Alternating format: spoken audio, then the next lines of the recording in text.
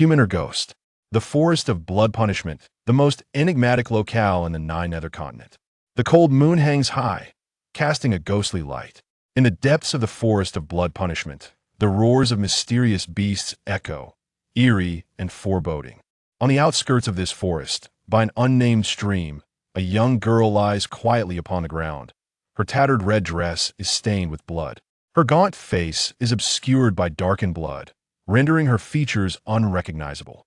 Should anyone pass by, they would surely discern that the girl has lost her breath.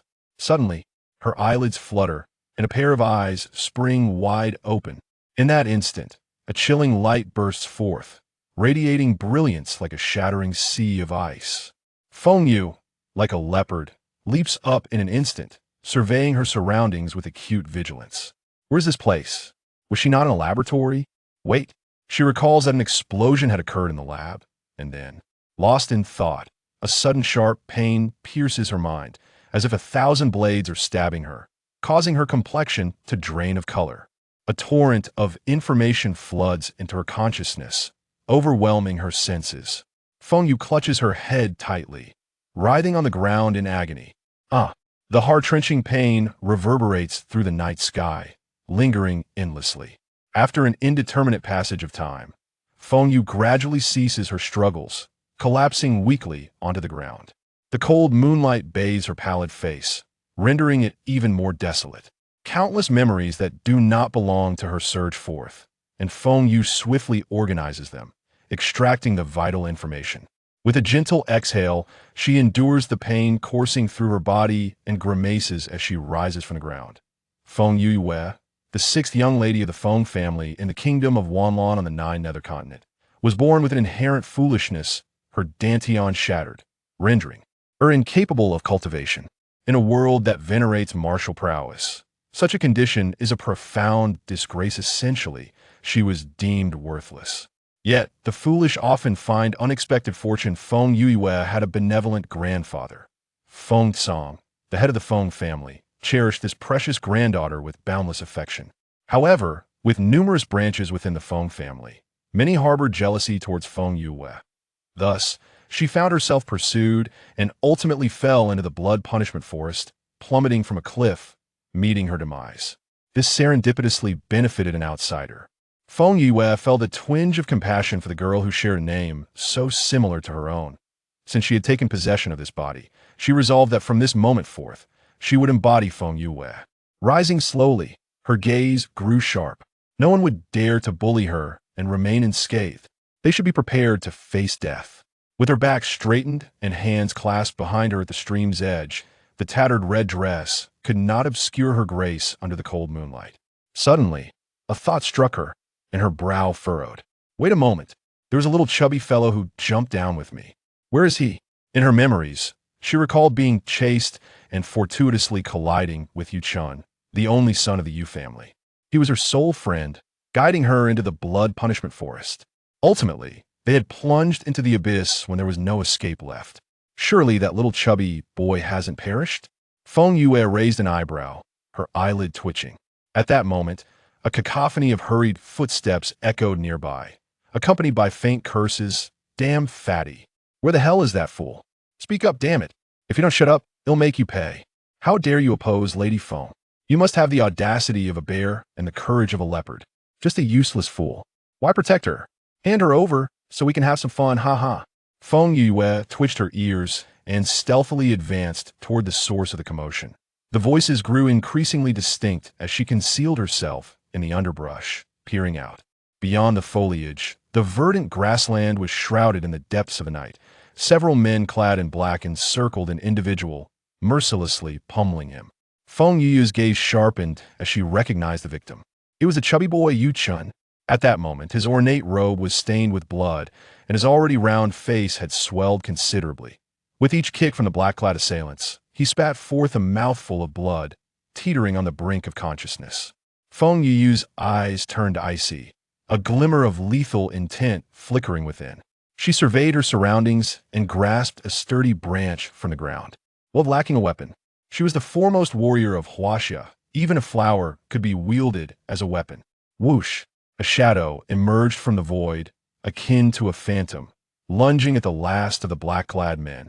With an ethereal grace, accompanied by a fierce aura, Feng Yu's figure resembled a streak of crimson light, appearing behind the man in the blink of an eye. Swish! Under the cold moonlight, the branch cut through the air in an uncanny arc, plunging directly into the man's heart. The black-clad man's eyes widened in shock as he lowered his head, staring in disbelief at the branch protruding from his chest. It can't be. Those are the last 3 words he uttered before collapsing heavily to the ground. In an instant, all the men clad in black were rendered speechless. Their comrade had inexplicably perished, and they had not even caught a glimpse of the enemy. Who were they? Were they human or specter? A few of them gripped their swords, vigilantly scanning their surroundings. The severely injured Yu Chun finally found a moment to catch his breath, lying on the ground as he endeavored to regulate his internal energy. The air was thick with foreboding, and the sound of beasts echoed in the distance, heightening the unease within their hearts. At that moment, a figure clad in crimson darted forth like a wraith, seizing the sword of a fallen man in black and aiming once more at the nearest foe. With a swift motion, the blade fell. A bloodied head tumbled into the underbrush. Warm blood sprayed forth, splattering across the faces of the remaining men, eerie and unsettling. Who is it? Who dares to play tricks? Show yourself. The leader of the black-clad men bellowed, unable to contain his fury. Feng! Feng! Feng Yue! He exclaimed in disbelief, his voice rising in pitch. How could this be? Wasn't Feng Yue a fool? How could she? At that moment, a blinding flash of white light caught his eye as a great sword gleamed in the moonlight. The leader suddenly felt a chill pierce through his heart. He slowly lowered his gaze, only to see the blade embedded in his chest, a sensation that sent a jolt of pain through his vision. This was impossible. A mere waste. How could she possess such power? With a resounding thud, the man's body collapsed heavily to the ground, his bewilderment forever unanswered in this lifetime. The remaining 4 figures clad in black regarded the woman in red with palpable apprehension, instinctively retreating. The demise of their leader and companion had instilled chaos within their hearts. This unfolding was utterly unforeseen. You, are you human or ghost? Stammered the man who had intended to jest with Feng Yue, swallowing hard as he summoned the courage to inquire. Feng Yu's crimson lips curled into a wickedly languid smile, stepping forward with an air of sanguine nonchalance amidst the carnage. Fixing her gaze upon the inquirer, she tilted her head slightly, her brows arching playfully. What do you think? The man froze, glancing at his companions, his throat constricting nervously. You are not dead. Feng Yue chuckled lightly. Congratulations, you've guessed correctly. However, there is no reward. In an instant, her mirthful expression transformed into one of chilling ferocity, laced with an aura of death that seemed to emanate from the depths of hell. Her form became a fleeting specter, darting into the midst of the group. Kill, kill. This woman has gone mad. One of them shrieked, wildly swinging his blade in a frenzy. The remaining 3, witnessing this, quickly joined the fray. Around them, a faint luminescence enveloped their figures, shimmering in various hues. Feng Yue casually glanced over, her eyes narrowing in contemplation. Enough. Let me first dispatch these trifling nuisances. With a delicate tap of her red boots, and her blade poised for action, Feng Yue soared into the air, delivering a kick to one man's head while her left fist struck another's throat. Her right hand wielded the blade, cleaving half of a third man's head clean off. The night air was ominous, saturated with the scent of blood. Feng Yue resembled a deity of death in the shadows, her fists contending against the multitude, refusing to yield. Swish! In a sudden flash of light, a figure cloaked in black had its head severed, blood gushing forth wildly. 2 of the 4 had perished, leaving the remaining 2 paralyzed with terror at the ruthless and horrifying combat style of Feng Yue, their fighting spirit extinguished. Without a moment's hesitation, Feng Yue surged forward, her colossal blade aimed directly at one man's heart. The black-clad man turned pale, cold sweat streaming down his face. Gripping his weapon tightly, he bellowed, they'll take you down with me, even in death. Suddenly, a crimson glow enveloped him, unleashing an immense power. Feng Yu's eyes narrowed as an unfamiliar term echoed in her mind. Self-detonation. Should you wish to self-destruct, You must first possess the capability. With a disdainful snort, Feng Yue advanced, her form transforming into a specter, appearing behind the maw. And in an instant, with a swift thrust of her blade, she pierced the back of his skull, and in the blink of an eye, he drew his last breath. Retrieving her bloodied sword, Feng Yue turned her gaze to the final man. A cryptic smile danced on her lips as she approached him step by step. "Please don't kill me," he pleaded, collapsing onto the grass, trembling uncontrollably. "Miss Feng, it's not my fault. It was young Lady Feng who commanded me. Blame her." Feng Yue narrowed her eyes. Young Lady Feng? Searching through her memories, she recalled. Young Lady Feng. Feng Yoshue? Ah, how intriguing. Feng Yoshue, I shall deal with you. But for now, you should descend to the underworld and await her arrival. With a flourish, she raised her blade, her right hand elegantly sweeping through the air. In the face of the black-clad man's terror, the sword surged toward his brow. He found himself utterly immobile. Thud! A spray of fresh blood erupted as the great blade plunged directly into the center of the brow. The cloaked figure stared incredulously at the proud and defiant Feng Yue, questioning why, despite being perceived as a useless wretch. From a moment she dispatched the first foe to the last, their demise unfolded in but a fleeting moment.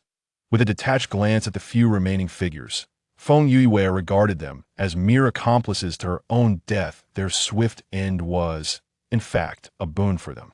Disregarding the lifeless bodies, she strode toward the portly Yuchun. Crouching down, she gently prodded him, only to discover, to her dismay, that he had succumbed to unconsciousness. Her brows knitted together, this rotund fellow had exhibited commendable loyalty, and she could hardly leave him here to be devoured by wolves. Could she? Casting a glance at her own frail physique, and then at Yuchun's corpulent form, a smirk tugged at the corners of her mouth. "Oh, little chubby one, you've certainly made it easy for yourself." With great effort, she hoisted Yuchun onto her back, slowly rising to her feet as her legs trembled for a considerable time before she found her balance. Feng Yue's complexion flushed crimson, and through gritted teeth, she muttered, "Damn, he's truly heavy. What on earth did he grow up eating?" In a secluded cave, Feng Yue made her temporary abode for the night. She gathered some herbs to tend to Yuchun's wounds, then cast a disdainful glance at her own grimy body, her brow furrowing in distaste. Perhaps a bath is in order. Approaching the stream, she disrobed. The silvery moonlight cascaded upon her, illuminating her battered form. Her slender shoulders bore the marks of bruises and whip scars, the bloodied remnants of her struggles laid bare before her. Taking a deep breath to steady her emotions, Feng Yue flicked her long hair and plunged into the water, moving like a fish, reveling in the refreshing embrace of the liquid depth. Suddenly, she came to a halt in the water, gazing curiously at the figure ahead. Was that a man? Chapter 2. Ah, what a handsome man. Under the embrace of the moonlight, the clear stream shimmered with specks of starlight, the surface rippling gently, reflecting a glittering sheen. Beneath the water, Feng Yue paused, gazing at the man seated a short distance away in a meditative pose. His upper body was bare, revealing solid muscles and graceful contours.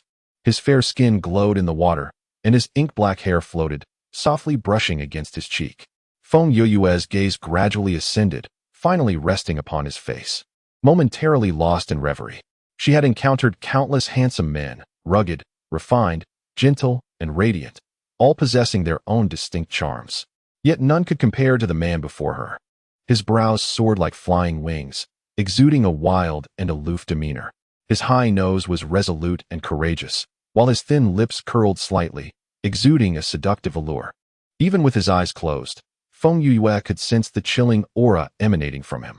It was difficult to imagine the temptation that would arise if those eyes were to open. This was a man of extreme danger. Feng Yue quickly reached a conclusion. This man was immensely powerful, and she, at present, could not afford to provoke him. She was not foolish. Rather, she was undeniably astute. With her wings yet to unfurl, charging recklessly could cost her life. Swiftly, she swam backwards, turning to depart from this vicinity. The tranquil surface of the lake was disturbed as she emerged with a splash, wiping her face and taking a deep breath before diving back beneath the water. Swimming in the opposite direction of the man. Suddenly, her brows arched in surprise. What was that? Ahead, not far away, glimmered a faint white light. At the bottom of the deep blue lake, a striking sight caught her attention. Feng Yue gracefully swam towards the white glow, scrutinizing it intently. It appeared to be a mass of white luminescence, resembling a crystal orb, seemingly concealing something within. As she pondered this mystery, suddenly, a water column erupted from the center of the white light, soaring into the sky. Feng Yue's expression changed abruptly, and she swiftly attempted to swim away. Yet it was too late. The towering water column roared ominously in the night sky. Then, like a frenzied dragon, it plunged back into the depths, creating a massive whirlpool. At the very center of this vortex, Feng Yue was battered by terrifying waves, struggling to breathe, her frail form nearly disintegrated by the relentless force of the water. Abruptly, a blinding white light enveloped the entire lake bed. A tremendous suction emanated from the core of the whirlpool. In the blink of an eye, Feng Yue vanished without a trace. Once again, the lake's surface returned to tranquility. Moonlight cascaded upon the water, creating twinkling stars upon its surface. Everything was so serene, as if nothing had transpired moments before. Feng Yue regained consciousness from her stupor, her enchanting eyes fluttering open. Where am I? She slowly propped herself up, wincing as pain coursed through her body, gritting her teeth. This delicate frame is too fragile to endure such turmoil. Muttering her dissatisfaction inwardly, she surveyed her surroundings. It appeared to be a cavern. The cave was rather small, almost cramped. At its center stood a stone tablet, inscribed with cryptic symbols. Rising to her feet, she brushed off the dust from her attire and walked over slowly, her gaze settling upon the characters. Chaos Pearl. Chaos Pearl? What could that possibly be? She frowned slightly, her eyes drifting upward to the top of the stone tablet. Atop a flat stone platform, in the very center, rested a pearl the size of a newborn's fist. The bead glowed a deep crimson, veins flowing within it like vibrant arteries, presenting an eerie spectacle. Could this be the Chaos Pearl? Feng Yue raised an eyebrow, murmuring to herself. At that moment, the bead seemed to respond to her inquiry, emitting a faint luminescence. The veins within danced with renewed vigor. Could it possess a sense of awareness? Was it alive? A peculiar sensation coursed through Feng Yue as her right hand instinctively reached for the bead. The instant her fingers brushed against it, the red bead erupted in a blinding radiance. Feng Yue squinted, attempting to shield her eyes, only to be horrified to discover that she could not move. What was happening? Just then, the cave began to tremble violently. Cracks appeared upon the stone tablet, resembling the claws of a demon, menacingly encircling the entire monument. Finally, with a resounding crash, the tablet shattered into a multitude of pieces. At that moment, the crimson beads soared into the air, hurtling towards Feng Yue's forehead. Her pupils constricted sharply as she helplessly watched the blood-red orb, the size of a newborn's fist, racing towards her. Its speed was such that a collision would surely result in a catastrophic outcome. She clenched her silver teeth, her eyes wide with desperation as she struggled to escape. Yet, the bead moved with astonishing swiftness, reaching her in the blink of an eye. Whoosh! A streak of red light blazed past, and Feng Yue quickly closed her eyes. By the heavens! Just then, at the banks of a stream in the blood penalty forest, the sky turned a pale hue, and the first rays of sunlight peeked over the horizon. The tranquil lake shimmered with a golden glow, enveloped in a radiant light. Suddenly, a crimson shadow soared into the sky, stirring up tumultuous waves. With a thunderous crash, an unidentified object plummeted to the grassy ground, startling several rabbits into a frantic leap, leaving no trace behind. Upon the verdant expanse lay a girl clad in red, peacefully reclining, her breath steady, bathed in the gentle golden light of dawn. Her fair and pristine visage shimmered with a luminous glow, her brows arched like distant mountains, her delicate nose exquisite, her countenance reminiscent of a peach blossom, with lips subtly curled, a beauty unparalleled in this realm. Feng Yue let out a pained moan, her eyelids fluttering as she emerged from unconsciousness. She raised her hand to touch her forehead. Where was the bead? Her brows knitted slightly as memories surged like a tidal wave in her mind. She recalled that the bead had hurtled toward her brow, leading her to believe she was on the brink of death once more. To her astonishment, a swirling black vortex had suddenly appeared above her, its immense gravitational pull extracting her from peril. Then, darkness had enveloped her. Before losing consciousness, she vaguely remembered that the blood-red bead seemed to have penetrated her mind. What exactly is this bead? Will it have any repercussions on her body? Feng Yue murmured to herself, shaking her head in dismissal. Well, one step at a time. After all, everything she had encountered since her arrival here had been rather extraordinary. Rising to her feet, she dusted off the dirt with a grimace and limped toward the cave. Morning had dawned, and she wondered if the rotund boy had awakened yet. Inside the cave, the embers of last night's fire had long since extinguished. A plump figure sat cross-legged on the ground, his two sword-like brows furrowed into a knot. Just then, footsteps echoed from outside the cave, prompting the figure to spring to his feet and dash out. Yue. Feng Yue halted, raising her gaze to meet the small, stout figure of Yu Chun standing at the cave entrance. A soiled, plump face bore a smile, with swollen eyes gleaming with excitement. He gazed at Feng Yue and took a few eager steps forward. Suddenly, as if sensing something, he hesitated, caught in a tangle of emotions.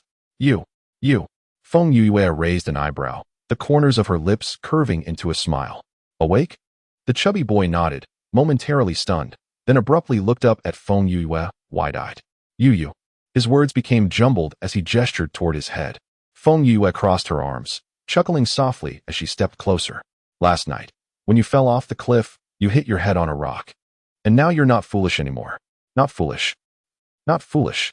Yue is not foolish. No one can bully her again. This is wonderful. If Grandpa Feng knew, he would be very pleased. The chubby boy beamed, his face flushed. Feng Yue looked at him with a bemused smile and burst into laughter. Despite his seemingly simple and honest demeanor, this chubby boy possessed a keen intellect. Having a brother like this might not be so bad after all. Chapter 3. Worthless? Borrow some clothes. The fire in the cave flickered back to life. Two rabbits skewered on branches, sizzling and crackling over the flames. Feng Yue and Yu Chun sat side by side, the firelight casting a rosy glow on their faces. Chubby, tell me about the situation in the Nine Nether Continent. Feng Yue suggested. Yu Chun paused, then understood. For 15 years, Feng Yue had been in a daze, now that she had suddenly regained her senses. How could she possibly comprehend the current state of the Nine Nether Continent? The Nine Nether Continent comprises 5 realms, namely the Eastern, Western, Southern, Northern, and Celestial realms. Our nation, Wanlan, resides within the Northern Ghost Realm, ranking as the smallest among the third-tier countries. In Yu Chen's narrative, a mysterious tapestry slowly unfolds in Feng Yue's mind. The Nine Ghost Continent reveres martial prowess above all. All nations are classified into first tier, second tier, and third tier based on their strength. The Feng family exists within the third-tier nation of Wanlan. Wanlan boasts 4 prominent families and 3 major houses. The Feng family, to which Feng Yue belongs, is one of the 4 great families, holding the 3rd position in terms of power. However, Yue, despite the Feng family's 3rd place, with Grandpa Feng around, no one can bully you, the chubby boy cheerfully remarked. Feng Yue raised her brows in curiosity, inquiring if the old man was truly formidable. Indeed, Yu Chen proudly asserted, automatically overlooking Feng Yue's reference to Feng Tsang. Grandpa Feng is the only dual-attribute 6th-tier Grandmaster in Wanlan. His strength is formidable, and his status is unparalleled. Even the Emperor must show him respect. Feng Yue had previously heard Yu Chun explain the levels of cultivation: Xian Scholar, Xian Master, Grandmaster, Xian King, and so forth, with each level divided into 7 tiers. A 6th-tier Grandmaster is indeed impressive. However, what is this dual attribute? Upon hearing Feng Yue's question, Yu Chen scratched his head, his chubby face shaking slightly. It refers to an individual's innate attribute. For instance, mine is the wind attribute. As he spoke, he concentrated, and his palm emanated a faint yellow glow. Curious, Feng Yue observed the yellow light, suddenly recalling the figures in black from the previous night, who also seemed to radiate varying colors of light, albeit much weaker, akin to the glow emitted by Yu Chen. Little fatty, what is your strength? Yu Chen shyly touched his nose. I am merely a 3rd-tier Xian Master, not even reaching the Xian Master level. My father says my talent is mediocre and that I must take my time. Feng Yue keenly noticed a hint of disappointment in his eyes. She pressed her lips together, her gaze deepening. What about me, little fatty? What is my strength? She suddenly shifted the topic. Yu Chen was taken aback, his eyes drifting momentarily before he cleared his throat awkwardly. Well, Yue, regarding your body. Feng Yue raised an eyebrow, waiting for him to continue. Your dantian has been shattered since birth, rendering you unable to cultivate. Yu Chen stammered, cautiously observing Feng Yue's expression, fearful of upsetting her. In this land, A shattered dantian signifies a lifetime devoid of cultivation. Those who cannot cultivate are deemed worthless. It was precisely for this reason that Feng Yue faced scorn and disdain within the Feng family. Moreover, the affection shown by Feng Tseng only fueled the jealousy of others, leading to dire consequences. Feng Yue lowered her head, placing a hand over her abdomen, her expression filled with confusion. Could it be that she truly could not cultivate? Yet, last night, before the Chaos Pearl, she distinctly felt. Yue, do not be disheartened. Grandpa Feng will surely find a way to heal you. Raising her head, Feng Yue met the worried gaze of little Fatty. She smiled softly, her eyes sparkling. After they finished their meal, contentedly belching, they emerged from the cave. It was now noon, and the warm sunlight bathed them, invigorating their spirits. Let us go. Onward. With a graceful flourish of her sleeve, Feng Yue strode forward. Yet Yu Chun remained rooted to the spot, his gaze fraught with conflict as he regarded her. What's wrong? Feng Yue inquired, taken aback as she turned back to face him. A blush crept up the pudgy boy's cheeks as he gestured towards Feng Yue, stammering, your attire. Following his gaze, Feng Yue glanced down at her own garments, and what she saw startled her. Her once red dress, already soiled, now bore several prominent tears. Patches of her fair skin were unveiled, catching the sunlight and drawing gazes. A twitch at the corner of her lips betrayed her consternation as Feng Yue touched her nose. What am I to do? Perhaps, Yue, you could don mine? Yu Chun proposed, his eyes gleaming with inspiration. Feng Yue demurred, shaking her head. The portly lad was already wounded. Depriving him of his clothing would only exacerbate the risk of infection. She stood pensively, her fingers tracing her chin, until a sudden spark ignited in her eyes, and a mischievous curve graced her crimson lips. I have a solution. The babbling brook sang a melodious tune as its crystalline waters teemed with playful fish darting to and fro. Two figures, one stout and one slender, approached with stealthy steps. Yue, are you certain this will work? What if he's already departed? Yu Chun fretted, his brow furrowed as he furtively trailed behind Feng Yue, his eyes darting about nervously. Heh, fret not, he hasn't gone far. You remain here. I shall return anon. Feng Yue flashed a wicked grin, her exquisite face radiating a captivating allure. She patted the chubby boy's shoulder and tiptoed into the water, wading deeper into the stream. Soon, her eyes lit up, her gaze fixating intently on a man in the distance. Handsome stranger, lend me a hand. Borrow some clothes to wear. Feng Yue surfaced from the water, her gaze directed towards the man sitting cross-legged. Indeed, on the shore lay a neatly folded white robe. A smile danced on her lips as she nimbly leapt onto the bank and seized the garment. The sound of rustling echoed as she changed. Moments later, she donned the white robe, discarding her tattered red dress carelessly on the ground. Satisfied, she twirled around, clasped her fists, and, with a mischievous grin towards the water, declared, Esteemed brother, my gratitude is beyond words. Until we meet again. With a playful pat on her backside, she departed. Not far away, two figures materialized seemingly out of thin air, their expressions entangled as they watched Feng Yue's retreating silhouette. Hey, that girl has stolen the master's clothing. Are we truly going to ignore it? Ling Feng inquired. Jing Lei cast a cold glance in his direction, remaining silent. Ling Feng, caressing the sword at his side, murmured under his breath, All right, if the master forbids us from approaching, it is not our fault unbeknownst to Feng Yue. Events unfolded behind her as she donned the white robe, rolled up the excessively long sleeves, and with a graceful toss of her head, strode away. In the kingdom of Wanlan, in the city of Luo, before the Feng residence, a young girl in white paused, slowly lifting her gaze, her cold eyes narrowing as she regarded the bold characters etched on the plaque. Suddenly, a shrill scream filled with incredulity erupted from behind. Feng Yue, what are you doing here? Chapter 4. A blow that makes you question life. Feng Yue, what are you doing here? The voice behind her was sharp and incredulous. Feng Yue's watery gaze turned frosty, glinting with a hint of cold light, as her red lips curled into a playful arc. She slowly turned around, gazing at the woman behind her. Clad in a pale yellow brocade dress, she possessed a beauty reminiscent of a delicate flower from a humble abode. Yet, the envy and resentment flickering in her eyes marred that allure. Feng Yuluo, the younger sister of Feng Yuxue, the eldest daughter of the Feng family. Throughout the 15 years of Feng Yue's foolishness, Feng Yuluo had consistently sought to undermine her. The seemingly innocent Feng Yuxue often wielded her sister Feng Yuluo as a pawn in her schemes. These incidents were etched in Feng Yue's memory, each one a testament to the past. Today, it was time to collect interest. What? Am I not meant to be here? With her hands clasped behind her, Feng Yue wore a mocking expression.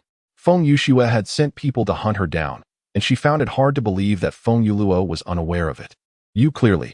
Feng Yuluo's voice abruptly ceased, as if she had stumbled upon a revelation, her eyes widening in shock as she stared at Feng Yue in disbelief. You are no longer foolish?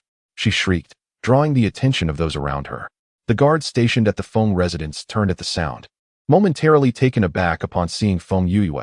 Ignoring the astonished gazes, Feng Yue approached Feng Yuluo with deliberate steps, a knowing smile gracing her lips. Thanks to a certain someone's misfortune, I fell off a cliff and hit my head, which rather fortuitously cured my foolishness. What? Miss Yuluo, you seem rather displeased? Feng Yuluo opened her mouth, staring silently at Feng Yue, her pupils constricting slightly. The icy chill emanating from Feng Yue sent a tremor through her, causing her to instinctively step back. Just how much does this fool know? Does she realize it was my elder sister's doing? Feng Yuluo felt a surge of panic. Yet her retreat only fueled her anger. Feng Yue, do not revel in your triumph. What does it matter if I am no longer foolish? Your essence lies shattered, ultimately rendering you a worthless being. She gritted her teeth, her eyes ablaze with resentment. How could someone so utterly useless claim the same privileges as they? Is it merely because Feng Song is the head of the family? That position rightfully belongs to my grandfather, the esteemed elder Fengling. What qualifications does Feng Song possess? And what of Feng Yue? They all deserve to perish. Useless? Feng Yue let out a light scoff, her smile dripping with sarcasm as she regarded Feng Yuluo. Lowering her voice, what if I am deemed worthless? You, Feng Yuluo, shall ultimately find yourself beneath my heel. Fury coursed through her veins, incinerating any remnants of rationality within Feng Yuluo. She glared at Feng Yue's mocking grin, her heart screaming for vengeance. Kill her! Kill her! A burst of azure light erupted. Overwhelming waves of murderous intent surged toward Feng Yue. Gasps filled the air as those around sensed the imminent danger. The guards of the Feng residence turned pale and rushed toward the scene. Feng Yue, you shall die? Feng Yuluo roared, her fist imbued with lethal energy, hurtling straight toward Feng Yue's forehead. Feng Yue stood rooted in place, seemingly entranced and motionless. The onlookers shut their eyes, believing the sixth young lady, a mere waste, had no hope of surviving the full force of a fifth-tier mystic strike. A triumphant smirk curled Feng Yuluo's lips as she envisioned Feng Yue's blood splattering at that very moment.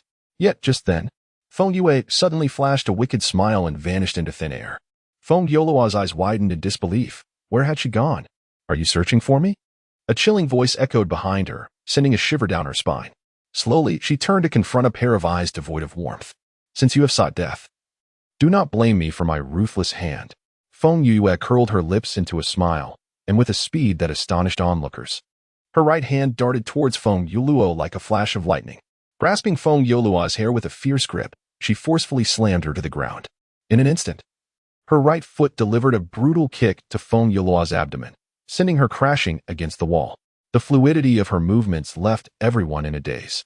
By the time they comprehended the situation, Feng Yuluo was spewing blood, her eyes rolling back as she lost consciousness.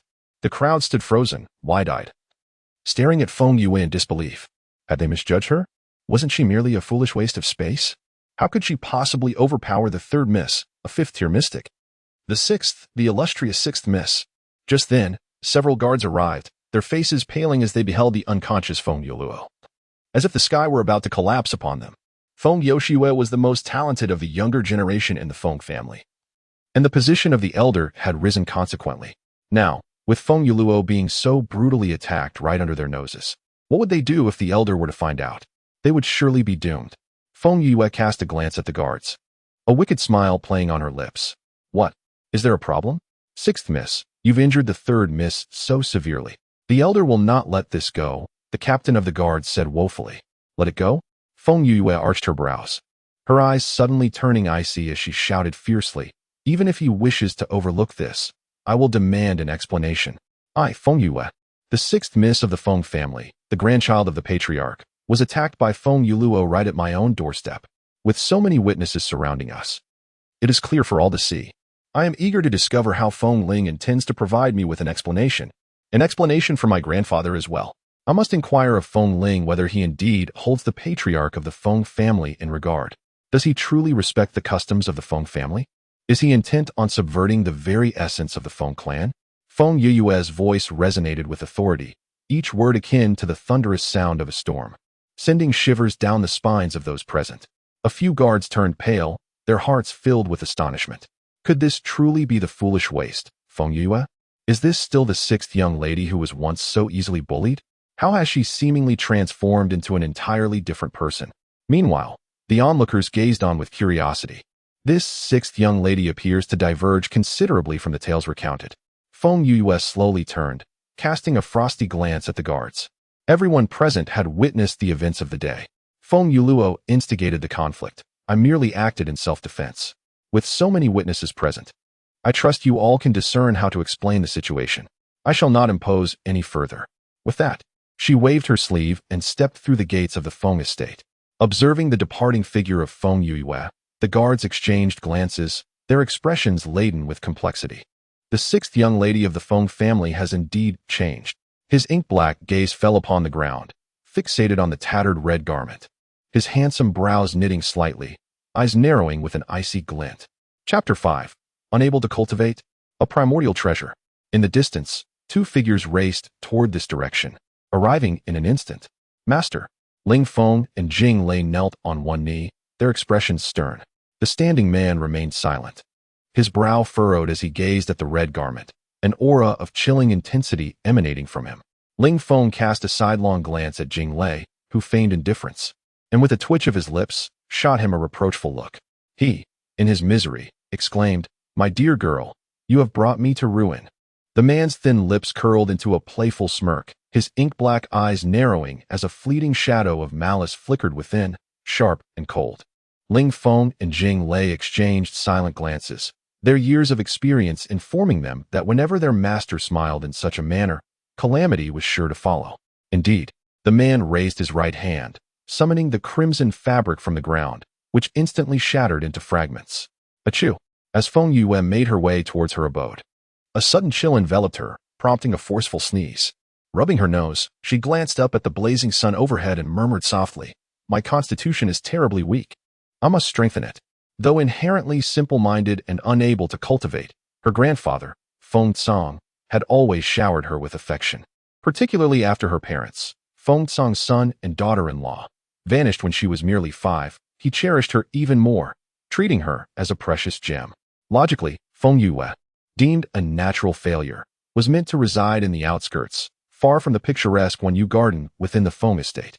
Yet, out of compassion for his granddaughter, Feng Tsang defied opposition and granted her the exquisite garden. Standing outside Wanyu garden, Feng Yue gazed at the enchanting scenery within, silently reflecting on her grandfather's sincere kindness. Saying he sighed softly, acknowledging, though the young lady is simple-minded, she treats us servants with great kindness. It's perplexing how so many hold her in disdain. Truly, it is a pity for her. Fu Su's expression turned somber.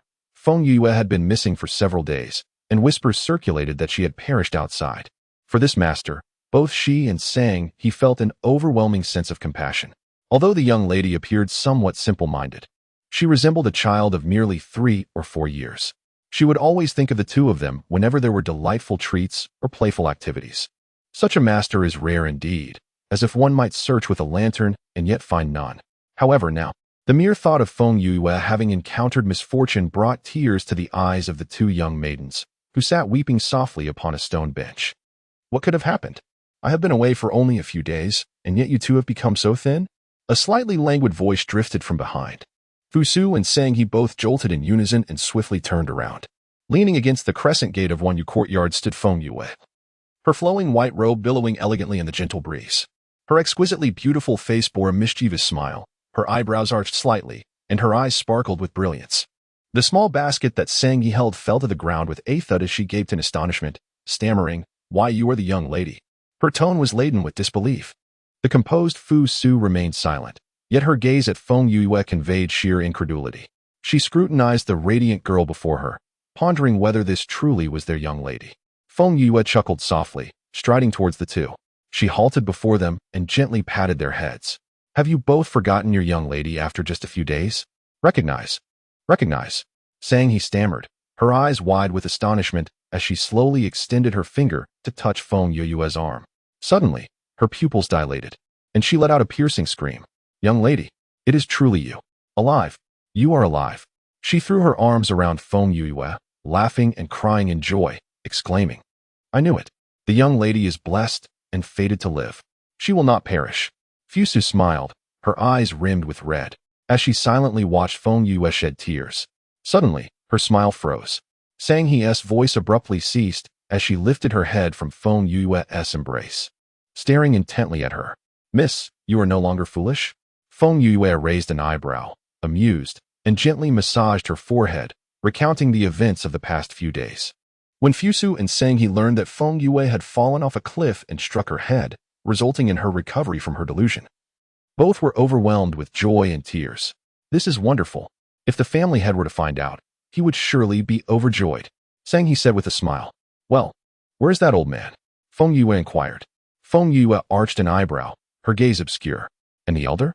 "The elder has also been dispatched, but unlike the family head, he has taken a different route." "Elder Feng Ling has left?" Feng Yue's eyes flickered, the corners of her mouth slightly raised. "Fusu, prepare the bath water. Miss, I wish to have a good sleep." As night deepened, the lights in Feng Yue's room had long been extinguished. Fusu and Sang He tiptoed out the door. Inside the room, the sheer curtains glimmered softly under the moonlight. On the intricately carved bed, a figure sat cross-legged, her bright eyes reflecting a blend of sharpness and languor. "Is this body truly incapable of cultivating?" Feng Yue mused, caressing her abdomen, her eyes narrowing slightly. Fists are the ultimate truth. She refused to believe that she could not cultivate. Even if it were true, she would defy the heavens. A glint of determination crossed her gaze as she slowly closed her eyes, drawing upon the cultivation techniques embedded in her memory. Feng Yue endeavored to absorb the spiritual energy of the heavens and earth. As time passed, the absorbed spiritual energy seemed to sink into oblivion, leaving her dimly lit dantian unresponsive. She furrowed her brow but did not relent. Instead, she intensified her efforts to absorb the energy. She refused to believe she was destined to be worthless. Time flowed slowly, the cold moon hanging high in the night sky, casting silvery light upon the earth. The room was enveloped in profound silence. Suddenly, a sharp pain erupted in Feng Yue's mind, rendering her face pale as a ghost. A tremendous force surged from her brain, swiftly sweeping through her limbs and bones, deeply invading her sea of consciousness, attempting to seize control of her body. Startled, Feng Yue hastily retreated to her spiritual platform, striving to maintain clarity. Just then, a blinding red light erupted violently within her sea of consciousness, unleashing tumultuous waves. In an instant, Feng Yue was utterly devoid of awareness. The room remained eerily quiet. Sitting cross-legged on the bed, she appeared as if nothing had transpired. Little did anyone know that within her, a cataclysmic transformation was unfolding. Feng Yue felt as though she had been drawn into a vortex, plummeting straight down onto a patch of grass. The surroundings were shrouded in mist, reminiscent of primordial chaos, devoid of any semblance of life. Rising to her feet, she brushed off the dust from her attire and surveyed her surroundings. At that moment, a flicker of red light caught her eye in the distance. Feng Yue squinted and began to walk toward the source. With each step, the layers of fog gradually parted, revealing the radiant red light before her. Upon closer inspection, she discovered a colossal stone tablet emanating a crimson glow. Engraved upon the tablet in striking characters were the words Chaos Space. Feng Yue lowered her gaze, her attention drawn to the smaller inscriptions below. Chaos Space. The ultimate treasure of heaven and earth. Only the chaos body can wield it. As blood drips onto the stone tablet, the space unfolds. Take heed. Should the chaotic being harbor ill intentions, the heavens shall obliterate them. Chaotic space? Chaotic being? What on earth are they? Feng Yue furrowed her brow, pondering if this phenomenon was somehow connected to the chaotic pearl. After a moment of contemplation, she resolutely bit her finger, allowing the blood to fall upon the stone tablet. No sooner had she spoken than the tablet erupted with a blinding crimson light, and the ground trembled violently. Chapter 6. Awakening. Feng Yue braced herself against the stone tablet, enveloped in the crimson glow, striving to maintain her balance. Time seemed to stretch, but eventually, the tremors subsided, and tranquility gradually returned. Yet, the surroundings began to metamorphose. The layers of white mist before her dissipated as if unveiling a hidden realm, revealing a breathtaking new world. Before her lay a lush expanse of verdant grass, the scenery utterly delightful. Towering ancient trees surged skyward, reaching for the clouds. Not far from these great trees flowed a shallow pool of azure spring water, shimmering with specks of starlight, resembling fragments of a fallen sky. Beside the spring, several small trees stood tall, languidly extending their branches and flourishing leaves. This space, though modest in size, brimmed with abundant spiritual energy akin to a celestial paradise. Feng Yue marveled, stepping toward the ancient tree. At that moment, countless golden characters appeared seemingly out of thin air on the opposite side of the stone tablet. Chaotic Space. Level 1.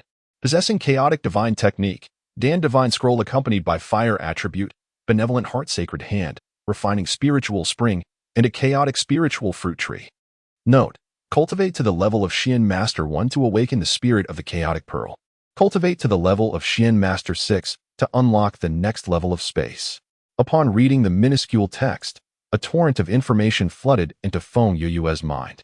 The contents of the Chaos Divine Formula and the Dan God Scroll continuously flashed before her thoughts, while the most fundamental knowledge regarding the chaos space suddenly materialized. After considerable time spent assimilating this information, she finally unraveled the threads of understanding. No wonder her dantian had been shattered since birth. It was all due to her being a chaos body. The chaos body embodies the essence of heaven and earth, endowed with the most formidable cultivation talent. However, before the awakening of the chaos body, one is utterly incapable of absorbing any spiritual energy or practicing any techniques. In other words, had the chaos body not encountered the chaos pearl, her life would have been rendered utterly futile. Feng Yue suddenly let out a sound that was part laughter, part mockery. It seems I truly owe a debt of gratitude to Feng Yoshua. Were it not for her relentless pursuit, I would never have stumbled upon such a precious treasure. Rising from the grass, she brushed off the dust from her attire. First, I must awaken the chaos body. The refining spiritual spring, a shallow pool of exquisite azure, exuded an alluring beauty. Yet, despite its enchanting appearance, its potency was beyond what an ordinary person could endure. To wear the crown, one must bear its weight. Feng Yue understood that the agony of awakening the chaos body was unbearable for most. Nevertheless, what does pain matter when one possesses a resolute heart? Approaching the spring, she leaped into the water without a moment's hesitation. In an instant, bone-deep agony surged through her limbs and bones. Every bone in her body felt as though it were being disassembled. Her meridians felt as if they were ruthlessly severed, and even her soul cried out in torment. Feng Yue's complexion was as pale as paper as she sat cross-legged in the water, her silver teeth clenched tightly, uttering not a single sound. Large beads of sweat streamed down her forehead, plopping into the water below. Her delicate, rosy lips were bloodied from biting, her exquisite features contorted in agony, veins bulging on her forehead, and her eyes gleaming with a crimson hue. Within her body, it felt as though countless steel blades were relentlessly tearing apart her bones, muscles, and meridians, even fragmenting her very soul. A suppressed moan escaped her lips, blood trickling down and creating ripples in the water. Endure. She must endure. Time passed. Though she could not discern how long, it felt as if the darkness was closing in before her eyes, but the excruciating pain gradually began to dissipate. In its place emerged an endless sense of ease and warmth. She continued to sit in the water as the chaotic divine technique in her mind began to operate automatically. Spiritual energy surged from all directions into her body, coursing repeatedly through her extraordinary meridians, cleansing her entirely. Gradually, a glimmer of light appeared in her dantian, which had been shrouded in darkness for 15 long years. Following this, countless points of light, akin to starlight, floated within her dantian. At that moment, the ancient towering tree suddenly rustled. A brilliant crimson light shot up into the sky, piercing directly into Feng Yue's dantian. Boom! A torrential wave of heat engulfed her entire being, as the searing flames erupted within her body. The chaotic fire, a manifestation of fire attribute, surged freely within the spiritual spring. Feng Yue steadied her mind and swiftly guided the chaotic fire throughout her body. After repeated cleansing, her meridians underwent a profound transformation. The previously desiccated and narrow meridians became robust and resilient, radiating a faint red glow reminiscent of flames. Within the dantian, a crimson lotus gracefully spun, continuously absorbing the ethereal energies emanating from all directions. Suddenly, Feng Yue's beautiful eyes flew open, and a piercing red light burst forth. She let out a soft laugh and soared into the sky, splashing countless droplets of water. The chaotic body awakened. She had not anticipated that possessing the sensation of profound power would feel so exhilarating. Upon landing at the water's edge, she clenched her fists, savoring the surging strength within her. This was merely an awakening. How formidable would her power become once she commenced formal cultivation of the chaotic divine art? A smile graced her lips, and the brilliance in Feng Yue's eyes shone brightly. With a flick of her robe, she strode towards the chaotic spirit fruit tree.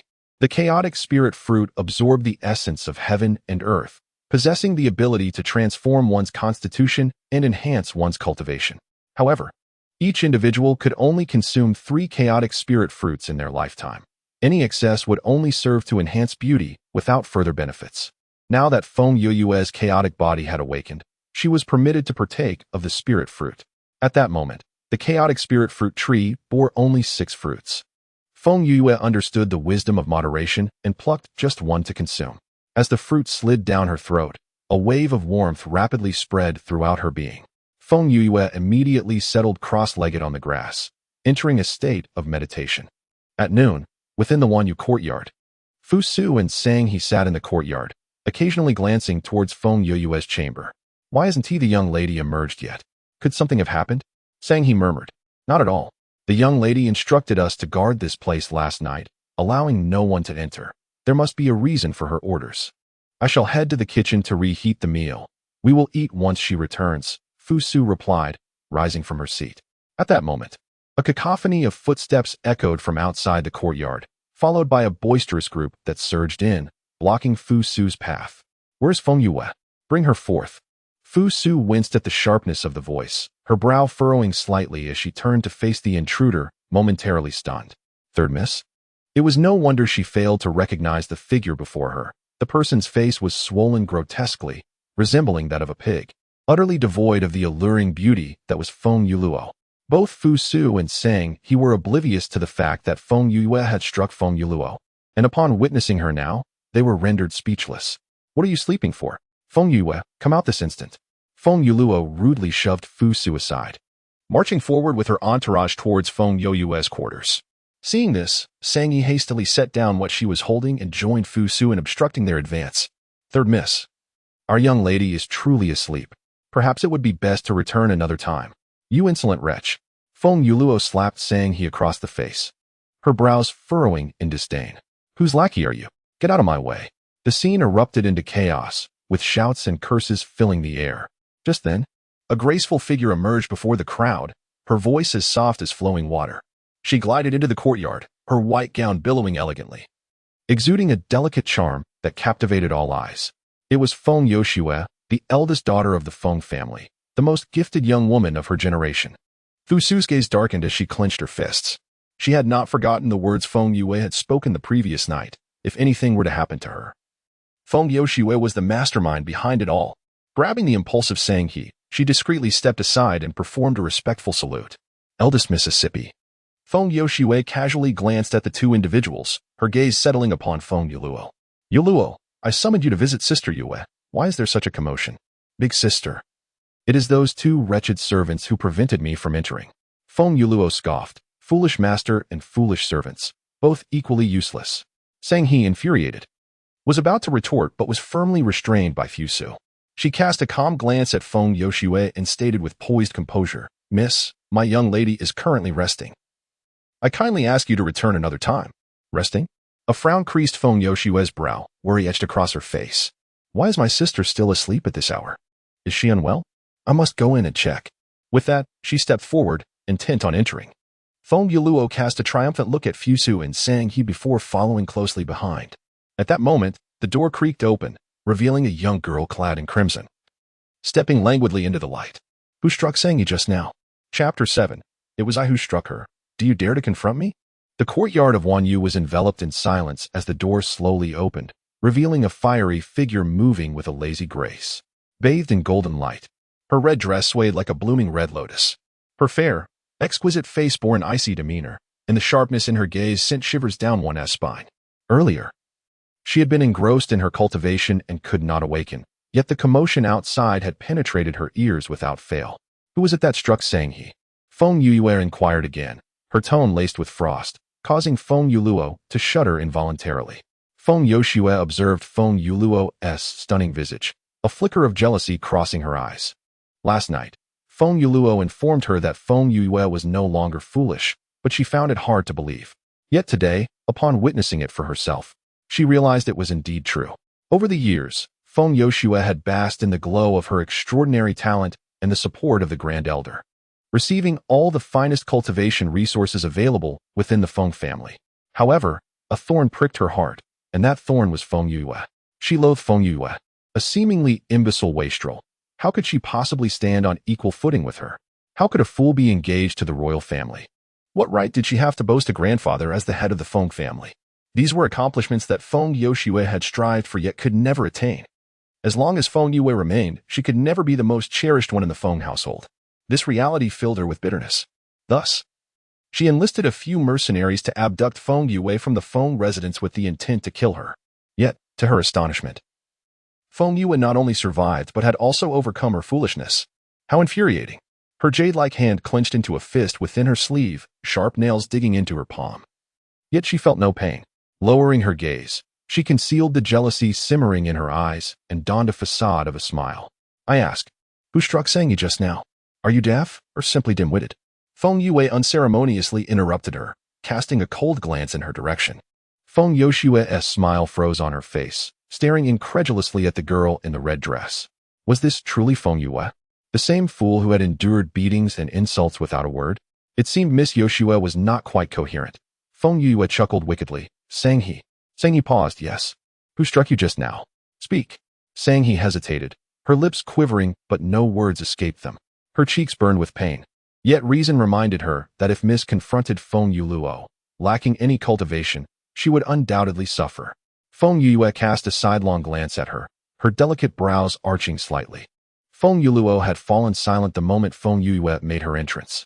Now, hearing Sang-hee's words, her face flushed crimson as she scolded angrily. You insolent servant! What nonsense are you spouting? Suddenly, a resounding slap caught her off guard, striking her face. Another slap followed, and then 3 more, each one landing with tremendous force, causing her to stagger and ultimately collapse to the ground. Insolent servant? My lady's maid, and you dare to speak so? Feng Yue seized her collar, swinging her arm with force, propelling Feng Yuluo against the wall. With a deafening crash, Feng Yuluo slammed into the wall and slid down to the floor, blood gushing forth. She had already sustained injuries the previous night, and after this beating, coupled with her rising fury, she rolled her eyes back and fainted. The courtyard, Wan Yuyuan, was eerily silent. Feng Yuluo's companions, Feng Yoshue and Fu Su Sang-hee, stared in disbelief at the scene unfolding before them. Despicable. Slowly, Feng Yue turned to gaze upon the ashen-faced Feng Yoshue, a wicked smile curling her lips.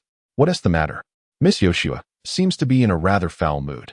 Feng Yoshue regained her composure, casting a glance at the unconscious Feng Yuluo, her gaze darkening as it landed heavily upon Feng Yue.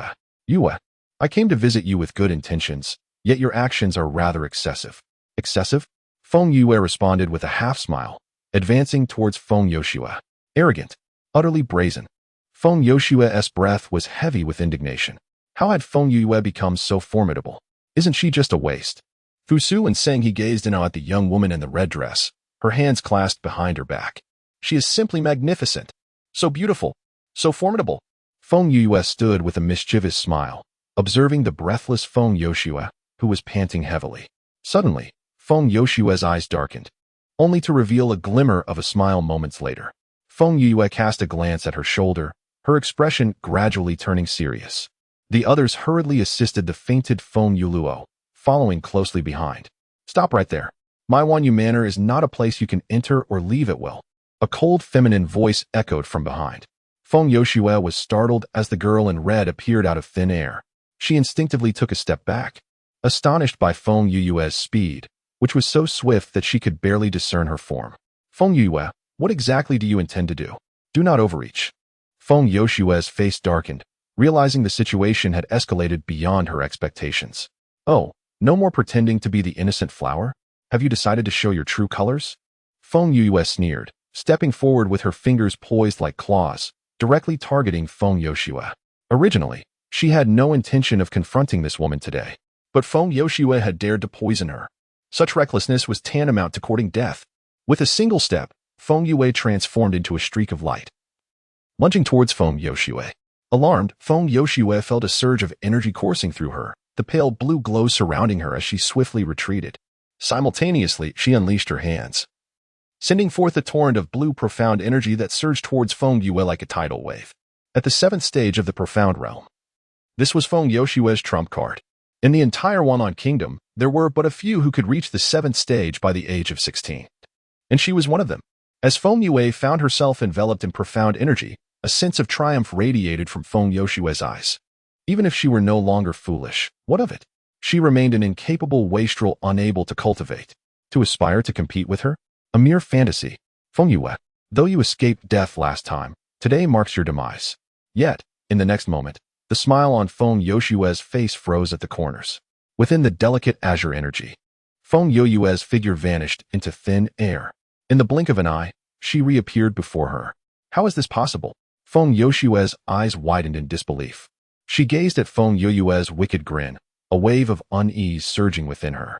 Feng Yoshua, you have brought this upon yourself. Do not blame others. Feng Yue exclaimed coldly, her right fist swirling with immense energy, enveloped in a crimson glow. Break for me. Boom. The overwhelming force struck Feng Yoshua's chest, shattering her defenses. Amidst the deafening roar, Feng Yoshua was sent flying by a single punch, crashing through the garden's ornamental rocks and hurtling towards the courtyard wall. Bang! With a thunderous impact, Feng Yoshua slammed against the wall, blood gushing forth, her face as pale as a ghost. This blow had severely injured Feng Yoshua. Fusu and Sang he stood dumbfounded, mouths agape as they beheld the unwavering figure of the girl in red, admiration etched across their faces. Miss, you are extraordinary. Without pausing after her punch, Feng Yue propelled herself forward, landing deftly before Feng Yoshua. Grabbing her by the collar, she surged upwards, a crimson aura soaring skyward, her right foot thrusting directly at Feng Yoshua's abdomen. Feng Yoshua let out a wretched scream, once more lifted off the ground, spinning through the air before crashing down amidst a cloud of dust. Blood spewed forth, staining her pristine garment crimson. Feng Yoshua's hair was disheveled, her features contorted, no longer resembling the delicate willow swaying in the wind. Feng Yue did not relent. She rose once more, her toes barely touching the ground as she executed an eagle strike, hurtling towards Feng Yoshua. Feng Yoshua's pupils constricted into mere dots, terror-stricken as she beheld the fiery-haired maiden. No, please no. Hastily, she activated her defensive barrier, yet the injuries she bore rendered her as pale as a specter.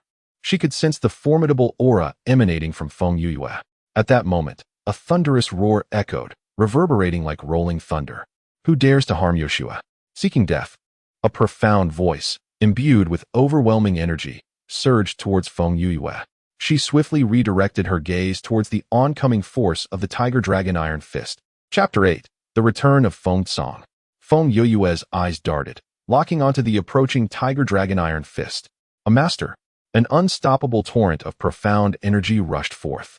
At that instant, it felt as though a hand had grasped her heart, threatening to extinguish her very life. A 7th-tier practitioner. Her complexion turned ashen, and Feng Yue stood frozen, her body ensnared by the opponent's spiritual sense, utterly immobilized. Gritting her silver teeth, she summoned every ounce of her profound energy, coalescing it into a defensive wave, preparing to withstand the fatal strike. Just then, a piercing shout pierced the air like a dagger. Feng Ling, you dare to harm my granddaughter. Following the thunderous declaration, a blue ice blade materialized, transforming into a streak of shimmering light, hurtling towards Feng Yue, forcefully intercepting the assault and dissolving it into nothingness. In an instant, a figure appeared beside Feng Yue, clad in a deep blue robe, exuding an aura of ironclad resolve, stirring up a whirlwind of dust. It was the head of the Feng family, Feng Song, one of the last 3 grandmasters of the Wanlong Kingdom. The assailant of Feng Yue was none other than Feng Yoshua's grandfather, the esteemed elder of the Feng family, Feng Ling. The two appeared simultaneously in the Wanyu courtyard, their gazes locking in a chilling confrontation. Grandfather! A delicate cry shattered the tense silence between them. Feng Yoshue, her eyes brimming with tears, looked up at Feng Ling with a wretched expression. Grandfather, Yuluo has already fainted. Should anything happen to Feng Yoshue, the elders' faction would be utterly stripped of its standing. Feng Yue must be punished severely. Feng Yue, how dare you slay a clan member? What punishment should you face? Feng Ling, clad in dark robes, his countenance darkened with fury, bellowed. Feng Yue's expression soured as she opened her mouth to respond, only to be interrupted by Feng Tsang. Slaying a clan member? Feng Ling, do not spout nonsense. I witnessed you attempting to kill Yue with my own eyes. As a clan elder, to recklessly lay hands on a junior, what should be your punishment? Feng Tsang's fury ignited, his fierce eyes blazing as he glared at Feng Ling. His granddaughter had narrowly escaped death, and yet this old fool had nearly taken her life. If he did not strip him of his skin today, he would not be worthy of the name Feng Tsang. Feng Ling's gaze darkened, a sinister smile curling at the corner of his lips. Master, do you intend to shield Feng Yue? Yuluo is unconscious, and Yoshue is gravely injured. This we have witnessed with our own eyes. Do you truly believe they inflicted these wounds upon themselves? Feng Tsang furrowed his brow. He had rushed here without gathering the full details. Now, upon closer inspection, it was indeed peculiar. How could Feng Yuluo, a profound warrior, and Feng Yoshue, a profound master, both succumb to unconsciousness in the Wanyu courtyard? As he arrived earlier, the radiant red light emanating from his little granddaughter caught his attention. Feng Tsang suddenly turned, fixing his gaze upon Feng Yue, his eyes shimmering with intensity. Yue, did you injure both of them? His voice trembled slightly. Feng Yue raised her delicate brows, keenly perceiving the excitement in Feng Tsang's eyes, and her heart warmed with understanding. This was her grandfather, the one who cherished her most in the 9 nether continent. Faced with Feng Ling's inquiries, he harbored no doubts about her. This affection was enough for Feng Yue to firmly believe in this elderly man. Indeed, I was the one who injured them, she replied, nodding with a calm demeanor. Feng Tsang was overwhelmed with emotion, nearly pulling out a strand of his own beard in disbelief. You can cultivate now? His eyes widened in astonishment as he gazed at Feng Yue, incredulous. Wait, you're not foolish anymore? Observing Feng Ling's contorted features, Feng Yue couldn't help but chuckle. Thanks to her grandfather, everything had turned out well. Feng Tsang's eyes widened, and then he burst into hearty laughter. Aha! Excellent! I knew you were destined for greatness, my dear girl. Wonderful! As laughter filled the air, Feng Tsang's fierce eyes gradually reddened, tears welling in them. His little granddaughter had been ridiculed and scorned for 15 long years. Today, she finally had the chance to stand tall.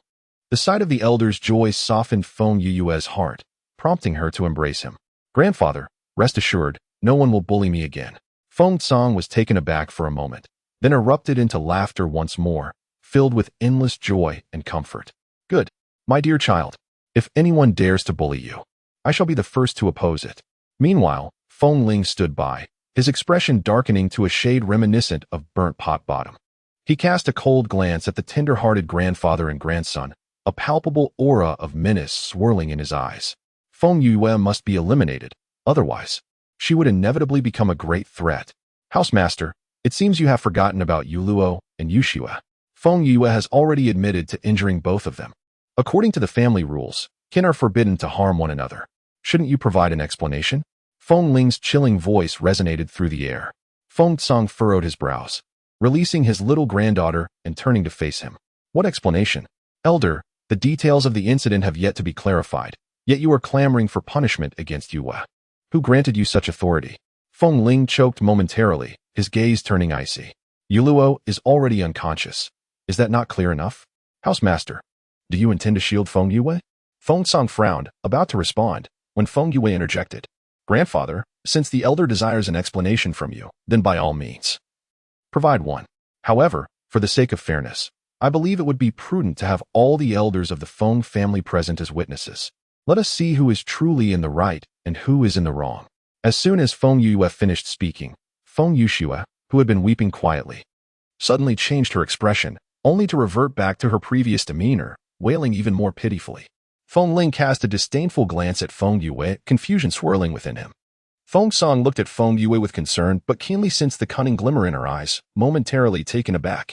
Could it be that his little granddaughter already had a plan in mind? In the main hall of the Feng family, the 10 elders took their seats in unison. Feng Tsang occupied the seat of honor, with Elder Feng Ling to his right. In the center of the hall, Feng Yue stood languidly in her crimson attire, hands clasped behind her back. Flanking her were Fusu and Sang, silently standing in solidarity. Beside them, the unconscious Feng Yuluo lay on the ground, her body marred by numerous bloodstains. Supported by a maid, Feng Yoshue appeared pale as a sheet, her body swaying perilously. What could have transpired? How could Yuluo be so grievously injured? The second elder spoke slowly. Indeed, elder brother, what has happened to Yuluo? And what afflicts Yoshue that her complexion is so poor? Has she been wronged? The fifth elder, Feng Qing, seized the opportunity to interject, casting furtive glances at Feng Yue, his intentions unmistakable. Feng Yue narrowed her eyes, fixing her gaze upon Feng Qing. In her recollections, Feng Qing and Feng Ling were akin to two of a kind. He was Feng Ling's younger brother, and together they had conspired for years, suppressing the Feng Tsang lineage with impunity. Now, with Feng Ling having seized upon a weakness, Feng Qing was naturally eager to stoke the flames. Feng Ling cast a sidelong glance at Feng Yue before rising slowly. Esteemed guests, I have summoned you here today to seek justice for my two granddaughters. Feng Yue, in the moonlit courtyard, cruelly struck down Yuluo, leaving her gravely injured and unconscious.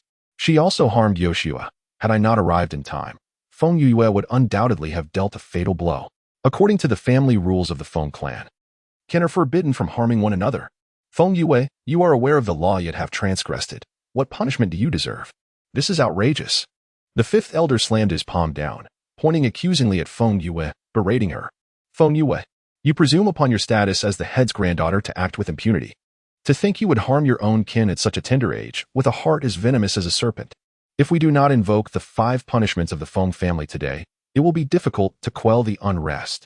As he spoke, the countenances of all present shifted dramatically. Feng Tsang's eyes blazed with fury. The 5 punishments of the Feng family include dismemberment by horses, slow slicing, eye gouging, tongue severing, and molten metal punishment. Only those who are utterly wicked would be subjected to the 5 punishments. Even a robust man could not withstand the torment and would perish, let alone the frail Feng Yue.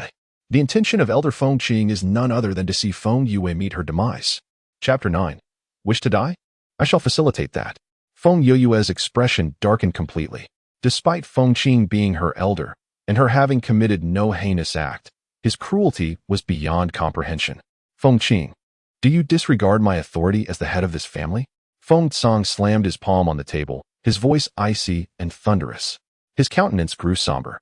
According to the family law of the Feng clan, the 5 punishments indeed warranted application. However, he firmly believed that Feng Yue had committed no wrongdoing.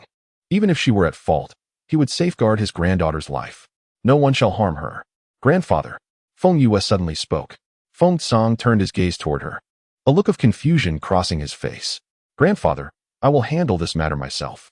Feng Yue offered Feng Tsang a reassuring glance. Handle it. Feng Ling finally interjected, his eyes piercing as they fixed on Feng Yue. How do you intend to manage this? Feng Yue, I ask you, were you the one who injured Yuluo and Yushue? Feng Yue curled her lips into a smile. Yes, and so what? You wretched creature. Inflicting harm upon your kin is an unforgivable crime. Feng Ling bellowed, waving his hand. Seize this venomous woman. I dare anyone to try?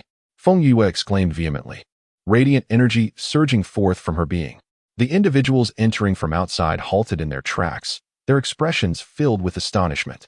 The other elders were equally taken aback, unable to believe their eyes. The useless Feng Yue not only seemed to have regained her wits, but also possessed formidable energy. Feng Ling, you hastily passed judgment without discerning right from wrong. Is this what the Feng family has taught you? Feng Yue stepped forward, her hands clasped behind her, her back straight as a blade. Do not attempt to wriggle out of this, Feng Yue. You have already admitted to injuring Yuluo and Yoshue. There is no denying it. Feng Ling turned, clasping his fists towards the elders. Esteemed elders, the purpose of gathering you today is to seek justice. At such a tender age, Feng Yue has exhibited such malevolence, a fact that surely has not escaped your notice. Now, I implore you all to assist this old man in obtaining redress. The elders exchanged glances, a tide of undercurrent swirling among them, each harboring their own thoughts. After a moment, the second elder spoke first. It is true that Feng Yue has harmed her kin, and by the law, she should indeed face the 5 punishments. However, she was previously foolish and ignorant of the Feng family's laws. Ignorance should not be punished. I believe a lighter sentence should be rendered, granting her a chance. This statement from the second elder is misguided. Murder demands retribution, and debts must be repaid. This is a fundamental principle. Feng Yue has erred. And even if she was unaware, leniency is not an option. Otherwise, if anyone else transgresses the family law, can they simply claim ignorance? That would lead to chaos. Feng Qing interjected in a sarcastic tone. The fifth elder concurred. Feng Yue has harmed her own kin, and her lack of respect for hierarchy is inexcusable. The Feng family cannot abide such behavior. Yes, she must be punished. Head of the family, though Yue is your granddaughter, you must deliver justice for the Feng family. Feng Tsang's face darkened further, his fists clenching ominously. Feng Ling stood to the side, his gaze lowered, a smirk playing at the corners of his lips. Pride glimmering in his eyes. Behind Feng Yue, Feng Yoshue remained silent, her eyes cast down, a cold laughter echoing in her heart. Feng Yue, I wonder how you will manage to turn the tables now. A soft chuckle floated through the air, causing the assembly to fall silent. Feng Yue, you still do not know regret. You are truly a decayed wood. Feng Qing lamented, striking his chest in despair. The second elder lifted his head and cast an inexplicable glance at Feng Qing, his gaze lingering meaningfully on Feng Yue's face. Feng Yue, why do you smile? He inquired in a deep voice. Feng Yue curled her lips, a trace of disdain and mockery dancing in her eyes. The Feng family is merely this way. No wonder they can only rank third among the four great families. It is because of a group of fools. The expressions of the crowd shifted dramatically. Feng Qing slammed the table, erupting in anger. Nonsense. As a junior, to be so unfilial is utterly disgraceful. You deserve death. Feng Yue raised her brows, retorting. As an elder, you condemn without understanding the full context. Such a person, I cannot respect. I cannot agree. Her gaze sharpened as she swept it over the assembly. The Feng family's millennia-old legacy, passed down by our ancestors, embodies the principle of justice. How many of you truly uphold it? Merely relying on Feng Ling's one-sided words to condemn me. This is your notion of justice? Is this how elders should behave? Nonsense. With Yuluo and Yushua present, you admit to having harmed them. You cannot deny it. Oh, Feng Yue smirked wickedly. So according to the fifth elder, if others wish to kill me, I should simply stand still and let them do so? Yue, I came with Yuluo out of kindness to see you, yet not only did you refuse us entry, but you also harmed Yuluo. And as if that were not enough, you wish to kill me as we leave? Yue, I have always had your best interests at heart. Why do you treat me this way? Tears welled in her eyes, her fragile appearance evoking sympathy. What? Feng Yue, do you have anything else to say? With good intentions. Yu Shui came to visit you, yet you responded with such malice. Feng Qing let out a cold snort. Feng Yue chuckled lightly. Her piercing gaze fixated on Feng Yoshue as she gracefully approached her. Feng Yoshue, I initially wished to extend you some semblance of dignity. However, since you have chosen to act shamelessly, do not blame me for disregarding our blood ties. Feng Yoshue raised her eyes, feeling an inexplicable panic as she met her sharp stare. You claim to have come to see me out of kindness. Then allow me to inquire. Why did Feng Yuluo strike my maid? Feng Yue took a step closer. Feng Yoshue's legs weakened, causing her to retreat a step, her complexion shifting slightly. You speak nonsense. Nonsense? Feng Yue scoffed, pulling over Sanghe. Esteemed elders, the marks upon Sanghe's face are quite evident. Not only did Feng Yuluo intrude upon my Wanyu courtyard, but she also ruthlessly struck my maid without discernment. Though I am but a minor figure, I am ultimately the granddaughter of the Feng family's head. What right does Feng Yuluo have to chastise my maid? Her actions demonstrate either a blatant disregard for my grandfather or an ambition to usurp his position. Feng Ling's expression changed. Feng Yue, do not speak recklessly. Eldest elder, you know well whether I speak the truth. Feng Yue waved her sleeve, her eyes shimmering with light. You repeatedly invoke family law, so let us discuss it today. According to the Feng family regulations, the lineage of the family head holds a rank above that of other branches. I am the granddaughter of the family head.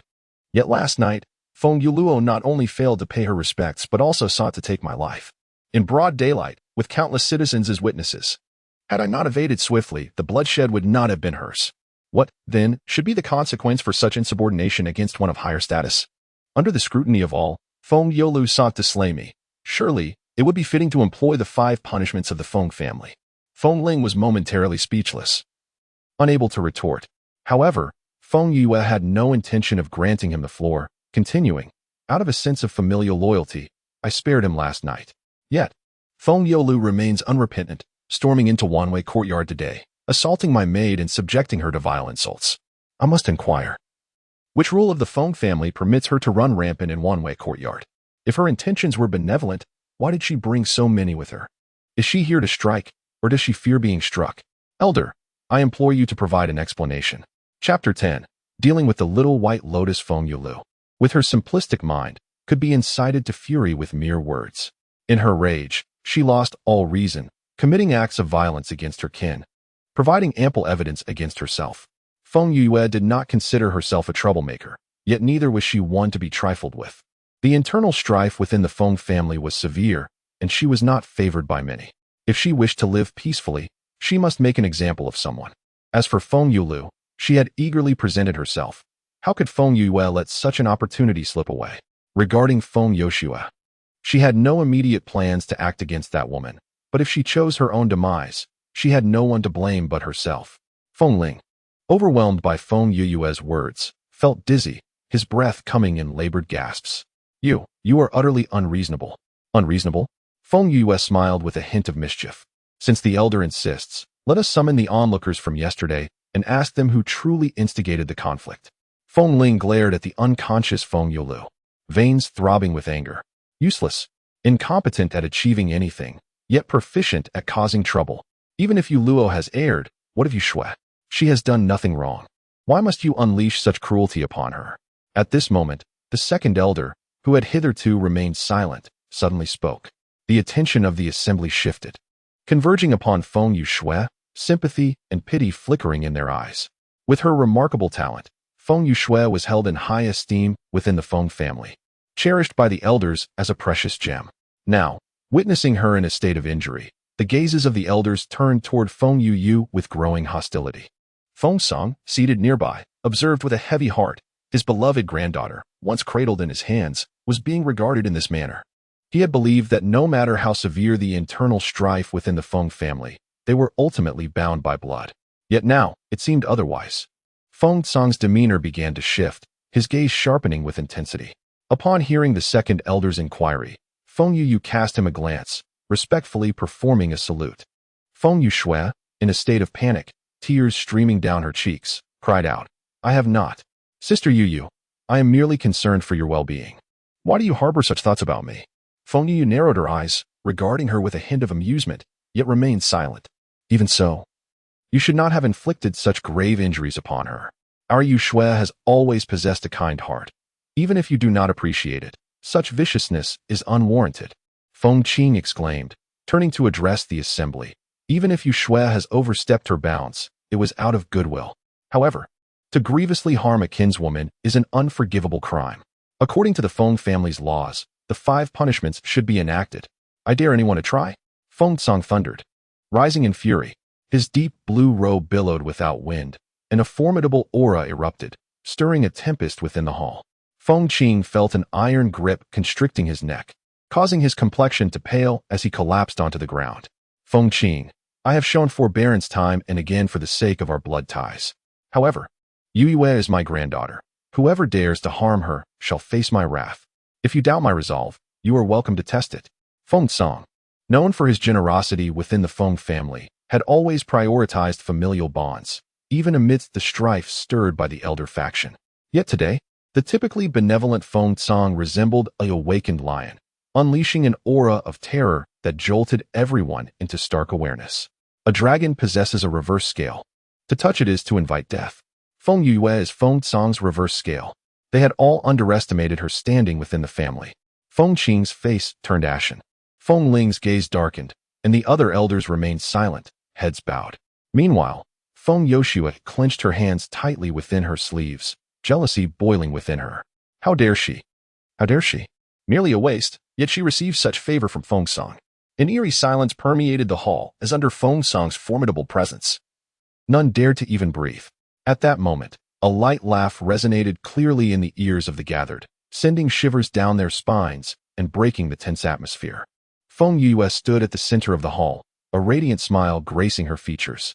Her gentle gaze rested upon Feng Song, realizing how wonderful it felt to be cherished. In her past life, she had been an orphan. In this life, she would no longer be alone. The fifth elder claims that I have gravely injured a kin.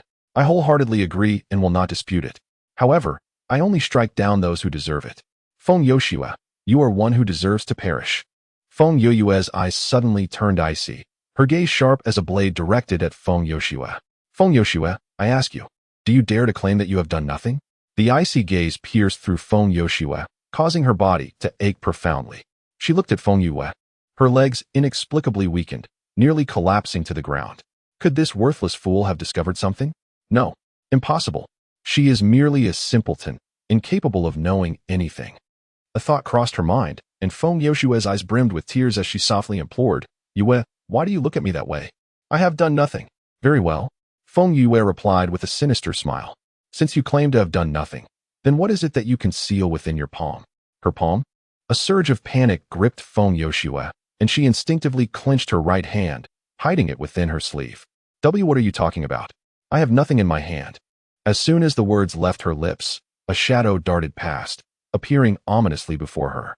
Startled, Feng Yoshua had no time to evade as a large hand firmly grasped her wrist. What do you have in your hand? Show me. The second elder seized Feng Yoshua's right hand and forcefully pried her fingers open. Chapter 11. A stunning reversal. Her fair, delicate fingers and pristine palm revealed nothing. Humph. What a charade. With nothing in her hand, what else could you possibly say? Feng Ling let out a sigh of relief, his confidence bolstered. Feng Qing's expression also eased, a smug glint in his eyes as he leisurely seated himself. Feng Tsang fixed his gaze on Feng Yoshua's palm, his countenance darkening as he cast a worried glance at Feng Yue. The onlookers wore varied expressions, while Feng Yue observed silently, betraying no emotion. You have seen for yourself. Her palm is empty. What further excuses will you concoct? Feng Qing questioned ominously. The second elder stood beside Feng Yoshua, his gaze fixed on her palm, a slight furrow forming on his brow. How shall I craft my defense, sparing the fifth elder any distress? You should take a seat. Be cautious, lest you faint once more. Feng Yue mocked. You. Feng Qing's face flushed crimson, his resentment towards Feng Yue deepening. Ignoring him, Feng Yue turned her attention to the second elder. Elder, I have often heard of your expertise in poison and your remarkable talent in alchemy. Have you ever come across the dreaming powder? Unbeknownst to all, at the mention of dreaming powder, Feng Yoshua appeared as though struck by lightning, frozen in place. Dreaming powder? The second elder nodded. Indeed, he was familiar. Dreaming powder is a slow-acting toxin, with a fresh aroma, causing symptoms such as lethargy and fatigue, leading to death in one's dreams over several days. This poison is quite common, nothing extraordinary. What do you imply? Precisely. Today, upon visiting the Wanyu courtyard, Feng Yoshua patted my shoulder before her departure, simultaneously administering the dreaming powder upon me. The second elder may examine my body. The toxin should reside within me. What? Feng Tsang exclaimed, swiftly stepping forward to grasp Feng Yue's shoulder. In a flurry, Feng Tsang pulled both Feng Yue and the second elder, intending to leave. Feng Yue, her forehead lined with frustration, tugged at the elder. Grandfather, please wait a moment. The spread of the dreaming powder is quite slow. It does not require immediate action. Additionally, the toxin can be completely neutralized within 3 days of exposure. Do not rush. Please, take a seat. Feng Tsang remained motionless, glaring at the second elder, seeking his silent counsel. Feng Yue astutely detected the confusion in the eyes of the others. She smiled and subtly touched her nose, maintaining her composure. Elder, may I request your assistance in examining me? The second elder nodded, grasping her wrist with his hand to feel her pulse. After a moment, his brow furrowed. Indeed, she had been afflicted with a mind-confounding powder. Though the toxin was not deep, the poisoning had likely occurred less than an hour ago. Upon hearing this, the expressions of those present shifted dramatically. Within an hour, the only individuals who had come into contact with Feng Yue were Feng Yuluo and Feng Yoshue. Could it be that the poison was truly administered by Feng Yoshue? Feng Ling observed the changing countenances of the crowd, his heart gradually sinking. He discreetly cast a glance at his granddaughter. Feng Yoshua, her expression inscrutable. This troublesome girl, Feng Yue, proved to be even more formidable than he had anticipated. Elder, one must speak with evidence. As an elder, is it appropriate to make baseless accusations against a junior? Feng Tsang retorted angrily, his words laced with sarcasm. Feng Ling was momentarily taken aback, his face flushed with indignation. Yet he found himself unable to counter the assertion. Feng Yoshua, upon being named, trembled slightly, biting her crimson lip in a display of distress, on the verge of tears. Supported by others, she stepped forward quietly to pay her respects, her voice soft as she addressed the elders. Esteemed elders, you all know the character of Yoshua. My younger sister, Yuluo, has been impetuous, a reflection of my inadequate guidance, and Yoshua is willing to accept her punishment. However, I have never engaged in the act of poisoning. Grandfather has always taught Yoshua that kin should love one another, and we must never commit acts of betrayal or murder. I am equally astonished that my sister has fallen victim to the mind-confounding powder. If she can produce evidence to substantiate that it was indeed I who administered the poison, then I shall have nothing further to say.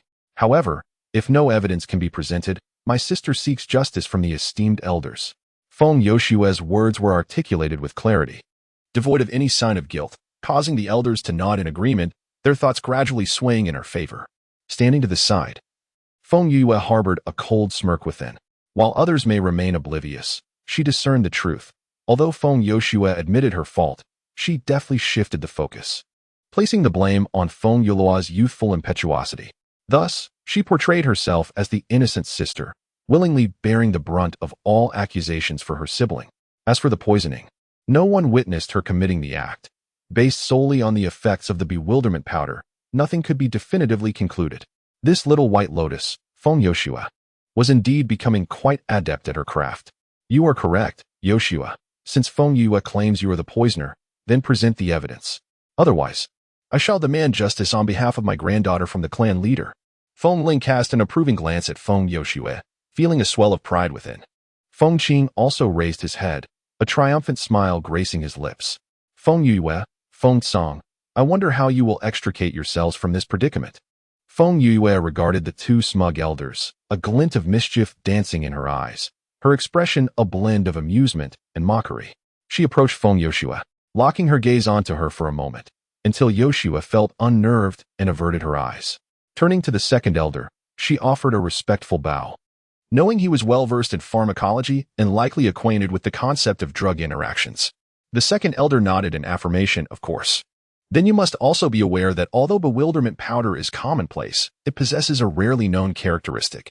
The second elder's eyes flickered, understanding dawning upon him. Feng Yue smiled. Then I would kindly ask the second elder to elucidate this matter further. The individuals present exchanged glances, and an ominous premonition arose in the hearts of Feng Ling, Feng Qing, and Feng Yoshua. Feng Song's eyes brightened as he hastily inquired, Second brother, what are the characteristics? Please elucidate. The second elder, with his square face and an expressionless demeanor, spoke with precision. The mind-confounding powder is concocted from 37 medicinal ingredients and is classified as a slow-acting poison. Its effects are widely recognized, yet the majority remain unaware that among its components, 2 ingredients possess excessively potent properties. Consequently, if an individual has been exposed to the mind-confounding powder, a trace of its toxicity will inevitably permeate their skin. This toxicity does not adversely affect the body and will dissipate within a day. However, for someone who has recently come into contact with the mind-confounding powder for less than an hour, traces of this toxicity will linger in their bloodstream. Furthermore, there exists a specific herb that counters the effects of the mind-confounding powder. If both are ingested simultaneously, the individual will exhibit symptoms such as rashes on the skin that has touched the powder, along with drowsiness and vomiting. Therefore, to ascertain whether Yoshua has poisoned anyone, one merely needs to consume that particular herb to find out. Chapter 12. The 5-year grand competition. Who is that? In an instant, Feng Yoshua felt as if she had been struck by lightning, rendered speechless in place. Feng Yue observed her precarious state with satisfaction, a smile gracing her lips. Look at you, trying to play the part. How amusing it is to see a newly blossomed white lotus attempting to contend with an old demon like me. A fool's game indeed. She nodded with approval, her gaze shifting to the grim faces of Feng Ling and Feng Qing. The second elder, being a second-tier alchemist, undoubtedly commanded respect. His words would not be questioned. Since Miss Yoshua insists she has not administered poison, then please, prove it to us. Feng Ling and Feng Qing's gazes pierced through her like daggers, their murderous intent seemingly eager to tear her apart. Feng Yue revealed a small, white smile, inciting fury in the two, leaving them momentarily blinded by rage. Ha ha ha. Excellent. Someone, fetch the medicinal herbs mentioned by the second elder. Feng Song boomed with laughter. stroking his beard with evident satisfaction. The second elder squeezed the leaves to extract their juice, pouring it into a jade bowl and presenting it to Feng Yoshua. Yoshua, drink up. If you haven't poisoned it, there shall be no adverse reactions. Feng Yoshua gazed at the jade bowl before her, containing a small amount of greenish liquid that emitted a foul odor, enough to incite nausea. Her complexion turned ghastly. If she were to consume this, wouldn't it expose everything? No, she couldn't drink it. As thoughts raced through her mind, Feng Yoshua suddenly paled, leaning precariously towards her maid. Yoshua, what is wrong? Feng Ling exclaimed, rushing forward to support her, simultaneously pushing the jade bowl away. Grandfather, I feel unwell. My entire body aches, Feng Yoshua stammered, appearing on the verge of fainting. Meanwhile, Feng Yue, who had been watching the spectacle unfold, narrowed her eyes and swiftly positioned herself in the path of the two. Have you two perhaps forgotten something? Feng Ling glared at the young woman before him, his expression darkening with rage, wishing he could silence her. Get out of the way. Yoshua has been gravely injured and needs to rest. Feng Yue, do not push your luck. I believe it is you and your grandfather who are overstepping. Feng Yue retorted with a cold smile, her robes fluttering dramatically. Feng Yoshua, even if you must die today, you shall drink that medicinal juice. Before the echo of her words had faded, she transformed into a streak of light, hurtling directly towards Feng Yoshua. The white jade bowl in the second elder's hand was snatched away by Feng Yue in the blink of an eye, her speed astonishing him. Feng Yue, how dare you? Feng Ling roared, pulling Feng Yoshua behind him and clenching his other hand into a fist, unleashing a powerful surge of profound energy towards Feng Yue. But how could Feng Tsang allow his granddaughter to suffer? He snorted coldly and slammed his hand on the table, rising to his feet. His large figure transformed into a streak of blue light, appearing before Feng Ling in an instant, intercepting all of his attacks. The furniture in the hall was instantly reduced to dust in the clash between the two. Dust filled the air, and fragments of wood were swept up by the frenzied gale, raging wildly. Feng Yue's steps did not falter as she charged straight towards Feng Yoshua. With Feng Ling entangled by Feng Tsang, the others were unable to move under the pressure of Feng Tsang's Grand Xian Master Aura. Feng Yoshua's eyes widened in terror as she retreated rapidly. However, Feng Yue's movements were astonishingly swift, her figure transforming into a phantom, appearing before her in the blink of an eye. She reached out her arm with lightning speed, grabbing Feng Yoshua's chin, and with a flick of her right hand holding the white jade bowl, she forcibly poured all of the medicinal liquid into Feng Yoshua's mouth. Then, she struck her chest fiercely with her palm, causing Feng Yoshua to choke, her face turning red as she swallowed all of the medicinal liquid. Bastard! Feng Ling cursed as he saw Feng Yue succeed. At the same time, his focus faltered, and he was struck down by Feng Tsang's palm, captured firmly. His eyes widened, glaring at Feng Yue with fiery rage, wishing he could tear her into pieces. Why is the Grand Elder looking at me like that? Weren't you just proclaiming that you wanted to prove Feng Yoshua's innocence? Now that I'm giving her the opportunity, what's wrong? Feeling guilty? Feng Yue wore a disingenuous smile, provoking Feng Ling into a furious rage, yet he found himself powerless to act. Sit down. Feng Tsang forcefully lifted Feng Ling and pressed him into a chair. His gaze swept over the gathering, sharp and penetrating. Feng Yoshua swallowed the medicinal liquid while everyone patiently awaited the unfolding events. Feng Yoshua was firmly held in place by Feng Yue, seated in the chair. Time passed slowly, and the hall, in disarray, fell into an eerie silence. All eyes were fixed upon her, making her feel as though she were perched upon a bed of nails. After approximately a quarter of an hour, Feng Yoshua felt a sudden warmth coursing through her body, accompanied by an itch in the palm of her right hand. She bit her lip, remaining still, her fists clenched tightly. Feng Yue glanced at her, a faint smile gracing her lips. Endure it. I wonder how long you can hold out. The second elder observed her intently, narrowing his eyes before swiftly approaching her side and seizing her right hand. Her fair arm emerged from the sleeve, revealing a multitude of red rashes on the back of her hand. The second elder forcefully pried open her fist, exposing her delicate palm now marked by clusters of red rashes, glistening under the light. This was indeed the symptom of combining the mind-confounding powder with conflicting medicinal ingredients. Feng Yoshue, please explain. The second elder demanded with a stern tone. Feng Yoshue bit her lip, remaining silent. The other elders turned their attention towards her, their expressions shifting upon witnessing the rashes on her palm. Feng Yoshue, the evidence is undeniable. What more can you say? One elder inquired angrily. We trusted you implicitly. How could you commit such an atrocity against your kin? Outrageous. Absolutely outrageous. Another elder exclaimed, his finger trembling with indignation. Others remained silent, casting furtive glances at the visibly distressed elder, their minds racing with various thoughts. Feng Yue observed the scene with keen eyes, a subtle smirk dancing upon her lips. It seemed that the elder had indeed managed to win over a considerable number of allies over the years. With a shift in her thoughts, she stepped forward. Esteemed elders, the situation is clear. Feng Yoshua has poisoned me, and according to the regulations of the Feng family, the 5 punishments must be enacted. I wonder what opinions the esteemed assembly holds. No objections. Enforce the 5 punishments. Feng Song was the first to speak, his cold gaze sweeping over Feng Yoshua, sending a shiver through her.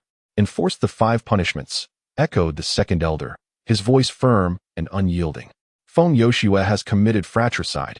The 5 punishments are warranted, proclaimed the fourth elder, responsible for the punishment hall. Feng Yoshua's complexion turned ashen as she collapsed into her chair, cold sweat soaking her garments.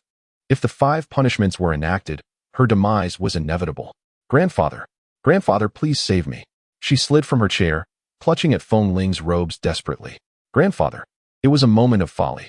Please, I beg you to save me. Feng Ling's expression was grim, unmoving, his fists clenched tightly. The sound of his knuckles cracking resonating in the tense air. He too wished to intervene. Feng Yoshua possessed extraordinary talent.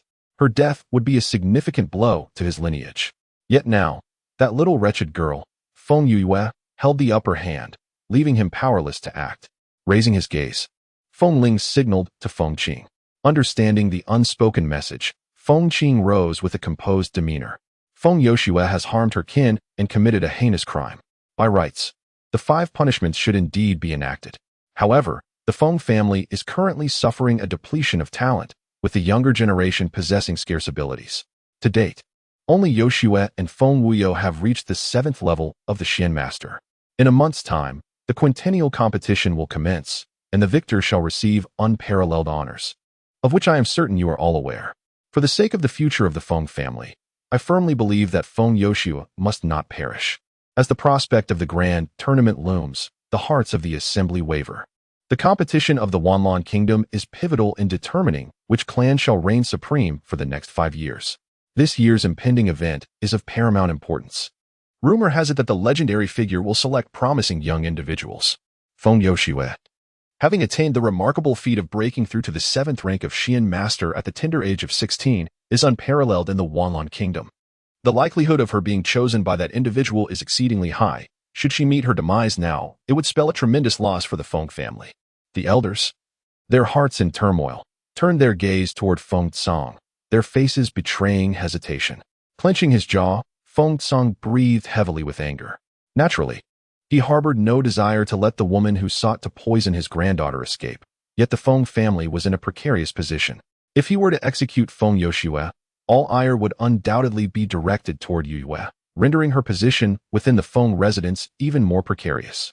After much deliberation, Elder 7 hesitantly spoke. Patriarch, the 5th elder's words hold merit. This matter, grandfather, although Feng Yoshua has harmed her kin, she is ultimately still young and impetuous. I beseech you to show leniency for her sake. Suddenly, Feng Yue turned around, interrupting Elder 7 and uttering words that left everyone astounded. The assembly gazed at Feng Yue in disbelief, taken aback by her unexpected plea for Feng Yoshua. Feng Song, filled with confusion, exclaimed, Child you. Grandfather. Feng Yue smiled at him, aware that the grand competition was imminent, and the Feng family ought to unite against external adversaries. Despite Feng Yushu's transgressions, the family was in dire need of unity at this critical juncture. Thus, she earnestly implored her grandfather for leniency. Well spoken. Indeed, the 4th elder exclaimed, slamming the table with fervor, admiring Feng Yue. What a sensible girl. Truly prioritizing the greater good. Ha indeed. Who would have thought that Yue, so young, possesses such profound insight? She is certainly worthy of being the family head's granddaughter, deserving of our admiration. The 9th elder chuckled. Although the 2nd elder's face remained stoic, devoid of a smile, his eyes shimmered with deep appreciation. The other elders, too, were taken aback, their gazes toward Feng Yue transformed. Feng Tsang furrowed his brow, a hint of tenderness in his gaze. He felt joy at his granddaughter's maturity, but was pained by her need to compromise her dignity. At that moment, Feng Yue suddenly looked up and winked at him discreetly. Feng Tsang was taken aback, following her gaze to the grim-faced Feng Ling and Feng Yushu, and enlightenment dawned upon him. Haha, excellent. Yue is wise. Since you have interceded, your grandfather shall grant you this favor. Feng Yushu, who had harmed her kin, deserved the harshest punishment. However, considering her youth and impulsiveness, the death penalty would be spared. 80 lashes. 1 month of solitary reflection. Prior to the competition, one must cultivate oneself and refrain from reckless behavior. 80 lashes were no ordinary punishment. They would be administered by the 4th elder of the Feng family's penal hall, a practitioner of the 3rd tier of the mystic arts, making the ordeal far from bearable. To endure 80 lashes would be a trial even for a robust young man, let alone Feng Yushu. Feng Tsang was resolute in ensuring his granddaughter faced the consequences. Feng Yue's countenance darkened further, while Feng Ling's eyes were bloodshot with rage, wishing nothing more than to pounce on Feng Yue and tear her apart. The grandfather and grandson duo felt no relief from their harrowing escape. Feng Yue's actions left them with an insufferable thorn in their throats, akin to the most revolting of experiences.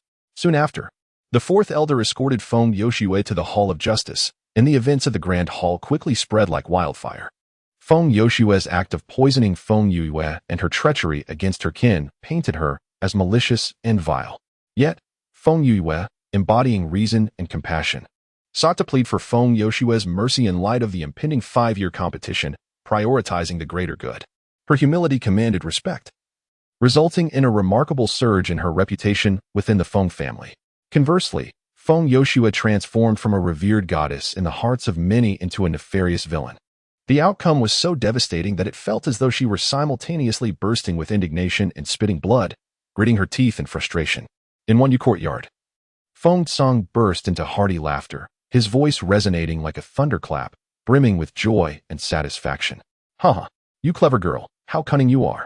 This strategic retreat has left Feng Yushu and that old coot Feng Ling utterly humiliated.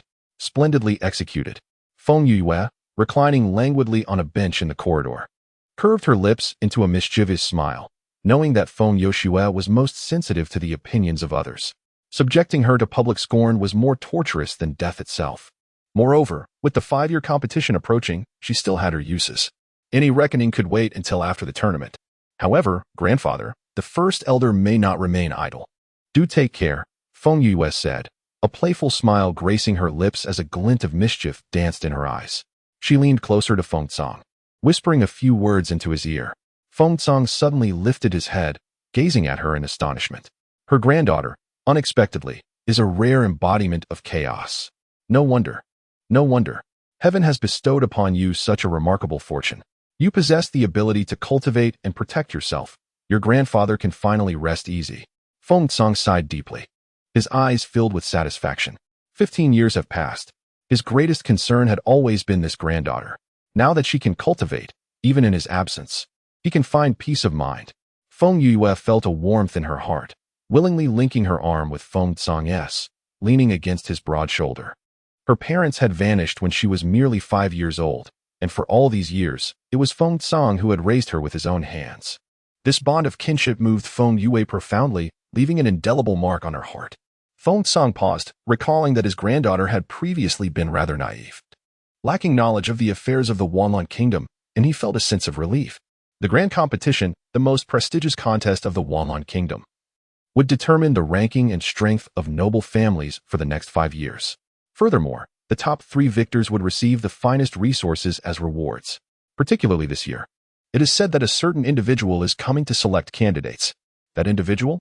Feng Yue stared at Feng Tsang in astonishment, noticing the admiration and reverence on his face, which stirred her curiosity.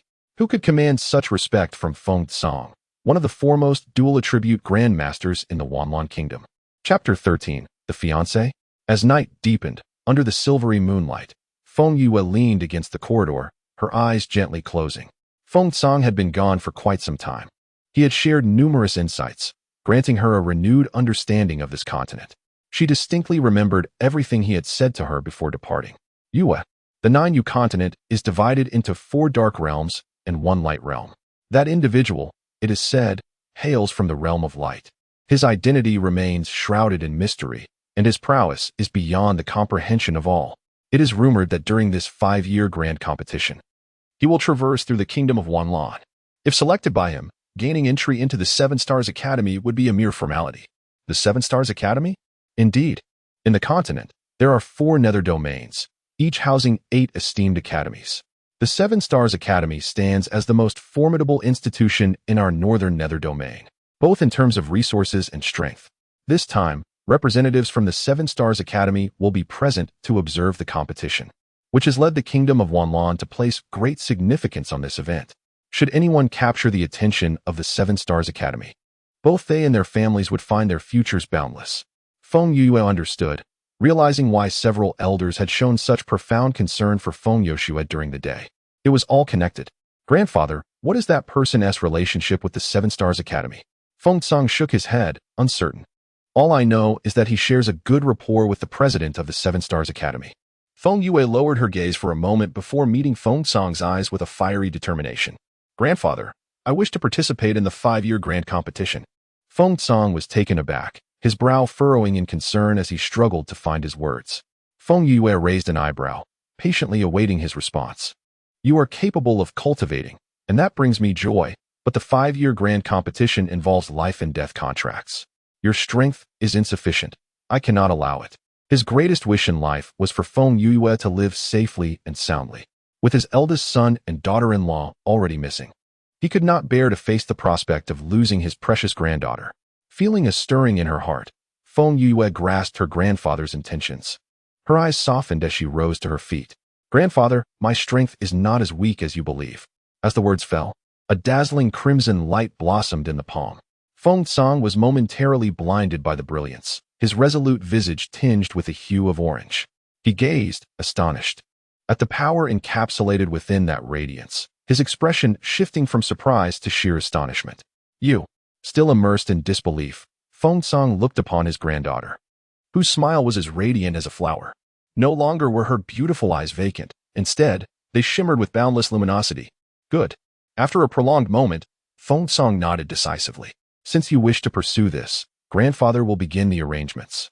To participate in the 5-year grand competition, you must first pass the family's mystical power assessment. But do not fret. With your capabilities, you will surely meet the standards. With that, he rose hastily, setting off to organize the testing procedure. He had not anticipated that Feng Yue, merely at the inception of her training, had already attained such remarkable prowess. The chaotic body was indeed worthy of its renown. Having arrived at this juncture and assuming this body, one must not squander this life. In an instant, her aura erupted. The flowing crimson gown danced without wind, while her inky hair soared freely. Those captivating eyes, like rippling water, shimmered under the silvery moonlight, exuding a steadfast brilliance. Fusu, holding a food box, was preparing to deliver a midnight snack to Feng Yue. As she stepped into the corridor, she beheld a scene so breathtaking it left her speechless. She gazed quietly at the young woman in red, the moonlight enveloping her in a silvery glow. With her lips curled in a mischievous smile and hair billowing, her eyes reflected an unquenchable zeal and unwavering determination. This moment was indelibly etched in Fusu's memory, remaining vivid and poignant for many years to come. What are you standing there for? Have you been enchanted by the young lady of your house? She settled down, her long legs casually crossed, reclining languidly against the pillar, exuding an air of unutterable contentment. Since recovering from her illness, the young lady had grown even more exquisite. It was only natural that Fusu found herself enchanted by you. Smiling subtly, Fusu approached Feng Yue, carrying a food box. With a light laugh, Feng Yue playfully tapped her delicate fingers on Fusu's hand, remarking on her silver tongue. What delectable dish have you prepared this time? I made some light porridge and side dishes. After a tiring day, you haven't had a proper meal, Fusu replied. As night falls, perhaps something gentle to ease your stomach would be fitting. As she spoke, she opened the food box. The lotus leaf bird's nest porridge was fragrant and silky, while the stir-fried wild vegetable shreds were fresh and delightful. Feng Yue eagerly picked up her chopsticks and began to feast. Fusu watched her finish the meal with a smile, taking her time to tidy up the utensils. Your appetite seems to have improved significantly, she remarked. If the head of the family were to see this, he would surely tease you, saying that the Feng family is out of provisions and urging you to marry quickly." Feng Yue pouted, but suddenly her expression shifted as she slapped her forehead. "Oh dear, how could I forget to ask the old man about the important matters?" In her preoccupation with the upcoming 5-year competition, she had completely neglected to inquire about that absurd marriage pact with Feng Song. In the few memories she possessed, she recalled being betrothed since birth to the third prince of the Wanlong Kingdom. However, after her birth, she had remained foolish, and the royal family had no desire to uphold the engagement. Yet, as one of the 4 prominent families, the Feng family found it difficult for the current emperor to annul the betrothal, leading to a prolonged state of indecision. Now that Feng Yue's foolish ailment has been cured, whether the old emperor will set his sights on her for the sake of the royal family's stability remains uncertain. Fu Su was startled by Feng Yue, and, upon understanding the situation, he breathed a sigh of relief. "I thought it was something serious, Mississippi. The third prince is quite a remarkable individual. Wouldn't it be good for you to marry him?" "Of course not." Feng Yue's brows furrowed in disdain. "I have encountered that man on a few occasions. He is overly preened and clearly petty. Moreover, the old emperor discarded me like refuse in the past, and now that I have recovered, he suddenly remembers me? Such fortuitousness does not exist in this world. No, I must have a word with that old man." As she spoke, she waved her sleeve, and in a flash, she vanished, leaving a gust of fresh wind in her wake. Fu Su sighed, his delicate features marked with helplessness. Ever since his young mistress regained her health, she seems to have developed a penchant for causing mischief. Poor head of the family. Who knows how many hairs will be plucked from his beard tonight? Chapter 14. I bet on the young mistress's victory. In the Wanyue courtyard, Feng Yue reclined languidly in a rocking chair, adorned in a flowing red garment. The charming Sang he sat nearby, meticulously peeling grapes. The gentle Fu Su stood behind Feng Yue, delicately kneading her shoulders. The sun shone brightly, and a gentle breeze wafted through, carrying with it a delightful fragrance. "Yes, I understand." Feng Yue lazily exhaled, her eyes half closed as her thoughts began to stir. The 4th master mentioned by Fu Su is Feng Song's youngest son, Feng Qingyan. His elder brother, Feng Qingxiao, is none other than Feng Yue's biological father. The 2 brothers grew up together, sharing a deep bond. Later, when Feng Yue was 5 years old, Feng Qingxiao mysteriously vanished along with his wife. Feng Qingyan began in frantic search, which he has yet to abandon. Indeed, as if summoned by fate, footsteps echoed outside Wanyue courtyard, and soon after, the tall figure of Feng Qingyan appeared before several onlookers. "Yue." A chill breeze swept by as Feng Qingyan swiftly appeared beside Feng Yue. She opened her eyes and gazed at the man before her. He appeared to be around 25 or 26 years of age, clad in a somewhat disheveled white brocade robe. His handsome features bore a gentle demeanor, resembling a refined scholar, while his clear eyes reflected profound weariness and excitement. A hint of stubble adorned his resolute chin, indicating that he had not enjoyed restful days recently. Feng Yue clapped her right hand on the table and nimbly rolled off the chaise lounge to the ground. "Fourth uncle," she exclaimed with a bright smile. A wave of emotion surged in Feng Qingyan's eyes as he trembled and placed his hands on her shoulders. His lips quivered before he finally managed to utter a simple, "Good." "Fourth uncle must be exhausted from the journey. Sang he, please prepare some tea and snacks. Fu Su, have the small kitchen whip up some delightful dishes. Let us welcome fourth uncle for lunch today." As she spoke, Feng Yue assisted Feng Qingyan in sitting down. "You shall dine here with us, fourth uncle. I will call grandfather over shortly, and the 3 of us can have a good chat today." Feng Yue held deep affection for this uncle, who had cared for her as if she were his own daughter. For all these years, he had refrained from marrying, dedicating himself to the well-being of his mentally challenged niece. Such heartfelt devotion stirred deep emotions within Feng Yue. Feng Qingyan allowed his niece to guide him, his eyes fixed unwaveringly upon her. He observed Feng Yue as she meticulously organized everything, her speech articulate and her thoughts quick, and his eyes suddenly turned red. Feng Yue smiled at him, waving her small hand in front of his face. "Fourth uncle, Yue has recovered from her illness. Aren't you happy?" Feng Qingyan was taken aback, nodding vigorously in excitement. "Happy, happy. Fourth uncle knew you were destined for good fortune. Good child, if your parents were to hear this news, they would undoubtedly be overjoyed." His voice trembled slightly, and he wiped his face vigorously to erase the tears. Feng Yue narrowed her eyes slightly, a subtle smile playing on her lips. "Fourth uncle, please go rest. There is no need to concern yourself with me." After Feng Qingyan left Wanyue courtyard, Feng Yue gazed at his departing figure. her eyes gradually deepening with contemplation. Just then, Fu Su, who had just emerged from the small kitchen, approached her cautiously, casting a careful glance her way, hesitating to speak. "If you have something to say, just say it," Feng Yue replied lazily. Feng Yue's eyes narrowed, a faint smile escaping her lips as she gently scoffed. Lanting Courtyard was the residence of Feng Yoshue. It was indeed amusing that the third prince, as her fiancé, would brazenly visit another woman's abode in broad daylight. It seemed this man was even more foolish than she had anticipated. Canceling this ridiculous engagement appeared to be quite a simple matter. With a casual wave of her sleeve, she settled down and drank her tea in one gulp. "Let him be. Inform everyone that this miss is unwell. Wanyu Courtyard will be closed to guests today." At noon, Feng Song arrived at Wanyu Courtyard. Feng Qingyan had already tidied himself up, and the three gentlemen gathered together to enjoy a warm lunch. "My dear girl, I have arranged everything for the assessment, scheduled for tomorrow. What do you think?" Feng Song inquired. Feng Yue raised an eyebrow and smiled. "Very well. Did those old men have anything to say upon hearing about my assessment?" "What old men? They are elders." Feng Song glared, though his eyes sparkled with mirth. He set down his bowl and with a scoff declared, "Of course they voiced their objections. That old scoundrel Feng Qing has been incessantly clamoring about the irregularity of it all, claiming the assessment period has lapsed and that breaking the rules is unacceptable. But what of it? Your life was bestowed by him. Even if he begrudges it, he must endure. This matter has already been set in stone.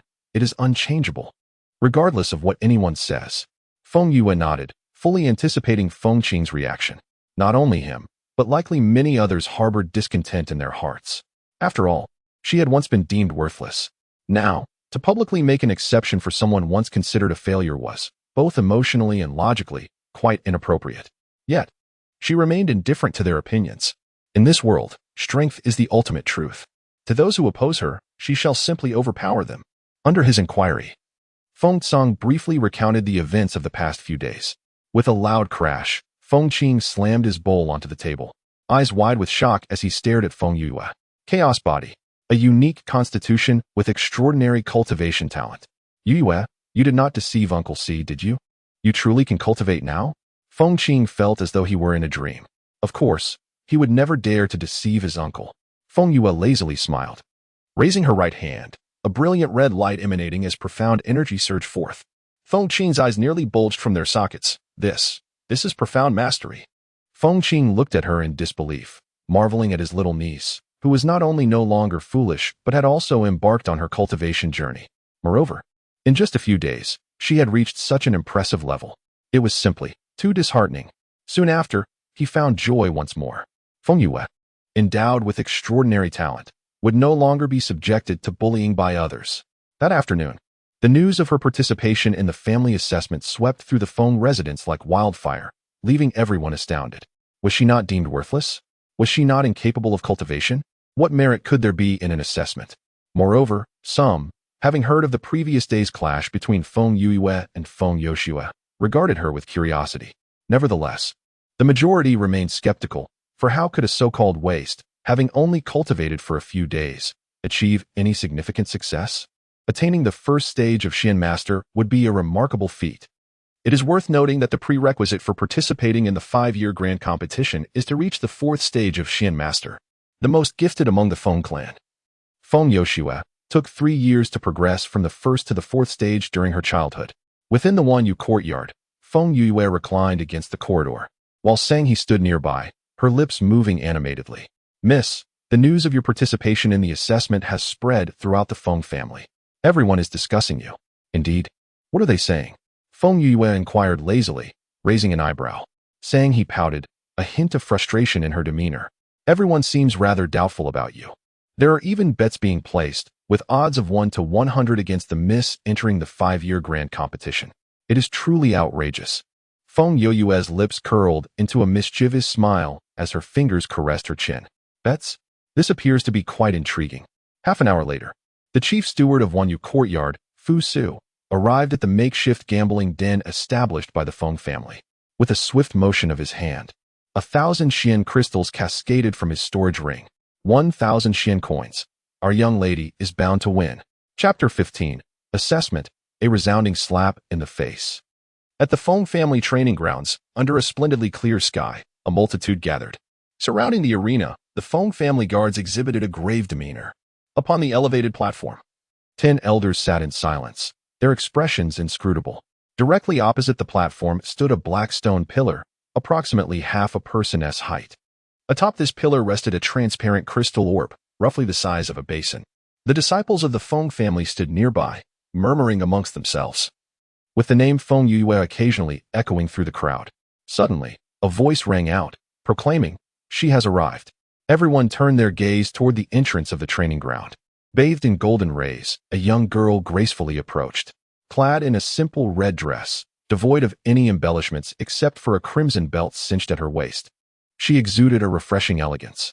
Over her red gown, she wore a red embroidered cloak, and her feet were adorned with red brocade boots. She resembled a flickering flame, radiant and striking. As she traversed the layers of brilliance, she reached the forefront of the gathered crowd, allowing them to finally behold her visage. Her brows arched like distant mountains, combining grace with an air of heroism. Her enchanting eyes, slightly upturned, sparkled with a languid mirth. Beneath her delicate nose, her crimson lips curled into a subtle smile, exuding an alluring charm. Her stride was neither hurried nor sluggish, and wherever her captivating gaze fell, it carried an air of coolness and sharpness. The splendor she radiated left everyone in awe. Could this truly be the sixth young mistress of the Feng family? Was this the same foolish waste of talent they once knew? Is she genuinely Feng Yue? All present were entranced by the young girl's brilliance. Her commanding presence was something they had only witnessed in the family head, Feng Song. The same dominance, the same disdain for the mundane. The 10 elders seated in the viewing platform directed their complex gazes solely upon Feng Yue. At that moment, they observed Feng Song, who stood beside her, rise in unison. "Greetings, esteemed family head." The disciples of the Feng clan followed suit, their voices resounding like thunder. "Greetings, esteemed family head. Rise." Feng Song's deep voice reverberated across the arena. With a swift motion of his sleeve, he transformed into a streak of light, appearing on the platform in an instant, taking his place at the forefront. Feng Qingyin closely trailed behind, standing beside his father. "Esteemed elders, today marks the assessment day for my granddaughter Feng Yue, a fact you are all undoubtedly aware of." In the tranquil training ground, Feng Song's voice resonated steadily. This grand competition, held once every 5 years, carries profound significance. It brings me great comfort to see Yue capable of cultivation. However, I must emphasize that this assessment will adhere strictly to principles of justice and fairness. I implore the 10 elders and all present to oversee this process. According to protocol, the assessment is divided into 2 stages. Yue, please commence. Below the platform. Feng Yue nodded with a gentle smile. The 7th elder, responsible for the evaluation, leaped down from the platform, gesturing for Feng Yue to accompany him towards the stone pillar. "This is the Xianjing energy orb, capable of detecting the attributes and energy levels of cultivators," the 7th elder succinctly explained to Feng Yue. Curiosity piqued. She scrutinized the orb and raised an eyebrow, inquiring, "How is it used?" "Simply place your hands upon the orb," came the reply.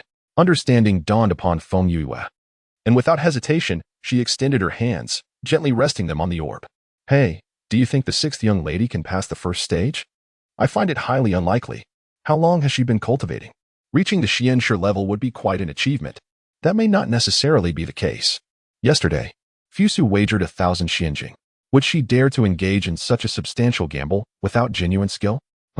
Mere bluster. In my opinion, for this 5-year grand competition, the hope should rest upon Miss Yoshue and Feng Wuyo. The rest are hardly worth considering. Alas, I believe it would be best for the 6th Miss not to pass the evaluation. Even if she were to enter the 5-year competition, what would it matter? It would only lead to embarrassment. Indeed. Why is there still no response? Could the Xianjing energy sphere be malfunctioning? Feng Yue stood before the energy sphere, her hands firmly pressed against its surface. Time gradually flowed by, and everyone held their breath, fixated on the energy sphere, awaiting its reaction. However, after several prolonged breaths, the energy sphere remained unchanged. The 10 elders exchanged silent glances, their expressions varied. The complete lack of reaction from the energy sphere indicates that Feng Yue possesses no Xuanli whatsoever. Feng Qing let out a cold chuckle, casting a triumphant glance at Feng Song. "Master, surely this will dishearten you? Feng Yue is unqualified to participate in the 5-year competition. Indeed, Feng Yue lacks Xuanli, rendering her incapable of cultivation, a waste." Feng Ling stroked his beard, grinning ominously. Feng Tsang's expression shifted, his piercing gaze sweeping toward Feng Qing and Feng Ling, his fists cracking ominously. The energy sphere remained still, and the disciples of the Feng family began to grow restless. Several elders sighed in regret, shaking their heads in disappointment. Just then, the usually silent second elder suddenly straightened up, exclaiming loudly, "Look!" Everyone followed his gaze in unison. On the stone pillar, the transparent Xianjing energy sphere began to change. A soft crimson glow flickered within the energy sphere, reminiscent of delicate crimson lightning. Gradually, the hue deepened, transforming into a fiery red. "It is of the fire attribute, just like the clan leader," Elder 7 exclaimed. Yet, the color of the energy sphere continued to evolve. Fiery red, deep red, chestnut red, and finally, astonishingly, it morphed into an enigmatic black. "This is Elder 7 pondered, bewildered. Black? Could it possibly be of the dark attribute? No, this is still of the fire attribute." Elder 2 interjected decisively, a glimmer of excitement flickering in his eyes. "What? How could there be a black fire attribute? Who says flames cannot be black?" Elder 2 spoke calmly. "As far as I know, fire attributes are categorized into 3 levels. The ordinary level is red, which is precisely the fire attribute of the clan leader. The intermediate level of fire attribute is acquired by consuming exotic flames, exhibiting various colors. And there exists a third, the highest level, the chaotic fire attribute. This fire is born from the essence of heaven and earth, and only those with an exceptionally rare cultivation physique can possess the chaotic fire attribute. Its power is overwhelmingly dominant, the sovereign of flames. The color of chaotic fire is, indeed, black."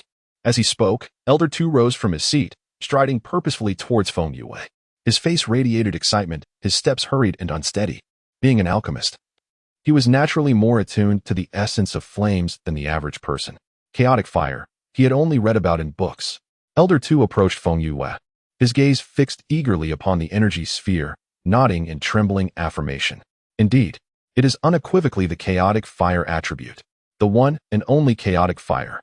Yue, I never expected you to possess such extraordinary fortune." The voice of the second elder resonated loudly, clearly audible to everyone in the training ground, igniting a fervent uproar. What an astonishing revelation! The chaotic fire attribute is indeed formidable.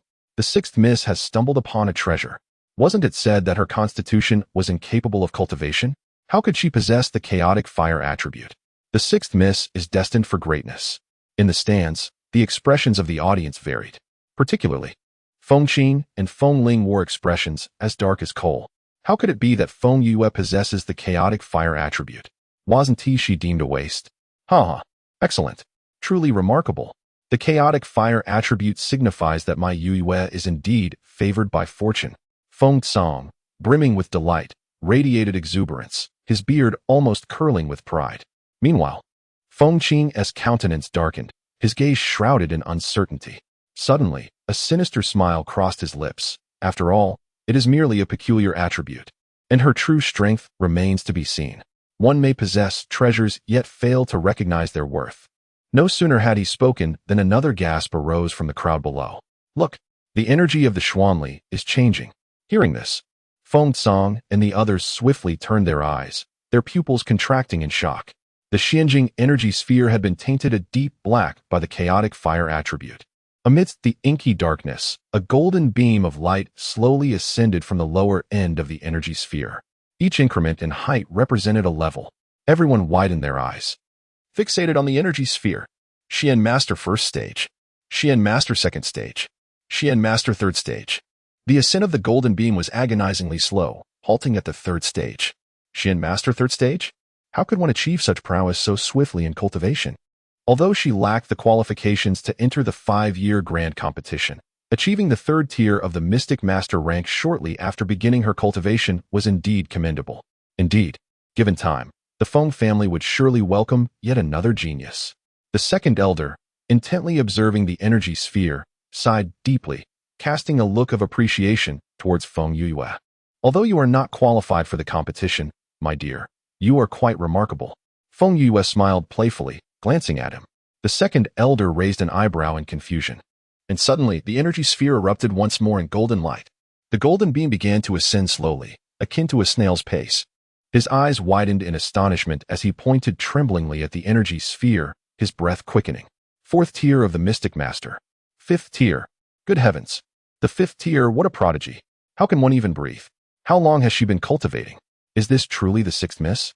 Has she transformed into a monkey? Amidst the incredulous gasps of the crowd, the beam gradually climbed higher, ultimately halting at the 6th tier of the Mystic Master rank. The 6th tier. A fire element Mystic Master of the 6th tier. The previously clamorous training ground fell into an instantaneous silence, while Feng Qing and Feng Ling's expressions darkened like the depths of a pot. Just moments ago, they had labeled her as worthless, and now, how they were slapped in the face. The gentle breeze rustled the banners, and all present widened their eyes, enveloped in disbelief at the sight before them. The renowned foolish waste of the Wanlun Kingdom had transformed into a genius girl of the 6th tier. It is noteworthy that the most gifted, Feng Yoshue, had only attained the 7th tier after a decade of cultivation. Yet, Feng Yue had soared to the 6th tier in a mere few days. Good heavens! Is the 6th tier of the Mystic Master rank as common as cabbage? Is it so easy to obtain one with just a casual effort? Certainly. She would never reveal this to anyone, not even to Feng Tsang. This is her secret, her trump card. Feng Yue leaped down from the stone pillar and strode towards the high platform. Grandfather, esteemed elders, the assessment has concluded. I kindly request your review. Excellent. Excellent. Feng Tsang snapped out of his astonishment, slapping his thigh, nodding vigorously in excitement. Although he had long been aware of his granddaughter's status as a 6th tier practitioner, witnessing it firsthand stirred an entirely different sentiment within him. Did everyone see clearly? A fire attribute 6th tier practitioner, what are your thoughts? He stroked his beard, inquiring with a beaming smile. The elders exchanged glances before nodding in agreement. The first round of the assessment is passed. We shall now proceed to the second round. The practical examination. Feng Yue smiled confidently. Practical combat. In her previous life, she had engaged in that more than any other activity when it came to real combat. If she claimed 2nd place, no one would dare assert themselves as the best. As she stepped towards the arena, suddenly, she halted, raising her gaze skyward. Her expression one of alarm. A terrifying aura of profound energy materialized out of thin air, descending upon the crowd like an overwhelming tide. The immense pressure caused everyone's complexion to pale. Even the formidable 6th tier practitioner Feng Tsang felt a tremor in his heart. Chaotic fire attribute. This little one is quite intriguing. Chapter 16. This man appears to be unwell outside the Feng residence. A luxurious golden embroidered carriage came to a gradual halt. A figure alighted gracefully from the vehicle, kneeling on one knee beside it. The carriage door was opened by another individual, revealing the hem of a black garment adorned with golden silk. Following this, a young man emerged. He appeared to be around 23 or 24 years old, clad in an exquisite robe crafted from the finest cloud-spun fabric. His long hair, as dark as ink, was elegantly tied back with a delicate jade crown. His visage could be described as extraordinarily handsome, with sword-like brows and starry eyes, exuding an innate air of arrogance and nobility. As he stepped out of the carriage, he cast a cold, indifferent glance around before stepping down, treading upon the back of the attendant. "Careful, my lord. Watch your step," cried a middle-aged man, his voice high-pitched. As he frantically supported the young man with an outstretched pinky, Nangong Chun furrowed his brow slightly, lifting his gaze to the ornate characters Feng Fu inscribed above. His expression tinged with displeasure. He truly could not comprehend his father's intentions in compelling him to visit that woman, Feng Yue. She was nothing but a useless individual. Even if she were no longer foolish, how much better could she possibly be? "My lord, I understand your discomfort," urged his personal eunuch, Zhang Qi, in a thin, persuasive voice. "However, Miss Yue is indeed your betrothed. If you refuse to even glance at her, it may draw criticism from others. The emperor seeks what is best for you. She can cultivate, and so what?" Nangong Chen scoffed, disdain and derision flickering in his eyes. "A novice at 15, a mere dilettante. How could she possibly be of any assistance to me?" He shook his robes and stepped through the grand entrance of the Phoenix Mansion, guided towards the training grounds. The atmosphere in the arena was eerily silent, broken only by the fluttering of flags in the wind. The faces of all present were ashen, their gazes fixed skyward, frozen in place, unable to move. The oppressive force from all directions descended upon them like a thunderstorm, rendering even the act of breathing laborious. Standing on the ground, Feng Yue was filled with astonishment. She had initially believed that Feng Song was already formidable. However, what kind of power was this? It was astonishingly potent, so terrifying that the thought of escape seemed utterly futile. Chaotic fire attribute? How intriguing. A low, ethereal voice resonated in the air, reminiscent of a divine chant, yet laced with a hint of malevolence. On this clear day, with gentle breezes blowing, everyone was drenched in cold sweat.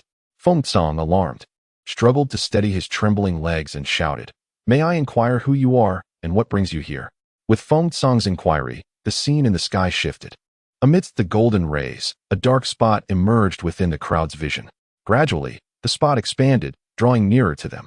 As they focused, gasps of astonishment escaped their lips. It was the Golden Emperor Phoenix Crow. 6 Golden Emperor Phoenix Crows. The Golden Emperor Phoenix Crow, a divine beast that exists solely in the heavenly realms. In the 9 Nether Continent, the hierarchy of beasts is marked by the Shin beast as the lowest, followed by the Spirit beast, with the divine beast reigning supreme.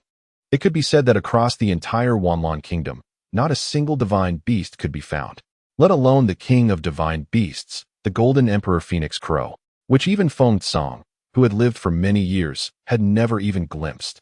Feng Yue's gaze narrowed as she looked up at the sky. A colossal figure loomed, its hooked beak and golden vertical pupils instilling a sense of dread. Flanking the majestic Golden Emperor Phoenix, enormous wings unfurled against the wind, each golden feather standing erect like a razor, glinting with a cold sheen. 6 Golden Emperor Phoenixes formed a triangular formation, gracefully halting in midair. Their imposing presence cast a shadow over the entire training ground, reminiscent of dark clouds obscuring the sun. Observant eyes soon discerned that atop the expansive back of the foremost Golden Emperor Phoenix rested a carriage. The carriage, towering over a man, was pure black, adorned with gilded lines and intricately carved ancient patterns, exuding an air of the extraordinary. At the front of the carriage stood 2 tall figures clad in black, their gazes imbued with a chilling indifference to all. From the moment Feng Song laid eyes on the Golden Emperor Phoenix, he was rendered speechless. In the Jiuyo continent, few possessed a Golden Emperor Phoenix, and only one individual could command 6 of them.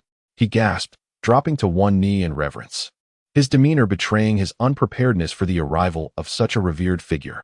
He implored for forgiveness for not extending a proper welcome. The elders were taken aback, a shared realization dawning upon them, their faces paling. They quickly knelt, with even Feng Qing and Feng Ling following suit. "We pay our respects, esteemed one." The other disciples of the Feng family were thrown into a frenzy, hastily dropping to their knees. In an instant, the training ground was filled with kneeling figures, including the 3rd prince, Nangong Chun. Yet, Feng Yue remained unmoved, her eyes fixed on the sky, shrouded in uncertainty. Kneel? Unthinkable. Yet, she was undeniably curious about the individual within that carriage. That individual possesses an extraordinary strength, far surpassing her own. It seems that with merely a flick of his little finger, he could render her to ashes.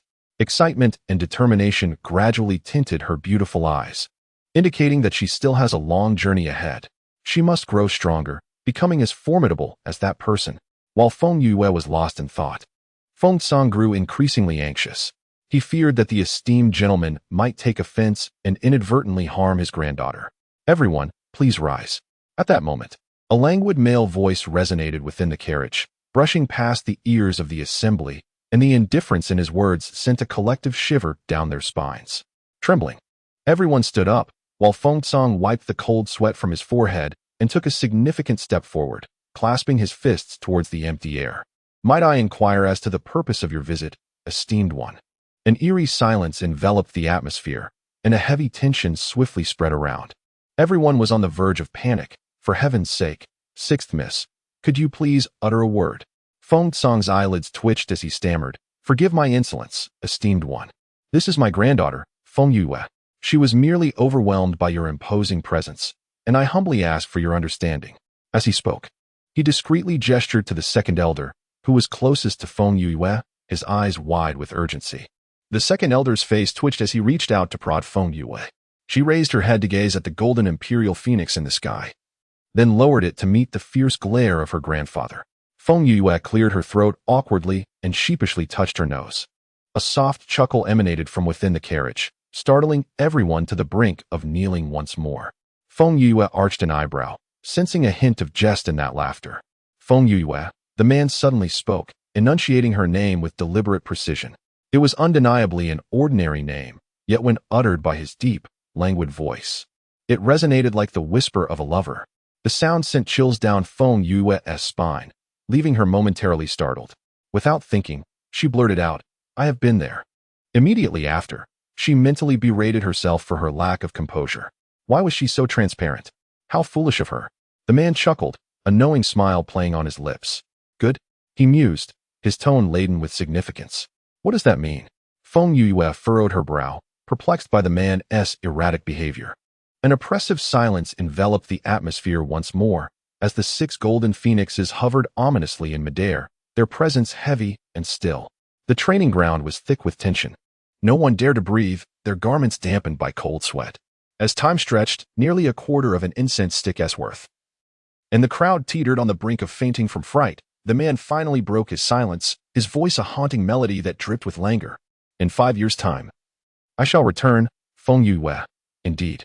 With his final words, the 6 golden phoenixes emitted a unified cry, their gilded wings unfurling majestically as they soared into the horizon, vanishing amidst the resplendent glow of the setting sun, leaving behind the man's enigmatic proclamation that lingered in the air. In light of the mysterious man's arrival, the Feng family lost all interest in proceeding with the second assessment. Feng Song waved his hand dismissively, postponing the examination until the following day. The disciples collectively exhaled in relief, wiping their brows as they departed the training ground, their expressions betraying their lingering fears. The elders exchanged glances, each reflecting a different sentiment, while Feng Qing and Feng Ling appeared particularly troubled. "Elder brother, what does the master's statement imply? Could it be that he has taken a liking to Feng Yue?" Feng Qing pondered incredulously. "Do not overthink. Perhaps it was merely a jest. Have you ever witnessed the esteemed one regarding anyone with favor? Merely a useless individual. How could they possibly catch the esteemed one's eye?" Feng Ling's expression darkened as he turned his gaze towards the distant Feng Yue, his eyes heavy with unspoken thoughts. The examination of Feng Yue, where the legendary man would appear, was something no one had anticipated. Furthermore, his words ignited speculation among all members of the Feng family. "Grandfather, who is that man?" Feng Yue approached Feng Song, whispering her inquiry. Just moments ago, he had nearly been frightened to death. This girl truly had a carefree spirit. "Hey, you little rascal." Feng Song glared, rolling up his sleeves and preparing to step forward, but halted in his tracks upon noticing the unexpected guest. "Third Prince, what brings you here?" His surprise was evident, and instinctively, he glanced towards Feng Yue, a hint of unease stirring within him. Nangongchen approached Feng Song, a faint smile gracing his handsome face. He bowed gracefully, exuding politeness. "Esteemed head of the Feng family, I heard that Miss Yue had encountered some trouble, and I have come today to pay my respects." As he spoke, he turned to observe Feng Yue, and upon catching sight of her delicate visage, a look of astonishment flickered in his eyes. Chapter 17. Communicating emotion with the third prince. Nangongchen had only seen Feng Yue thrice, and in his recollections, the most detestable aspect was her vacant, lifeless gaze and perpetually unkempt face. From his childhood, he had felt a sense of shame for having a dim-witted fiancée. As the third prince of the Wanlan kingdom, endowed with extraordinary talent, what sort of woman could he not have? Why should he be bound to wed a fool? He had repeatedly implored his mother to persuade the emperor to annul the engagement, yet his mother insisted that the Feng family, with its profound heritage, could greatly aid his ascension to the throne if he were to unite with them.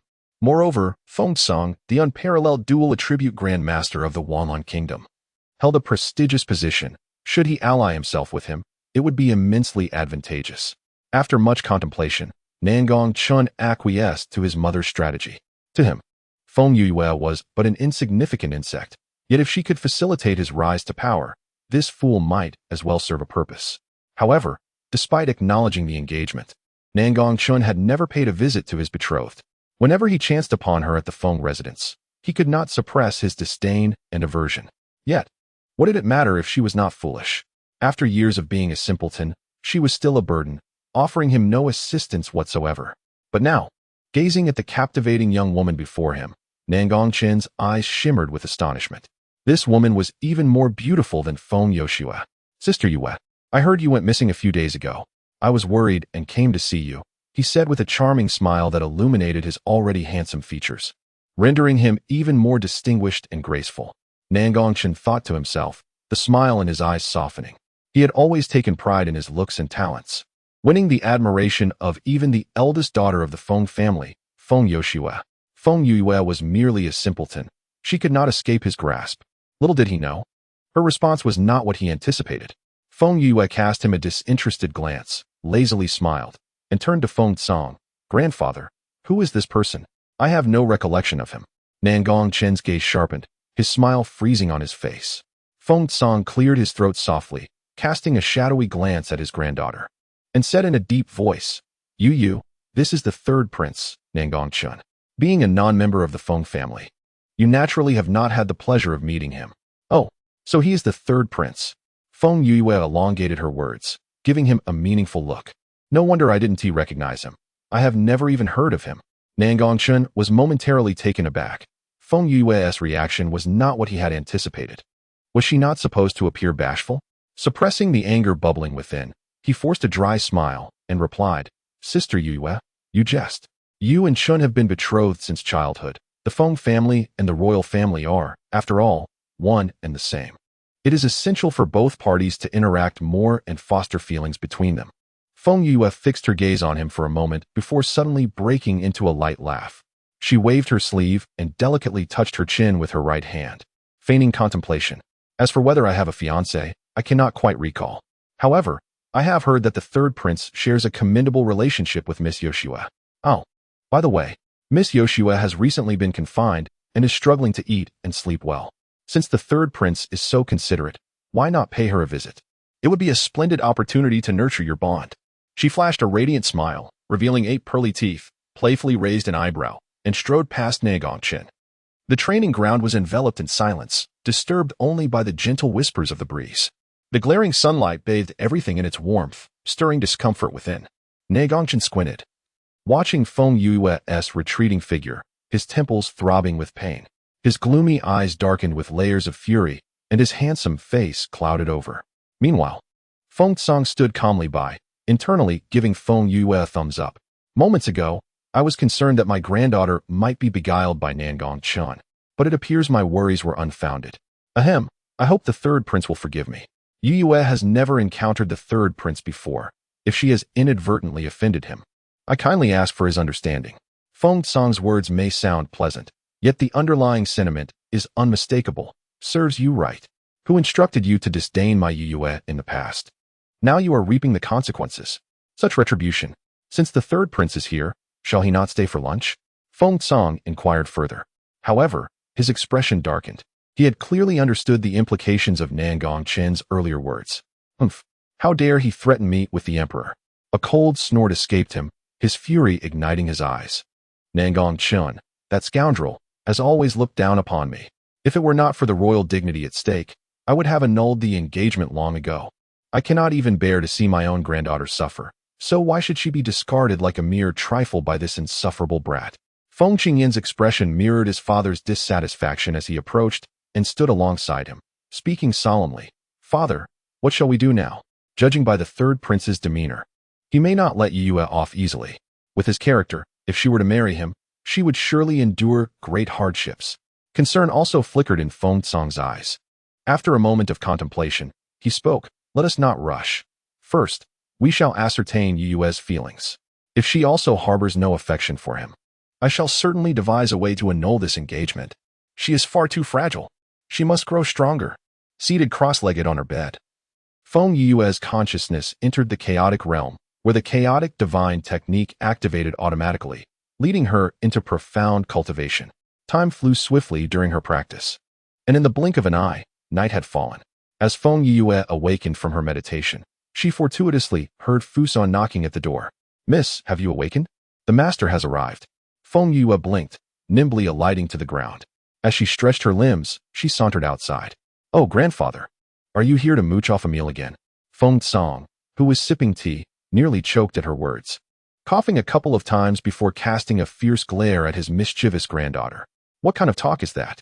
He looked up to find Feng Yue lounging in a chair, her posture languid and relaxed, swinging her leg nonchalantly.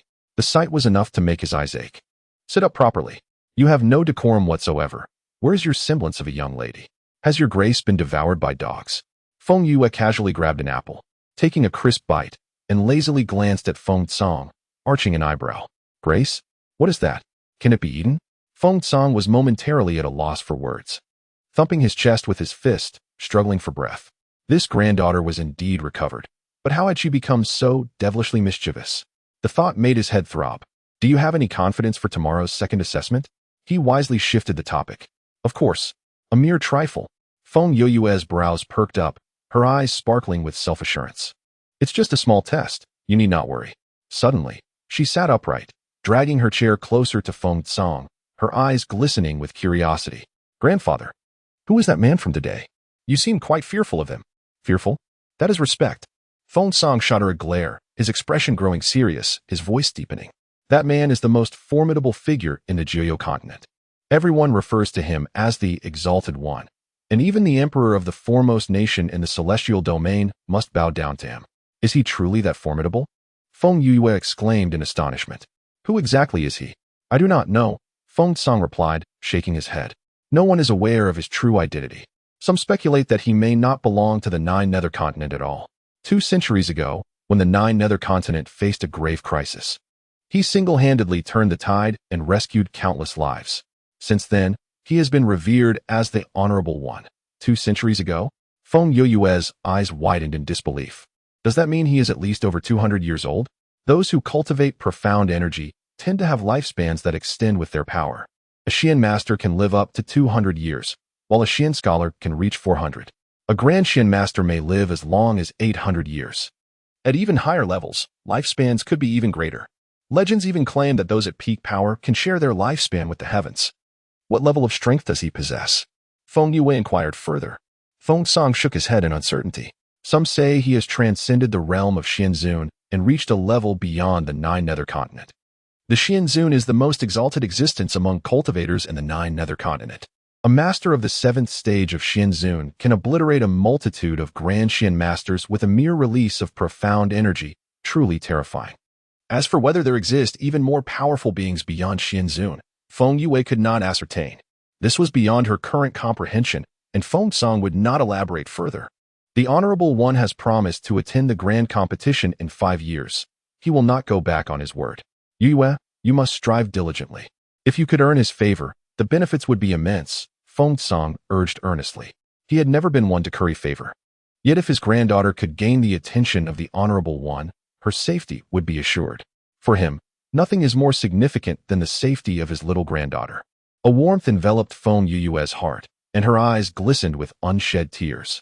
She pressed her lips together and nodded gently, reassuringly. Rest assured, Grandpa. During the grand tournament in 5 years, I shall not disappoint you and fourth uncle. As for that man, she would strive to become as formidable as he is. Chapter 18. I am willing to challenge higher levels.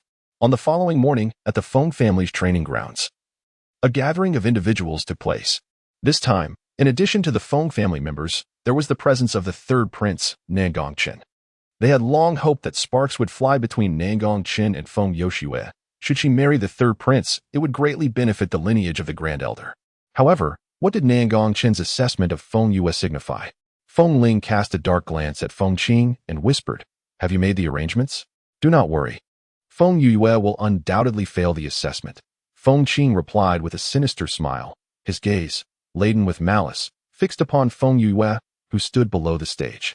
Feng Yue, perceptive as always, sensed Feng Qing's scrutiny and looked up. Feng Qing's triumphant grin was laden with implications. Feng Yue furrowed her brow, pondering what schemes this old man was concocting. Since everyone has arrived, let us commence, declared Feng Tsang, gesturing grandly to signal the beginning of the assessment.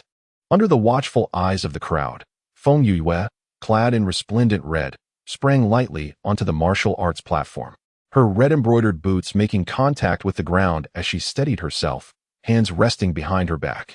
At that moment, a shadow clad in black leapt into view, landing directly opposite Feng Yue. The audience furrowed their brows, recognizing the contestant responsible for this bout. Is that Feng 12? Isn't that Feng Jiajingwei? How could he be responsible for the assessment? Indeed, Feng 12 is a 7th-tier Xian master, while Miss Yue is only a 6th-tier Xian master. This seems rather incongruous. Does it not? Shouldn't the practical assessments within the Feng family involve competitors of equal standing? How could Feng Yue emerge victorious against an opponent of a higher tier? Feng 12, as a Feng family elite, has received the most specialized training and access to the finest resources. In terms of both strength and combat, he is truly formidable. Feng Yoshue, recognized as the most outstanding practitioner among the younger generation of the Feng family, is also a 7th-tier Xin master. However, if the two were to engage in a practical competition, Feng Yoshue would undoubtedly prevail. How could Feng Yue, with no combat experience whatsoever, possibly triumph against such a skilled opponent? This seems rather unfair, does it not? It is evident that Feng Tsang has noticed the discrepancy. The elder responsible for organizing this assessment appeared flustered, wiping the cold sweat from his brow, and nervously stated that all the disciples had gone out for training, leaving no 6th-tier Xian masters at home. After searching for quite some time, he could only call upon Feng 12 to participate. This excuse is hardly credible. With so many individuals in the Feng family, is there truly not a single 6th-tier Xian master available? Have they all seized this opportunity to go training in groups? Feng Tsang's expression darkened as he contemplated halting the competition. However, he was interrupted by a remark from Feng Ling Master. The 5-year grand competition is of great significance.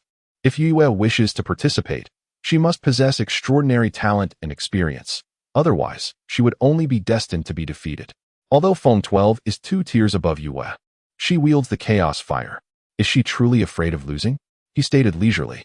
Indeed, Yue's chaos fire attribute is a once-in-a-millennium occurrence. This is a perfect opportunity for us to witness her prowess. Feng Qing immediately chimed in, laughing mischievously. Could it be that the patriarch fears that Yue might not be able to handle a loss? Surely not. His words sparked curiosity among the crowd regarding the chaotic fire attribute. Feng Tsang's heart sank, realizing that this matter would be difficult to resolve. The words of the third elder were misguided. The Feng family's assessments have always been fair and just. If Feng Yue were to fight beyond her rank, then other participants in the 5-year competition would also need to face assessments beyond their ranks. I have heard that during the assessments, Yoshue competed at her own level. Suddenly, the second elder spoke up, his tone earnest, which made Feng Tsang find him rather endearing. Indeed, everyone in the Feng family must be treated equally. If Yue were to fight beyond her rank, then the others must do the same. The usually impartial fourth elder also voiced his agreement. The expressions of Feng Qing and Feng Ling darkened suddenly, cursing the second and fourth elders in their hearts. Feng Tsang nodded in satisfaction, stroking his beard, affirming that the Feng family treats all equally. If others are assessed at their level, then naturally, Yue must as well. Grandfather, I am willing to fight beyond my rank. A clear voice rang out, interrupting Feng Tsang's words and startling everyone. Chapter 19, Dance of the Fire Chains in the Clear Sky. Feng Yue's declaration astonished the crowd, willing to fight beyond her rank. While she possessed chaotic fire, such arrogance seemed excessive. Although there is merely 1 level difference between the 6th and 7th tiers, the disparity in strength is monumental. For a young girl with no practical experience to aspire to defeat Jingwei, Feng 12 was nothing short of a delusion. The gazes of those present shifted. They had initially regarded the 6th young lady favorably, but now they found her excessively self-assured and dismissive of all around her. Yue is indeed promising. Feng Ling revealed a mocking smile, her words laden with meaning. I had expected this girl to possess some remarkable abilities, but it turns out she is merely mediocre. Arrogance and competitiveness can only lead to utter defeat in the end. Feng Qing also donned a sardonic smile, shaking off the sleeves of his robe as he cast a shadowy glance at Feng Tsang, head of the family, since Feng Yue herself has declared it. Should the assessment not continue? Feng Tsang's expression twitched, ignoring the 2 old fools, and directed a worried gaze towards his granddaughter. Observing her grandfather's anxious demeanor, Feng Yue broke into a gentle smile. Grandpa, have faith in me. Beneath the sunlight, she stood on the arena in her crimson attire, her exquisite features illuminated by a confident and radiant smile. The depths of her eyes shimmered with a captivating determination. In that moment, Feng Tsang's worries inexplicably subsided. Taking a deep breath, he exclaimed, "All right." As his voice fell, the assessment officially commenced. At the sound of the whistle, everyone was astonished to witness a dramatic transformation in Feng Yue's aura. The languid smirk vanished, replaced by an overwhelming presence of lethal intent and icy glare. It seemed as though she was no longer on the arena, but rather on a battlefield shrouded in the grim realities of war. Feng 12's pupils narrowed. a surge of alertness rising within him. He stared in disbelief at the girl in red before him, unable to fathom that such cold ferocity emanated from a mere 15-year-old. Her gaze evoked memories of a leopard, poised to strike, ready to sever the throat of its adversary at any given moment, shedding any semblance of disdain. Feng 12 harbored a premonition that the day's assessment would prove more captivating than initially anticipated. A gentle breeze stirred, causing the banners to flutter resoundingly. The training ground was steeped in absolute silence, as all present held their breath, their gazes fixed upon the two figures poised on the martial arts stage. With a subtle narrowing of her eyes, Feng Yue lightly adjusted her robes, extending a gesture of invitation. A flicker of acknowledgement danced within Feng 12's eyes as he clasped his hands in a formal salute, his voice ringing out with clarity, "Sixth Miss, pardon my intrusion." With those words, a dazzling azure radiance erupted from his being, transforming him into a spectral blur as he surged towards Feng Yue. An affinity for water. A mischievous smile played upon Feng Yue's lips as she stood her ground against Feng 12's advance. With a subtle shift of her feet, she adopted a horse stance, her long robes sweeping to the side, her hands assuming an enigmatic posture. A wave of perplexity rippled through the onlookers. What was she attempting? Had she perhaps been struck dumb with fear? In the blink of an eye, Feng 12 materialized before Feng Yue, his iron fist, the size of a sandbag, encased in a brilliant azure aura, aimed directly at her chest. The terrifying pressure of Xian strength made no concessions.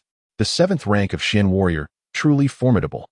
Feng Yue mused inwardly. As the opponent's fist was about to strike her chest, her figure abruptly vanished from sight. What? Feng 12's eyes widened in disbelief. Where had she gone? I am here. A soft chuckle echoed from behind, sending a jolt through Feng 12, prompting him to swiftly pivot. Simultaneously, his feet lashed out with decisive force, targeting Feng Yue's upper and lower body. A soft laugh escaped Feng Yue's lips, her gaze hardening as her hands began to move slowly before her. Crimson light began to emerge, growing ever more dazzling. The fiery glow danced upon her hands, tracing graceful arcs in harmony with her movements. Suddenly, she clenched her palms into fists, directing them languidly towards Feng 12. The fist, seemingly slow, conceals a sharpness akin to needles, reminiscent of an endless ocean with its towering waves. Feng Shire's gaze darkened as he unleashed his formidable fists, engaging in a fierce entanglement with Feng Yue. However, after several exchanges, he was astounded to realize that his techniques had slipped beyond his control. Feng Yue's fists appeared to possess an extraordinary adhesive quality, rendering his body immobile. What kind of martial art is this? Why have I never encountered it before? One person exclaimed. Indeed, it seems the Feng family does not possess such a technique. Though it appears sluggish, it embodies a combination of softness and strength, hidden sharpness within gentleness. It is akin to the ocean that embraces all, leaving one utterly helpless. Yue's martial art employs the principle of adapting to change through steadfastness, seemingly devoid of offensive power. Yet Feng Shire had already been rendered uncontrollable by her. The second elder nodded, stating with precision, indeed, soft on the outside yet firm within. Excellent. If Feng Yue continues in this manner, it is quite possible she could reach a stalemate with Feng Shire.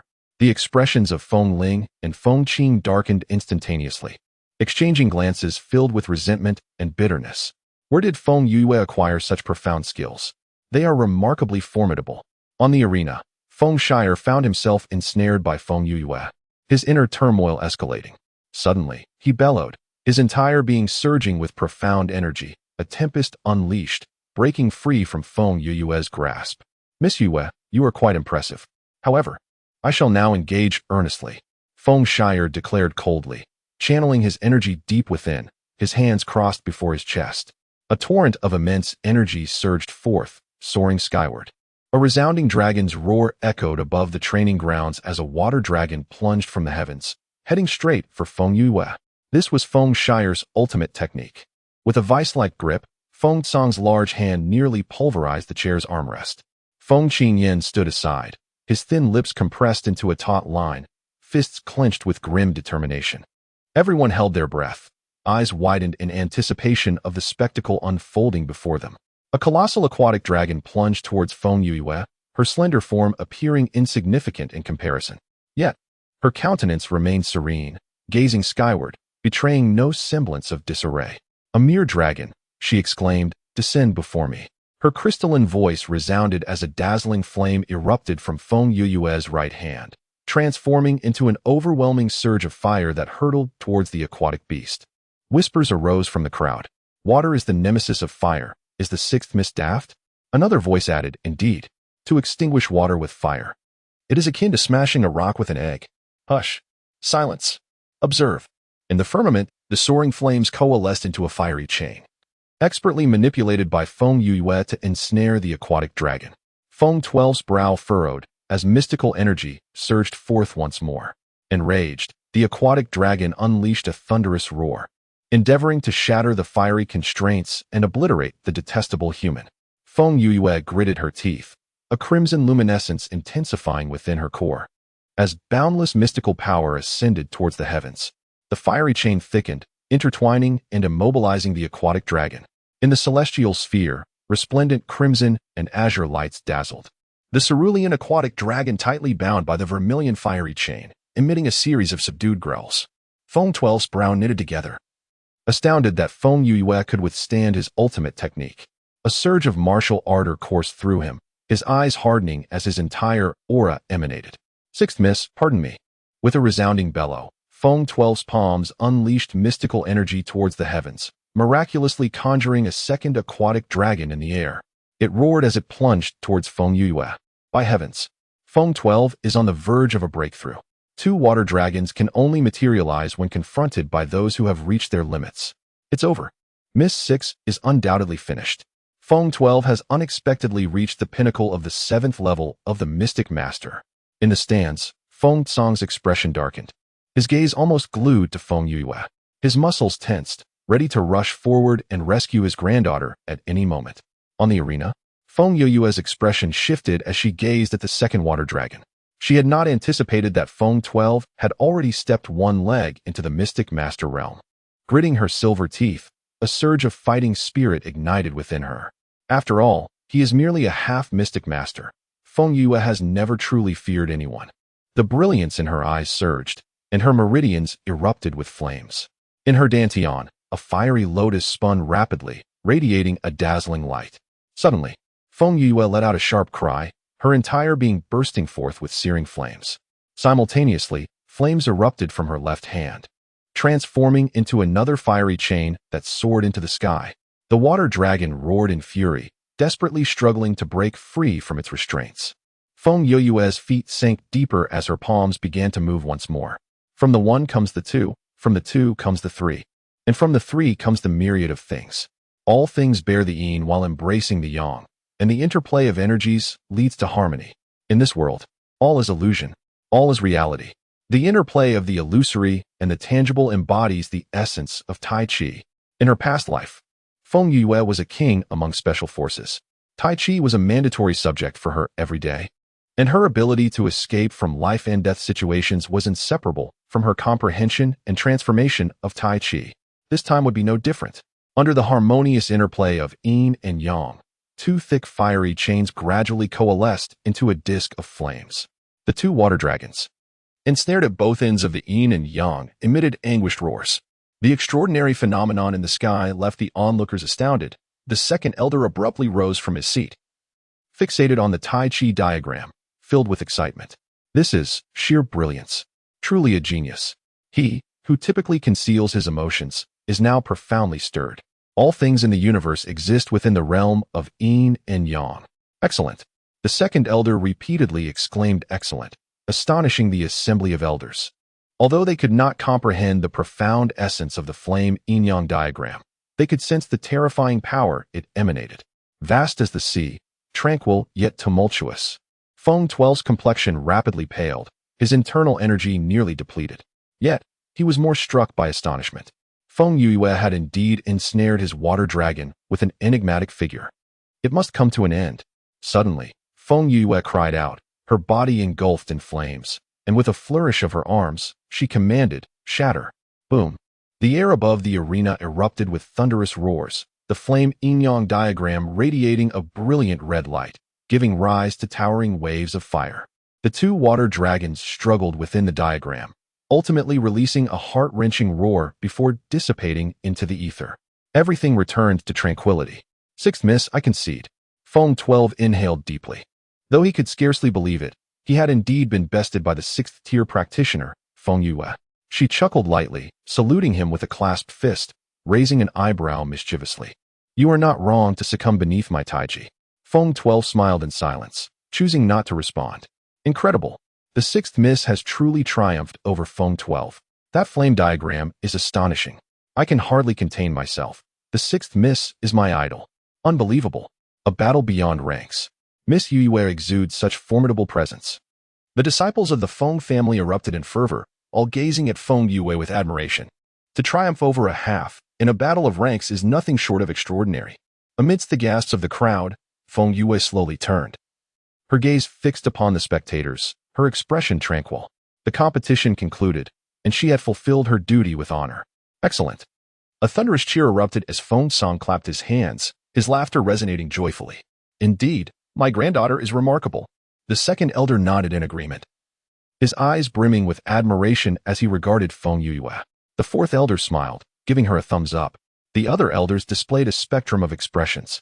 As for Feng Qing and Feng Ling, their faces transitioned from red to purple and then to a deep shade of black, a veritable display of colors. At that moment, the 2nd elder stepped forward and announced in a booming voice that Feng Yue had passed the assessment, securing her qualification for the 5-year grand competition. A hush fell over the crowd, quickly followed by a chorus of cheers. The 6th young lady's ability to battle beyond her level meant that the Feng family would have an even greater chance of victory in the upcoming competition. Feng Yue! Feng Yue! Someone was the first to shout, and soon others joined in, their voices rising in a fervent chant that echoed throughout the Feng family estate. Lingering in the air. Chapter 20. The little chubby one also has dignity. The news of Feng Yue's victory in the assessment, having battled beyond her level, swept through the city of Luo like a tempest. Everyone learned that the Feng family's once thought foolish and inept child had transformed into a prodigious talent for cultivation. The name Feng Yue became the most talked about topic on every street corner. At this moment, the focal point of the event, Feng Yue, languidly reclined in the Wanyu courtyard, while Fu Su stood behind her, gently kneading her shoulders with hands that were soft yet appropriately firm. Sangyi sat beside her, deftly peeling grapes, each plump, glistening orb finding its way to her mouth. Feng Yue reclined in a rocking chair, relishing the attentive service of the two beauties, utterly content. Yue, Yue, are you there? A voice rang out from the courtyard, followed by the sudden entrance of a rotund figure, rushing in like the wind. Feng Yue opened her eyes, a playful glimmer evident in her gaze as she lazily turned to the exuberant Yuchen. My dear friend. It seems you've grown even rounder in these few days. Yuchen scratched the back of his head, grinning widely, his excitement palpable. Yue, I've heard all about your recent exploits from my father. Truly remarkable. I admire you so much. Previously, he had only regarded the members of the Feng family with a mixture of respect and trepidation. Those formidable individuals could extinguish him with but a flick of their fingers. Yet yesterday, his dear friend had astonishingly triumphed over Feng 12. He felt an overwhelming pride, wishing to proclaim to all of Luoqing that Feng Yue was his closest companion.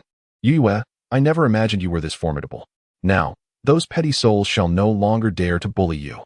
Yuchen settled down, taking a piece of apricot blossom cake and popping it into his mouth, his voice muffled yet cheerful. A smile graced Feng Yue's lips, her eyes shimmering with emotion. She had no friends, save for Yuchen, who accepted her despite her past folly. Now that she was beginning to shine, it was this chubby friend who first worried for her well-being. This sentiment she etched deeply into her heart. Yuchen's cheeks puffed as he delightedly devoured the apricot blossom cake, his eyes narrowed in bliss. Miss Fusu's culinary skills have indeed improved. Fusu covered her mouth, chuckling softly, thanking young Master Yu for his praise. Resting her chin in her hand, Feng Yue's eyes were half closed, her radiance unrestrained. She gazed intently at Yuchen before suddenly rising and approaching him. Fatty, do you aspire to cultivate? Yuchen paused, spewing crumbs of pastry from his mouth. Cultivate. Indeed. I possess a method to alter one's constitution for cultivation. However, the process is exceedingly arduous. If you can endure it, I shall impart it to you. Consider it carefully. For if you lack the resolve, you may very well perish midway. Yuchen swallowed the contents of his mouth, brushed the crumbs from his lips, and stared blankly at the ground. Feng Yue gestured subtly, and Fusu and Sang silently withdrew. Feng Yue held affection for Yuchen, her first companion upon arriving in this foreign world. She knew that Yu Chun yearned to cultivate, but unfortunately, his talent was mediocre, only reaching the third rank of xianshi. She wished to assist him, not wanting Yu Chun to live with perpetual regret. The courtyard was tranquil, save for the occasional fish surfacing, splashing a few droplets, and playfully swimming away. Feng Yue pursed her lips, watching the dazed Yu Chun. Fatty, if you do not wish to. Yue, I am willing. Yu Chun interrupted her. He raised his head, his eyes transforming from serenity to determination. I do not wish to live a life of mediocrity. Yue, I wish to follow in your footsteps and grow stronger alongside you. He clenched his fists tightly. Although he was a portly figure, and others mocked his mediocre talent and lack of diligence, Fatty also possessed his own dignity and aspirations. He desired to become powerful. He wished to protect his friends when they were in peril. He wanted his parents to be proud of him. He yearned to follow his only friend, to walk side by side with her.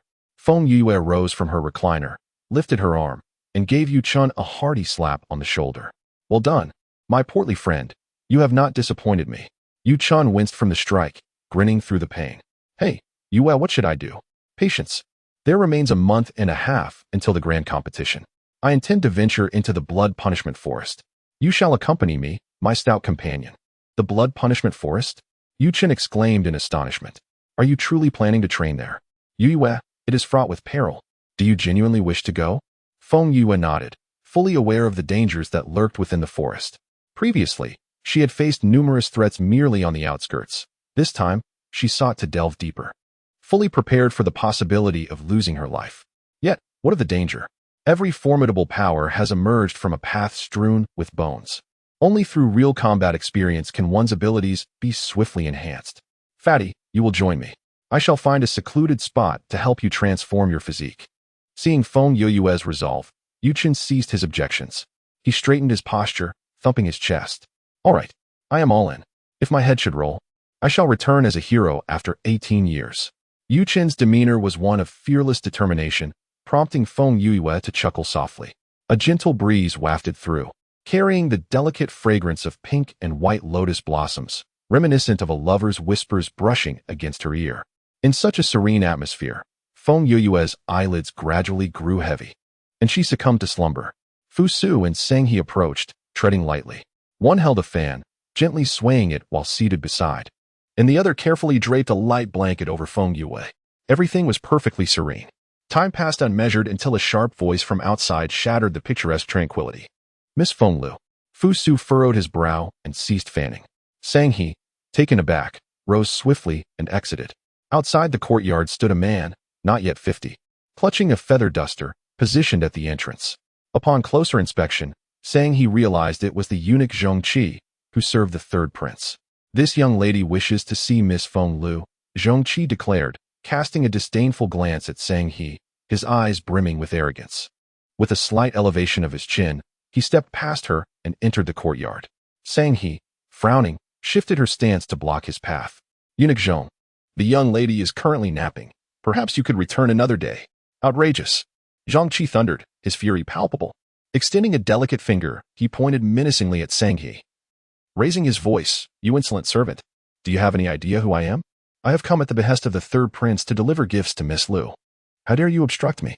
His voice was grating, causing Sang He to take a step back, her expression composed. I would never presume such a thing. However, the young lady is indeed resting. If Eunuch Zhong does not mind, I would be willing to convey the third prince's gifts on your behalf. You think you are worthy to handle the third prince's belongings? Zhong Qi scoffed, his tone dripping with sarcasm as he suddenly shoved Sang He aside. I demand to see Miss Lu. Step aside. Inadvertently, Sang was shoved to the ground, her lower back colliding forcefully with the sharp edge of a rock, instantly blanching her countenance. She gasped in pain, struggling to her feet, and once more intercepted Zhong Qi. What about the third prince? Even if the emperor himself were here, no one is permitted to disturb Mrs. Slumber. Sang, though young, possessed a fiery temperament, which Zhong Qi had now thoroughly ignited. Eunuch Zhong, Miss is taking her afternoon rest. Who granted you the audacity to barge into Wanwei Garden? Do you even hold Miss in any regard? She surged forward, glaring at Zhong Qi like a fierce tigress. You. Zhong Qi was utterly incensed.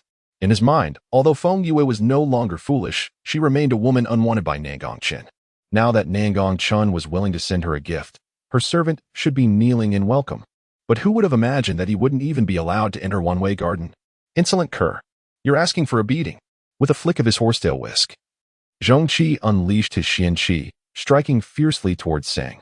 Sang, merely a novice at the second level of Xian warrior, was no match for Zhongqi, who was at the fourth level. She closed her eyes tightly, bracing herself for the blow. Just then, a streak of crimson light grazed past her ear, hurtling directly towards Zhongqi's chest. Its velocity was such that he had no time to react, and he was instantly sent flying. Simultaneously, Zhongqi's attack veered off course, striking a nearby rockery with a deafening crash. Sang had narrowly escaped, while Zhongqi landed heavily on the ground, a trickle of crimson seeping from the corner of his mouth. Whose lackey dares to run wild in my one-way garden?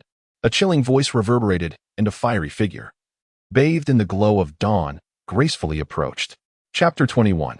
I'll make sure you leave here sideways. Zhongqi gazed upon the approaching maiden in red, and in that instant, the words, a face like the peach blossom, a coldness like the frost, surfaced in his mind.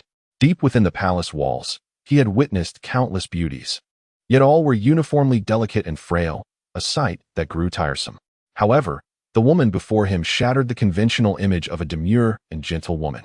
Her eyes sparkled with a vivacity and a dashing spirit that even men would envy. A bone-chilling aura swept over him, jolting Zhongqi from his reverie. Recalling the words he had just heard, he cast aside the ripples in his heart, and a blaze of anger ignited within him. He struggled to his feet, wiping the blood from the corner of his mouth in a disheveled manner.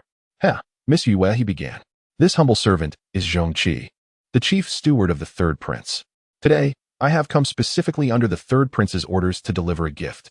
Zhongqi offered a bow, his features contorting into a chrysanthemum-like grin, a smile that did not reach his eyes. After a moment, she spoke in a deep voice.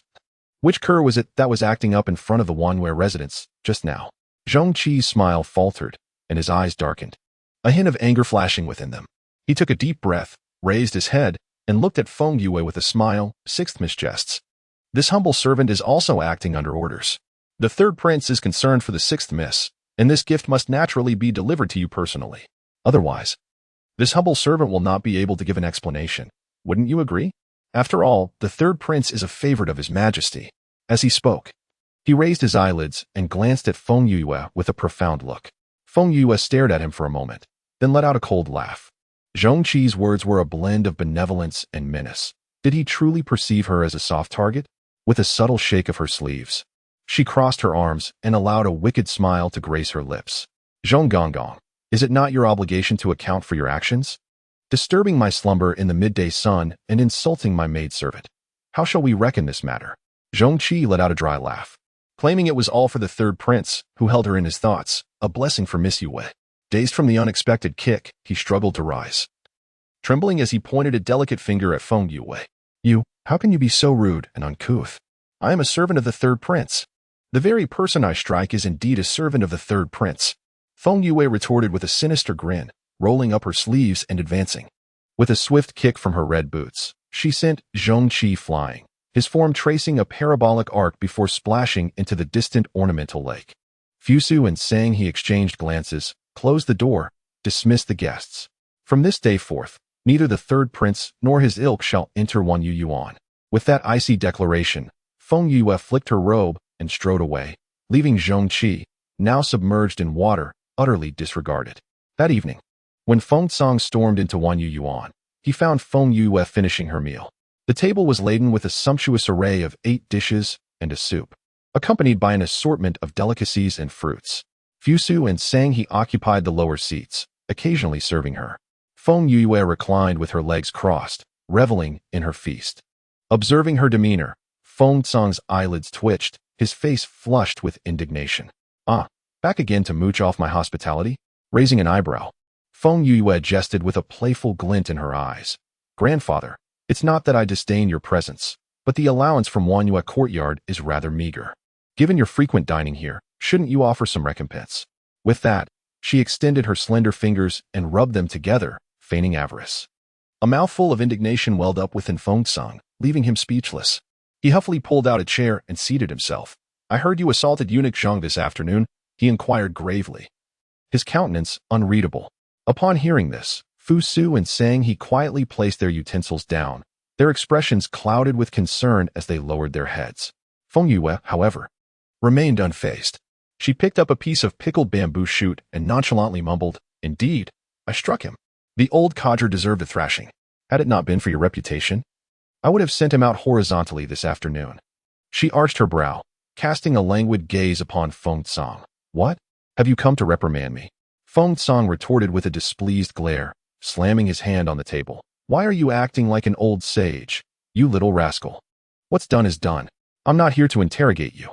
After a brief pause, he muttered under his breath, "I've long held a grudge against that old wretch." Amusement danced in Feng Yue's eyes as the shadows of her heart dissipated, replaced by a radiant glow, and a wave of warmth washed over her. "Aren't you afraid I'll stir up trouble? He is the third prince's man, after all." A gentle smile graced Feng Yue's lips. The old man's unwavering support filled her with an unprecedented sense of warmth.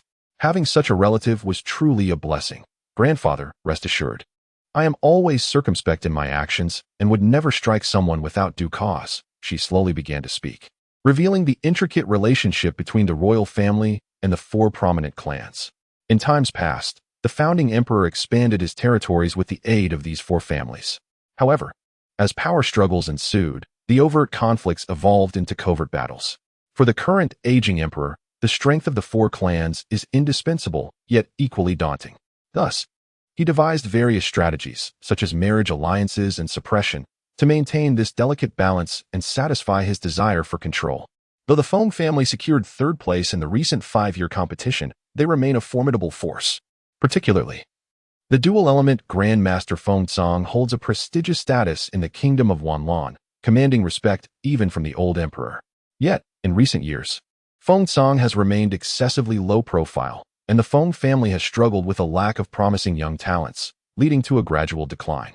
This decline has presented the old emperor with an opportunity. He has been subtly scheming to bring the Feng family under his dominion. Feng Yue's actions today, seemingly impulsive, were in fact a reminder to the emperor. The Feng family is not to be trifled with. Feng Tsang understood his granddaughter's intention at once. A faint smile of appreciation crossed his lips as he noted that Nangong Chun had yet to seek retribution, presumably due to the emperor's admonition. "My child, it appears that old man has set his sights on you." Feng Yue scoffed. "What does it matter if he has? Marry that pretty boy? Not a chance." Based on her analysis, the old emperor would test her several times to gauge the Feng family's stance. Should the Feng family fail to meet his expectations, he would redirect his focus, forming alliances with the other 3 clans to suppress the Feng family further. After all, those people and events beyond one's control are best left non-existent. Do not fret excessively. The emperor will not act imminently. And even should he come, your grandfather fears nothing. The Feng family is not to be trifled with. Feng Tsang was in high spirits, the arrogance in his eyes mirroring that of Feng Yue. Feng Yue nodded, smiling, as an idea gradually surfaced in her mind. A day later, Yu Chen arrived at the Feng residence early, and together with Feng Yue, they set off for the Bloodshed Forest.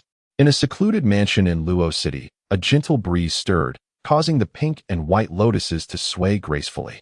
By the clear lake, a man stood with his hands clasped behind his back. The mellow sunlight cascaded down, like golden sprites, dancing nimbly on his handsome features. At that moment, a man in black materialized behind him, kneeling on one knee. "Master." The man stirred slightly, turning slowly to reveal a peerless countenance of striking beauty. Clad in white robes, he was as ethereal as a cloud. Gold thread trimmed the edges of his garment, and the wide sleeves were embroidered with dark purple auspicious cloud patterns, like sparse moonlight. Ink-black hair was bound by a purple-gold jade crown, meticulous and without a strand out of place. His eyebrows, like flying swords, swept into his temples, displaying untamed grandeur. His starry eyes, long and narrow, held the brilliance of a myriad of stars, profound and enigmatic.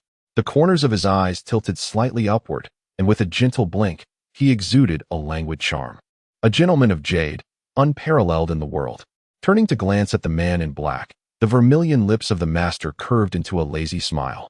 "Well?" The man lowered his head and replied, "Ling Feng has investigated thoroughly. The divine artifact will appear within the next few days. He has already arrived at the Bloodshed Forest to scout the way." With a gentle affirmation, the man in white allowed the breeze to stir his sleeves. Mellifluous tones, akin to ethereal chants, flowed from his crimson lips. "Let us embark for the bloodied woods." Chapter 22. Who Pilfered My Raiment? The Bloodied Woods. Sprawling across the 4 nether domains and the celestial domain of the 9 nether continent, serves as an unavoidable thoroughfare to all regions. Legends abound concerning this forest, whispering of countless natural treasures and fantastical beasts. It is rumored that unfathomable power lies hidden within its depths, and that those who venture into the Bloodied Woods face a perilous existence, with few returning. At this moment, Feng Yue and Yu Qin stood upon the soil of the Bloodied Woods, their gazes sweeping across the landscape. The dense forest stretched endlessly, bathed in the radiance of the setting sun, with undulating mountains as far as the eye could see. Were it not for the occasional roar of spiritual beasts, it would have been a scene of breathtaking beauty. This marks the entrance to the Bloodied Woods. Let us first locate a secluded spot on the periphery to alter your constitution, Feng Yue stated calmly, unfurling a map. Yu Qin offered no objection, dutifully following behind her. Soon, they discovered a secluded cave nestled against a mountain, its entrance obscured by overgrown vegetation, showing no signs of human passage. After entering the cave and clearing a space on the ground, Feng Yue and Yu Qin sat down cross-legged. Fatty, this is the primordial spirit fruit. It has the power to transform your constitution and augment your cultivation by a decade. Upon consumption, you will experience excruciating pain. You must persevere, or all will be for naught. Yu Qin's eyes widened in astonishment as he gazed at the verdant fruit in Feng Yue's hand. A primordial spirit fruit? The legendary chaos spirit fruit. The Yu family is indeed powerful and influential. He had once heard his grandfather mention that the chaos spirit fruit embodies the essence of heaven and earth, driving countless individuals to madness. Yet now, Feng Yue has so casually bestowed such a treasure upon him. Yue, this is far too precious. You should keep it for yourself. I cannot accept it. Yu Qin repeatedly shook his head, resolutely declining. I have already consumed one. Another would hold no effect for me. I have several more in my possession, so take it. Feng Yue firmly pressed the chaos spirit fruit into Yu Qin's hands. Noticing his continued reluctance, her expression hardened. Do you not wish to cultivate? Do you not desire to grow stronger alongside me? Yu Qin faltered, caught in a moment of indecision, but ultimately nodded in agreement. Very well, I shall eat it. Under Feng Yue's watchful gaze, he swallowed the spirit fruit in one gulp. Soon, a warm current surged from his dantian, radiating throughout his limbs. Almost immediately, the temperature of this warmth escalated rapidly, becoming scalding hot, as if it aimed to incinerate his meridians entirely. Yu Qin's complexion paled, beads of sweat forming and cascading down to the ground. Hang in there, fatty. Stay strong. Feng Yue observed with concern, yet felt powerless. The path of the strong must be traversed by oneself. Yu Qin, now too weak to speak, sat cross-legged, gripping his clothing tightly, his fists turning pale. His crimson eyes appeared as though they might burst, and within him, it felt as if molten lava surged violently. It was scorching, a searing heat that gnawed at his very bones. His body seemed on the verge of being reduced to ash. He sensed his internal organs rapidly withering away, turning to dust. With a primal roar, Yu Qin flipped over, his hands gripping the ground tightly. Her chubby fingers sank deep into the earth, blood seeping forth. Yet it paled in comparison to the agony that coursed through her body. Feng Yue stood nearby, her expression one of concern, helplessly watching the scene unfold. Time drifted slowly, and before long, darkness enveloped the land. The golden sun descended, the cold moon ascended, and the blood punishment forest grew ever more enigmatic and profound. After enduring a day of torment, Yu Qin had finally weathered the storm. At that moment, he sat cross-legged on the ground, surrounded by a soft yellow aura, his demeanor tranquil. Observing this, Feng Yue exhaled a breath of relief, the corners of her lips curling upward. Standing still for an entire day had certainly been taxing. She stretched her neck and limbs, confirming Yu Qin's safety before she emerged from the cave. Outside the cave, the inky sky surged with an unrestrained darkness. Among the grass, the flickering glow of fireflies sparkled. Some danced before her, while others floated over the nearby lake. The crisp air mingled with the distinctive scent of earth, and Feng Yue inhaled deeply, relishing the aroma as she stretched and set off into the distance. Near the cave, there lay a modest grove. Under the luminous moonlight, a figure clad in red glided gracefully through the woods, reminiscent of an ethereal sprite.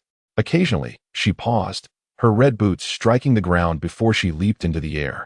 The sound of air being sliced echoed, startling a grazing hare, which quivered and fell silent. After a successful hunt, Feng Yue had gathered quite the bounty, 2 hares and a young wild boar. How fortunate she was to dine well this evening.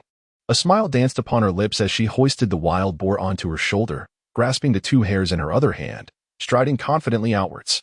Her silhouette exuded an undeniable sense of grandeur. Feng Yue pursed her lips, gazing with delight at the golden roasted rabbit and wild boar, nearly drooling in anticipation. Suddenly, her ears perked up at an intriguing sound. What was that?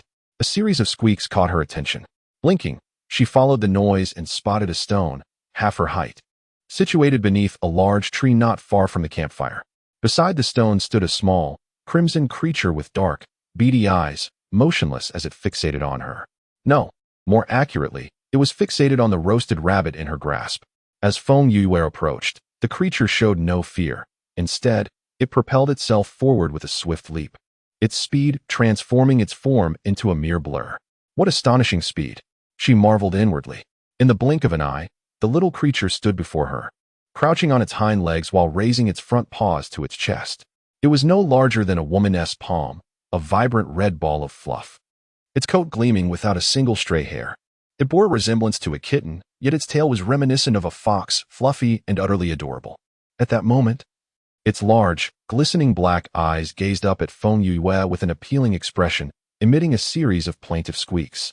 Amused, she scrutinized it, raising an eyebrow. What do you desire? The little creature gestured eagerly with its tiny paws, jumping up and down while pointing at the roasted rabbit. You wish to have this? She inquired, holding the rabbit aloft. The creature nodded vigorously, its eyes shimmering with a pleading look, a droplet resembling saliva sliding from its mouth. However, what should I do if I do not wish to part with it? After all, this was my hard-earned catch. Feng Yue smirked playfully and inquired. The little creature paused, tilting its tiny head in contemplation, before executing a gesture that left Feng Yue both amused and perplexed. It raised its front paw, cradling it against its chest, standing upright and bowing towards Feng Yue. Its vibrant, bushy tail swayed behind it, reminiscent of a beckoning fortune cat, its eyes gleaming with a flattering light. Unable to contain herself, Feng Yue burst into laughter. This little being was utterly delightful. Such a diminutive creature possessed an astonishing spirit. Well, considering your commendable performance, this wild rabbit shall belong to you. However, can such a small creature truly consume so much? The little one promptly cradled the rabbit in its embrace, chirping excitedly at Feng Yue before swiftly turning its back on her, dismissing her entirely. Feng Yue. Very well, a bridge broken after crossing. This little one certainly has its ways. Taking her time, she enjoyed a roasted rabbit and savored some wild boar meat, letting out a contented burp as she gently patted her belly. Yu Chun had yet to awaken. She glanced at the cave, extinguished the campfire, and, taking the remaining wild boar meat, ventured into the cave. As for the little creature, it had long vanished after finishing the rabbit. To Feng Yue's astonishment, that tiny thing had indeed devoured the entire rabbit, leaving not a trace of meat behind. A night passed in silence, and when dawn broke once more, Yu Chun finally opened his eyes from his cultivation. He raised his hands, slowly clenching them. In an instant, a faint yellow aura enveloped his entire being. 5th rank of the mysterious practitioner, quite impressive. A clear, languid voice chimed in, prompting Yu Chun to turn and gaze at the red-clad maiden reclining against a stone. Yue, I have ascended. Yu Chun, filled with exhilaration, rose to his feet. Transitioning from the 3rd to the 5th rank of the Shin Master would typically require 2 or 3 years of arduous effort. Yet, he astonishingly leaped 2 levels in a single night. This remarkable feat was all thanks to the young maiden before him. Feng Yue stood and playfully patted Yu Chun's shoulder. I knew you wouldn't disappoint me. This is merely the first step, and there lies a long journey ahead. Keep striving. Yu Chun nodded vigorously, his eyes sparkling with newfound hope. From this moment forth, he would no longer be the idle scion of the Yu family. He was determined to grow stronger. At that moment, a rumble emanated from his stomach. He paused, then, with embarrassment, covered his belly, his cheeks flushed. You've been hungry for a day and a night. I've roasted some wild boar meat for you. Please indulge, Feng Yue said with a chuckle, making her way toward the cave's entrance. Yu Chun held the delectable wild boar meat, blinking in surprise, then called after Feng Yue's retreating figure. Where are you going, Yue? To take a bath. Not far from the cave, by the lakeside, the golden dawn cast its radiant glow upon the water, creating a shimmering spectacle. Feng Yue paused, inhaling deeply, and stretched languidly. After safeguarding Yuchun for an entire day and night, she felt quite fatigued. This secluded lake had seen no visitors, and after a brief survey, she began to shed her garments one by one. Splash! Water erupted, sending golden waves dancing in the sunlight. With a graceful dive, the maiden plunged into the depths, resembling a mermaid, joyfully gliding through the water. Since her arrival in the Nether Continent, her days had been consumed with either fleeing for her life or engaging in intricate schemes against others. Such serene moments had become a rare luxury. Feng Yue emerged from beneath the water, her delicate visage adorned with droplets, her skin like ice and jade glistening with a lustrous sheen. She wiped her face, letting out a carefree laugh before diving back into the depths, sending forth a cascade of splashes. Gradually, the surface of the water settled into tranquility. The figure within the water swam towards the horizon. A pair of white boots, embroidered with golden dragon patterns, appeared at the water's edge, pausing momentarily. A silhouette clad in white silently gazed at the water's surface, narrowing their long eyes. Subsequently, they bent down to retrieve a red dress from the ground and departed slowly. Half an hour later, a furious roar echoed through the mountains. "Which scoundrel has stolen my clothes?" The sound reverberated through the forest, causing the birds to flee and leaving the trails deserted. Chapter 23. Chop to feed the big yellow within the cave. Yuchen devoured wild boar meat with great relish, a look of sheer enjoyment upon his face. He had not anticipated that Yue possessed such remarkable culinary skills. He had tasted countless delicacies, yet none rivaled the flavor of this wild boar meat. With bits of food stuck in his teeth, the plump fellow reveled in the exquisite taste. Suddenly, a thunderous roar shattered the tranquility, causing the birds outside the cave to take flight in a flurry. Yuchen's sturdy frame trembled. A piece of wild boar meat lodged in his throat, rendering his round face a deep shade of crimson. He abandoned his meal, clenched his fist, and struck his chest with force. Cough, cough, cough, cough. Tears streamed down Yuchen's face, his eyes rolling back as he struggled for breath, finally swallowing the insufferable wild boar meat. Goodness! He nearly met an untimely demise due to a mere morsel of wild boar. Wiping away his bitter tears, Yuchen rose to leave the cave, intent on uncovering the source of the disturbance. Suddenly, his small eyes widened as he gazed into the distance. They are not far off. A swirling mass of black mist was steadily approaching. A dense darkness enveloped the surroundings, heavy with palpable resentment. Yuchen even discerned a pair of crimson eyes within the black mist, ominously fixed upon him. What on earth is that? A thunderous tribulation? A spirit beast? A phantom? A ghost? He swallowed hard, his calves tensing as he prepared to flee. In his panic, he cast a fleeting glance at the dark fog. Halting in his tracks, gradually he turned his neck, gazing at the towering resentment, his mouth agape in astonishment. Why Yue? How could it be you? His voice cracked, filled with terror. The vengeful Yue strode forth with great purpose, her presence commanding and earth-shattering.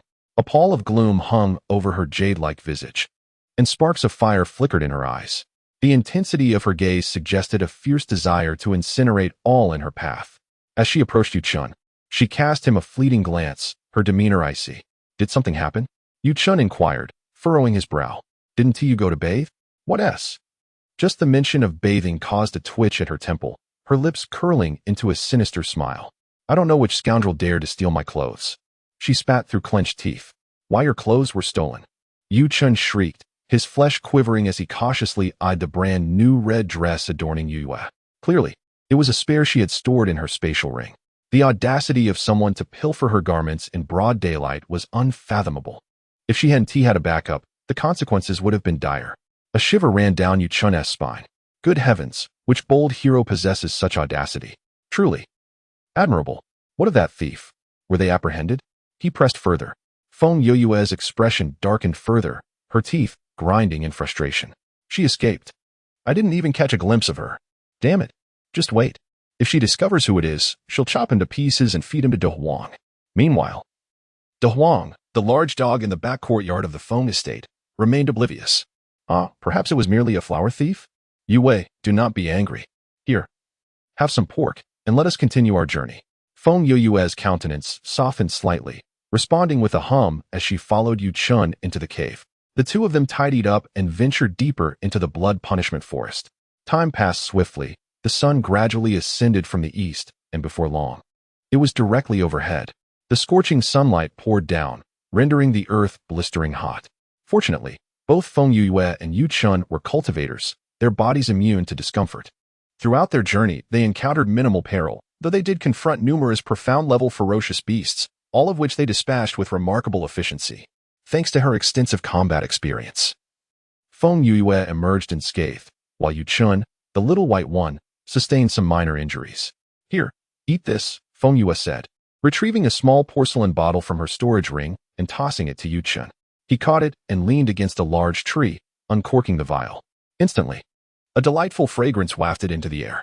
His brows raised in curiosity as he poured out the contents, revealing a resplendent golden pill. "Yue, what is this?" "The Yu family possesses many fine elixirs, but I have never seen this one before. I concocted it myself. It is for healing," Feng Yue replied nonchalantly. Plopping down without a care, Yu Chen's eyes widened in disbelief, staring at Feng Yue as if he had seen a ghost, his voice trembling. You made this. Is there a problem?" "Not just a problem. This is monumental. Moreover, the situation has escalated." Yu Chun, with his plump figure, shuffled over to Feng Yue's side and whispered conspiratorially, "Do you realize that in the Wanlong Kingdom, and even throughout the Jiuyo continent, alchemists are revered as supreme beings?" Feng Yue was taken aback. She understood that alchemists held significant prestige, yet she had not anticipated their exalted status. "How so?" she inquired. "Becoming an alchemist is not a pursuit for everyone. It requires not only formidable spiritual awareness and cultivation, but also an innate talent for alchemy." Yu Chun recounted. "You possess chaotic fire, which I am aware of. However, there are many who wield extraordinary flames in this world, and among 100 practitioners of fire affinity, it is a rarity to find even one who can ascend to the status of an alchemist. Just days ago, you bested the eunuch Zhong beside the third prince. Do you know why the emperor has not sought retribution against you? One reason is your grandfather's status as a dual-element master, and the other is the fact that the second elder of the Feng family is an alchemist. It is worth noting that within the entire imperial palace, there are only 2 second-tier alchemists. The number of alchemists in the Wanlong Kingdom can be counted on one's fingers, and none exceed the 3rd tier." Yu Chun waved his chubby fingers, speaking in a tone of mystery. Suddenly, a realization struck Yu Chun, and his expression shifted. "Yu, who else knows about your alchemical abilities?" Feng Yue paused briefly, then understood Yu Chen's concern. She patted his shoulder, smiling gently. "Do not worry. You are the only one aware. I have only recently begun learning the art of alchemy and have no intention of revealing it to anyone just yet." "That is a relief. That is a relief." Yu Chen exhaled deeply. While Feng Yue being an alchemist would bode well for the Feng family, it posed a significant threat to the other 3 prominent families. If she had fully developed her wings and possessed strength that instilled fear in others, her identity as an alchemist could be revealed without hesitation. However, as a mere 6th-level alchemist, she would surely become the target of relentless pursuit from various factions. The expression on Yu Chen's face was etched in Feng Yue's mind, leaving her profoundly moved. She nudged him gently with her elbow, assuring him, "Do not worry. I shall remain silent until I ascend to the realm of the Xian Master. Now, consume the medicine. It will aid your injuries." Yu Chen nodded, swallowing the pill before settling into a meditative position. Feng Yue sat beside him, resting her chin on her hand, lost in contemplation. The Danshan scroll within the chaotic space contained countless invaluable recipes for medicinal pills. Yet, due to her insufficient strength, she could only peruse the recipes for 1st-level pills. After several failed attempts at crafting them, her technique had become increasingly adept. Nevertheless, with her current cultivation and spiritual awareness, she found herself woefully unprepared to concoct higher-tier pills. It seemed that the Danshan scroll had also recognized her inability to protect herself, thus restricting her access to advanced recipes. Shaking her head, Feng Yue dismissed her thoughts. What was the point of overthinking? Strength was the undeniable truth. Yu Chen's meditation concluded swiftly, and the two resumed their journey deeper into the forest. Towering trees loomed overhead, with weeds thriving beneath, and dappled sunlight fell upon the ground. Yet it could not conceal the sanguinary atmosphere of the blood punishment forest. Along the way, they encountered numerous corpses, both of mystical beasts and humans. Some were barely decomposed, while others had turned to mere bones. As the frequency of these grim discoveries increased, Feng Yue realized they had entered a perilous zone. "Fatty, stay alert."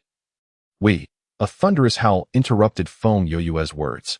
"Oh whoa, oh whoa." A deathly roar reverberated through the blood punishment forest, causing the ground to tremble subtly. Yu Qin's complexion drained of color, his lips losing their hue. This is the Thunder Moon Xian Wolf. Chapter 24. Who injures him? I shall ensure their demise. The Thunder Moon Xian Wolf, a beast of the Xian tier, possesses formidable thunder attributes and exceptional offensive capabilities. Most crucially, they appear in packs, relentless in their pursuit of adversaries.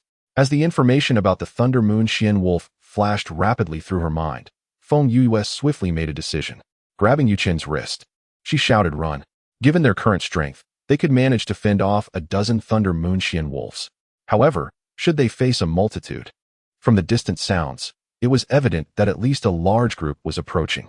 Feng Yue propelled herself forward, sprinting madly in another direction, with Yu Qin, drenched in sweat, closely following. Yet, despite their speed, they could not match that of the Thunder Moon Xian wolves. A thunderous howl erupted, shaking the earth beneath them, while the towering trees rustled ominously. The previously clear sky darkened momentarily. The footsteps of the Thunder Moon Xian wolves grew increasingly distinct, prompting Feng Yue to curse under her breath and quicken her pace. Just then, a chilling cry pierced the air. "Help! Help! Someone save us!" A wretched wail echoed behind them, inciting chaos. Behind, a menacing horde of Thunder Moon Xian wolves, numbering at least 40 or 50, bore down upon them, their eyes gleaming with ferocity, fur bristling, relentlessly chasing the group ahead. Among that group, both men and women were present, all clad in resplendent garments. Unmistakably members of affluent families. Feng Yue raised an eyebrow, thinking, this man must be foolish. In such a dire situation, not even for a fortune would I risk my life to save them. Quickly, accelerate, she exclaimed, urging herself to hasten her pace once more. Although the Thunder Moon Xian Wolf was ferocious, as a savage beast devoid of spiritual awareness, it possessed a certain clumsiness. These creatures would not pursue prey beyond their designated range. Thus, as long as she maintained a swifter pace than her pursuers, she would remain unscathed. The individuals behind her, witnessing Feng Yue and Yu Qin's increased speed, displayed expressions of despair. Just then, a furious girl clad in pink shouted, "Hey, I command you to halt. Are you deaf?" Feng Yue and Yu Qin appeared oblivious to her cries, their footsteps unwavering and their speed intensifying. The pink-clad girl's gaze darkened, biting her lip. She turned to the middle-aged man beside her and commanded, "Uncle Zhong, shoot that heavy-set one. If we can impede them, we shall be saved." "Yes, miss," Uncle Zhong replied, grasping his crossbow and aiming it at Yu Qin's back. His gaze narrowed. He lowered his head to glance at his own chest. The sharp arrow gleamed ominously, and a spray of crimson blood erupted forth. "Why, Yue?" Feng Yue paused, sensing a shift in the air, and turned her head. "Run, run quickly." Yu Qin gasped out his final words, blood spilling forth as he collapsed to the ground. Feng Yue's pupils trembled violently, condensing into a tiny inky dot. In the blink of an eye, Yu Qin had undergone a cataclysmic transformation. "Fatty!" she cried out, rushing to his side, frantically administering healing salves into his mouth as though they were of no cost. Yu Qin's wounds continued to bleed profusely, his breath growing increasingly faint. Feng Yue's gaze fell upon the arrow lodged in his wound. Gritting her teeth, her eyes glowed with a fierce crimson hue. The events transpired in mere moments. As Feng Yue administered the drug to Yu Qin, the group of young girls in pink finally caught up. "Uncle Zhang, run quickly. We have a chance," exclaimed one of the pink-clad maidens, her voice laced with delight as she accelerated towards Feng Yue. If they could just cast that woman and the hefty man into the pack of wolves, they would no longer face any threat. A vicious glint ignited in her eyes as she quickened her pace, intent on surging past Feng Yue. However, just as they brushed past each other, a crimson flame erupted skyward, transforming into a wall of fire that roared and consumed everything in its path, severing all escape routes. A cold, menacing voice echoed slowly, as if it emerged from the depths of the underworld. "Whoever harmed the hefty man will meet their demise." Chapter 25. 3 steps, 1 kill. The heart stays steady, the hand unwavering. The flames roared, coiling like a dragon in all directions. Wolves are inherently fearful of fire, and the Lei Yuxian wolves found themselves ensnared. Paralyzed with fear, Feng Yue gently placed Yu Qin on the ground and rose to her feet. She lifted her gaze, a chilling light flashing in her elegantly arched eyes. "You dare to set me ablaze? Do you know who I am?" she cried out fiercely. Feng Yue smirked. "I care not for your identity. Harm the hefty man, and you shall pay with your life." With that, she took a decisive step forward, transforming into a streak of red light, hurtling towards the pink-clad maiden. A formidable force of energy surged forth, causing the maiden's expression to shift. She had not anticipated that this woman would be so resolute. She quickly retreated, and at that moment, a gray figure positioned itself behind her, bracing against Feng Yue's onslaught. This individual was none other than Uncle Zhong, the one who had previously wounded Yuchun with an arrow. Such cruelty at such a tender age. Uncle Zhong struck with both palms, unleashing a cascade of golden mystical energy that formed a protective barrier against Feng Yue's assault. A first-tier mystic master. Feng Yue's expression darkened. Having previously defeated over half of the mystic masters, including Feng 12, she had nearly exhausted her strength. It appeared that to vanquish this man, she would need to catch him off guard. Uncle Zhong, momentarily stunned into silence, felt a flicker of excitement in his eyes as he observed Feng Yue gathering her power. This young lady, I am a member of the Sun family from the kingdom of Wanlan. The Sun family is one of the 4 great families. Should you harm us, you will undoubtedly face relentless pursuit. You are young. Why persist in this futile struggle? I see great potential in you. Why not seek refuge with the Sun family? You would surely ascend to great heights in the future. His eyes sparkled with increasing enthusiasm as he spoke, devoid of any concern that she might refuse. In his mind, gaining the Sun family's recognition was a monumental blessing. Lost in such thoughts, he let down his guard even further. Feng Yue glared at Uncle Zhong with a chilling gaze, a smile gracing her lips. Suddenly, her delicate brows furrowed, and she unleashed a powerful strike. Seek refuge. I would sooner seek refuge with your esteemed self. A ferocious fire dragon erupted from her palm, roaring as it shattered Uncle Zhong's protective barrier and surged towards him. Startled, Uncle Zhong realized Feng Yue was not adhering to conventional tactics, utterly disrupting his rhythm. He hastily retreated, yet he could not match the speed of the fire dragon. The colossal beast roared, encircling Uncle Zhong, its head diving fiercely, piercing through his chest and emerging from his back. Blood gushed forth, transforming into a crimson mist under the intense heat, dissipating into the air. Uncle Zhong lowered his head, incredulity washing over him as he gazed at the gaping hole in his chest, blood trickling from the corner of his mouth, before he slowly collapsed to the ground. A first-tier mystic master had met his demise due to his own underestimation. The girl in the pink attire widened her eyes in disbelief, unable to accept that Uncle Zhong had been slain. Terrified, she cast a glance at Feng Yue and took a step back. The other guards of the Sun family positioned themselves before her, their expressions laden with vigilance as they regarded Feng Yue. Do you even realize whom you have killed? Uncle Zhong was the steward of the Sun family, and having slain him, my grandfather will not let you go unpunished, she declared, her voice trembling with a facade of bravado. Feng Yue let out a cold snort and advanced a step closer. What do you intend to do? The pink-clad girl gasped, retreating further. In any case, the Sun family will not spare me. Whether I kill 1 or 2, it matters not. It is merely a gain. Feng Yue sneered, her foot striking the ground as she surged forward like lightning towards the girl. The girl screamed, "Quick! Stop her! Kill her!" As they beheld the crimson-clad woman resembling a harbinger of death, the Sun family guards steeled themselves and rushed forward, encircling her in a chaotic melee. The pink-clad girl cowered to the side, her eyes gleaming with malicious delight as she observed Feng Yue being besieged. Let us see how you remain arrogant.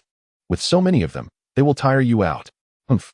To be so wicked at such a tender age. I truly feel ashamed on your behalf. A coarse male voice suddenly resonated from behind her. The girl jolted, recalling that she was not alone in her flight. There were 2 unfamiliar figures accompanying her. She turned to face the man, her expression one of discontent. What did you say? She demanded sharply.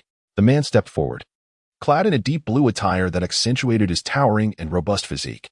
His square face bore rugged features, and his gaze was fierce and piercing. What drew the most attention was the long scar that extended from his left forehead to the right corner of his mouth, rendering his expression particularly menacing. I said you are disgusting. Are you deaf? The man reiterated his statement in a boisterous manner, followed by a rude expectoration in the direction of the maiden in pink. The maiden, unaccustomed to such treatment, quivered with indignation. How dare you? She exclaimed. Do you have any idea to whom you are speaking? I am Sun Miao, the 3rd young lady of the Sun family. Offend me, and I shall have my grandfather sever your head. The man raised an eyebrow, a cold smile playing on his lips. Turning to the man beside him, he inquired, Second, is the Sun family of any consequence? The refined man shook his head, replying in a nonchalant tone, "They are of no consequence whatsoever." The man guffawed, casting a mocking glance at Sun Miao. "Did you hear that? Your Sun family is nothing but a collection of incompetent fools." With a flourish, he rolled up his sleeves, bellowed with laughter, and plunged into the fray surrounding Feng Yue. "Allow me to contend with you reprobates," he roared. "Second, remain where you are. Should you sustain an injury, I shall tear you asunder." The refined man massaged his temples in resignation, casting a furtive, ominous glance at Sun Miao before subtly sidling away, as if avoiding some detritus. Sun Miao nearly regurgitated a mouthful of blood, her temples throbbing violently. With the addition of the boisterous man, Feng Yue found herself considerably relieved. They exchanged no words, yet tacitly entrusted their backs to each other, decimating the Sun family's guards. Sun Miao's complexion deteriorated steadily. She could no longer rely on these incompetents. She must abscond. Surreptitiously surveying her surroundings, she noticed that the encircling fire dragons were gradually diminishing in intensity. Her eyes gleamed with newfound hope, and she began to retreat, step by measured step. At that moment, Feng Yue's battle was drawing to a close. With her palms, she unleashed 2 fiery dragons that incinerated the last 2 guards of the Sun family, leaving not a trace of flesh behind. Ha! How exhilarating! She laughed heartily, unfazed by the blood splattered across her face. Taking a life was as simple as a nod. She reveled in this intoxicating thrill. At that moment, a valiant man concluded his battle, swiftly dispatching his foe with a firm grip. Feng Yue turned to gaze at the man who had extended his hand to her, elegantly clasping her fist in gratitude. "Thank you, kind sir, for your noble assistance. I shall forever remember your kindness." The gallant man responded with a hearty laugh, dismissively waving his hand. "It was but a trifling effort. I've long harbored disdain for this rabble. Were it not for the need to escape, I would have vanquished them myself." He flashed a bright smile at Feng Yue, revealing his pearly whites. "Yet here you are, a young lady displaying commendable loyalty to your friends. I truly admire that." Feng Yue smiled gently, her eyes reflecting her gratitude. At that moment, a refined man's voice drifted toward them. "No need for thanks. The woman has fled." Upon hearing this, Feng Yue raised an eyebrow, following the direction of the gentleman's gaze. In the distance, a fleeting glimpse of pink vanished from her sight, as if escaping. "Ah, she is rather swift," she chuckled softly, her demeanor calm and composed. "Miss, that woman claimed to be Sun Miao, the 3rd young lady of the Sun family. The Sun family is one of the 4 great clans of Wanlan Kingdom, possessing formidable strength. You ought to exercise caution." Though the valiant man was bold, he was not reckless. Feng Yue nodded, once again clasping her fist in gratitude. "Thank you, kind sir. May I inquire your esteemed surname?" "I am." A chilling wolf howl pierced the sky, echoing in their ears, relentless and thunderous. The individuals engaged in conversation finally realized they were still surrounded by a pack of wolves. The Thunder Moon Black Wolves, having been momentarily paralyzed by Feng Yue's chaotic flames, were now roused by the scent of blood, their ferocity rekindled. 40 to 50 of these formidable wolves, their eyes gleaming with an eerie green light, advanced with the powerful gait of muscular legs towards Feng Yue and her companions. An overwhelming pressure of profound energy enveloped them, causing Feng Yue and her companions to cautiously retreat, their hearts filled with trepidation. "Brothers, it appears we must fight to the last today," Feng Yue spoke softly, her tone devoid of any hint of panic.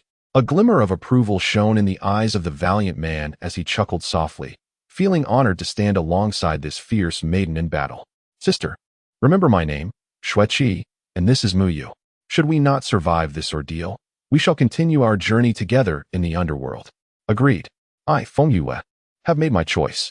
With that, Feng Yue let out a hearty laugh, transforming into a fleeting shadow as she surged into the midst of the wolves. Xueqi and Muyu exchanged a glance, then leaped as one, akin to 2 daggers slicing through the pack. Thus commenced a primal and bloody slaughter. In her past life, Feng Yue, renowned as the warrior king of China, had taken countless lives. It was once calculated that since embarking on her missions at the age of 16, she had claimed at least 1,000 lives over the span of a decade.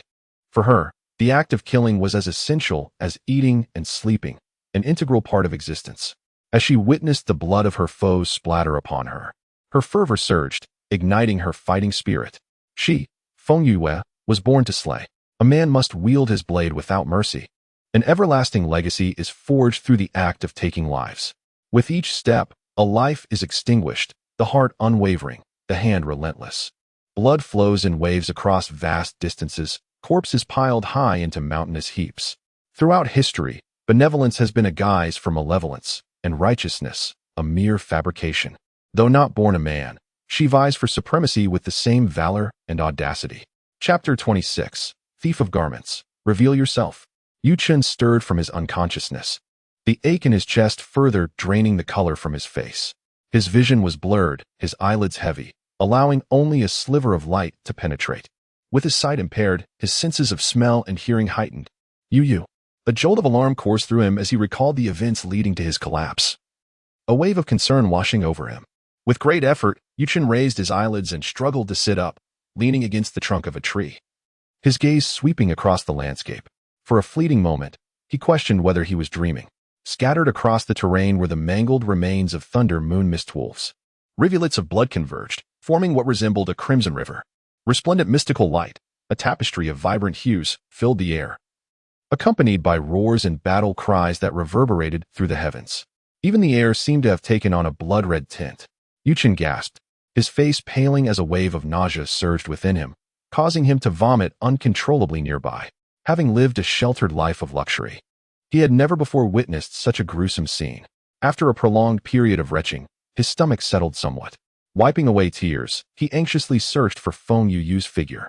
Amidst the wolf pack, the crimson-clad maiden stood out vividly. She darted among the wolves, each strike of her hand claiming a life. However, Yu-Chen's brow furrowed in concern. She was injured, and severely so. The crimson garment, now soaked, bore the stains of either the wolf's blood or her own. The fabric was marred with numerous tears, revealing her battered skin, drenched in blood. On her fierce countenance, streaks of blood adorned her cheeks, her lips pressed tightly together, and her gaze was sharp and resolute. A thunder moon wolf howled as it charged towards her, while bolts of lightning streaked across the sky. With a deft movement, Feng Yue shifted her stance, summoning a crimson barrier that soared into the heavens, and with her other hand, she unleashed a fire dragon that coiled around the thunder moon wolf. The creature, ensnared and flustered, howled and struggled.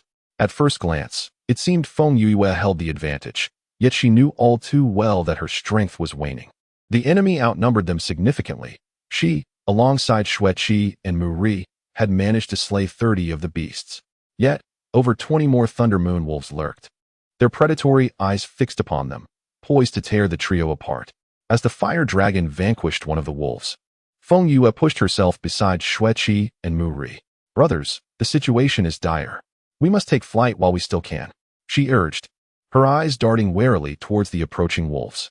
Indeed, the number of thunder moon wolves is overwhelming. We are but arrows at their limit. To linger further would mean certain death, Xueqi replied, his lips pursed, eyes narrowed. Yet, the thunder moon wolves are relentless in their pursuit of prey.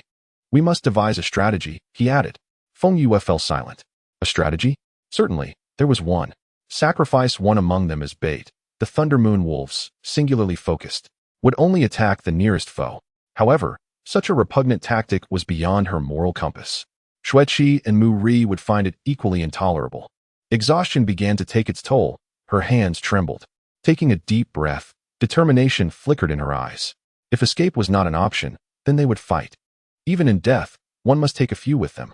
Xueqi and Mu Yu were momentarily taken aback, their eyes glistening with admiration, filled with an additional measure of respect.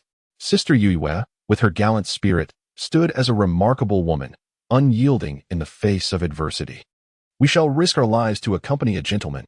Xueqi let out a resounding laugh, his trembling right arm gripping the great sword tightly as he was the first to charge forward. Mu Yu, with a flourish of his fan, wore a blood-stained long robe that could not conceal his ethereal grace.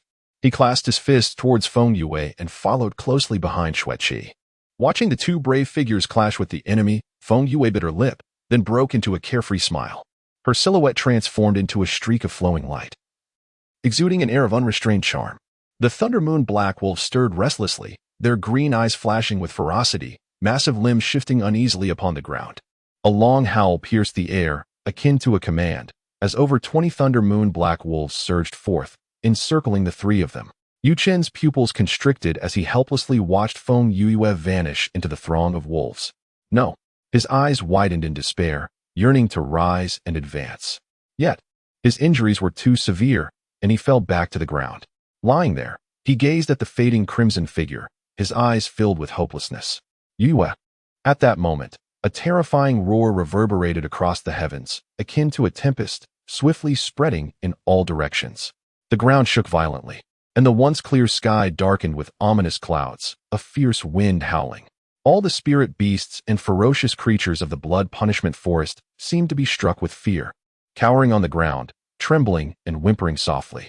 The once mighty thunder moon black wolves, just moments ago brimming with arrogance, suddenly retracted their imposing presence. Resembling frightened rabbits as they lay prostrate, their eyes reflecting terror and despair. Trapped within the encirclement, Feng Yue and her two companions stood bewildered, their bodies smeared with blood, utterly perplexed by the unfolding situation. In the distance, the grass rustled slightly. Suddenly, a diminutive figure leaped forth from the underbrush. Feng Yue's eyelids twitched, and she squinted, recognizing the figure as somewhat familiar. The small creature approached them with measured steps, its fiery red fur and bushy tail resembling flames, complemented by its coal-black eyes and pointed ears. Was this not the little one that had once begged her for meat? The creature paid no heed to Feng Yue. Instead, it elegantly trotted directly to the alpha wolf, emitting a series of low, insistent squeaks.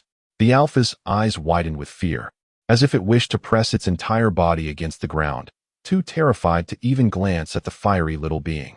The Lei Yuxian wolf let out a soft whimper, seemingly attempting to explain or plead for mercy. Feng Yue raised an eyebrow in surprise. The atmosphere felt decidedly off. The alpha wolf uttered something inaudible, and the small creature's dark eyes suddenly darkened, as if provoked, and it unleashed a low, furious growl.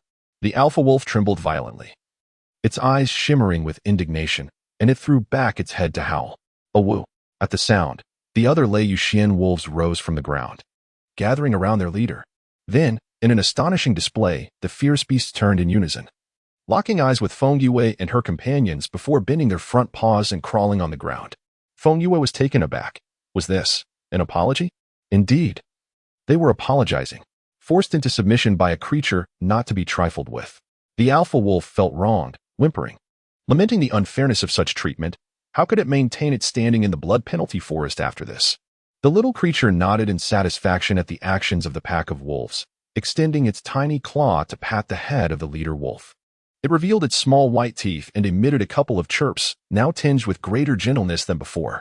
The grievance in the leader wolf's eyes gradually dissipated as it proudly lifted its head, bowed to the little one, and strode away with the pack.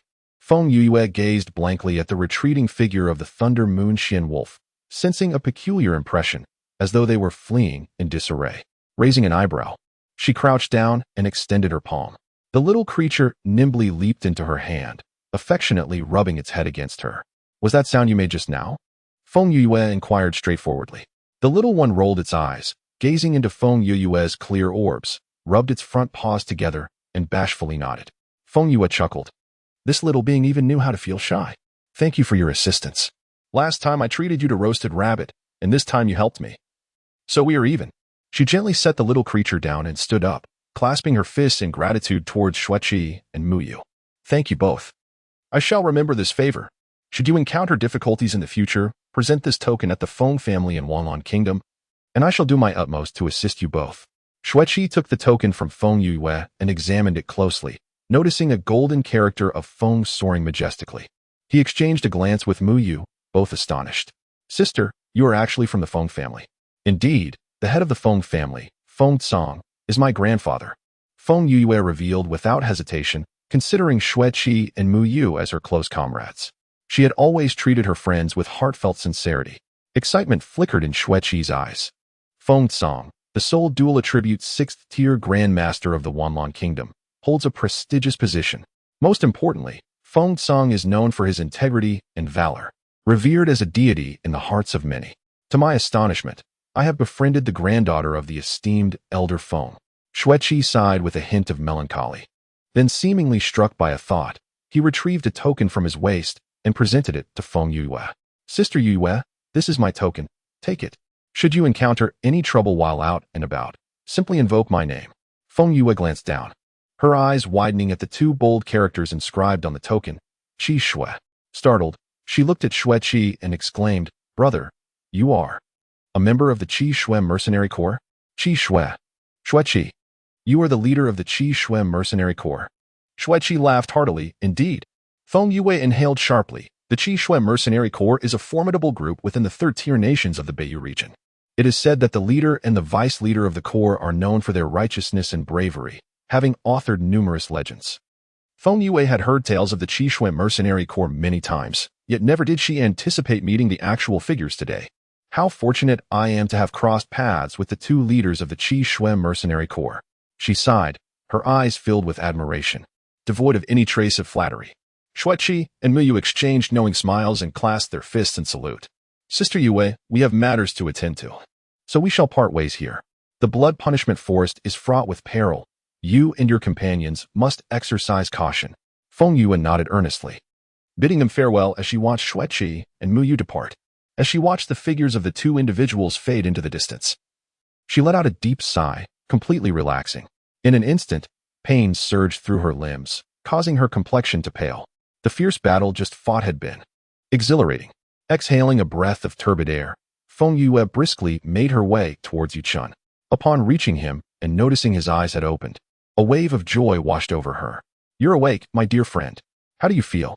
She plopped down beside him, retrieving several medicinal pills from her storage ring and placing them into Yuchun's mouth. He swallowed the pills and immediately felt a semblance of strength return to him. Struggling to sit upright, he hoarsely replied, "I'm fine, sorry to have worried you." Feng Yue offered a nonchalant smile, settling cross-legged beside him to meditate. The recent battle had drained her, and she needed a moment of respite. Suddenly, a faint chirping sound reached her ears, and she opened her eyes in surprise.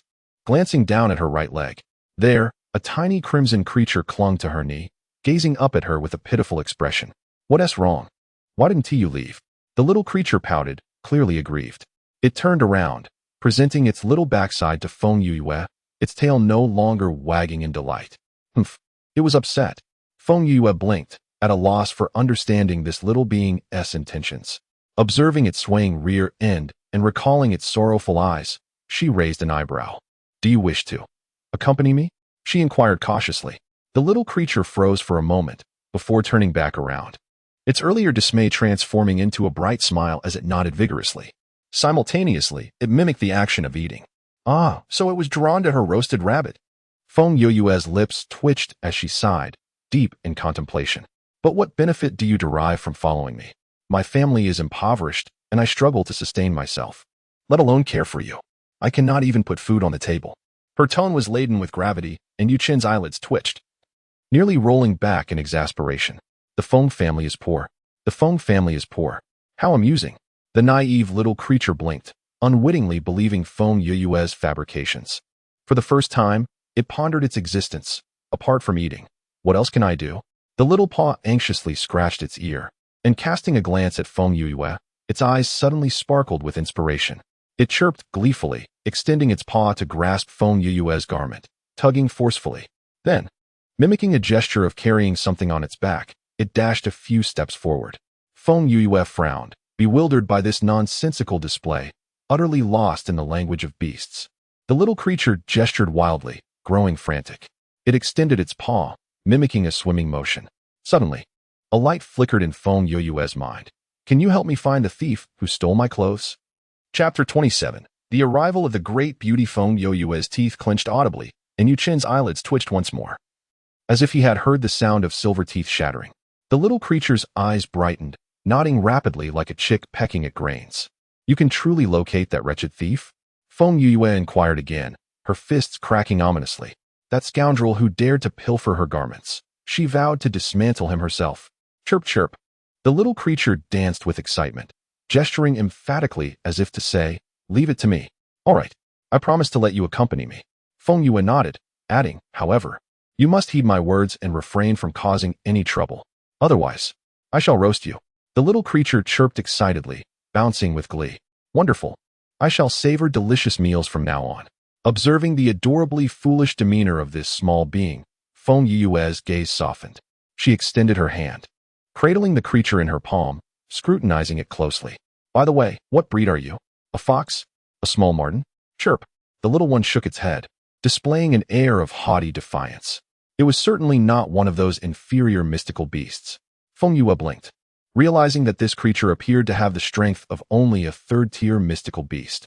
Yet, it had managed to repel the Thunder Moon Mystic Wolf, a feat not achievable by an ordinary third-tier beast.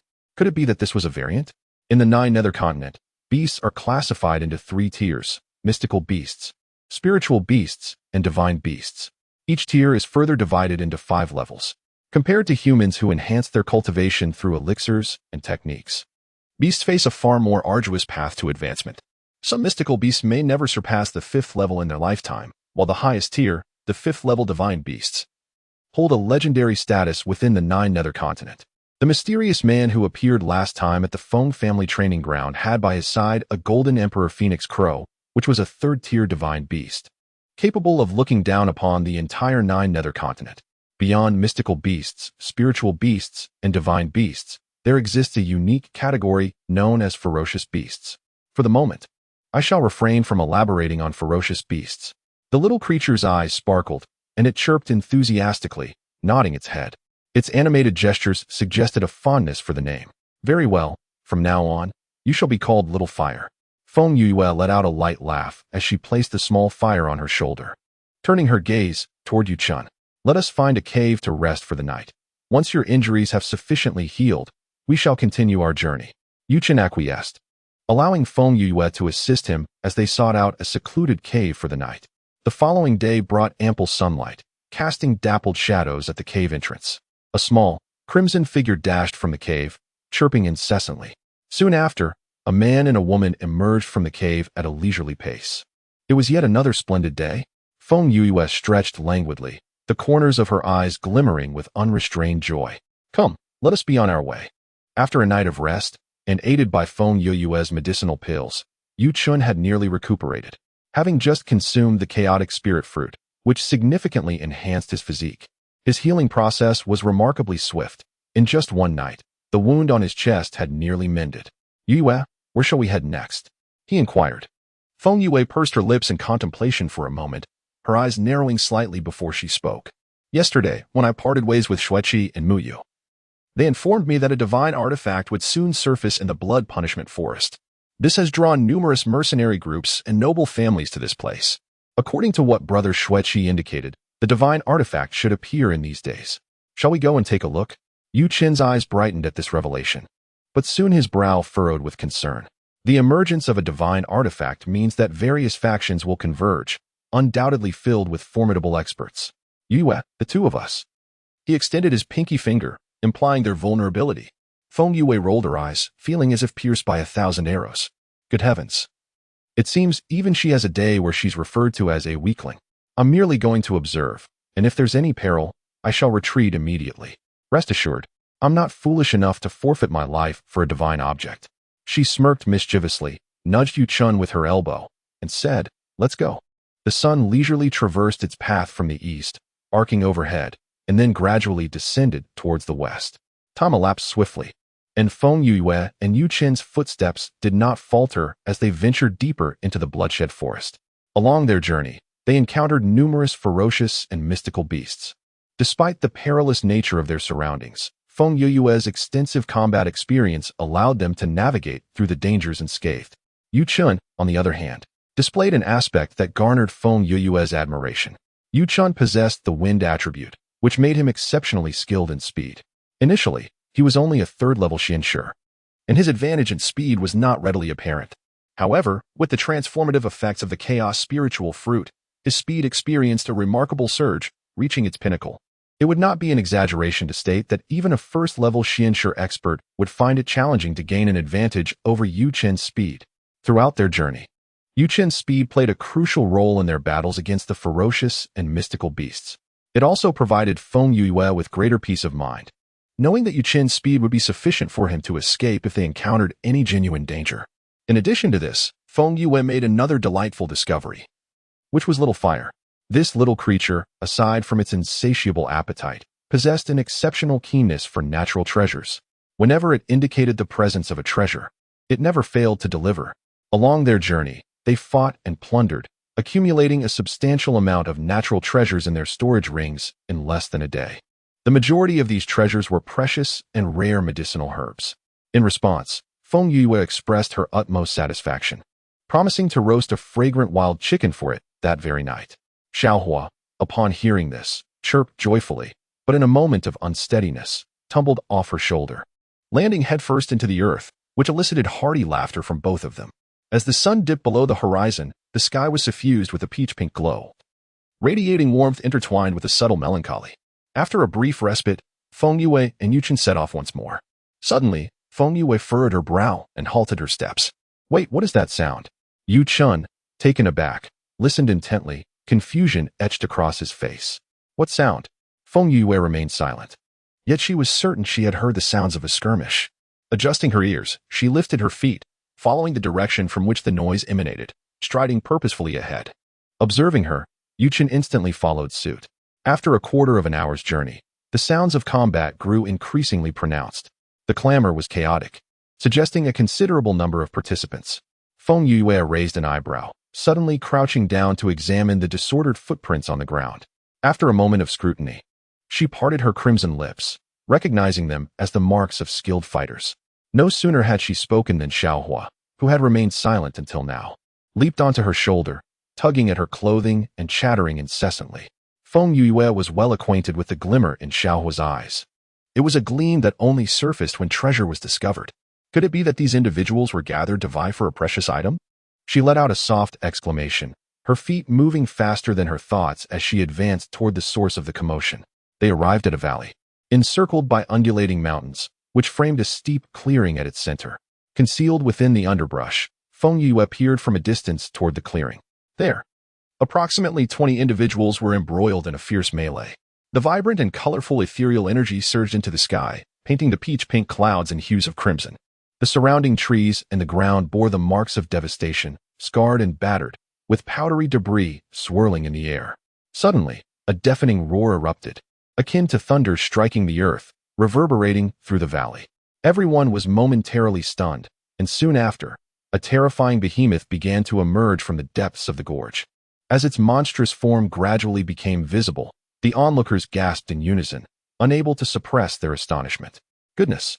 The Imperial Serpent, concealed within the underbrush. Feng Yue felt her eyelids twitch and her formidable frame tremble. The Imperial Serpent, a first-tier spiritual beast, possessed immense destructive power. Its colossal body was thicker than a barrel and nearly 100 meters long. Most importantly, the Imperial Serpent was inherently toxic, its venom exceedingly potent. Anyone who came into contact with its poison would succumb within the span of a single tea time. Only potions crafted by third-tier alchemists could counteract its lethal toxin. However, in the entirety of the WNLN kingdom, there were scarcely a handful of third-tier alchemists. As Feng Yue observed the Imperial Serpent slithering towards the gathered crowd, her eyes narrowed with intrigue. Typically, such spiritual beasts would not attack humans without provocation, unless their existence was threatened or their possessions were at stake. The presence of the Imperial Serpent here indicated that it was likely guarding some treasure. It seemed that her journey today was indeed worthwhile. A mischievous smile crept upon her lips as she remained perfectly still, hidden amidst the foliage. Yuchen glanced at her, blinking his small eyes. What shall we do, Yue? Remain still, Feng Yue replied with a playful grin, a glimmer of light flashing in her eyes. For the target of the Imperial Serpent's impending wrath was those unfortunate souls nearby. I observed that among those individuals, 2 were first-tier Grand Masters, 4 were 6th-tier Masters, and there were several first-tier Masters as well. Indeed, it was a gathering of formidable talents. Let them turn against each other. The demise of one would mean one less adversary. Ideally, they would inflict severe injuries upon the Emperor Serpent. In the struggle between the clam and the heron, the fisherman benefits. Yu Chen's lips twitched. Yu is truly insidious. Yu, do you know what treasure they are vying for? What if it holds no value for us? Wouldn't that be a futile wait? He inquired further. Feng Yu turned her head, casting a dismissive glance at him. Her expression one of disdain. Are you out of your mind? Ignorance is indeed terrifying. The Emperor Serpent possesses a rare toxic attribute, making its cultivation exceedingly challenging. Only treasures of ice attribute can enhance its cultivation. If my conjecture is correct, that treasure should be the Xian Bing grass. She narrowed her eyes, stroking her chin thoughtfully. Xian Bing grass holds potent ice attribute energy, greatly aiding in the elevation of one's cultivation. Should she manage to seize it, then there would be hope for the dual attribute Feng Song to break through. For the safety of Feng Song and her ambitions of aligning with the powerful, the Xian Bing grass was a necessity she sought to acquire. Meanwhile, on another front, the Emperor Serpent was already engaged in a fierce battle with those individuals. Roars and howls intertwined with the glow of mysterious light, wielding the power to annihilate everything in their path, reducing the surroundings to dust. The terrifying pressure surged like monstrous waves, sending the nearby spirit beasts into frantic flight. Lives were lost, yet more rushed forward, driven by an insatiable desire for the treasure. Through the gaps in the underbrush, Feng Yu quietly observed the battleground, her gaze intently fixed on the movements of those skilled fighters, striving to glean greater combat experience from the fray. Beyond the valley, not far from Feng Yue, lies a crystalline lake. The peach-pink rays of dawn cascade upon its surface, creating a shimmering spectacle of beauty. Yet, at this moment, no soul possesses the inclination to admire such breathtaking scenery. The fierce battle between the Emperor Serpent and the crowd has spilled over into this serene locale, prompting everyone to flee in disarray. At this juncture, three figures materialize above the tranquil waters. Clad in white garments adorned with dark purple embroidery, their countenances, akin to jade, are bathed in a rosy hue by the ethereal light. With narrowed eyes, they exude an aura of elegance and poise. Were Feng Yue present, she would undoubtedly recognize one of these men. She had encountered him before. "Master, the Emperor Serpent has appeared. Shall we take action?" Ling Feng inquired, directing his gaze towards the valley where the tumultuous clash unfolded before him. "No." A deep, melodious voice resonated, akin to a haunting chant, entrancing those who heard it. Yun Mo's gaze fell upon the Emperor's Serpent, a glint of cold determination flashing in his eyes. When the clam and the sandpiper vie, it is the fisherman who benefits. Why should we intervene ourselves? Ling Feng bowed his head, acknowledging the wisdom in his master's words. Yun Mo smiled softly, carelessly waving his sleeve, sending a stunning beam of purple light slicing through the air. His deep-set eyes narrowed slightly, and suddenly he paused, his brows arching delicately, a faint smile gracing his lips. "Ah, that little one is also present. How intriguing." Chapter 28. Little Yia displays her might. The situation within the valley grew increasingly chaotic. The individuals, once engaged in mutual combat, united in their efforts to confront the formidable Emperor Serpent. Confronted by formidable adversaries, the Emperor Serpent seethed with indignation, unleashing a resounding roar as a torrent of ethereal energy and dread toxins erupted forth. Amidst the grass, Feng Yue and Yu Chun were entranced, oblivious to the fact that Xiao Hua had scampered off to another location. Suddenly, Yu Chun furrowed his brow, a flicker of suspicion crossing his features. "What is the matter?" inquired Feng Yue. With pursed lips and squinting eyes, Yu Chun scrutinized a particular figure for a moment before hesitantly stating, "I believe I recognize the man clad in purple robes." Feng Yue paused, her gaze settling upon the middle-aged man in a flowing purple garment. Though his appearance was unremarkable, an air of formidable power surrounded him. He was one of the six-tiered Xian masters, possessing exceptional might. During the last grand competition 5 years ago, my grandfather took me to spectate, and I encountered that man at the arena. He seems to be affiliated with the Wu family, Yu Chun affirmed after a brief hesitation. The Wu family? Feng Yue raised an eyebrow, a flicker of surprise dancing in her eyes. The Wu family was one of the 4 prominent clans of Wanlan Nation and had secured first place in the previous competition. In comparison to the Sun family, her sentiments towards the Wu family were even less favorable, as they had once withdrawn from a betrothal with Feng Qingyan. This event had transpired during her childhood, a time when her parents had not yet vanished. Her father, Feng Qishao, was a paragon among the younger generation of the Feng family, endowed with extraordinary talent and having authored numerous legendary feats. He was a source of pride not only for the Feng family, but also for the entire Luo city and even Wanlan Nation. It was due to the steadfast presence of Feng Cong and his son Feng Qingxiao that the Feng family consistently held the premier position among the 4 illustrious clans. Even members of the royal family would accord them a measure of deference. In those days, Wu Qian, the eldest daughter of the Wu family, became acquainted with Feng Qingyan during a grand competition, and they found themselves mutually enamored, forging a bond of affection. The head of the Wu family, naturally not one to overlook such a splendid opportunity, took the initiative to visit and arrange a marriage alliance with the Feng family. Originally, this was a matter of great joy and celebration. However, It was overshadowed by the mysterious disappearance of Feng Qingxiao and his wife, Rong Yuxian. Following Feng Qingxiao's vanishing, Feng Song was struck as if by lightning, rapidly aging and losing interest in family affairs. Meanwhile, Feng Qingxiao's younger brother, Feng Qingyan, departed from the Feng household and embarked on a prolonged and arduous journey to search for his brother and sister-in-law. Without Feng Qingxiao, the Feng family swiftly fell into decline, even losing their esteemed position as champions in the subsequent 5-year competition. As the Feng family gradually deteriorated, the head of the Wu family, filled with arrogance, deemed Feng Qingyan unworthy of Wu Qian. Furthermore, Feng Qingyan, preoccupied with his relentless pursuits over the years, had grown distant in matters of affection, while Wu Qian, a pampered young lady from a noble background, could not comprehend the depth of brotherly love Feng Qingyan held for Feng Qingxiao. Consequently, the Wu family unilaterally declared the annulment of the engagement and swiftly allied with the esteemed Shangwan family. Ironically, Feng Song was the last to learn of this turn of events. Upon receiving the news, he discovered that his youngest son, Feng Qingyan, had become the laughingstock of the entire city of Luo. Amidst his fury, he felt deep sorrow for his son. In a fit of rage, he posted a public proclamation throughout Luo, severing all ties between the Feng and Wu families. From that moment onward, the relationship between the two families was irrevocably shattered. Unexpectedly, today she encountered members of the Wu family in the blood punishment forest. Feng Yuan narrowed her eyes, a cold glint igniting within them. Yu Chen cautiously glanced at her, hesitantly inquiring, "Yue, what shall we do?" "Let us observe the unfolding events," she replied. Feng Yue repressed the fury within her, casting a cold, disdainful gaze upon the members of the Wu family. Her voice, devoid of warmth, echoed with a chilling resolve. Was the Emperor's serpent so easily vanquished? If the Wu family sought to be mere cannon fodder, I shall take pleasure in their fate. Let them perish.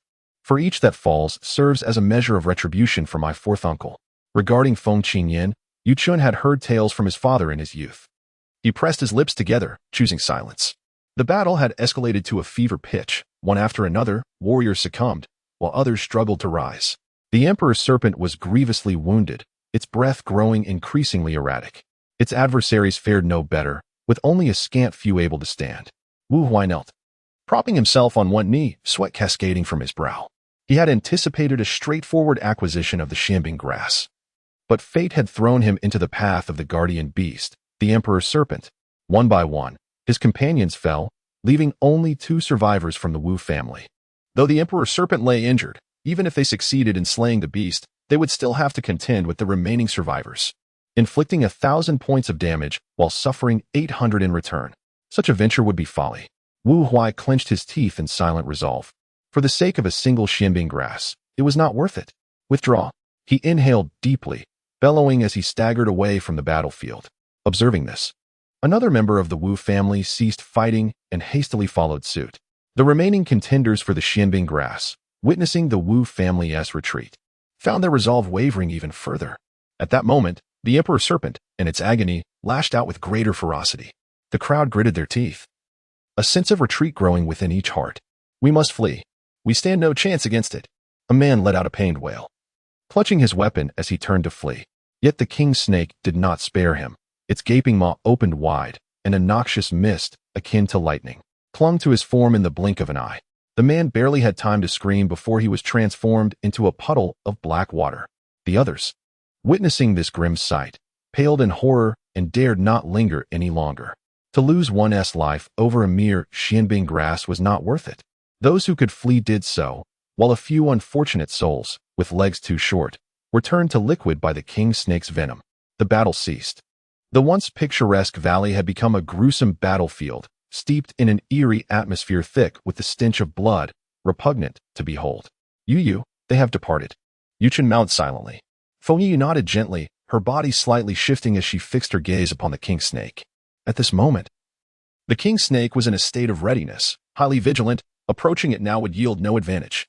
To confront a creature more powerful than oneself, one must strike unexpectedly.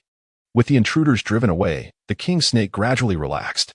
Its body was grievously wounded, with gaping lacerations running the length of its serpentine form, blood flowing freely and pain unbearable. It emitted a low hiss, swinging its iron-like tail to cast aside the corpses strewn about before unsteadily turning to slither deeper into the valley. "Master," The king snake is gravely injured. Should we? Ling Feng inquired respectfully, glancing at Yun Emo from a distance. Yun Emo narrowed his eyes, remaining silent. Ling Feng, puzzled, followed his gaze and felt a jolt of surprise. Not far off, amidst the grass, a slender girl in red and a plump little boy were stealthily advancing towards the king snake, bending low as if they were thieves. The posture appeared utterly lewd. Ling Feng furrowed his brow. How could this girl, merely at the 6th stage of the Xian master realm, dare to covet the Xian ice grass? It wasn't that he looked down upon her, but rather that a 6th-stage Xian master was simply too feeble. Beside him, Jing Lei remained silent. Yet the disdain in his gaze was unmistakable. Ah! Yunma glanced at the two, a soft chuckle escaping his thin lips, his slightly raised eyes exuding an alluring yet cold demeanor.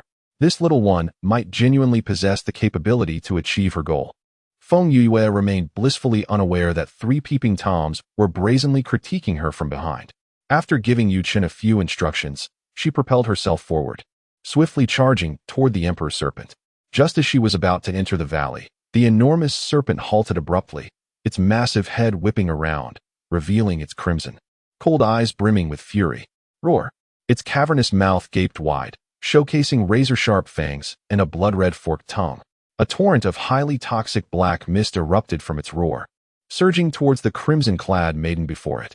How dare this insignificant human attempt to seize the Xian ice grass? It vowed to end her life. Yet, an astonishing event unfolded. After the noxious mist enveloped Feng Yue, she remained unfazed, her movements even more agile than before. The Emperor Serpent's enormous eyes flickered with a human-like confusion. Had its venomous attributes failed? Feng Yue's lips curled into a mischievous smile. If she lacked genuine prowess, how could she possibly dare to provoke such a formidable creature? She was a tempered chaos body and had consumed the chaos spiritual fruit, rendering her impervious to poisons. Not only the Emperor Serpent, but even its ancestor would elicit only a faint smile from her. She felt no fear whatsoever. Little serpent, it's my turn now. Feng Yue burst into unrestrained laughter. With a flourish of her delicate hands, a plume of black mist, guided by her Xian Qi, surged towards the Emperor Serpent. An eye for an eye? Sample my concoction. The soul-eating powder. The soul-eating powder, a low-grade poison from the divine pill scroll, may not be of high caliber, yet its potency lies in its insidious nature. It is specifically designed to target the spiritual domain. The Emperor Serpent's physical fortitude is formidable. None but alchemists of grade 3 or higher could hope to wound its flesh. However, its spiritual essence is its Achilles heel. The black mist ascended skyward, and a profound unease welled up within the Emperor Serpent. Its colossal form recoiled swiftly. Yet, swift as it was, it could not outpace the wind. In the blink of an eye, the black mist enveloped it entirely, rapidly infiltrating its sea of consciousness. A heart-rending roar erupted from the Emperor Serpent. Within its sea of consciousness, a searing, needle-like agony gnawed at its spiritual power, even its very soul. This torment was tenfold more excruciating than any physical wound. In the distance, Yunemo and his companions had been observing the unfolding battle. Upon witnessing Feng Yue's apparent immunity to the Emperor Serpent's venom, a flicker of astonishment crossed their faces. This girl possesses more than a few tricks up her sleeve. To be impervious to poison. Ling Feng murmured in admiration, clicking his tongue in wonder. Immunity to poison is inconsequential, Jing Lei scoffed, his gaze chilling, his voice like shards of ice. Against absolute power, she remains but a trifling insect.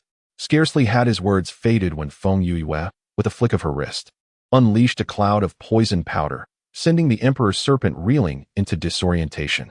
Jing Lei's expression froze instantly. Smack! Ling Feng seemed to hear the resounding slap of irony.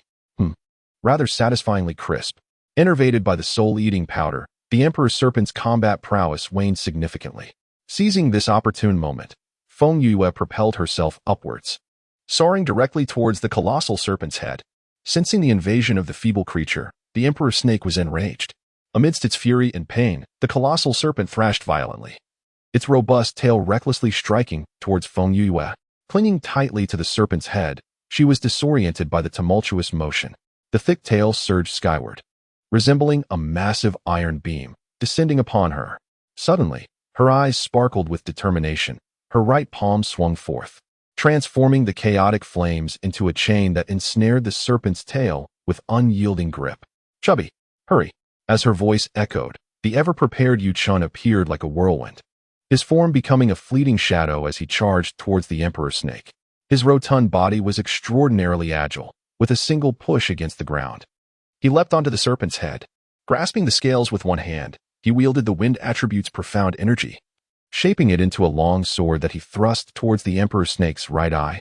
In an instant, blood erupted, a roar reverberated through the air, and the earth trembled as if the very mountains would collapse. With a furious roar, the emperor snake writhed in rage, its massive body crashing against the ground, rampaging wildly. The solid stone mountains crumbled to dust, ancient trees were snapped asunder. The entire valley was left in disarray. Feng Yue clutched the serpent's head with one hand while binding the tail with her fire dragon, gritting her teeth to stabilize her position. The emperor snake, having completely lost its sanity, collided violently, nearly causing Feng Yue to see stars and threatening to black out. "Damn it, you better behave," she shouted. "Chubby, stab its left eye, turn its head into a sieve." Yu Chun acknowledged her command, raising the long sword once more and plunging it into the emperor snake's left eye. Then, he withdrew it only to strike again. In a relentless barrage, the king snake's head was pierced repeatedly, transforming it into a sieve. In response, the king snake became even more frenzied, exerting all its strength in a wild rampage. As if determined to take down the two feeble beings that dared to tread upon its head, even in death. Ling Feng stood in stunned silence, his mouth agape as if he could fit an egg within.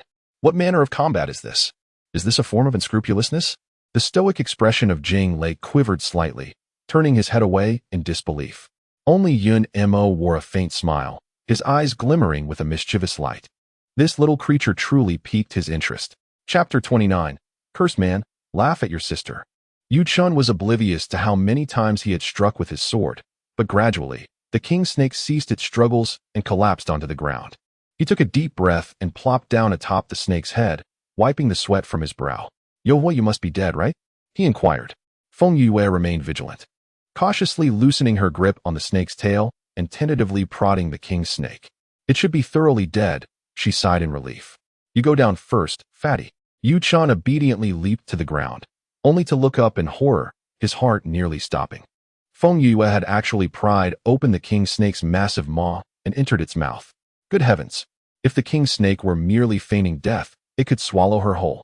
Yu Chun was on the brink of panic, while Feng Yue, unfazed, stood within the snake's cavernous mouth, withdrawing a sharp blade to begin eviscerating the king snake. Her technique was remarkably adept. As Yu Chun watched her, he inexplicably thought of Arone, the butcher at the street corner in Luo City. Surely, even Arone would concede that Feng Yue's skill surpassed his own. After approximately a quarter of an hour, Feng Yue flawlessly completed the dissection. She extracted a fist-sized, obsidian-hued beast core from the serpent's body, scrutinizing it intently. "This must be the beast core of the emperor's serpent," she mused, as Yu Chun approached.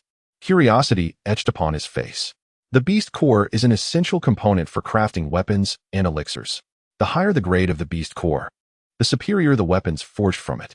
The emperor's serpent is on the cusp of becoming a second-tier spiritual beast, capable of yielding weapons ranging from second to third tier. In the 9 Nether Continent, weapons are categorized into several grades: Xuanqi, Lingqi, Xinqi, Shengqi, and Zizunqi, each further divided into 7 tiers.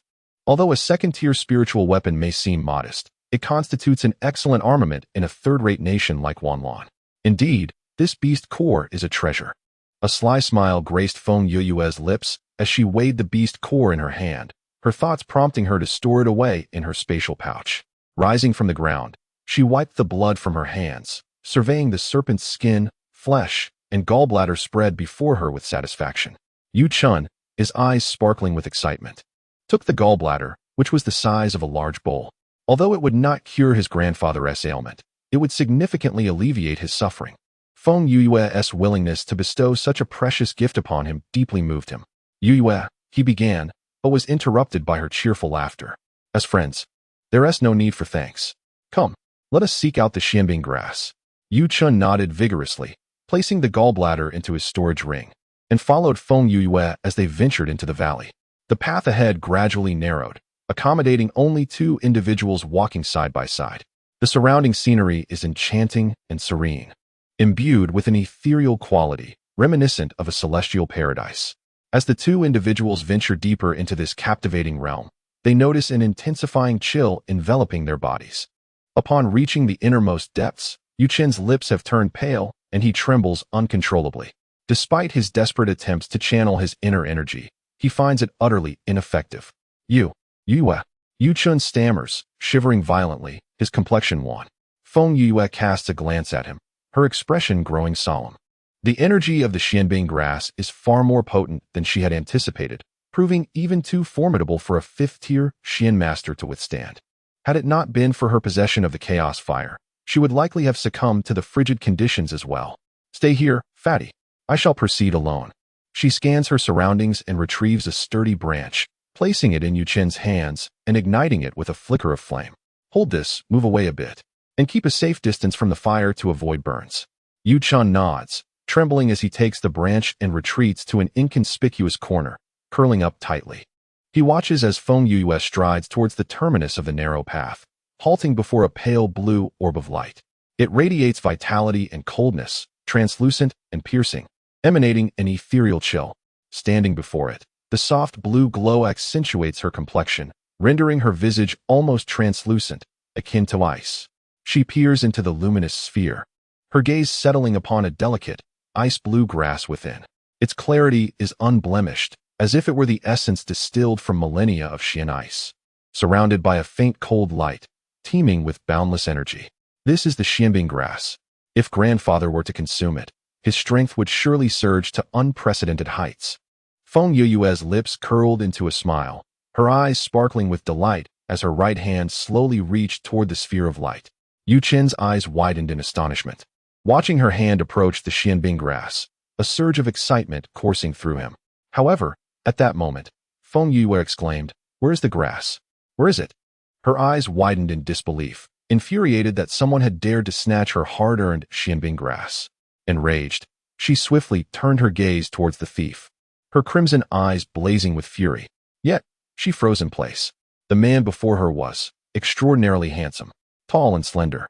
His long ink-black hair was tied up with a golden crown. The dark purple mask obscured the right side of his face, revealing only the left. Nevertheless, the captivating and cold elegance in his eyes could not be concealed. His slightly arched brows and gently curved lips radiated an air of disdain that seemed to dominate the world. It is often said that a man in white attire appears flamboyant, yet this man, clad in a snow-white robe, exuded an air of noble authority that was utterly devoid of any effeminacy. On the contrary, Feng Yue felt that the white garments draped upon him transformed into a battle robe, glimmering with a chilling light, embodying iron and blood. Truly, it was breathtaking. Feng Yue gasped in awe. However, she quickly regained her composure, realizing that beauty was of no consequence if one dared to steal from her. She would not hesitate to retaliate. Enraged, she glared fiercely at him, her words seething between clenched teeth. "Return the Xianbing grass to me." Yunimo raised an eyebrow, a teasing smile playing on his lips as he regarded the furious woman before him, responding with a light-hearted, "I will not return it. If you desire it, come and take it," she taunted. The lightness of her words ignited a fiery rage within Feng Yue. How dare she possess such audacity while attempting to seize what belongs to others? Without a moment's hesitation, she summoned her energy, her right hand forming a fist enveloped in blazing flames, striking towards Yun Imo too weak. Yun Imo smirked, a glimmer of mischief dancing in his eyes. In a swift motion, he vanished from sight, leaving Feng Yue bewildered. "Where did he go?" she exclaimed, her eyes widening in alarm as she scanned her surroundings, yet found no trace of his presence. This man was utterly enigmatic. At that moment, a soft chuckle resonated from her right side. Feng Yue's brows furrowed, and without a second thought, she launched her fist towards the sound. Observing the incoming attack, Yun Imo narrowed his eyes, a flicker of interest shining within. Amusing. With a silent grin, he altered his approach, choosing not to evade but rather to step forward, seizing Feng Yue's delicate hand. Her petite fist was enveloped by his larger palm, creating an unexpectedly endearing sight. Yun Imo regarded this scene with a raised eyebrow, an unusual gleam appearing in his eyes. Not far off, Jing Lei and Ling Feng stood in astonishment. "Master, master, master." Ling Feng stammered, pointing at Yun Mo's hand with a face drained of color. He touched a woman. Jing Lei could no longer contain himself and chimed in, though his usually cold demeanor betrayed a hint of unease. If others were to discover that the master has touched a woman, chaos would surely ensue. Ling Feng gasped, for the first time truly examining the enigmatic girl in red. What made her so extraordinary? Surprisingly, the master had broken his own rules. Feng Yue, unaware of the two peeping eyes watching her, felt her heart nearly explode with rage as the man held her hand. "You scoundrel! Return my xianbing grass," she shouted angrily, delivering a powerful kick aimed at his abdomen. Yunemo displayed no sign of panic. One hand grasped the xianbing grass while the other deftly released Feng Yue's delicate fist, seizing her petite foot instead. Feng Yue's eyes widened in fury. Her temples throbbed, and she felt as if her lungs were about to burst with indignation. Like a furious little lion, she wished she could annihilate him with a mere glance, especially since that insufferable man was still grinning at her with an infuriatingly smug expression. Laughing. How dare he laugh? Taking a few deep breaths, she recognized that he was a formidable opponent, far beyond her capabilities, and thus, force was not an option. Gazing into Yunmo's eyes, a cunning idea sparked in her mind. She flashed him a sinister smile, revealing her pearly whites. Momentarily entranced by her captivating grin, Yunmo hesitated. Now was her chance. With a glimmer of determination in her eyes, Feng Yue exerted force on her trapped right foot, breaking free from his grasp. She then propelled her left foot against the stone wall, leaping towards the man in a dramatic dive. Her right fist swung towards his abdomen, while her other hand shot like lightning towards the xianbing grass. However, just as she executed her maneuver, Feng Yue's body twisted unexpectedly, altering her angle. Yunmo quickly sensed her intention and retreated. Feng Yue missed her target, and due to the momentum, she stumbled backward, crashing into Yunmo. As he lost his footing in retreat, they both tumbled to the ground, their lips colliding forcefully. At that moment, time came to a complete standstill. Feng Yue and Yunmo remained in an eerie posture, motionless as they gazed at one another. A gentle breeze swept through, carrying an inexplicable chill. A small bird fluttered its wings overhead, circling once before dropping a droplet of excrement and flying away. Chapter 30, Miss Feng. I respect you as a man in the valley. Silence reigned. Everything seemed frozen in time. An atmosphere of awkwardness lingered, slowly enveloping the surroundings. Yuchun, hidden in a corner, observed the scene before him, his eyelids twitching as he rubbed his forehead and turned away, unable to bear the sight. In the distance, Ling Feng stumbled, nearly slipping down the mountainside. The usually taciturn Jing Lei felt a twitch at the corner of his mouth, his sword almost crashing onto his own foot. What had they witnessed? Their master had been touched by someone. Goodness, their pure and virtuous master. Had she lost her innocence? Ling Feng's lips quivered, wishing he could poke out his own eyes. He looked at the rigid-faced Jing Lei and weakly inquired, "Do you think our master might silence us?" Jing Lei. Ling Feng felt tears welling up, lamenting their knowledge of too much. Feng Yue glared at the man before her, her hair practically standing on end. The sensation in her fist was so pronounced that her entire arm felt ablaze. What was she to do? Should she sever her own hand? Or something else entirely? Feng Yue's mind was increasingly conflicted, her face contorted in distress. She was so lost in thought that she failed to notice the man's obsidian eyes growing ever darker. Yunmo gazed at the girl whose face was contorted in a frown, his elongated, inky eyes narrowing slightly as a flicker of brilliance danced within their depths. A subtle smile crept upon his lips, and his body instinctively reacted, his hand resting upon the girl's chest making the slightest movement. Feng Yue gasped. Had she just been touched? Her modesty had been compromised by a stranger. The sensation was oddly pleasant, albeit a tad diminutive. Yunmo, drifting in a languid manner, uttered a remark laced with innuendo, his slightly curved red lips hinting at a world of implications. Feng Yue's fists crackled with tension, a fierce blaze of indignation igniting within her heart, her eyes emanating a chilling aura of menace. "You seek death," she exclaimed, her right fist morphing into a palm, ruthlessly aiming for the most vulnerable part of Yunmo's abdomen without a moment's hesitation. The two engaged in a fervent struggle once more. The narrow mountain gorge could barely accommodate their clash, as the two figures, one clad in red, the other in white, battled fiercely. With each exchange, Feng Yue grew increasingly alarmed. This man effortlessly countered her assaults with but a single hand, seemingly not even exerting half of his strength. Her clear eyes sparkled with renewed vigor, as the fervor of battle ignited the blood within her. Faced with such a formidable opponent, Retreat was not an option. Instead, she resolved to grow stronger through the fight. To conquer the powerful. To ambush him. To outwit him.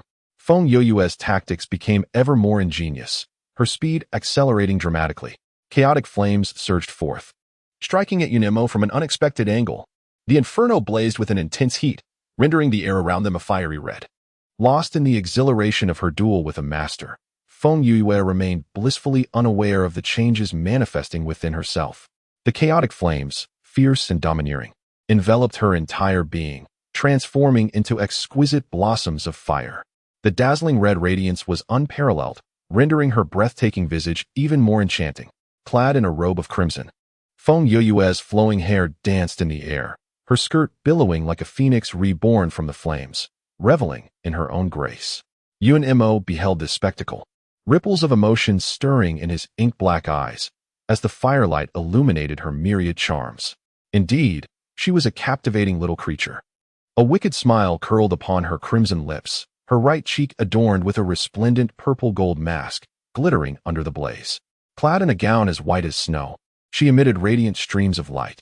In the distance, Ling Feng and Jing Lei did not overlook this scene, both exhibiting astonishment in their eyes. That woman has advanced. Ling Feng could hardly believe it. Jing Lei's gaze deepened, fixated upon her fiery form, coldly remarking, "7th level of the profound master." Ling Feng was momentarily taken aback, then gasped in shock. This woman, was she not deemed a waste? Had she not only begun her cultivation a few days prior? Not only had she leaped to the 6th level of the profound master, but now she had advanced again during battle? Although the 7th level was not considered a master, it was certainly not something as common as cabbages found in the fields. How little time had passed. What manner of anomaly was this woman? In stark contrast to Ling Feng's overt emotions, Jing Lei remained composed, yet his heart was equally astounded. Though this woman appeared weak, the murderous aura she exuded was undeniably that of one who had slain thousands. Such ruthlessness, such cold-bloodedness, such cruelty. Was she truly just an ordinary daughter of a noble family?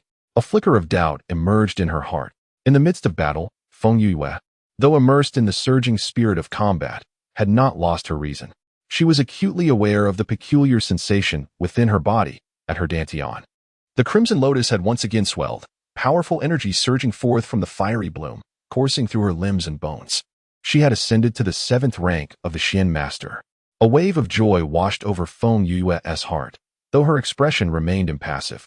Her jade-like eyes subtly shifted, and her body suddenly altered its angle in midair, launching toward Yun Mo with an uncanny speed. With a swift motion, her left hand transformed into a palm, striking Yun Mo's chest. In the blink of an eye, her other hand darted toward the Xian ice grass, grasping it firmly. Having secured her prize, Feng Yue showed no desire to linger in combat. With a light tap of her toes, she swiftly retreated, executing a nimble leap to reach Yu Chun's side, seizing him as they fled. The mountains remain unchanged, and the waters flow eternal, my brother. We may not meet again. Ling Feng and Jing Lei appeared behind him, heads bowed, not daring to breathe. Had their master just been struck by that woman? Indeed, he had received a blow. That woman truly had remarkable luck. She was the first to have struck their master and lived to tell the tale. A real warrior. As Ling Feng and Jing Lei exchanged furtive glances, Yun Mo suddenly turned, casting a vague glance in their direction. In that instant, they felt as if struck by lightning. "Cough, master, how are you?" Ling Feng ventured, his voice trembling under Jing Lei's menacing gaze. Yun Mo raised an eyebrow, revealing a smile imbued with profound meaning. "Not bad." Ling Feng, observing that smile, felt a shiver run down his spine. Why did it seem to him that their master's smile was so alluring? "What shall we do next?" he stubbornly inquired once more. The thunderous voice of the tormentor echoed, revealing only his propensity to bully him. He fixed his gaze into the distance, and after a prolonged silence, he finally spoke. "Let us first seek some form of recompense." "Recompense?" Jing Lei and Ling Feng exchanged glances, perplexed by the notion of such a reward. Feng Yue dragged Yu Chen along, running fervently for an extended period until she finally halted. With a huff, she unceremoniously tossed Yu Chen onto the ground and collapsed against a grand tree, panting heavily. "I am utterly exhausted." Yu Chen adjusted his disheveled collar and slowly sat beside Feng Yue, casting her a curious glance. "Why were you in such a rush? That man bore no intent to harm you." Feng Yue choked on her words, the air caught in her throat, rendering her speechless. That man is nothing but a scoundrel. A wretched rogue. Not only did he seize my xianbing grass, but he also assaulted me. Her brows furrowed, and she gesticulated wildly. Merely striking him would be too lenient. I ought to have his claws severed. 3 lines of exasperation appeared on Yu Chen's forehead. You, a young lady of virtue, so unabashedly proclaiming that someone assaulted you. Is that truly appropriate? He cleared his throat, suppressing laughter as his cherubic face quivered. But, did you not also touch him in that manner? Furthermore, were it not for him, you would not have advanced, would you? Feng Yue froze, momentarily dazed. Then, as if her tail had been stepped on, she sprang up with a cry. You nearly made me forget. Oh no. Disinfect. I must cleanse my hands. No, I need a bath. Wait for me here. As she spoke, she darted away in a flash, leaving Yu Chen standing there, utterly bewildered. Feng Yue had been bustling about for quite some time, washing and disinfecting.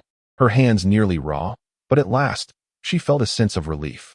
With Yu Chen in tow, she resumed their journey of trials. Yue, where exactly is the divine artifact that Brother Xueqi mentioned? Yu Chen inquired, squinting up at the blazing sun above. Feng Yue unfurled a crude map and scrutinized it intently. According to her brother, the artifact was said to be located in the southeast.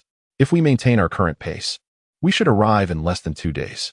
With that, she folded the map away, stretched her limbs, and declared, let us hasten our pace. We shall rest when night falls. Yu Chen nodded, but then paused. What about Xiaohua? Who knows where that rascal has scurried off to? No need to worry. This place is even more familiar to him than to us. He'll find his way back when it's time for dinner, Feng Yue replied with a roll of her eyes. Exasperated, that little creature only showed up when food was involved, vanishing into the wild at all other times, leaving not even a trace. However, Feng Yue was aware that Xiaohua was quite safe in the blood punishment forest, as evidenced by the reaction of the Thunder Moonxian wolf. Otherwise, she would never allow such a mischievous little one to roam freely. The midday sun gradually shifted westward, soon disappearing behind the western mountains. As twilight descended, a cold moon hung high in the sky, with scattered stars twinkling softly.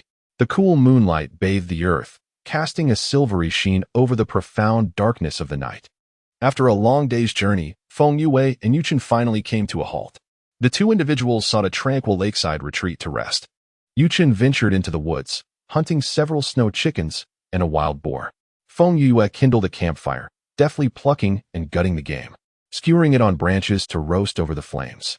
Seated side by side before the fire, Feng Yue and Yu Chen exchanged occasional remarks regarding their cultivation practices.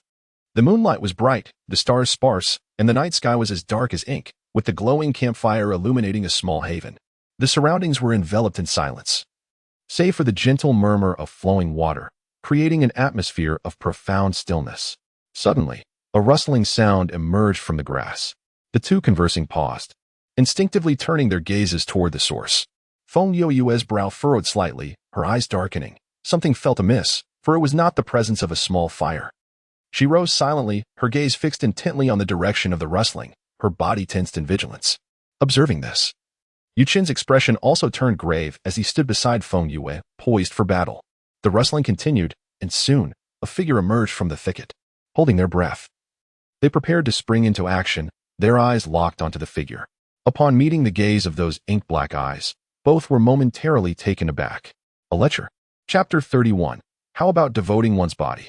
The moonlight shimmered with a cold silvery radiance, cascading down upon the man. Clad in pristine white, untouched by a speck of dust, adorned with dark purple trim and cloud motifs, he glimmered under the moonlight, exuding an air of mystique. Yuan stood beneath the moonlight, hands clasped behind his back. Even in such a seemingly ordinary stance, he radiated a clear, aloof demeanor, tinged with an alluring, devil-may-care charm.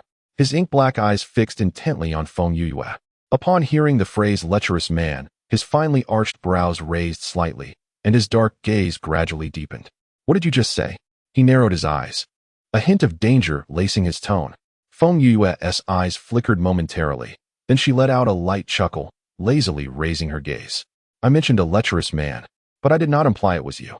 In this day and age, there are indeed those who willingly invite scorn. How enlightening. Yunmo's expression momentarily stiffened as he scrutinized her, then a smile, ambiguous yet teasing, crept onto his lips. What a sharp-tongued little creature you are. Feng Yue rolled her eyes. Little creature? As if you are not of an advanced age. Yu Qin glanced between Feng Yue and Yun Mo, unsure of how to proceed. He scratched the back of his head, and his gaze inadvertently met Yun Mo's dark, brooding eyes. Suddenly, he felt a shiver run down his spine. Oh dear. This man's gaze is too terrifying. It is better left for Yue to handle. Hey, fatty. Feng Yue called out several times, only to watch helplessly as the rotund figure vanished from her sight. Frowning, she touched her nose, casting a cold glance at Yun Mo before sitting cross-legged. Speak. What is your intention? Yun Mo slowly approached the young girl, towering over her as he smiled gently and asked, How can you be so certain that I have an intention? Feng Yue let out a cold laugh. You and I are mere strangers in this vast blood penalty forest. Do not tell me you followed the scent of roasted chicken here. Among the tangled underbrush, dust swirled around them. As Feng Yue gazed into Yun Mo's somewhat languid ink-black eyes, an inexplicable sense of illusion washed over her. The man appeared not to be seated upon the grass, but rather upon the exalted throne of the grand hall of the underworld. That disdainful arrogance, a manifestation of an inborn nobility, was inextricable from his very essence. What a dandy! Feng Yue silently cursed under her breath, turning away to disregard him. Yun Mo, unperturbed, cast his deep gaze upon the chicken roasting over the fire. His thin lips parting softly, I am hungry. Feng Yue raised an eyebrow. What does that have to do with me? I wish to partake of the chicken you have prepared. Yun Mo reiterated. Feng Yue frowned, regarding him as though he were a simpleton. Do you truly believe our relationship has blossomed to the point where I would cook for you? Young sir, if your mind is unwell, it would be prudent to seek a capable physician. Judging by your attire, you hardly seem impoverished. Perhaps you could afford a good doctor. How perplexing. With such a handsome visage, how could one be so lacking in intellect? A smile played in Yun Mo's eyes as he regarded her with a sidelong glance. His gaze shrouded in mystery. He raised his chin slightly and sighed. There are indeed many ungrateful souls in this world. Feng Yue's eyelids fluttered, yet she remained silent. Reaching the 7th tier of cultivation is no simple feat. Yun Mo continued. Feng Yue's lips twitched, her gaze lowered in silence. A glimmer of amusement danced in Yun Mo's eyes as he observed her delicate ear. Once more, he spoke, What a pity for me. To be a mere sparring partner, yet. I shall feed you. Now be quiet. Feng Yue abruptly turned, glaring fiercely at him, effectively interrupting his speech. Yun Mo smiled, declaring, I wish to feast upon the largest one. How audacious. Feng Yue's teeth ground together in frustration as she silently contemplated. I shall poison you to death. Let you consume it. Let it be your demise. With a haughty snort, she turned her head away, refusing to gaze upon him any longer. That insufferable man, merely looking at him, incensed her. Yun Mo chuckled softly. His interest piqued as he observed the young lady beside him vent her ire by stabbing the largest roasted chicken until it resembled a sieve. In all his years, he had never encountered such a spirited little creature. Truly marvelous. The snow chicken was soon roasted to perfection, and Feng Yue deftly removed it from the fire, promptly hanging a wild boar in its place. Yun Mo regarded her skillful technique with a hint of surprise. The young lady's prowess was remarkably refined, far from that of a typical noblewoman. His words held deeper meaning, shrouded in ambiguity. Feng Yue paused, unfazed that the man recognized her identity, yet astonished by his keen observance. What of being a noblewoman? Even amidst exclusion, one must strive for independence. She replied coolly. Yun Mo raised an eyebrow, his dark eyes narrowing as he pondered. Once Feng Yue had secured the boar, she divided the snow chicken into 4 portions, one for Yu Qin, one for Xiaohua, and one for herself. She tossed the largest piece to Yun Mo. Here, eat. We are in the wilderness, without chopsticks, so make do. Yun Mo chuckled lightly, unperturbed, as he tore into a chicken leg and began to savor it leisurely. The flavor was delightful. Feng Yue scoffed proudly. Well, at least you have some discernment. Her skill in roasting game was honed in a past life, a talent that she took immense pride in, second only to her formidable prowess. Yun Mo chuckled softly, observing the proud expression on her face, her eyes shimmering with a fleeting light. The two dined at a brisk pace. Feng Yue, accustomed to swift resolutions in her previous life, consumed her food rapidly. Yun Mo, although quick, exhibited a grace that contradicted any notion of rudeness, showcasing elegance in every bite. This made Feng Yue, who was used to a whirlwind of consumption, feel somewhat primitive in comparison. Well, you've eaten, and I've repaid my debt of gratitude. So it's time to leave, right? Feng Yue remarked, stifling a contented burp. Yun Mo remained silent, employing his profound energy to purify his hands before leisurely lifting his gaze to her. The reason why the Seven Stars Academy stood as the strongest institution in the North Yu domain, apart from its abundant cultivation resources, was its unparalleled information network spanning the 4 Yu domains. Feng Yue looked up at Yun Mo, puzzled by his sudden mention of these matters.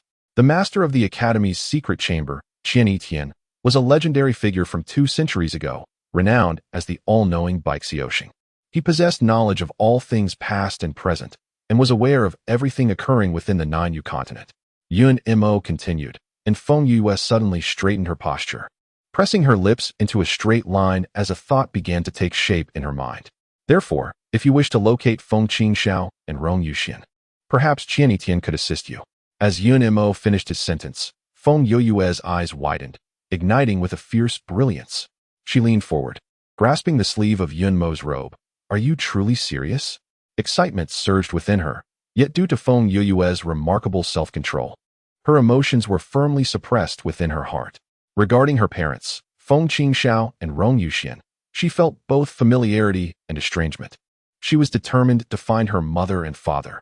This conviction had always resided in her heart. Although she had never uttered this to anyone, not even to Feng Tsang, she truly held her parents dear. Feng Yue steadied her emotions and gradually released her grip on Yun Moyu's sleeve.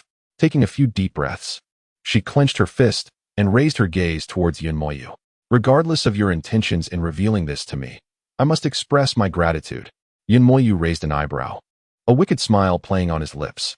In that case, how about offering yourself in return? Feng Yue was taken aback for a moment, then her brows furrowed, and she let out a series of cold laughs. What an audacious scoundrel! With a disdainful glance at Yun Moyu, she turned her head away, choosing silence. Yun Moyu chuckled deeply, suddenly reaching out to mischievously tug at Feng Yue's hair. Thus, if you wish to uncover the whereabouts of your parents, you must triumph in the grand competition and secure a place in the 7 Stars Academy. Of course, Feng Yue straightened her back, baring her teeth as she yanked her hair free from his grasp. Even if I cannot learn the whereabouts of my parents, I will still emerge victorious in this competition, crushing all those petty individuals and avenging my grandfather. As she spoke, she gestured animatedly, resembling an angry little tiger. Yun Moyu's laughter grew more exuberant. He found her utterly delightful. Suddenly, he sat up, leaning forward towards Feng Yue, their faces mere inches apart as they locked eyes in a profound gaze. Startled by the unexpected proximity, Feng Yue instinctively recoiled, only to be firmly grasped by Yun Mo at the shoulder. What do you intend to do? She questioned, her eyes brimming with vigilance, prepared to strike at any moment. Yun Mo's gaze remained fixed on her, his striking dark eyes delving into her watchful ones, a flicker of inscrutable light dancing within their depths. Little one, you're Dantian. Chapter 32. You are the scoundrel. Feng Yue gradually lowered her head, realizing that Yun Mo's hand had silently released its mystical energy, slowly probing into her Dantian. Startled, she quickly raised her head to meet those penetrating dark eyes. Feeling a tremor in her heart, her most deeply concealed secret seemed to have been laid bare before him. Scoundrel, get away, she shouted vehemently, slapping at his large hand, while her other hand pointed to the ground, her body executing a nimble spin as she attempted to escape from Yun Mo's side. Yun Mo's eyes darkened as he extended his long arm. What are you doing, lecher? Get away from me. Feng Yue retreated swiftly, but the man's speed was overwhelming. As he pinned her hands down, trapping her, she struggled fiercely, causing Yun Mo considerable discomfort. Yet he suddenly performed an unexpected action. Slap. The crisp sound echoed through the stillness of the night. Feng Yue froze, her eyes wide with disbelief. She had been struck. By a man, no less. Yun Mo narrowed his dark eyes slightly, then gently ruffled her soft hair with his right hand. Your hair is so soft. Scoundrel. Feng Yue was seething with rage, squeezing out 3 words between her clenched teeth as she pounced with claws bared. How dare he strike her on the head? She vowed to chop him into pieces and feed him to the big yellow dog. Yun Mo raised an eyebrow, a glimmer of amusement flickering in his inky eyes. He stepped back, extending his long arm to effortlessly trap Feng Yue, employing a technique that required minimal effort to subdue her. Cease your antics, or I shall strike you again. Feng Yue's brows shot up in fury. You dare threaten me? With that, she lunged forward, intent on banging her head against his forehead. Damn it, if I can't move, I'll just knock you out. Mo frowned and sighed. This girl was truly a handful. With a silent lament, he secured her arms behind her. Simultaneously, a surge of profound energy reached towards her dantian. Mo's energy flowed like a warm current from his palm into her dantian, disregarding her fierce glares and threats, which he chose to ignore. His energy lingered in her dantian for a considerable time, meticulously inspecting every corner, only for his handsome brow to furrow slightly in perplexity. Where is it? Previously, Mo had sensed that Feng Yue harbored a secret. Their last encounter over the Xianbing grass had been a test of sorts. As expected, the aura within her was indeed peculiar, piquing his interest and prompting him to follow her closely. Yet, after thorough exploration, he found nothing unusual about her. Lost in contemplation, Mo failed to notice that Feng Yue had ceased her struggles. Only when he emerged from his thoughts did he realize the atmosphere had turned somewhat strange.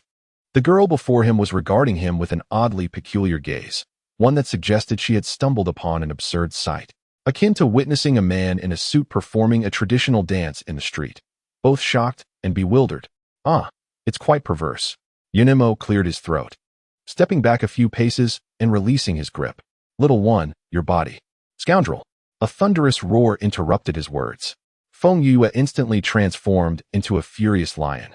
Her small face flushed crimson as she delivered a swift kick to his abdomen, with a torrent of words erupting from her mouth like firecrackers. She berated Mo from head to toe. While he deftly defended against her onslaught, he listened to her scathing tirade. Suddenly, a smirk crept across his lips, and he let out a deep, resonant laugh. The melodious tones flowed from his thin lips, enveloping the night air. His snow-white robe glimmered with silver under the moonlight, and his enchanting features, adorned with a smile, exuded both mischief and depth. Enough. It's futile. It's akin to merely tickling this man. Mo observed her with amusement, the corners of his eyes lifting, glimmering with intrigue. Why have you ceased? Feng Yue shot him an exasperated glance, choosing to remain silent. Mo chuckled lightly, his robe rustling as he approached her, bending down to meet her gaze. His magnetic voice, laced with a languorous charm, carried an unintentional hint of affection that crept into Feng Yue's ears. She lifted her eyes, arching an eyebrow at him, pursing her lips. What secret? With a haughty lift of her chin and her arms crossed, she disdainfully declared, if I'm not interested, you might as well prepare for your demise. Unfazed, Mo chuckled softly, his ink-black eyes sparkling with mischief. Straightening up, he placed his hands behind his back, his tall figure resembling the ethereal glow of the cold moonlight, clear and beguiling. Little one, have you any inkling why so many disciples from noble families have gathered here in recent days? Feng Yue's thoughts stirred as she sensed that a divine entity was about to manifest in the blood punishment forest. Mo nodded in agreement, casting a satisfied glance in her direction before inquiring, do you know what this divine entity truly is? Feng Yue raised an eyebrow, replying that Xueqi had only informed her of the entity's emergence, while the nature of the divine being remained shrouded in speculation and diverse conjectures. She lifted her gaze to meet the eyes of the man who wore a wicked smile, her heart racing with curiosity. What exactly is it? She questioned coldly. With a grin, Mo revealed, it is a juvenile divine beast. A divine beast? Feng Yue's eyes widened in astonishment, her heart racing. It is crucial to understand that the cultivation of beasts differs significantly from that of humans. Without the aid of elixirs and techniques, a novice mystical beast can only rely on its innate talents and abundant spiritual energy for cultivation, a process that is exceedingly slow. Furthermore, with each ascending level, the path becomes increasingly arduous. When a mystical beast reaches the 5th tier, it must break through its bottleneck, endure the tribulation of thunder, and ascend to the spirit beast tier. Some mystical beasts may never overcome this barrier and tragically perish, while others may be utterly annihilated during the thunder tribulation. It can be said that the ascension of a beast is 100-fold more challenging than that of a human. However, correspondingly, the strength they attain is far more formidable. For instance, the imperial serpent, at the pinnacle of the spirit beast 1st tier, possesses the power to simultaneously engage 2 great mystics, 6 mystics, and dozens of lower-tier mystics, remaining undefeated. Such power is truly astonishing. This is merely at the spirit beast 1st tier. What of the 2nd, 3rd, or even the pinnacle of the 5th tier? Beyond that lies the divine beast tier, a summit that is both coveted and seemingly unattainable. In the vast realm of Wanlan, even among the royal family and noble clans. It is a rare privilege to possess mystical beasts of only the 2nd to 4th rank. Should one be fortunate enough to encounter a 5th-rank mystical beast and successfully bond with it, it would undoubtedly evoke the envy of many. As for spiritual beasts, they lack the prowess necessary to establish such a connection, and divine beasts remain an elusive dream, rarely even glimpsed. If this time, the divine artifact were to be a divine beast, Feng Yue gasped in trepidation, foreseeing a potential bloodbath. Newly born divine beast offspring are remarkably weak in combat prowess. Whoever manages to claim it and establish dominance would, in time, acquire an extraordinary ally as the divine beast matures. A glimmer of determination flashed in Feng Yue's eyes as she contemplated this possibility, her chin resting thoughtfully on her hand. If only she could possess it. Yun Mo had been keenly observing her expressions, and upon witnessing her signature mischievous smile, he discerned her intentions. Do not underestimate the challenge. Although the divine beast offspring may be feeble, earning its recognition is no trivial task. Feng Yue felt a splash of cold reality, biting her lip and casting an exasperated glance at Yun Mo. I am not foolish. I am well aware of the difficulties. Nevertheless, it is worth attempting. Yun Mo chuckled softly, brushing his sleeves, choosing to remain silent thereafter. The atmosphere fell into a tranquil stillness once more. Seated on the ground, Feng Yue sank into deep contemplation, while Yun Mo stood beside her, gazing down at the crown of her head, his thoughts swirling in an unfathomable manner. The night breeze gently swept through, stirring the leaves and flowers into a soft rustle. The moonlight cast an ethereal glow, rendering the night exceptionally beautiful. Time slipped by unnoticed until Feng Yue finally lifted her head from her reverie. She shook her head, momentarily stunned upon beholding the white figure. You haven't left yet? The words escaped her lips involuntarily. Yun Mo raised an eyebrow, a subtle twitch at the corner of his mouth betraying his surprise. Was he, perchance, being dismissed? Realizing her faux pas, Feng Yue gave a light cough, self-consciously touching her nose as she rose from the ground. She gazed up at the moonlit sky, astonished to discover that she had been conversing with the man for over an hour. Just then, squeak, squeak, squeak. Familiar sounds emanated from the undergrowth. Feng Yue chuckled softly, folding her arms as she turned toward the source. Little fire, if you don't come out now, there won't even be bones left. As soon as the words were spoken, a streak of red shot out of the bushes, landing gracefully on Feng Yue's shoulder. Squeak, squeak, squeak. Little fire clung to her clothes, its large, crimson tail wagging fervently, a look of obsequiousness on its face. Little fire nodded, gesticulating wildly as it chirped, seemingly trying to recount its whereabouts. Alas, Feng Yue was not versed in the language of beasts. I can't understand what you're saying. Here, your roast chicken. She gently lifted Little Fire from her shoulder and placed it on the grass. Upon sighting the roast chicken, Little Fire's tiny eyes gleamed with an eerie green light, and something resembling saliva trickled from the corner of its mouth. Feng Yue sighed in exasperation at the sight of the creature's gluttony. How had she come to raise such a gourmand? You haven't left yet? Yun Mo's eyelids twitched at the renewed hint of dismissal, his gaze drifting toward Little Fire, who was now salivating over the roast chicken. His brow furrowed slightly. This little creature was. This man is dangerous. Little Fire's reaction caused Yun Mo some surprise. He arched an eyebrow, a peculiar glint flickering in his dark eyes. The little creature, could it possibly be that? Squeak, squeak. At that moment, the Little Fire suddenly became restless. It leaped onto Feng Yue's shoulder, chattering incessantly. What do you wish to convey? Feng Yue turned her head to look at it, her expression one of confusion. The Little Fire waved its tiny paws for quite some time, and upon realizing she still did not comprehend, it despondently lowered its head. Then, its eyes sparkled with realization as it jumped down from Feng Yue's shoulder. Squeak. It grasped Feng Yue's clothing and tugged vigorously. Following that, it mimicked a gesture of carrying something on its back and dashed off in a flash. Initially puzzled, Feng Yue then experienced a moment of enlightenment. Her watery eyes narrowed slightly as she took a deep breath and slowly turned her gaze towards the man nearby. This little fellow indeed possesses quite a spirit. Yun Mo gazed at the receding figure of the Little Fire, a wicked smile gracing his lips. Soon after, feeling Feng Yue's gaze upon him, his dark eyes shifted towards her, questioning what was amiss. Feng Yue remained silent, instead revealing a breathtakingly beautiful smile. Yun Mo, momentarily entranced, was abruptly jolted back to reality by a resounding thud. You scoundrel! So it was you, the thief of my garments. I shall have your head. Chapter 33. First stage of the Mystic Master, breaking through the void. On the following morning, a radiant light bathed the blood punishment forest, dispelling the inky darkness of night with its brilliance. Yu-chan groggily awakened from his slumber, just as Feng Yue, glistening with dew, entered the cave. What are you thinking about? Feng Yue shot him a glance, tossing him a steaming roasted chicken and some wild fruits. I just took a bath in the lake and gathered some wild fruits. Make do with this. Yu-chan, with quick reflexes, caught the wild fruit and roasted chicken, the tantalizing aroma of the latter wafting into his nostrils, stirring his appetite. He swallowed hard, casting a glance outside the cave, and inquired of Feng Yue. Where is that deity? Suddenly, a deafening crash echoed, startling Yu-chan so fiercely that the roasted chicken nearly slipped from his grasp. He turned to see, and was left dumbfounded. Beside Feng Yue, a massive stone, towering over a person, crumbled into fragments beneath her touch. Dust swirled in the air, casting a kaleidoscope of colors.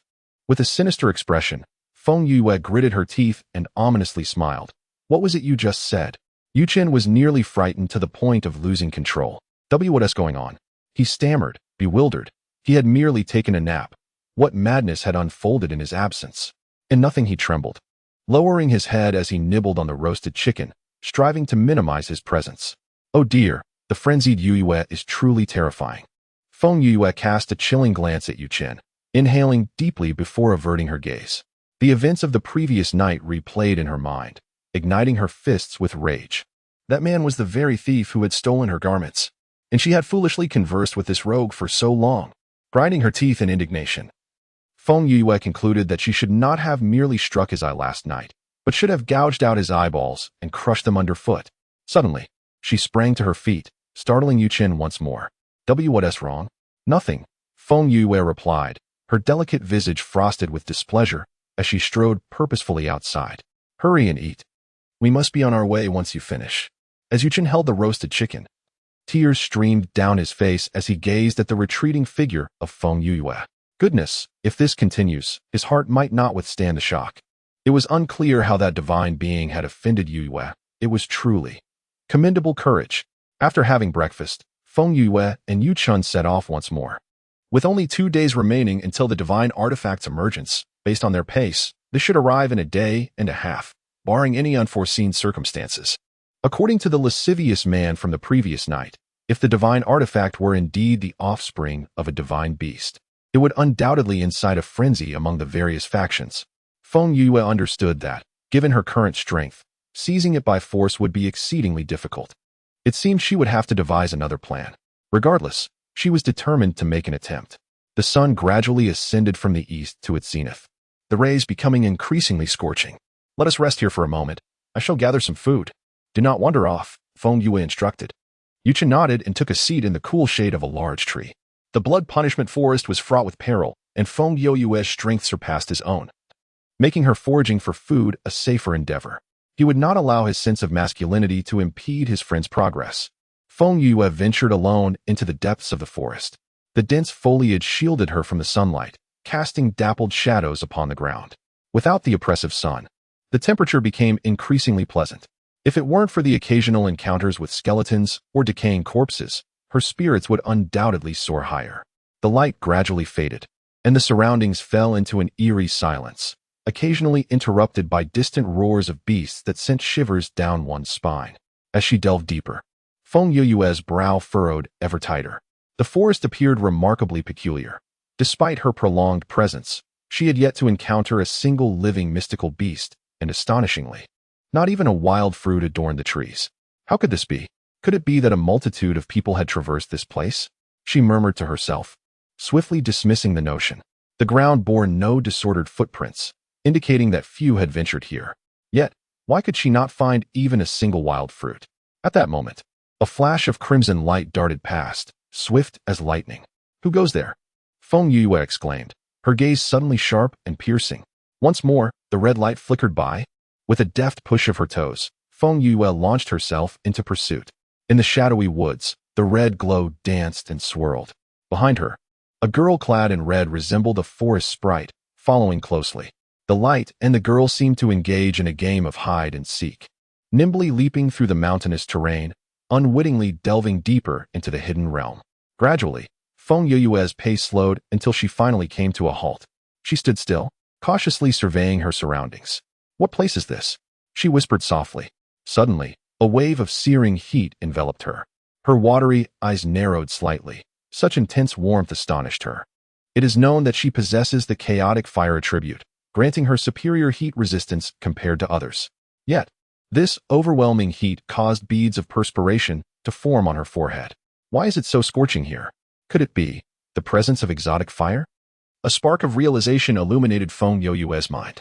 If she could locate the exotic fire and allow Fengsong to consume it, his power would undoubtedly ascend to new heights. The mere thought filled her with exhilaration. She set forth, following the trail of heat deeper into the forest. The searing temperature intensified, causing the chaos technique within her to activate autonomously, aiding Feng Yue in resisting the onslaught of heat. As she ventured deeper and the temperature continued to rise, she was astonished to discover that her cultivation speed of the chaos technique was accelerating significantly compared to usual. Could it be that the external environment influences her cultivation pace? The perplexity in her heart grew, prompting her footsteps to quicken, while the chaos technique surged vigorously within her. After a quarter of an hour, she finally halted her steps at the entrance of a cave. A brilliant red light illuminated the surroundings, casting a glow across the realm. The scorching heat rendered the ground and stone walls searingly hot. Even someone of Fengsong's caliber would find it unbearable. Were it not for the chaos fire attribute, Feng Yue would likely be scorched to a husk. Inside the cave, waves of energy fluctuations silently spread, and Feng Yue could distinctly sense the fiery lotus within her dantian whirling with fervor. Raising her gaze towards the cave, she resolutely stepped inside. Within the cave lay a world of wonders. In the midst of the vast space, a dazzling orb of red light floated in midair. The intense heat emanated from this fiery glow. What could this phenomenon be? Why was it so intensely scorching? Feng Yue murmured softly, sensing her internal energy stirring restlessly, as if yearning to burst forth. The closer she approached the orb of red light, the more pronounced this sensation became. Feeling the turmoil within her, Feng Yue's mind shifted, and she strode boldly beneath the radiant light, settling into a meditative posture. The chaotic divine art commenced its fervent operation. Feng Yue's eyes were tightly shut, her hands resting on her knees in a lotus position, as a rich crimson light erupted around her, flowing gently. At this moment, her body was undergoing a profound transformation. At the dantian, a fiery lotus radiated with dazzling brilliance, as a potent force of energy emanated from it, dispersing throughout her limbs and bones. The extraordinary meridians of Feng Yue were enveloped in a layer of resplendent red light, exuding an intense flame. Countless streams of red energy surged wildly through her meridians, repeatedly cleansing and expanding therewith. As time flowed slowly, the surroundings remained eerily silent. Suddenly, Feng Yue's body erupted in a blaze of radiant flames, her inky hair swaying without wind. Brilliant fire lotuses emerged from her being, swirling around her and exuding a profound aura. Subsequently, the fire lotuses began to spin fervently, drawing the red light from the cave towards them, and in an instant, they absorbed it entirely. It seemed as though the fire lotuses had feasted enough, halting their rotation. At that moment, another wave of searing flames erupted from Feng Yue, and the red lotuses appeared to heed a call, rushing into her dantian in an instant. Within the dantian, the fist-sized fire lotus radiated a blinding light, voraciously consuming all the other fire lotuses. Soon after, the fire lotus expanded once more. A powerful energy coalesced into a pool of crimson liquid, penetrating the fire lotus. Simultaneously, Feng Yue's energy began to surge uncontrollably. She reached the pinnacle of the seventh realm of the Xian Master, the first level of the Xian Master. In the chaotic space, the refining pool resembled the azure sky descending into the lake, creating ripples that shimmered elegantly. Suddenly, the tranquil surface of the water rippled, as a sphere of azure light gradually emerged from the depths of the refining pool. The luminous orb ascended into the air, only to burst into countless fragments of pale blue. Within this radiant sphere, a diminutive figure soared towards the heavens. Engrossed in her cultivation, Feng Yue remained oblivious to the tumultuous transformation occurring in her surroundings. Once she stabilized her power at the first level of the Xian Master, she opened her eyes from her meditation and exhaled a breath of turbid air. Clenching her fists, she smiled with a sense of pride, Xian Master, first level, indeed. With a clap of her hands, she rose from the ground.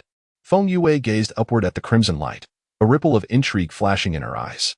No wonder such formidable energy emanated. It was the fire flame fruit.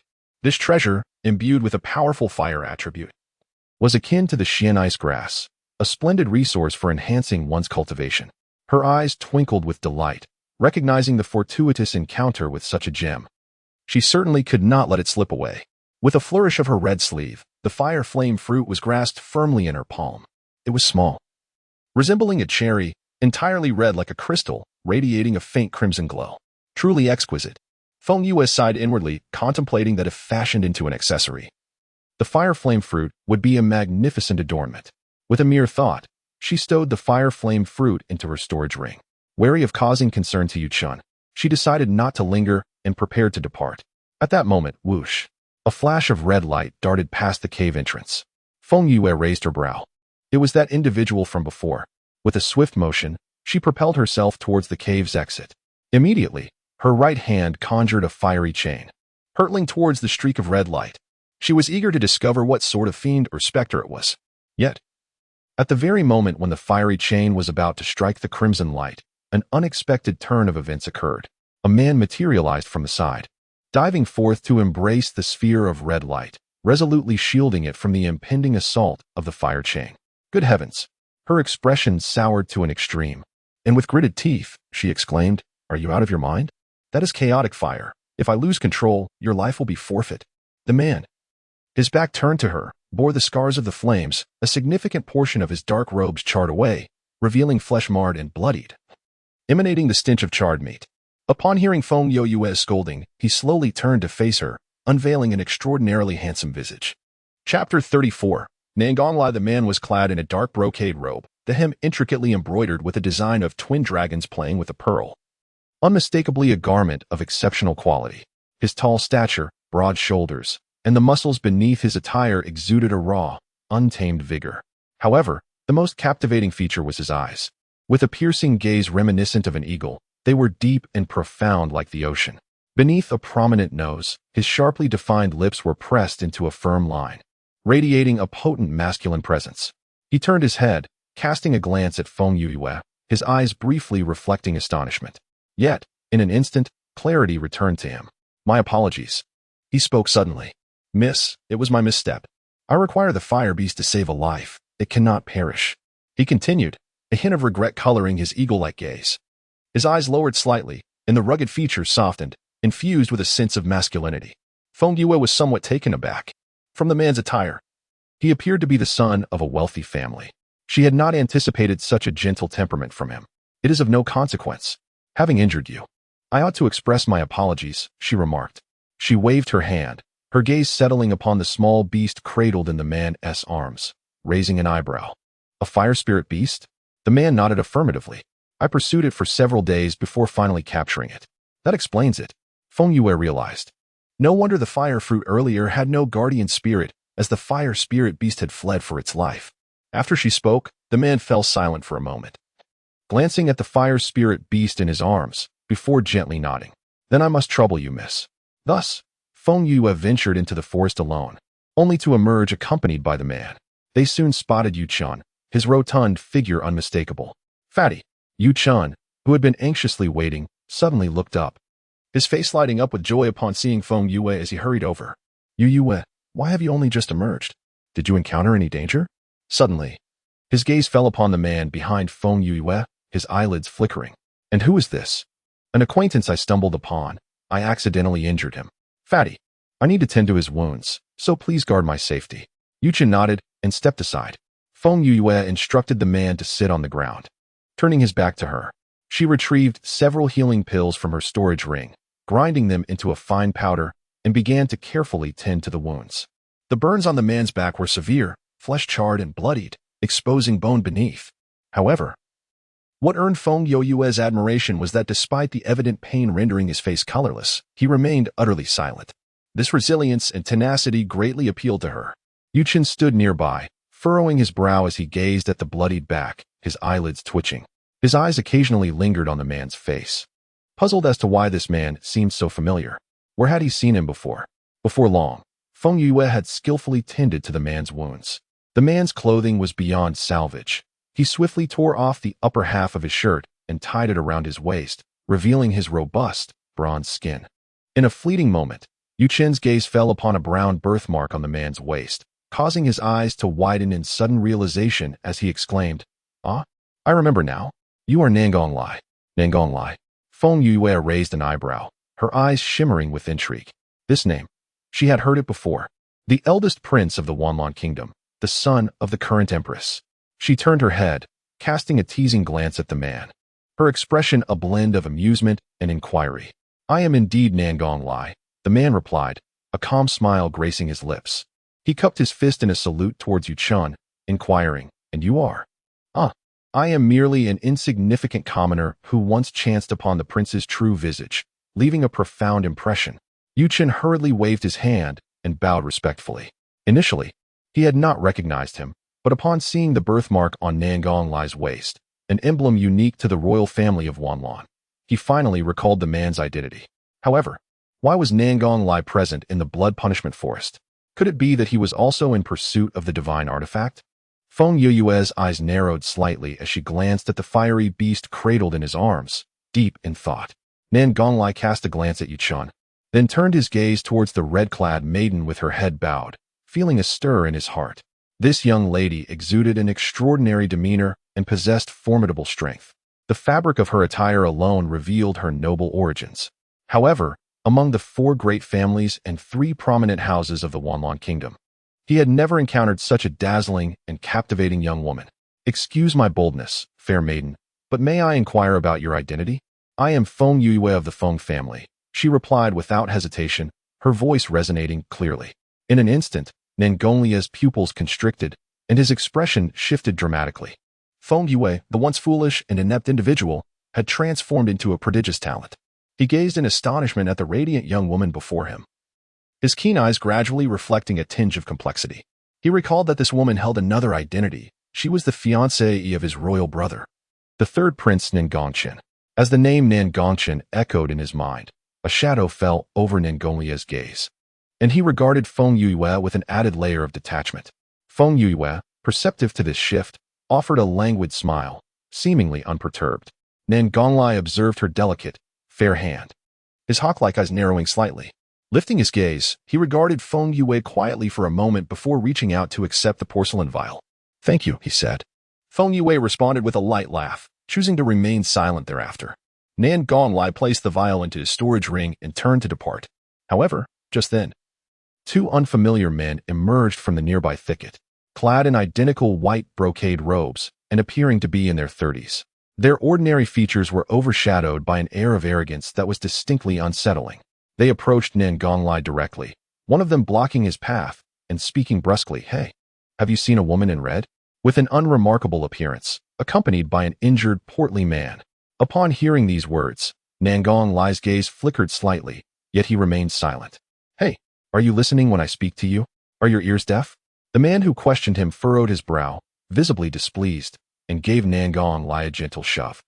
Just then, a cool voice came from behind, "Senior brother." A waft of fragrant air accompanied Feng Yue as she approached his side. Nangong Lai raised an eyebrow in curiosity. "Senior brother?"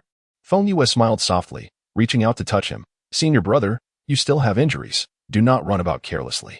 As she spoke, she turned to the 2 men, cupping her fists in greeting. "I beg your pardon, esteemed gentlemen. My senior brother was previously poisoned, and his throat was injured, rendering him unable to speak. It is not his intention to offend you." Nangong Lai lowered his gaze to the girl with the charming smile, his brow furrowing in confusion. What was she up to? The 2 men in white, upon Feng Yue's approach, were captivated by her radiant beauty. They now gazed at her with lewd expressions, unabashedly scrutinizing her from head to toe. A chill flickered in Feng Yue's eyes, yet her lips remained curled in a gentle smile as she lightly coughed. "My lady, have you seen a girl in red?" With an ordinary appearance and a slightly pale complexion, accompanied by an injured, portly man, one of them inquired. Feng Yue furrowed her brow, displaying a hint of confusion before shaking her head innocently. "I am afraid I cannot recall. Might you be able to provide more specific details, my lord?" The man pursed his lips. "I am Zhao Wuji, a disciple of Beichen Academy, and this is my junior brother, Zhang Liang." We are here at the behest of a friend to seek a young woman in red. The young woman, though still in her youth, has caused countless injuries. The attendants of my friend's sister have all fallen victim to her. Had it not been for that girl's swift escape, she too would have perished at her hands. Such a wicked and malevolent individual must not be allowed to continue her misdeeds. Feng Yue's eyes glimmered with a cold light, yet her smile remained unperturbed. She covered her cherry-like lips in shock, exclaiming, "Is there truly such a vile woman? Young Master Zhao, please describe her physical features in detail. I shall ponder it carefully. If I can assist you, it would be a great merit." Zhao Wujie secretly chuckled, finding the young girl's innocence endearing. "Thank you, my lady, for your assistance. Allow me to elaborate." Zhao Wujie meticulously recounted the appearance, attire, and demeanor of the girl in red, leaving no detail about her companions unmentioned. According to my friend's sister, the woman was unremarkable in appearance, around 16 or 17 years of age. Accompanying her was an injured plump man, likely followed by two young men. They were exceptionally skilled. Should you have encountered them, please do inform us. Such a treacherous heart must be dealt with severely, perhaps through the destruction of her cultivation, or worse. Nan Gonglai listened to Zhao Wujie's description and shot a glance at Feng Yue, his lips twitching. How could this man be so oblivious as to not recognize that the person he sought was right before him? However, unremarkable in appearance? Nan Gonglai cast an odd look at Feng Yue, questioning the poor judgment of anyone who could deem her unremarkable. Sensing his scrutinizing gaze, Feng Yue turned with a smile. Casting a sinister glance at Nan Gonglai. "What are you staring at? Have you never seen a beauty before?" Nan Gonglai, with a smile playing on his lips, replied, "Indeed. I have never encountered someone so unremarkable." Casting a warning glance at the man, Feng Yue turned her head, her smile radiant as she gazed at Zhao Wujie. "Young Master Zhao, upon careful reflection, it appears I have indeed never encountered the woman you mentioned." However, Zhao Wujie's eyes sparkled with anticipation as he hastily inquired, "However, what?" With a smile, Feng Yue's expression suddenly shifted. Her eyes turned icy, a glimmer of cold light flashing as she declared, "Before your demise, I shall reveal her identity to you." Chapter 35. Why haven't you departed yet, great prince? Beneath the scorching sun, Feng Yue donned a fiery red garment. Yet her gaze was as frigid as ice. A bone-chilling aura erupted around her, causing both Zhao Wujie and Zhang Liang to shiver involuntarily, their backs prickling with unease. "Why you?" Zhang Liang stammered, trembling under Feng Yue's overwhelming presence. Zhao Wujie's face darkened as he swiftly drew the weapon at his waist, channeling his profound energy, demanding, "Who exactly are you?" Feng Yue smirked wickedly. "Haven't you been searching for me all along? Why, then, do you fail to recognize me now that I stand before you?" Zhao Wujie was momentarily taken aback, and then his eyes widened in disbelief, overflowing with incredulity. Could this be the red-clad woman he had sought? Was she not supposed to be plain in appearance? He glared at Feng Yue's striking visage, cursing Sun Miao 1,000 times in his mind. How could she possibly be described as unremarkable? Zhao Wujie would never comprehend that to a jealous woman, all other females in the world, aside from herself, were deemed lacking in beauty, as unattractive as saltless fare. "You treacherous vixen, having slain so many, you still dare to present yourself before me. Surrender at once, and I may yet consider sparing your life," Zhao Wujie proclaimed, brandishing his sword with righteous indignation. Simultaneously, the lascivious gaze directed at Feng Yue intensified. "Let me inform you. This young master is a disciple of the Beichin Academy, someone you cannot afford to provoke. If you obediently comply." He chuckled suggestively, his eyes gleaming with unmasked lust. Zhang Liang joined in the laughter. Beichin Academy, even aristocratic families of second-rate countries dare not offend. This woman is merely a minor Xian practitioner. The gazes of the two men turned fiery, as if they already envisioned Feng Yue heeding their every command. Nan Gonglai, who had remained silent the entire time, wore a thoroughly darkened expression. Regardless of whether Feng Yue was the crown prince's betrothed, even the humiliation of an ordinary woman was excessive. An inexplicable fire ignited within him. Nan Gonglai clenched his fists, intending to rush forward and teach the two men a lesson. But at that moment, Feng Yue abruptly reached out and restrained him. "They are from the Beichin Academy, and you are royalty of the Wanlong Kingdom. Do not get involved." Nan Gonglai furrowed his brow, his face conveying disapproval. As a man, he should not stand idly by while a woman is being bullied. Feng Yue raised an eyebrow, revealing a profound smile. She slowly turned her head, her playful gaze landing on Zhao Wuji and Zhang Liang, who is bullying whom, is still uncertain. As her words trailed off, a wicked laugh escaped her lips, and Feng Yue transformed into a streak of light, rushing straight toward the two men. Fatty, time to work. Yu Chun, who had been hiding in the bushes, heard this, and a sly grin spread across his chubby face. His rotund body darted out with surprising agility, his figure transforming into a pale yellow stream of light. Weaving among the group, Zhao Wuji was taken aback by Feng Yue's sudden attack. His composure shattered as he bellowed, "We are from Beichen Academy. Do you wish to court death?" A chilling scoff reverberated above him, the voice as frigid as ice, as if emanating from the depths of the underworld. "Even if the Emperor himself were to arrive, I would show no mercy." As the words fell, a blazing inferno transformed into a fire dragon, spiraling through the air before diving fiercely toward Zhao Wuji. His pupils constricted in terror. Is that chaotic fire? How could this woman possess chaotic fire? Zhao Wuji's heart raced with dread, ignited by fury. How could he, a disciple of Beichen Academy, be subjected to such treatment? It was utterly intolerable. "Since you fail to recognize your own limits, do not blame me for being ruthless." With a thunderous roar, he unleashed a violet radiance from his soft sword. The once clear sky darkened instantly, ominous clouds rolling in as purple lightning converged above him, descending in a torrential assault toward Feng Yue. Second-tier mystical master, lightning attribute. Feng Yue narrowed her eyes, realizing that Beichen Academy indeed harbored hidden talents. Had this encounter occurred mere hours prior, she would have undoubtedly suffered defeat. But now, her crimson lips curled into a wicked smile as her robe billowed around her. With a deliberate motion, she raised her hands, palms upward, and suddenly unleashed two blazing orbs of crimson flames. The flames danced wildly in her grasp, and then, with a sharp gaze, she transformed them into two colossal chains of fire, hurtling toward the oncoming lightning. The sky was ablaze with fire, illuminating the realm around them, and casting a brilliant light upon Feng Yue's strikingly beautiful, yet cold visage. A glimmering coldness radiated from her slightly upturned phoenix eyes, while her alluring red lips curled into a triumphant grin, exuding an air of audacious pride. Fire chains danced through the vast sky. With a gentle parting of her crimson lips, she enunciated 5 words with clarity. This was the ultimate technique that Feng Yue had employed to vanquish Feng Shire. As her words echoed, 2 fiery chains erupted, soaring toward the heavens. Amidst the dense, dark clouds, violet lightning flickered ominously, rumbling with a deep resonance. The fire chains surged upward, piercing through the storm, entwining tightly with the forces of thunder. In that moment, purple clashed with red in the air. As thunder rumbled and clouds churned like tumultuous waves, Zhao Wuji stood transfixed. Such an overwhelming aura was beyond the capability of a mere Xian master. This woman was undeniably a Xian master, a pinnacle of the first rank. Wiping the cold sweat from his brow, Zhao Wuji gritted his teeth, channeling his Xian energy once more, and lunged toward Feng Yue. She was merely a first-tier Xian master. How could a dignified disciple of Beichen be unable to deal with a weakling from a third-rate nation? His eyes glinted with malice, his features contorted, and his breath grew increasingly ferocious as he charged forward. Feng Yue was preoccupied with the lightning above, unable to spare any attention.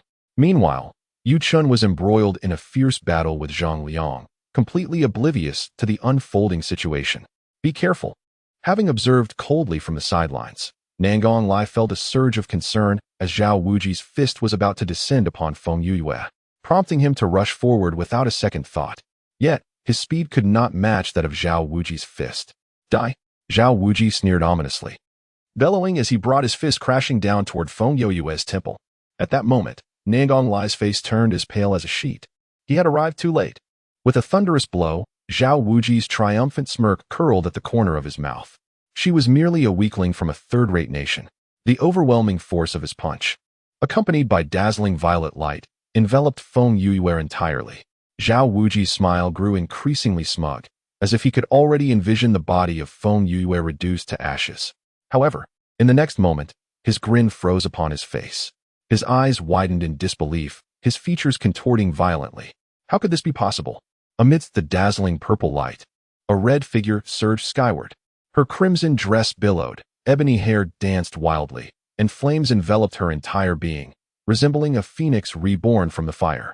She ascended like a blazing inferno, suddenly twisting her body to dive rapidly towards Zhao Wuji. In her cold gaze, a sinister smirk lingered. Zhao Wuji's figure magnified within her pupils. Boom! The fiery fist erupted, illuminating the sky with a sea of red light. In her eyes, Zhao Wuji's form was instantaneously shattered, disintegrating amidst the raging flames. A second-tier Xian master, possessing lightning attributes, was vanquished. Nangong Lai was utterly astounded. A first-tier Xian master had not only triumphed against a peak second-tier Xian master, but had also extinguished his life. Surely, he must be perceiving it incorrectly. With Zhao Wuji's demise, the tempestuous forces of thunder in the sky dissipated in an instant. The ominous clouds vanished, revealing a boundless azure sky. Above the realm of Xian masters, each level represents a chasm. Indeed, a peak second-tier Xian master is no trivial foe. Producing a medicinal pill, Feng Yue swiftly consumed it. The depleted Xian energy within her began to replenish, as the fire lotus in her dantian continuously absorbed the essence of heaven and earth. The chaotic divine art commenced its rapid activation. Are you not going to assist your friend? Nangong Lai approached, turning his head to glance at Feng Yue, before looking at the ongoing struggle involving Yu Chen. Yu Chen was merely a fifth-tier Xian scholar, while Zhang Liang was a seventh tier. The two-tier gap felt akin to scaling mountains, making Yu Chen's battle exceedingly arduous. Feng Yue cast a fleeting glance at Yu Chen, her eyes slightly raised, a disdainful smile gracing her lips. Without truly experiencing life and death, how can one become a formidable force? A flicker of astonishment appeared in Nangong Lai's eyes. This woman seemed distinctly different from those he had encountered before. He observed her with curiosity, her radiant visage resembling a flickering flame. Yet within her gaze lay an icy frost and a sharpness akin to that of a general emerging victorious from a blood-soaked battlefield. Her posture remained perpetually upright, a stark contrast to the delicate and fragile daughters of noble families. Resolute, arrogant, cold-blooded, yet fiercely loyal. Such a woman was unlike any Nangong Lai had ever beheld. Soon enough, Yu Chen's battle reached its conclusion. As Feng Yue had anticipated, it ended with a Pyrrhic victory. Gazing upon Zhang Liang's lifeless body sprawled in a pool of blood, Yu Chen could no longer withstand the weight of the moment. His legs buckled, and he collapsed onto the ground. He gasped for breath, the pain within him reminiscent of dislocated organs. The profound energy residing in his dantian had long since been depleted. A shadow loomed above Yu Chen, prompting him to struggle to open his eyes, where he beheld a fair, delicate hand. I lack the strength, he managed to utter with a bitter smile. Feng Yue raised an eyebrow and smiled, her long robe swaying as she gracefully settled into a cross-legged position. She poured the elixir from a jade vial, hastily feeding it to Yu Chen. The medicine dissolved upon contact, spreading warmth throughout his limbs. Gradually, his depleted energy began to replenish as Yu Chen closed his eyes, entering a state of meditation. When he opened his eyes once more, the cold moon hung high in the night sky. Unbeknownst to him, Feng Yue had kindled a fire and prepared several snow chickens and white fish, roasting them over the flames. Struggling to sit up, Yu Chen's gaze shifted from the fire to Feng Yue, then to the man beside her. A look of confusion etched upon his face. Why haven't you left yet, Crown Prince? Feng Yue's eyelids flickered as she stifled a laugh, pressing her fist against her lips. Come, eat the fish before it burns. Yu Chen, puzzled, scratched the back of his head and settled beside Feng Yue, eagerly devouring a roasted fish. The tranquil evening swiftly passed, and the following day, Nangong Lai bid farewell to Feng Yue and Yu Chen, parting ways with them. As Feng Yue gazed at Nangong Lai's departing figure, she sighed deeply, murmuring, "This crown prince is indeed a pitiful soul. His father shows him no affection, and his mother has been bedridden for years. Everything that rightfully belonged to him has been seized by his younger brother. Yet, despite bearing the title of crown prince, he has lived a life of neglect. His mother has been overlooked by his father for decades, and he, too, has faced derision from others." Yu Chen nodded in agreement. It is true that while the crown prince's life is difficult, his character is commendable. Feng Yue lifted an eyebrow, casting a sidelong glance at him, her expression a blend of amusement and intrigue. Do you truly believe that someone who has survived in such an environment could be devoid of guile? She raised her chin slightly, her eyes glinting with intensity. This man is far superior to his brother, Nangong Chen. Chapter 36. Encountering Yun Mo again, kill. After parting with Nangong Lai, Feng Yue and Yu Chen continued their journey towards the location of the divine artifact's emergence. After traversing for a considerable time, the two finally arrived near their destination. According to Brother Blood Red's information, the divine artifact should manifest in this vicinity, with half a day remaining until the anticipated time. "Let us explore the surroundings," said Feng Yue, scanning the area with keen anticipation. Bereft of any objections, Yuchen and she rested briefly in situ before parting ways, each ambling off in divergent directions, in accordance with the disposition of the 4 nether regions and the celestial region of the 9 nether continent. The Bloodshed Forest was partitioned into 5 discrete zones. Of these, the Bloodshed Forest nestled within the confines of the northern nether region was deemed the least perilous. Yet, notwithstanding this relative safety, countless souls met their demise within its borders each year. The locus of the divine artifact's emergence lay within the northern nether region of the Bloodshed Forest, ensconced in its most profound depths, fraught with myriad perils. Having merely strolled for a brief interval, Feng Yue observed that the path was replete with skeletal remains. The miasma of sanguine putrefaction permeated the environs of the forest, while luxuriant foliage obscured the sun's rays, casting a pall of gloom. Sporadic aerial beasts traversed the lower altitudes, emitting doleful cries, thereby intensifying the atmosphere of macabre desolation. However, acute peril was concomitant with amplified opportunities. The Bloodshed Forest of the western nether region abounded with a plethora of natural treasures, toward which all cultivators yearned. "My strength remains deficient. It appears I must accelerate my progress. I shall endeavor to venture into the western nether region," Feng Yue murmured sotto voce, her phoenix eyes radiating a resolute luminescence. Resuming her stride, with her back erect and unyielding, she briskly advanced deeper into the forest recesses. After approximately half an hour, the ambient light had waned completely. Abruptly, Feng Yue's gait faltered, her eyes narrowing precipitously. Could that be a person?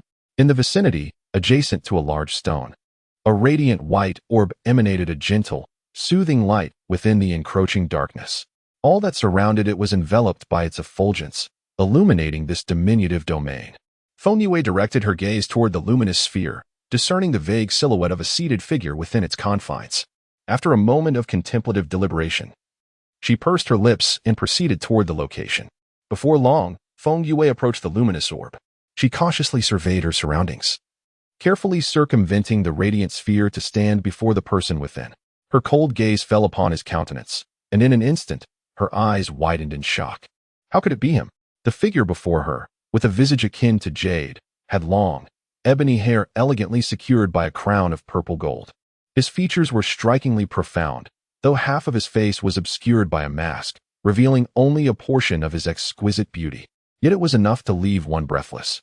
Feng Yue had encountered many beauties, but this man always rendered her momentarily dazed upon each sighting. At this moment, he sat cross-legged in a robe of white brocade. His majestic eyes, which seemed to disdain the world, were closed, surrounded by a gentle white light that softened his sharp, ethereal features. This person must be Yun Mo, the one who had stolen Feng Yue's garments. What was he doing here? She muttered to herself, then, with a raised brow and clenched teeth, thought, why should I concern myself with him? Let him be devoured by a wolf. Rising to her feet, she made a face at the closed-eyed Yun Mo, baring her teeth in mockery. Scoundrel! Wretched rogue! Humph! Not far away, Ling Feng and Jing Lei stood side by side, gazing with a mixture of confusion and concern at the woman who was theatrically gesturing at their master. Is it truly acceptable for us to remain indifferent? Ling Feng's expression twisted in anxiety.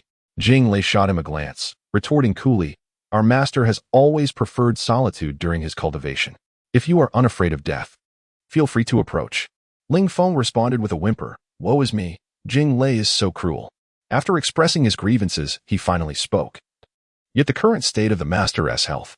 The expressionless face of Jing Lei twitched slightly. He pressed his lips together, pondering that the woman should not pose any harm to the master. Could it truly be so? Observing Feng Yue, who was enthusiastically stacking stones around Yun Mo, Ling Feng felt a surge of skepticism. Unbeknownst to her, 2 voyeurs were covertly observing her every move. At that moment, she was eagerly piling stones to encircle the man within. One stone after another, she constructed a barrier, confining him inside. Once he concluded his cultivation and made any movement, the stones would inevitably collapse. At that moment, Feng Yue chuckled mischievously, hastening her actions. So engrossed was she in her task that she failed to notice the increasingly eerie silence enveloping the surroundings, which had grown nearly deathly quiet. The small creatures that would occasionally peek out had vanished without a trace. Just then, a ferocious roar erupted, akin to thunder splitting the heavens. The lush foliage rustled, and countless leaves spiraled downwards. The ground began to tremble violently.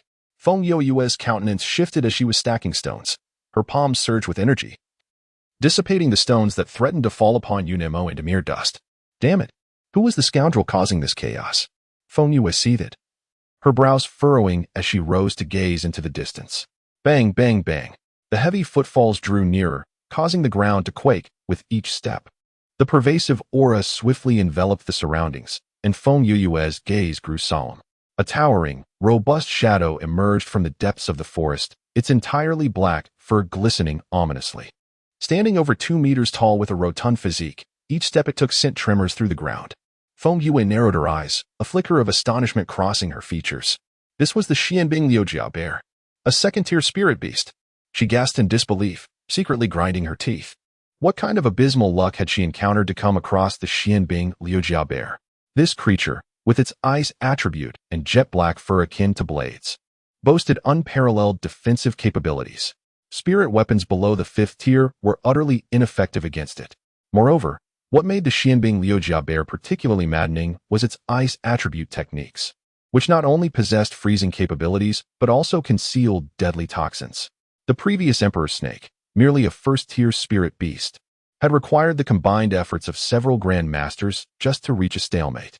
And now, she found herself alone against a 2nd-tier spirit beast, the Xianbing Liujia bear. Wasn't he this tantamount to courting death?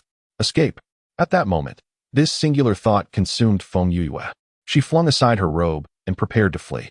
However, upon catching sight of Yunemo's resolved figure, she suddenly halted. Was it truly wise to abandon him here? Would he be all right? He appeared to possess formidable strength. Yet, when one was engrossed in cultivation, any disturbance could lead to a state of chaotic cultivation. Feng Yue furrowed her brows in distress, surveying her surroundings.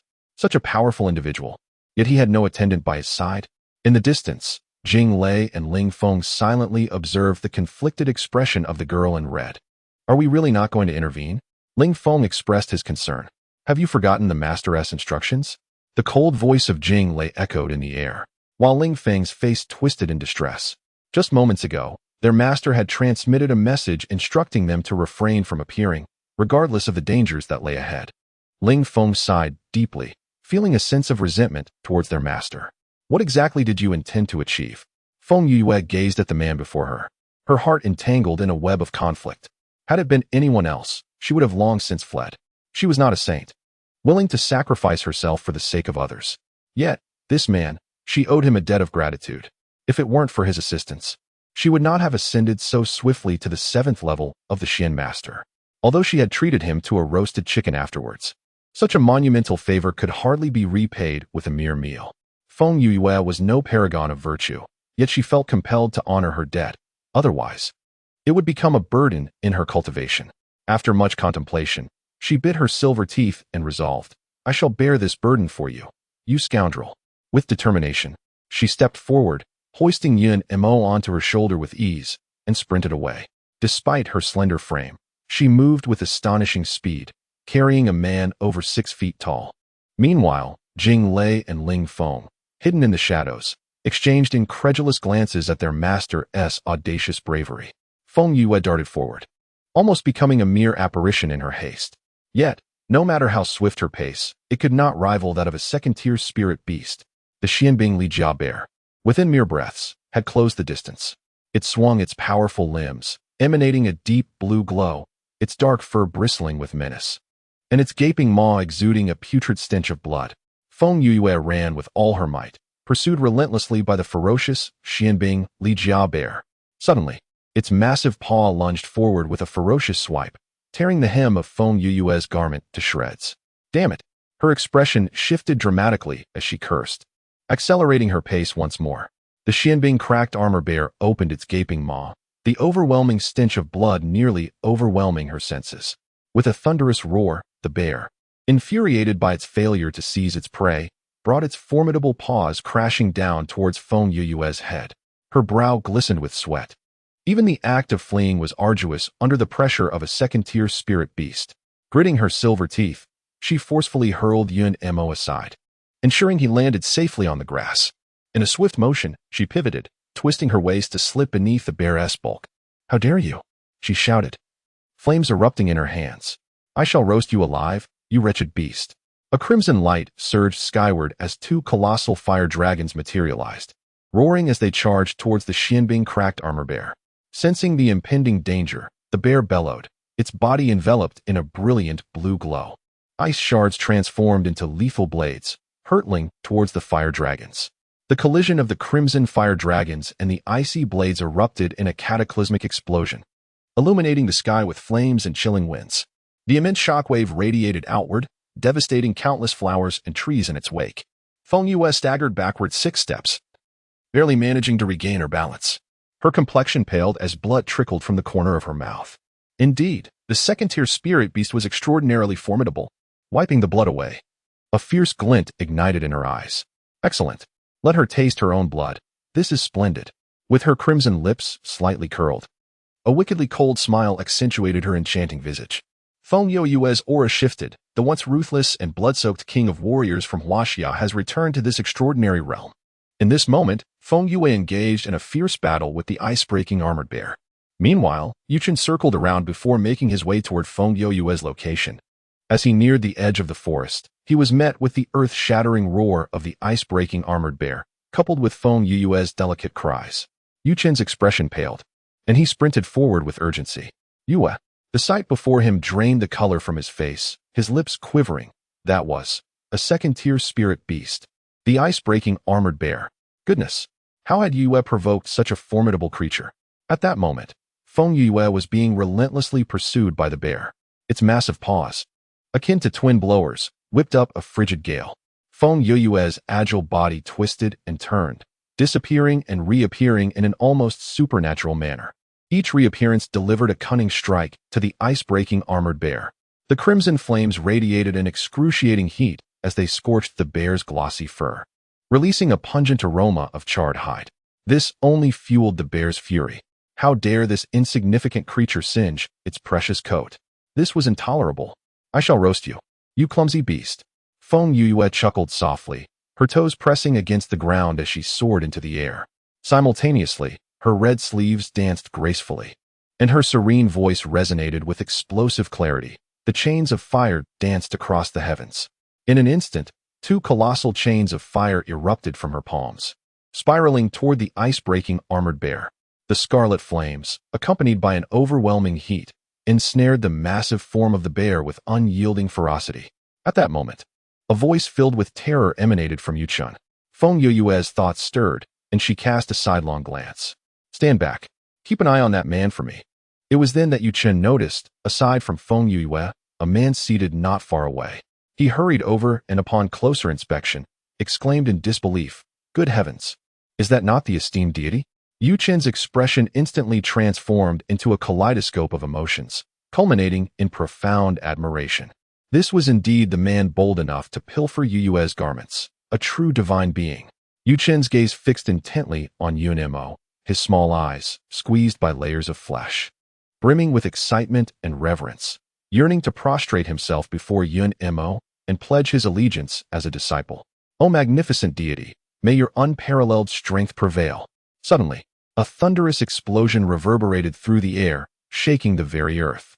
At that moment, Feng Yue's complexion turned ashen, her body marred by flecks of blood.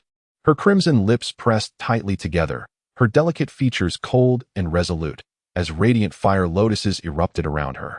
The ice-armored bear, fully enraged, let out a deafening roar, descending into madness. The overwhelming force of its second-tier ice attribute spiritual energy bore down upon Feng Yue, causing her breath to hitch as she drew her energy deep within. With legs apart, she settled into a horse stance, her palms facing upwards, slowly forming a blazing Tai Chi diagram above her head. Countless fire lotuses began to coalesce rhythmically into the fiery Tai Chi diagram. 1, 2, 3, 50. The fire lotuses, dazzling and resplendent, surged forth in an instant, causing the flames of the Tai Chi diagram to swell dramatically as a fiery lotus throne gradually ascended into the air.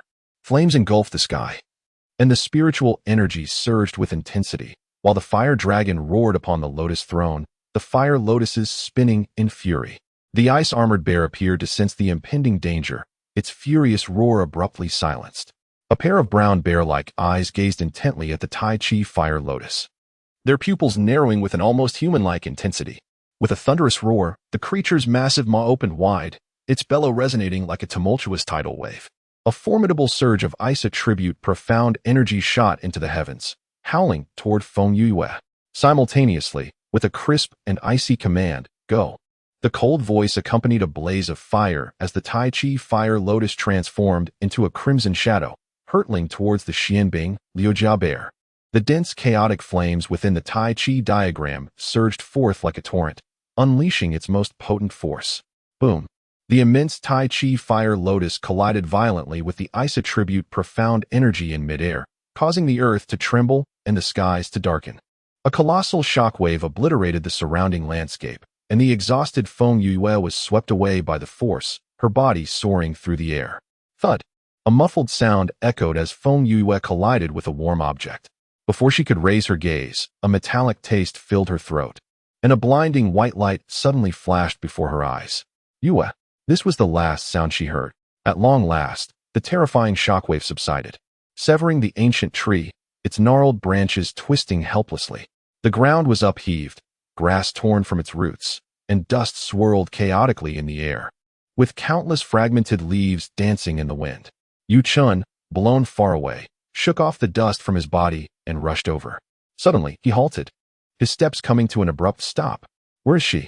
Where's Yue? Yu Chen's eyes widened, disbelief etched across his face as he scanned the surroundings. Moments ago, amidst the chaotic whirlwind, he had witnessed a brilliant flash of white light. And then, both Feng Yue and that formidable figure had vanished. Yu Chen searched frantically, nearly digging into the earth itself. How could this be? How could two living beings vanish into thin air? At that moment, a low, weak growl resonated behind him, carrying a warm, bloody scent that almost brushed against his face.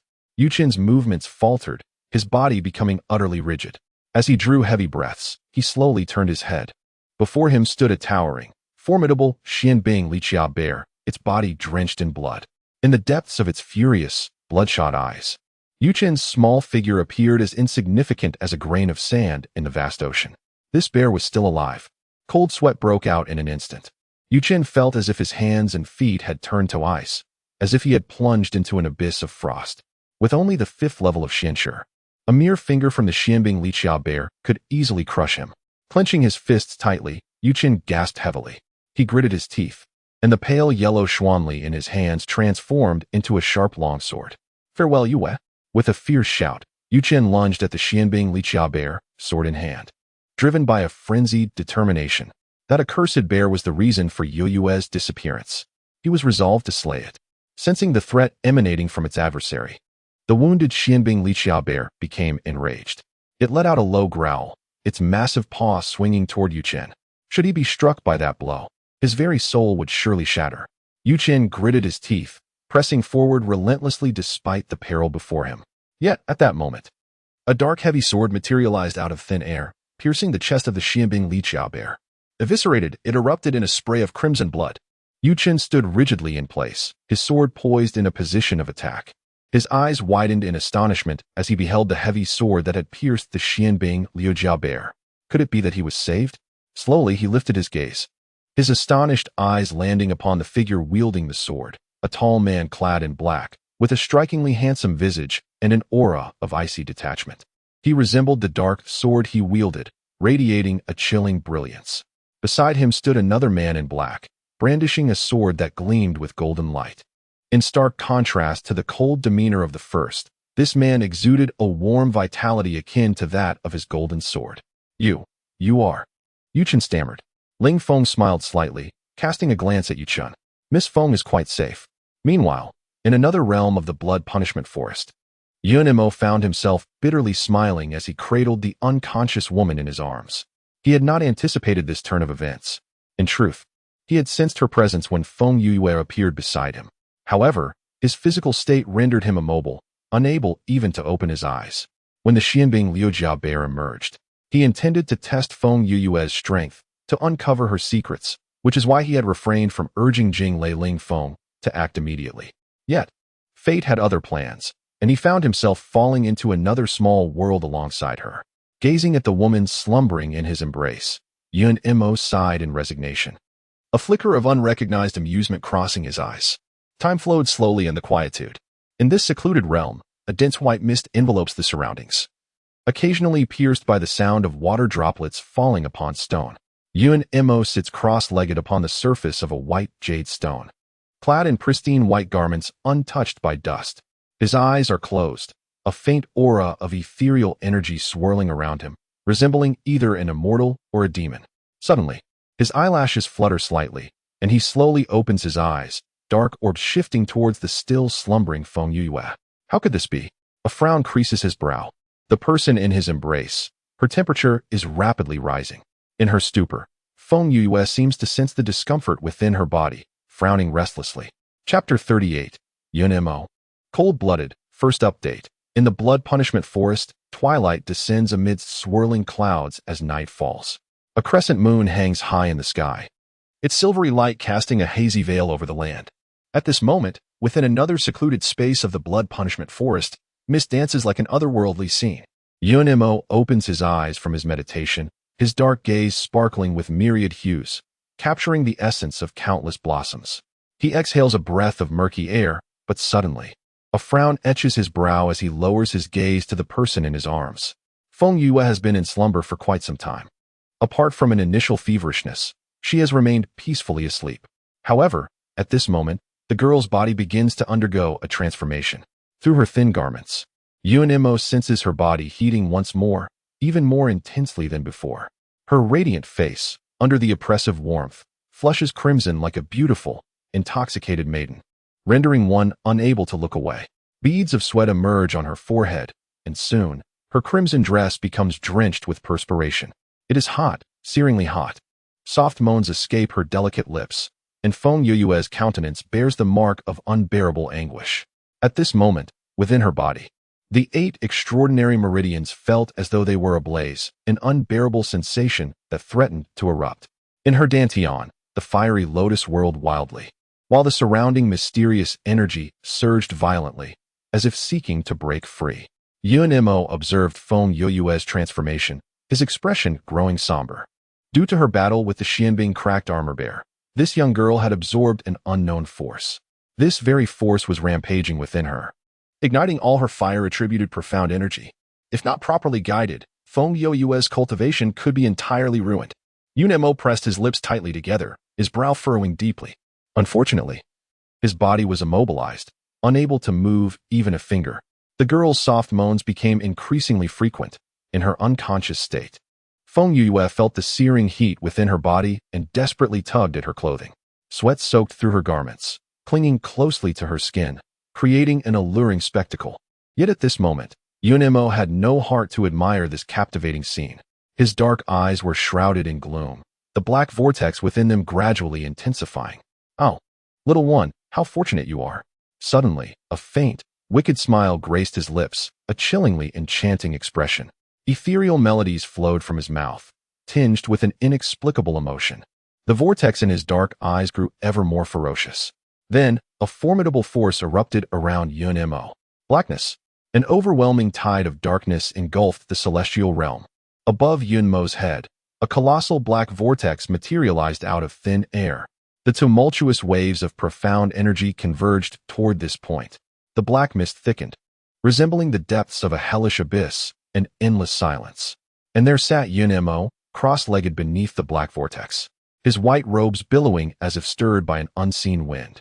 The dark purple mask he wore shimmered with a cold, bewitching luster. Half of her exquisite visage, resembling both a bewitching enchantress and a celestial being, exudes an icy allure.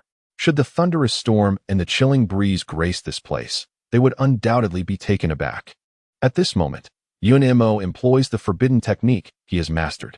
Given his current physical state, any casual invocation of such power would lead to a depletion of his energy for the ensuing days, leaving him in a state of profound weakness.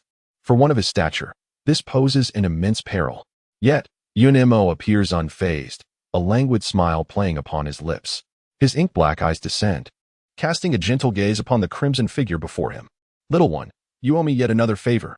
As the words fell, a colossal black vortex surged forth, tumultuously racing towards Feng Yue's Dantian.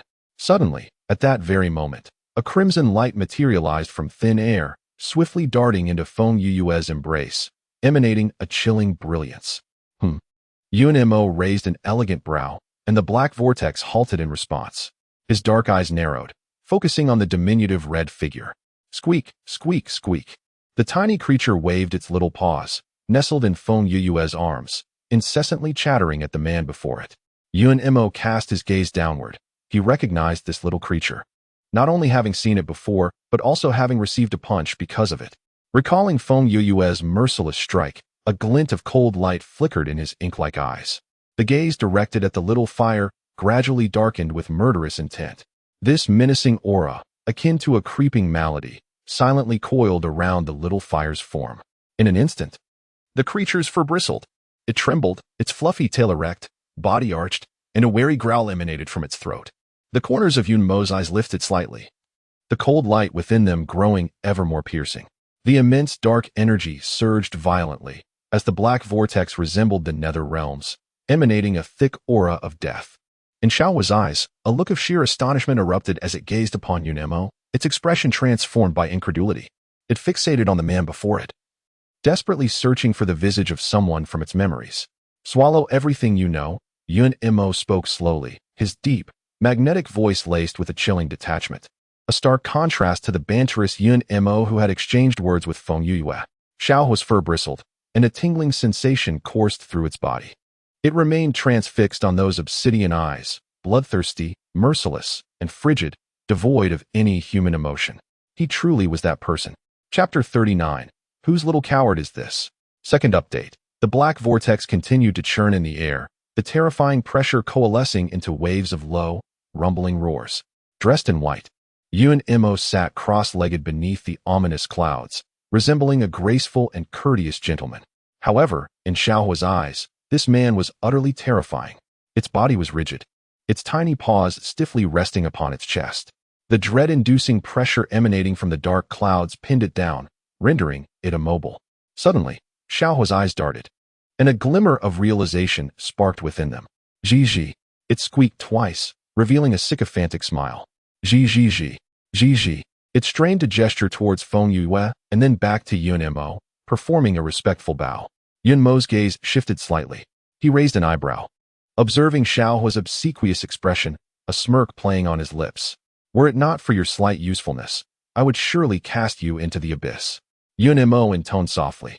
Little Fire suddenly jolted, its heart trembling from fright for a long while. It smiled more obsequiously, resembling a sycophant, and if Feng Yue were to witness this, she would undoubtedly grind her teeth in fury. What a cowardly creature raised by someone, utterly tarnishing her reputation. At this moment, it finally recalled the matter at hand. Squeak, squeak. It stood in Feng Yue's embrace, waving its tiny paws, calling out to Yunmo for a considerable time. Subsequently, it conjured an icy blue orb out of thin air. The orb was approximately the size of an adult man's thumb, entirely translucent, with delicate blue veins coursing through it. Upon closer inspection, it appeared as though icy blue liquid flowed within the veins. As soon as Little Fire produced the orb, Yunmo felt an overwhelming chill emanating from it. Such a cold aura was leagues apart from the shimbing grass. "This?" Yunmo raised an eyebrow, his dark eyes flashing with surprise. Little Fire squeaked a couple of times, its small paws flailing excitedly. "Did you find this in this space?" Yunmo inquired. Little Fire nodded vigorously, its furry little paws cradling the orb, wearing a proud expression akin to a sycophant. Squeak. It extended a paw, pointing at the unconscious Feng Yue, then at the orb, its fluffy tail wagging enthusiastically. Using the ice attribute of the ice element orb to counteract the rampant Xuanli within the little creature was certainly a viable method. Yunmo pondered, his gaze on the ice element orb growing increasingly somber. After a moment, he nodded. "It is worth a try." Little Fire joyfully squeaked, its shiny black eyes resembling crescent moons. Two small, furry paws gingerly cradled the ice essence pearl as it hopped forward to take hold of Feng Yue's hand. Little Huo raised a tiny claw, revealing its sharp talon in a swift motion. A faint crimson energy traced a line through the air, and in an instant, Feng Yoyue's fingertip was sliced open. Little Hua embraced her finger and squeezed out a drop of blood, which fell onto the surface of the ice essence pearl. The vibrant red liquid splashed against the pearl, erupting in a burst of crimson light before vanishing entirely. The blood transformed into a slender red thread, penetrating the interior of the pearl. At a visible speed, the icy blue veins began to intertwine. Suddenly, a blinding white light erupted within the pearl. Subsequently, the ice essence pearl detached from Little Hua's grasp and floated gracefully into the air. The white radiance shimmered brilliantly as Little Hua and Yun Emo gazed up at the translucent pearl. In the air, a resonating hum suddenly filled the space. The ice essence pearl spun rapidly in the light, the humming growing increasingly piercing. Whoosh! The white light streaked by like lightning. The ice essence pearl hurtled towards Feng Yoyue's forehead, the brilliant light flashing before vanishing completely. Squeak! Little Hua leapt for joy, its fluffy paws clapping together, its eyes crescent-shaped with delight. However, Yun Mo's expression remained tense. After the ice essence pearl acknowledged its master, the owner must endure a trial of extremes to gain its full recognition. Indeed, before long, Feng Yoyue's body began to transform. Her skin, once searing red from the intense heat, visibly turned pale. The perspiration that drenched her body crystallized into frost within mere breaths. A layer of white frost adorned her hair, eyebrows, and eyelashes. Her body no longer radiated scorching heat. Instead, it emanated a chilling aura. She had unmistakably transformed into an ice being. Chapter 40. If she is a waste, then all are waste. As the moon descended behind the western mountains and the sun rose in the east, the blood punishment forest experienced a perpetual cycle of day and night. In another realm, Feng Yuyue was undergoing the baptism of the ice element pearl. Her jade-like skin was enveloped in a layer of frost, and thick white frost clung to her silken hair and brows. Her garments, previously dampened by sweat, had frozen into shards of ice, hanging wrinkled upon her form. At this moment, Feng Yuyue's body was enduring the utmost refinement. The once fiery meridians had entirely transformed from a vibrant red to a chilling ice blue. The crystalline ice blue enveloped the meridians, shimmering with brilliance. In her dantian, the once frenzied spinning of the fire lotus gradually decelerated as the surrounding inferno seemed to solidify. Suddenly, a torrent of ice blue light rapidly converged from her limbs and bones, surging into Feng Yuyue's dantian like a breaking wave. The immense ice attribute clashed violently with the searing fire attribute within her dantian.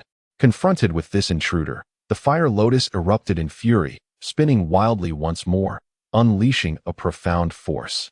The ice element pearl, unwilling to yield, radiated a formidable icy energy, overwhelming the fire lotus with a relentless torrent.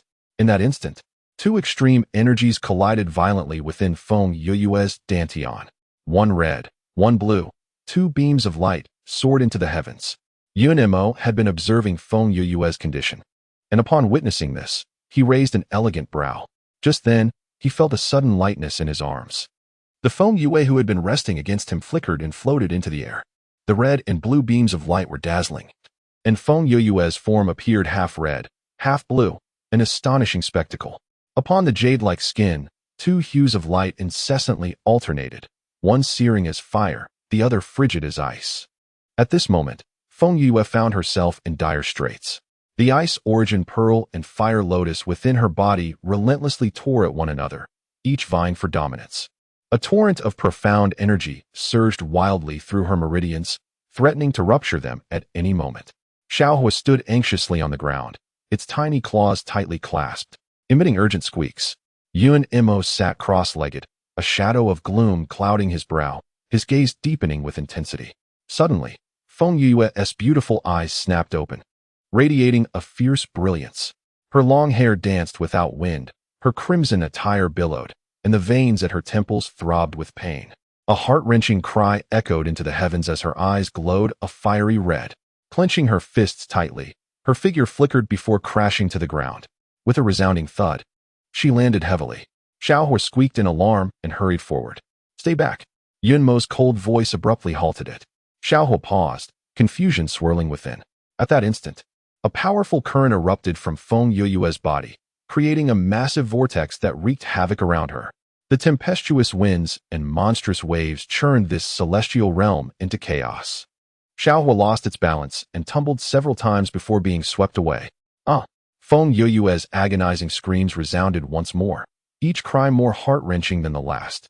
In that moment, the meridians within her shattered completely, disintegrating into fragments. This is dire. Yun Mo's eyes narrowed, a chilling glint emanating from them. Little one, should you falter against this pain, your life shall be condemned to insignificance. He gazed at the contorted visage of Feng Yueyue, his tone devoid of warmth. In a moment of clarity, Feng Yueyue, who had lost her sanity, began to regain her senses. Her mind flooded with vivid images, a multitude of faces appearing before her. Feng Tsong, Feng Qingyan, Sang He, Fu Su, Yu Chun, and even her long unseen parents. No, she could not perish. She could not become a mere waste. In an instant, her eyes flew open wide. A brilliant light burst forth. Her ink-black hair danced wildly, clad in red. She was a vision of striking beauty. With her injured hands, battered and scarred, she forcefully struck the ground. Her body soared into the air. Feng Yueyue sat cross-legged midair, where red and blue lights intertwined ceaselessly. Her meridians continued to shatter, and her dantian was riddled with countless fissures. The duality of ice and fire was inherently irreconcilable. To avoid being obliterated by them, she had no choice but to conquer. To utterly conquer, the chaotic divine art began to operate swiftly, mending her fractured meridians. From all directions, spiritual energy surged toward her, pouring into her being incessantly. Yunimo observed this, his dark eyes narrowing slightly. This girl, astonishingly, could absorb the spiritual energy of heaven and earth at will. In the realm of cultivation, practitioners relied on methods, elixirs, and spiritual energy as their foundation. Some possessed mediocre talents, unable to grasp the Tao of heaven, finding it exceedingly difficult to sense spiritual energy, thus stagnating in their cultivation. Conversely, others were gifted beyond measure, possessing a heightened sensitivity to the Tao of heaven, and likewise, their perception of spiritual energy was acutely refined. Such individuals, once they grasped the laws of heaven and earth, could advance by leaps and bounds. However, regardless of their talent, all practitioners could only rely on the spiritual energy of heaven and earth to enhance their cultivation, but none could absorb the essence of the universe. The enchanting Feng Yueyue, a remarkable surprise, possesses the extraordinary ability to absorb the essence of heaven and earth for her own use. This means she carries with her a reservoir of spiritual energy, enabling her to enter a state of perfect cultivation at any time, even while she sleeps. Moreover, as the spiritual energy within her grows more abundant and pure, her mystical power and attributes will be refined to an extraordinary extent. Her strength will surpass that of other cultivators of the same level. Yun Mo gazed at the girl surrounded by swirling spiritual energy, a wicked smile playing on his lips. If such talent were deemed useless, then all of humanity would be the laughingstock of the world. Chapter 41. No Face Left. Second update. Endless waves of spiritual energy surged violently into Feng Yueyue's body. The dense energy transformed into white mist, coursing through her limbs and veins, mending her meridians. The dual attributes of ice and fire sensed the arrival of another intruder, growing increasingly ferocious. With each inch of meridian restored, the ice and fire attributes wreaked even greater havoc. Beads of sweat dotted Feng Yueyue's forehead, her clothes soaked through. Her pale face lacked color, and her usually rosy lips had nearly turned translucent. At this moment, her nearly destroyed sea of consciousness was rapidly recovering. The chaotic divine art surged with renewed vigor, and the surrounding spiritual energy flowed in torrents. Suddenly, a blinding white light erupted. Boom! A muffled sound resonated as it detonated from within Feng Yueyue's sea of consciousness. A massive surge of white energy shot skyward, spreading through her limbs and frantically pursuing the dual attributes of ice and fire. Sensing an overwhelming danger, the ice and fire attributes began to retreat, ceasing their invasion of Feng Yueyue's body. As the white air currents grew ever more vigorous, after several complete cycles, they relentlessly forced the dual elements of ice and fire deep into the sea of consciousness. Within this realm of awareness, a tranquil azure spread out, reminiscent of a twinkling starry sky. Suspended in midair, the ice element pearl emitted a faint glow, akin to a wronged young bride, occasionally struggling feebly. Beside it, The fire lotus had shrunk into a small cluster, cowering behind the ice element pearl, too timid to show itself. Surrounding them, a delicate white light continuously swirled and danced, leaving behind trails of mist wherever it passed. Gradually, under the encirclement of the white mist, the ice element pearl and fire lotus began to calm down.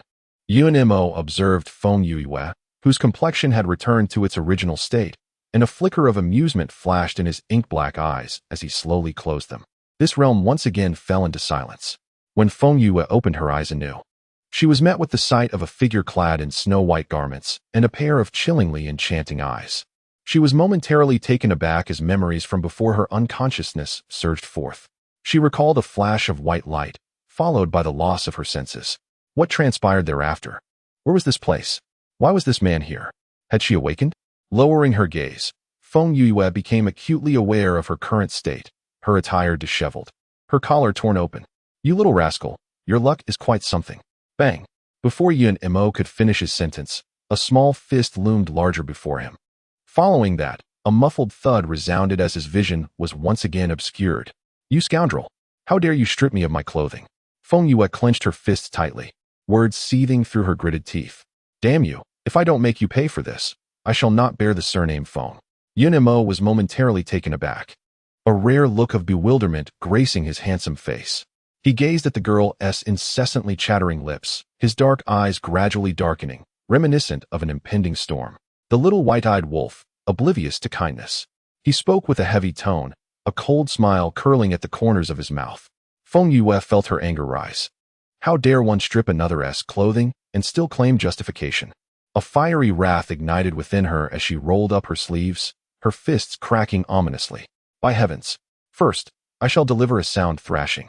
It was you who plunged into my embrace, and it was you who tugged at your own garments. Little white-eyed wolf. Do not hastily assign blame." Yuan suddenly interjected. Feng Yue was taken aback, disbelief etched across her features. "If you doubt me, you may inquire with your spirit beast. It has been present all along," Yuan continued. Feng Yue cast a wary glance his way before turning to observe Xiaohua, her expression laden with confusion. "Squeak! Squeak!" Xiaohua, startled, nodded vigorously, animatedly offering an explanation. Feng Yue's demeanor grew somber, tinged with melancholy. How could she convey to Xiaohua that she was not merely a beast, hence unable to comprehend the language of beasts? Xiaohua's elucidation made it clear to Feng Yue that she had misjudged the situation. This rogue truly had not stripped her clothing. It was she who had disrobed herself. It seemed. Indeed, she had taken the initiative. Feng Yue's melancholy deepened. Chapter 42. Two individuals with the wrong script. The atmosphere became palpably awkward in an instant. Feng Yue touched her nose, furtively raising her gaze to the man across from her. To her surprise, their eyes met, colliding with Yuan-Mo's enigmatic smile, offering a dry smile in return. She coughed lightly. "I apologize, I misunderstood." Cloud Strife scrutinized her with a glacial gaze, maintaining his silence. Your eyes, are they all right?" Feng Yue inquired, scratching her head as her gaze settled upon his eyes, her lips twitching as she narrowly suppressed an eruption of laughter. "Heh, mongrel?" His elongated, obsidian eyes radiated a profound brilliance. However, the perimeters of his eyes were marred by conspicuous, dark bruises. Feng Yue's punch had indeed carried considerable force. Cloud Strife keenly perceived the girl's suppressed mirth, his countenance darkening further as he narrowed his eyes menacingly. Icy fingertips, imbued with a delicate fragrance, lingered lightly around his nose. He felt the touch upon his skin, and within Cloud Strife's heart, it was as if a feather were gently teasing. It was ticklish and somewhat addictive. As the girl's tender fingers delicately touched his face, Cloud Strife was momentarily lost in thought, as if this sensation was not entirely unpleasant. "It's not too severe. I'll apply some ointment, and it will heal swiftly." Feng Yue's voice was intimately close, as if murmuring in his ear. His ink-like eyes flickered slightly, and Cloud Strife raised his gaze, his eyes settling upon the girl's lips as he uttered meaningfully, "If my face is marred, rendering me unable to secure a bride, would you not bear responsibility?" Feng Yue's hand faltered, her gaze upon Cloud Strife taking on a peculiar quality. Suddenly, she furrowed her brow, scrutinizing the man intently before biting her lip. "Your body is immobilized," Cloud Strife stated nonchalantly. Feng Yue arched an eyebrow. questioning how this formidable man could possibly be. Feng Yue's eyelids twitched as she recalled the scene of him cultivating alone within the bloodshed forest, inquiring curiously, "Do you not have any attendants?" Alone in the blood punishment forest, should danger arise, your current physical condition would undoubtedly lead to misfortune. Yunimo gazed at her, a devilish smile suddenly curling at the corners of his lips. "Thus, my safety now relies upon you." Feng Yue's eyelids quivered violently. She knew all too well that encountering this man could only spell trouble. Grinding her teeth in silence, she cast a fierce glare at Yunimo, yet did not oppose his proposal. After all, she owed him a favor, and having just struck him without understanding the circumstances, both sentiment and reason compelled her not to abandon him here. However, where exactly are we? Rising to her feet, Feng Yue surveyed her surroundings. The air was thick with swirling white mist, obscuring her view of the distance. Beneath her feet lay a surface of exquisite warm jade, abundant in spiritual energy. This must be a small realm. A small realm? Feng Yue raised an eyebrow. Yunimo paused, explaining, "This is what you refer to as a space." Enlightenment dawned upon Feng Yue, only to have her expression shift abruptly. "If this is someone else's space, does that not mean we cannot escape?" Yunimo regarded her with calm composure, his voice resonating with a soothing timbre. "Let us first familiarize ourselves with this place before formulating a plan." Feng Yue lowered her gaze in silence, then nodded. Subsequently, she executed a startlingly audacious maneuver, bending at the waist. One hand slipped around Yunmo's waist while the other hoisted his legs onto her arms. With a sudden exertion, she declared, "Onward." The tall and graceful Yunmo found himself cradled in her embrace. Yunmo. He could guarantee that he was very much inclined to strangle this girl at that moment. The petite and delicate young lady, cradling a tall man in her arms, presented a peculiarly bizarre sight. Yet, Feng Yue seemed oblivious to her femininity, holding Yunmo tightly while weighing him in her arms, and then breaking into a radiant smile. Yunmo felt an even stronger urge to eliminate her. "Little one, put me down," Yunmo spoke in a low tone, laced with an undercurrent of danger. Feng Yue paused momentarily. "Can you walk on your own?" Yunmo responded with silence. "Since you cannot move, then you ought to obey." She grinned and boldly marched forward, carrying the towering man in her embrace. Her demeanor was particularly audacious. As Yunmo had indicated, this place was indeed a small paradise. Emerging from the layers of mist, the two arrived at a picturesque locale. A refined bamboo house hovered above the water, while towering ancient trees twisted their branches in a majestic display. The undulating mountain peaks were enveloped in a rich aura of spiritual energy. Standing beneath the ancient tree, Feng Yue felt as if she had entered a realm of immortals. Was this truly just a small paradise? She inquired incredulously. Such beauty cannot possibly be the work of mere mortals. To her surprise, Yunimo merely cast a casual glance and replied indifferently, "Nothing extraordinary." Feng Yue was left speechless, harboring a strong desire to toss this man to the ground and stomp on him. Chapter 43. An egg. Feng Yue silently gritted her teeth, harboring a quiet disdain for Yunimo, yet her curiosity about his true capabilities grew ever stronger. At that moment, a sudden splash echoed through the air. Before Feng Yue's eyes, a sudden flash occurred, followed by a dull thud as an object fell from the ancient tree. Blinking in surprise, she turned her gaze towards the fallen item. It appeared to be an egg, round and plump, its surface a muted gray, with faint, vein-like patterns undulating across it. Intrigued, Feng Yue set Yunmo down and carefully cradled the egg, examining it closely. The egg was approximately the size of two men's fists, perfectly spherical, despite its gray hue. It was far from unattractive. In fact, a silvery sheen glimmered upon its surface. Holding it in her hands, she felt a gentle warmth emanating from it. "What sort of egg is this? I've never encountered anything like it before," she murmured, then suddenly recalled the enigmatic Yunmo beside her. Turning to him, she inquired, "Do you know what this is?" Yunmo regarded the girl, his eyes reflecting her curiosity as he raised an eyebrow and uttered two words. Yunmo. Feng Yue froze, exclaiming, "Ah, my name is Yunmo, not He."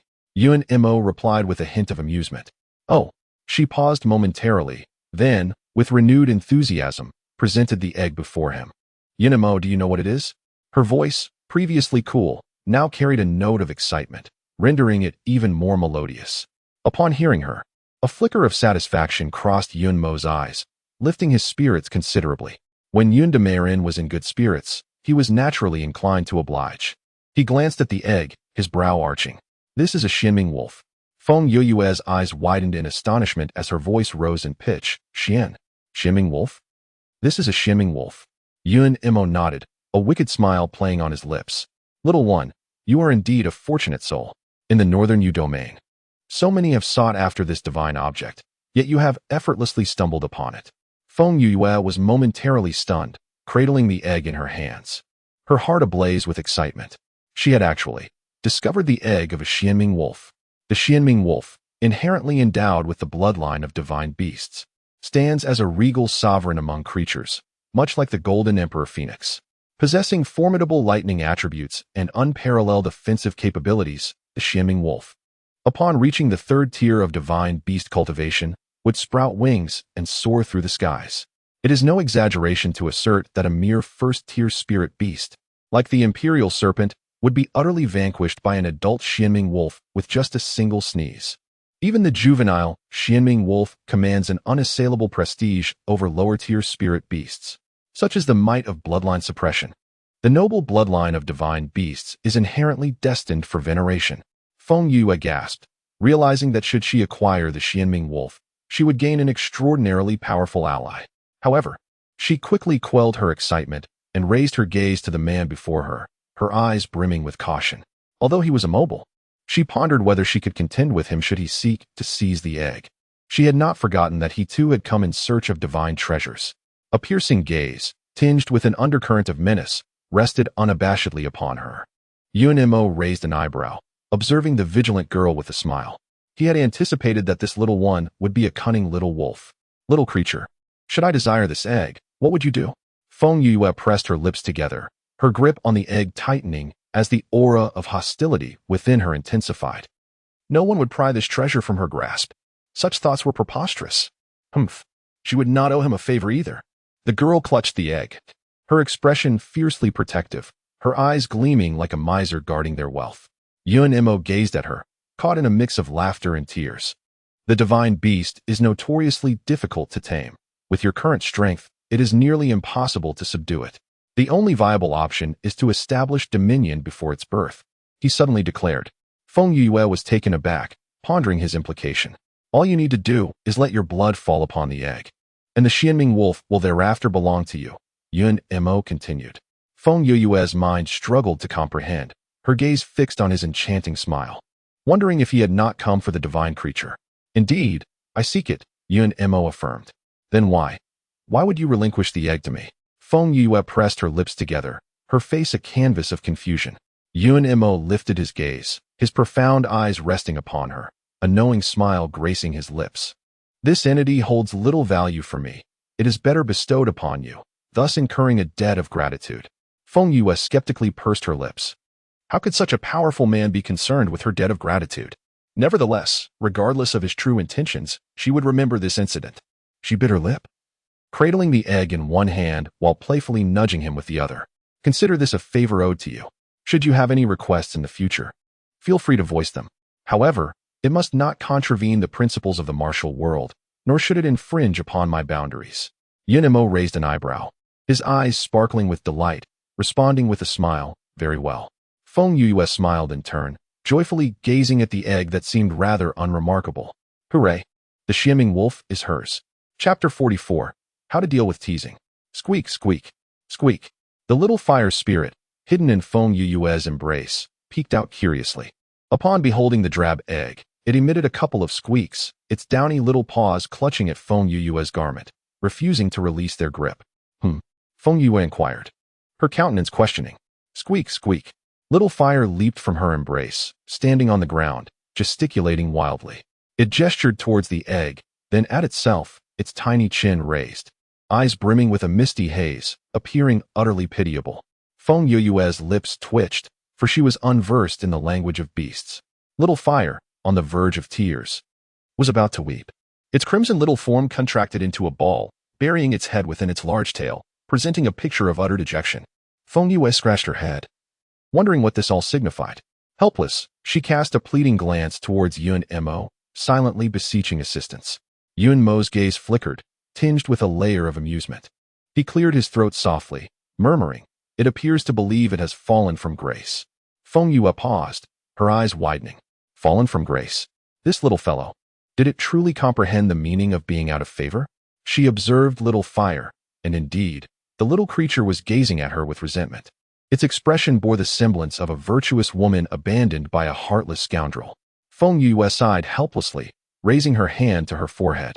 Lifting little fire by the nape of its neck with 2 fingers, she placed it upon her palm. "You little rascal, why are you being so fussy and sentimental?" She poked its little head with some force. "Now that you've aligned yourself with me, I shall not abandon you." Little fire raised its head, casting a glance at her, filled with grievance, before dejectedly lowering it once more. Oh, this little creature, it seemed, was not easily appeased. Feng Yue's eyelids twitched slightly as she secretly ground her teeth. "Very well, since you are the first to follow me, henceforth, you shall be the leader of the Xianming wolf." With a swish, the little creature wiggled its large tail, wearing an expression of delight. Feng Yue glared. "Oh, you little rascal. So it was all an act." She playfully pinched the tiny paw of the little fire creature. Its soft pink pads delightfully tender, a true embodiment of whimsy. She wondered from whom it had learned such antics. Meanwhile, Yun Mo, who had been observing from the sidelines, chuckled softly. "Such a master, such a beast," he remarked thoughtfully. Feng Yue lifted her gaze and shot him a disgruntled look. Then it struck her. She had yet to bond with this egg. Suddenly remembering, she hurriedly produced the egg. Extending her finger, a sharp glint flashed by, and blood poured forth, cascading onto the eggshell as if it were free. Yun Mo's eyelids twitched at the sight, causing him discomfort. The crimson blood splashed onto the dull gray shell, erupting in a burst of red light before vanishing without a trace. Simultaneously, Feng Yue distinctly sensed that the egg seemed to have established a blood connection with her. She could feel its breath and the vigor of its life force. So this is the sensation of bonding with a divine beast. With a satisfied smile, she willed the egg into her chaotic space. Compared to a storage ring that could be easily taken from her, she deemed the chaotic space far more secure. Immersed in the joy of forming a bond with the divine beast, Feng Yue did not notice the moment she stored the egg, and Mo raised an eyebrow. Deep in contemplation, in this small world, where the sun neither rose nor set, the verdant mountains and waters remained unchanged. As if 10 years passed in a day, Feng Yue lost track of time as she roamed through the entire space, collecting the treasures she discovered. Pondering the matter of her exit, this small realm appeared to be an unclaimed domain. Yun Mo suddenly spoke, leaving Feng Yue in a state of bewilderment. In other words, "The owner of this space has perished," Yun Mo clarified. Feng Yue's expression changed dramatically. "Perished? Does that mean we are trapped here?" "Not at all." A glimmer danced in Yun Mo's dark eyes, a smile gracing his lips. "There is indeed a way to leave, albeit with some difficulties." He paused before continuing. "Each small realm possesses a unique focal point, much like a formation with its core. As long as we locate that focal point, we can make our escape. What are we waiting for? Let's search quickly," Feng Yue exclaimed, her eyes sparkling with urgency. However, she soon shook her head, realizing no. "I have thoroughly searched this space and found no focal point. It cannot be that simple." Yun Mo blinked gently, stating that the location of the focal point is quite easy to find, but to exit completely, one must traverse the void tunnel. The void tunnel? What is that? The void tunnel serves as a passage connecting the small realm to the outside world, akin to a critical juncture, Yun Mo explained. Feng Yue furrowed her brow, quickly grasping the implications. She blinked and shook her head, realizing, no, if we need to pass through the void tunnel, why did we not encounter it upon our entry? Then, she nodded, understanding. It is akin to the principle of safeguarding against thieves. Entering is easy, but exiting proves to be a challenge.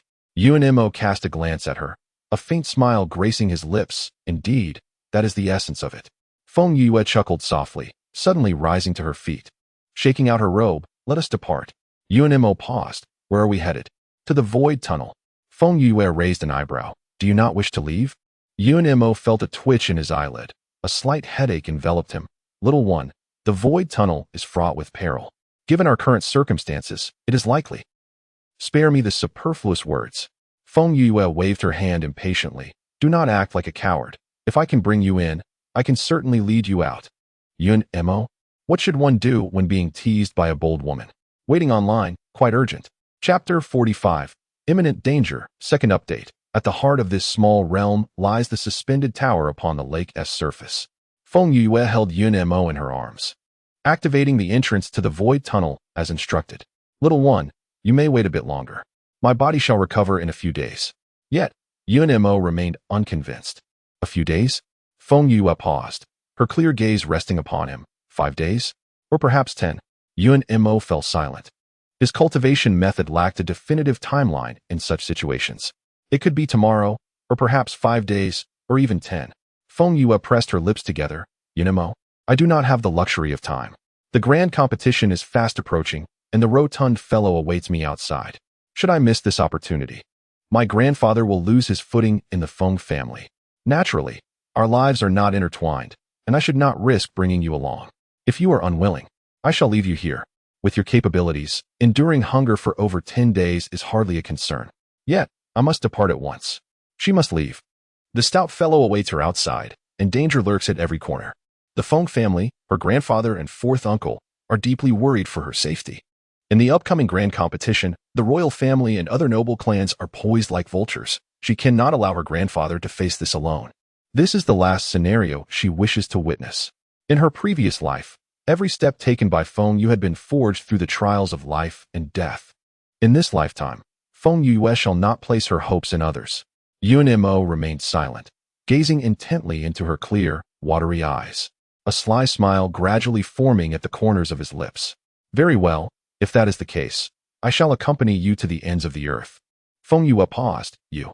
The young lady possesses such resolve. What do I have to fear? However, given my current physical condition, I will require your assistance along the way. Yun Mo chuckled, his ink-black eyes shimmering with countless lights. Feng Yue was momentarily taken aback, but soon her eyes curved into a bright smile, a light-hearted laugh escaping her lips. You rascal, you are far more agreeable than before. Rest assured, as long as I draw breath, I shall protect you wholly. Strangely, Yun Mo felt a sudden flutter in his heart. The sense of being protected, it seemed rather delightful. The entrance to the void tunnel had opened, and without hesitation, Feng Yue embraced Yun Mo and stepped inside. In an instant, the entrance sealed shut behind them. This path allows for no retreat, only forward. Contrary to Feng Yue's imagination, the void tunnel appeared rather mundane, merely resembling an ordinary cave passage. The passage was enveloped in an impenetrable darkness, rendering everything invisible. A profound silence reigned, punctuated only by their synchronized respiration and heartbeats. Deprived of sight, the other senses heightened acutely. Feng Yue discerned the delicate shivers of a chilling breeze caressing her skin and the ominous dread lurking in the shadows, threatening to consume all. She clutched Yun Mo closer, advancing deliberately. Superficially, tranquility prevailed. Yet, she sensed that these conditions were merely the prelude to an impending tempest. After approximately 30 minutes of traversing, Feng Yue halted. Let us rest briefly. She gently set Yun Mo down, conjuring a small flame to illuminate their surroundings. The cavern was barren, save for the rugged, grotesque rocks and the deep, winding passage. Feng Yue settled down in a random spot, catching her breath. I wonder how much farther we must travel, she murmured. Soon, Yun Mo's voice echoed from the obscurity. The flickering light accentuated his face, his lustrous dark eyes shimmering with an enchanting allure. If my intuition serves me correctly, the path ahead will be fraught with peril. As the words faded, an abrupt transformation occurred. Roar. A deafening roar reverberated from afar, shaking the very foundations of the earth. Immediately following, heavy, thudding footsteps echoed closer and closer. The entire cave trembled violently. Jagged rocks plummeted from the ceiling, striking the pair. Damn it, you jinx! Feng Yue exclaimed through gritted teeth, swiftly positioning Yun Mo to a safer location. The roars intensified, and the footsteps drew nearer. A towering, shadowy figure emerged gradually from the gloom. Feng Yue's eyes gradually widened, drawing in a sharp breath. Truly, what in the world? Chapter 46, Little One, Return Alive. A towering figure filled the entire cave, its fur a deep brown, with slightly pointed ears resembling those of a wolf. A pair of green eyes emanated a ghostly light. Blood. Chapter 47, I really want to strangle him. Second update. Bang. Feng Yue once again rose from the ground, swaying as she steadied herself, her expression. Chapter 48, I still want to strangle him. The two continued on for another 2 hours, encountering numerous dangers along the way. However, This also provided Feng Yue with excellent practical training. Bang! Chapter 49. Boss, I am shy. Silently plotting to give Yun Mo a good beating in her mind. Feng Yue stood before the stone door, her face one of confusion. What should we do now? This stone door. Chapter 50. You won't be able to marry like this. The corner of Feng Yue's mouth twitched. How could a child with barely any teeth know about shyness? Shyness. My foot. She rolled her eyes dramatically, reaching out to. Chapter 51. Danger erupts. Completely relocating the medicinal field into the chaotic space. Feng Yue felt a sense of satisfaction, her mood considerably lifted. The two took a moment to rest before finding the exit of the medicinal field. Then. Chapter 52. Fire Battle Spider Swarm. Feng Yue's pupils constricted sharply. That sound was. She turned to look at Yun Mo, her expression extremely grave. Yun Mo gazed back at her, a smirk on his lips. Chapter 53. Fiery Whip. Yun Mo in danger. A resonant roar penetrated the air, interspersed with sharp, piercing shrieks. In that moment, Feng Yue's mental faculties momentarily faltered before swiftly regaining clarity. Her complexion. Chapter 54. The little fire is angry flames blazed fiercely. A figure clad in white, adorned with a purple gold mask, and with ink-black hair billowing. Yun Mo stood solitary amidst the inferno, exuding an air of noble elegance. A hint of coldness graced the corners of his lips. Chapter 55. Carrying on pain. Exquisite, heart-wrenching agony. Feng Yue was struck by the Spider King's attack. Her vision darkening as her body began to succumb to paralysis. She felt as if she were nothing more than a broken sandbag. Chapter 56. If you die, I shall annihilate the Feng family. The black soldiers loomed ominously. The abyss roared. Advance, and be shattered to pieces. Retreat, and become mere prey. Feng Yue and Yun Mo found themselves ensnared in a predicament with no viable escape. Chapter 57. Libertine, save me. Feng Yue was enraged. Though her acquaintance with Xiaohua had been brief, once she had inscribed it within her domain, it was hers. She, Feng Yue. Chapter 58. Let me steal a kiss, little one. Close your eyes and rest. The rest shall be entrusted to. Chapter 59. It is time to return. Allow me a kiss. Chapter 60. Enemies meet. Tension intensifies in the blood vengeance forest. The sight of Feng Yue and Yun Mo's prior disappearance. Alas, Yu Chen could no longer recall how many times he had sighed in exasperation. Chapter 61. Danger for the plump one. Sun Tingyun's expression shifted, scrutinizing Yu Chen for a prolonged moment, a perplexed frown creasing his brow. Is your confidence unwavering in your ability to dispatch that corpulent fellow, given his mere 6th grade Xianshi status? Chapter 62. An apology. I must forego our journey together. With a resounding hiss, a sharp arrow, laced with venomous shadows, hurtled toward Yu Chen's back. Sun Miao's eyes gleamed. Chapter 63. The emergence of Yu Yu. The fury of the evil lotus. Fatty. Reacting instinctively, Feng Yue transformed into a swift arrow, charging forth. Within the pit, Yu Chen's complexion grew increasingly pallid. Chapter 64. Feng Yue's intimidation. Crimson Fire Lotus, a surge of tumultuous waves. With a delicate cry, Feng Yue commanded the massive fire lotus to spin rapidly in midair, transforming into a streak of light, hurtling toward Qida. Chapter 65. Breakthrough. Tier 2 Alchemist. Silence descended, the collective breath of the audience audible. 16 or 17 years of age, a maiden in crimson, chaos fire, 3rd grade Xianshi. These attributes weighed heavily. Chapter 66. Homecoming. The Ravenous Feng Song. I never imagined that I would ascend to the 7th grade of Xianshi in my lifetime. Yu Chen mused, his gaze toward Feng Yue filled with gratitude. All of this was her doing. Chapter 67. To select the most exquisite woman for you. Chapter 68. The throne, I shall claim it. First update. In the Wanyue Garden Dining Hall, Fusu and Sang had already prepared a delectable feast. Feng Yue, Feng Song, and Feng Qingxiao took their seats. The 3 generations reuniting after a month of separation. Chapter 69. Upon whom does your mind dwell? The searing flames blazed fiercely within the palm, while the profound and overwhelming energy swiftly spread in all directions.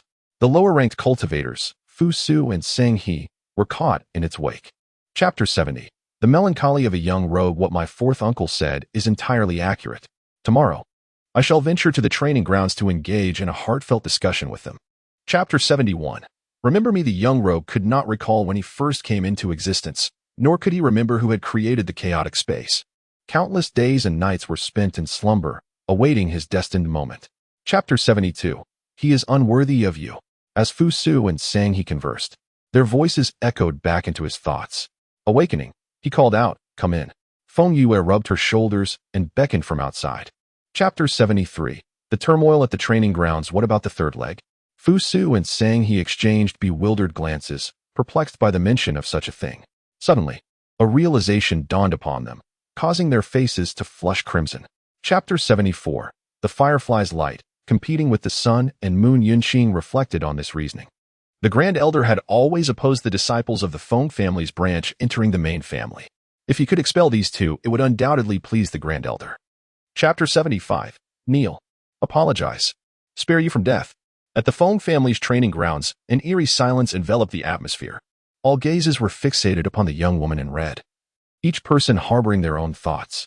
Chapter 76. A lethal strike from the strong. Surrounding them, a profound stillness reigned. Two youths displayed expressions of concern, their gaze fixed unwaveringly on Feng Yue. A light chuckle escaped her lips, breaking the silence. In the training grounds, an eerie stillness enveloped the air, punctuated only by the soft rustle of flags swaying in the gentle breeze. The disciples of the Feng family stared wide-eyed, their disbelief palpable as they beheld the scene before them. After the examination, Feng Yue inexplicably vanished for an entire month, leading others to gradually forget her visage. Today, a striking crimson flame transformed into a dazzling streak of light, hurtling toward Yunqing's chest with a fierce rush. Yunqing's eyes widened in astonishment as his body uncontrollably recoiled. The atmosphere shifted dramatically as Yunqing's countenance altered. To suggest he kneel? Utterly absurd. At this moment, within the Wanyu courtyard, Feng Yue reclined in a rattan chair, a languid light dancing in her eyes. Her piercing gaze occasionally strayed toward the two youths before her. Foolishness, she exclaimed coolly, her tone laced with disdain. In the absence of absolute strength, acting impulsively would only lead to one's demise. Feng Qian struggled to comprehend the situation, naively accepting the white jade vial as if caught in a dream. Feng Lei Dan is a crucial substance for practitioners of wind attributes, offering profound purification of their essence. Chapter 84. A bitter loss, consumed. Fifth update. Feng Ling was already furious, and Yunqing's embellishments only exacerbated his ire, nearly causing his internal energy to surge uncontrollably. Taking a deep breath, he forcefully suppressed his emotions. Chapter 85. Xiao's advancement. First update. Nevertheless, Feng Ling is known for his ruthless nature.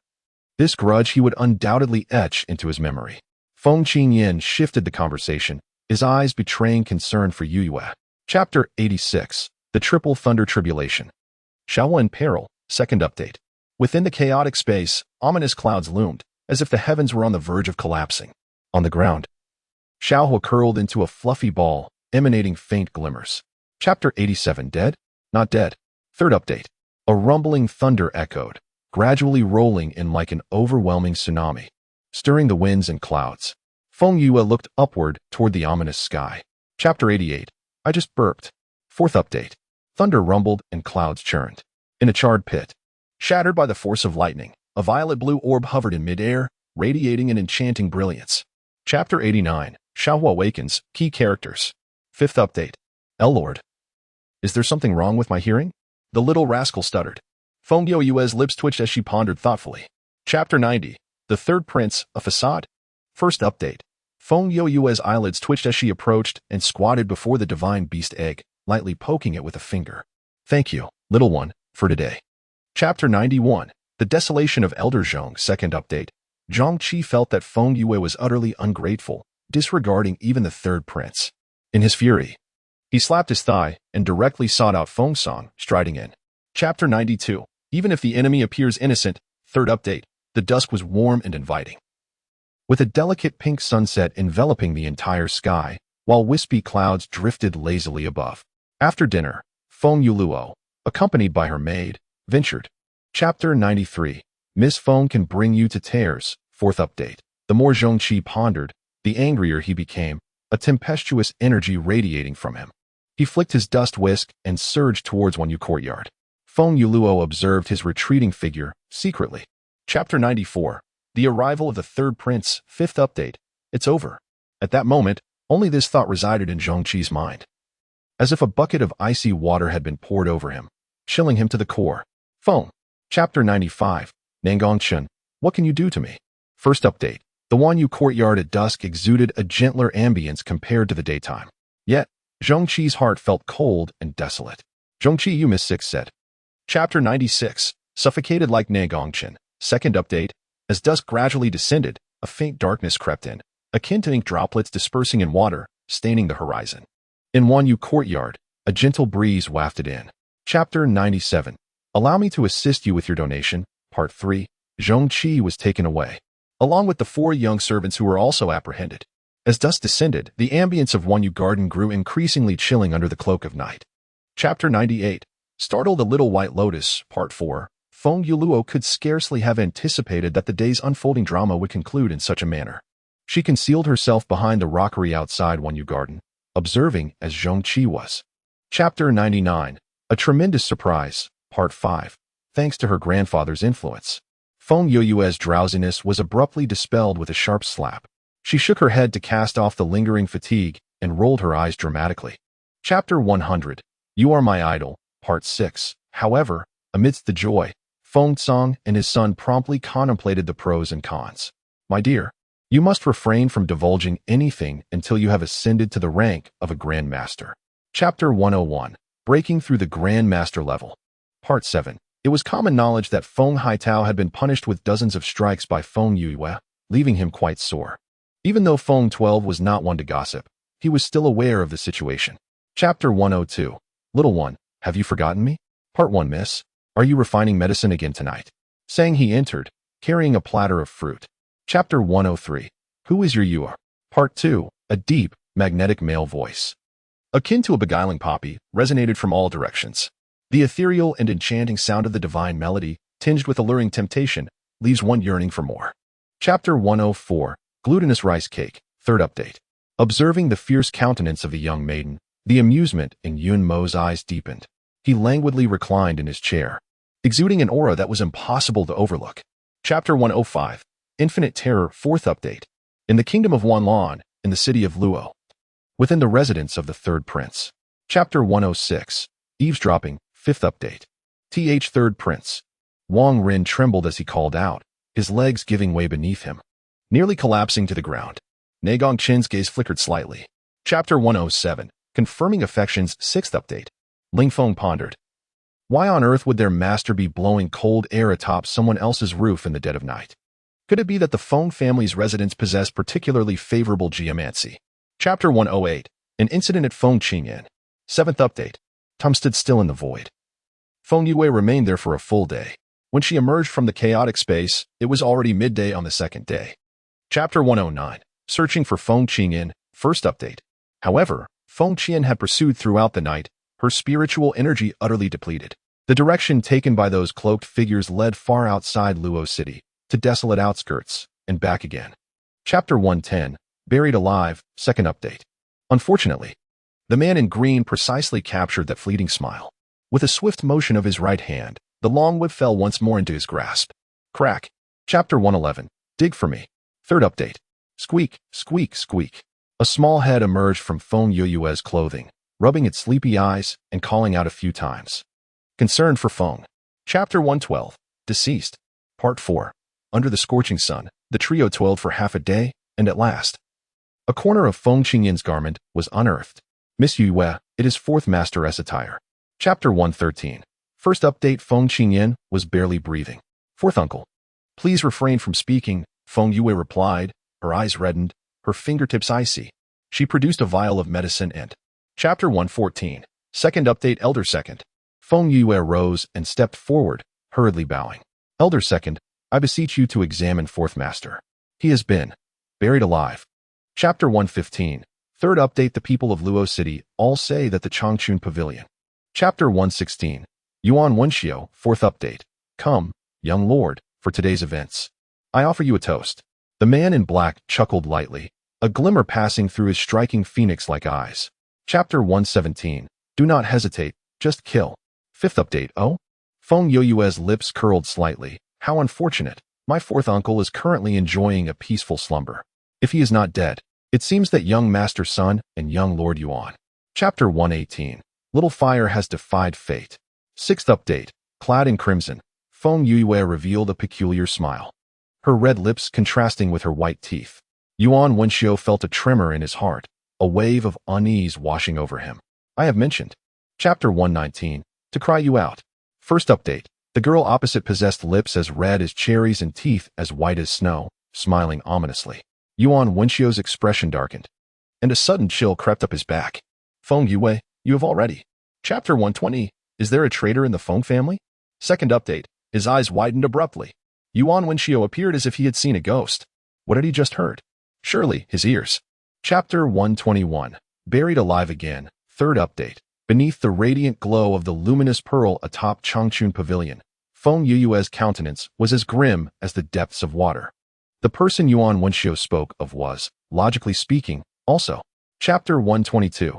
Teaching you how to be human. Fourth update. Feng Yue filled the last handful of soil, and, still feeling uneasy, she stepped on it firmly, finally satisfied. She dusted her hands off, shaking off the dirt. Chapter 123. Invoking heavenly thunder. Fifth update. The man roared, his entire body exuding profound energy. A dazzling golden light emerged from his chest, accompanied by the unique and terrifying pressure of a grand master. Directed towards Feng. Chapter 124. Playing with thunder. The baby is the ancestor. Sixth update. It seemed that today, she would find it difficult to extricate herself. Feng Yue's mind raced as she pondered whether to seek refuge in the chaos space first. Chapter 125. The little wolf has arrived. Seventh update. Feng Yue peered through her fingers at the unfolding scene, startled.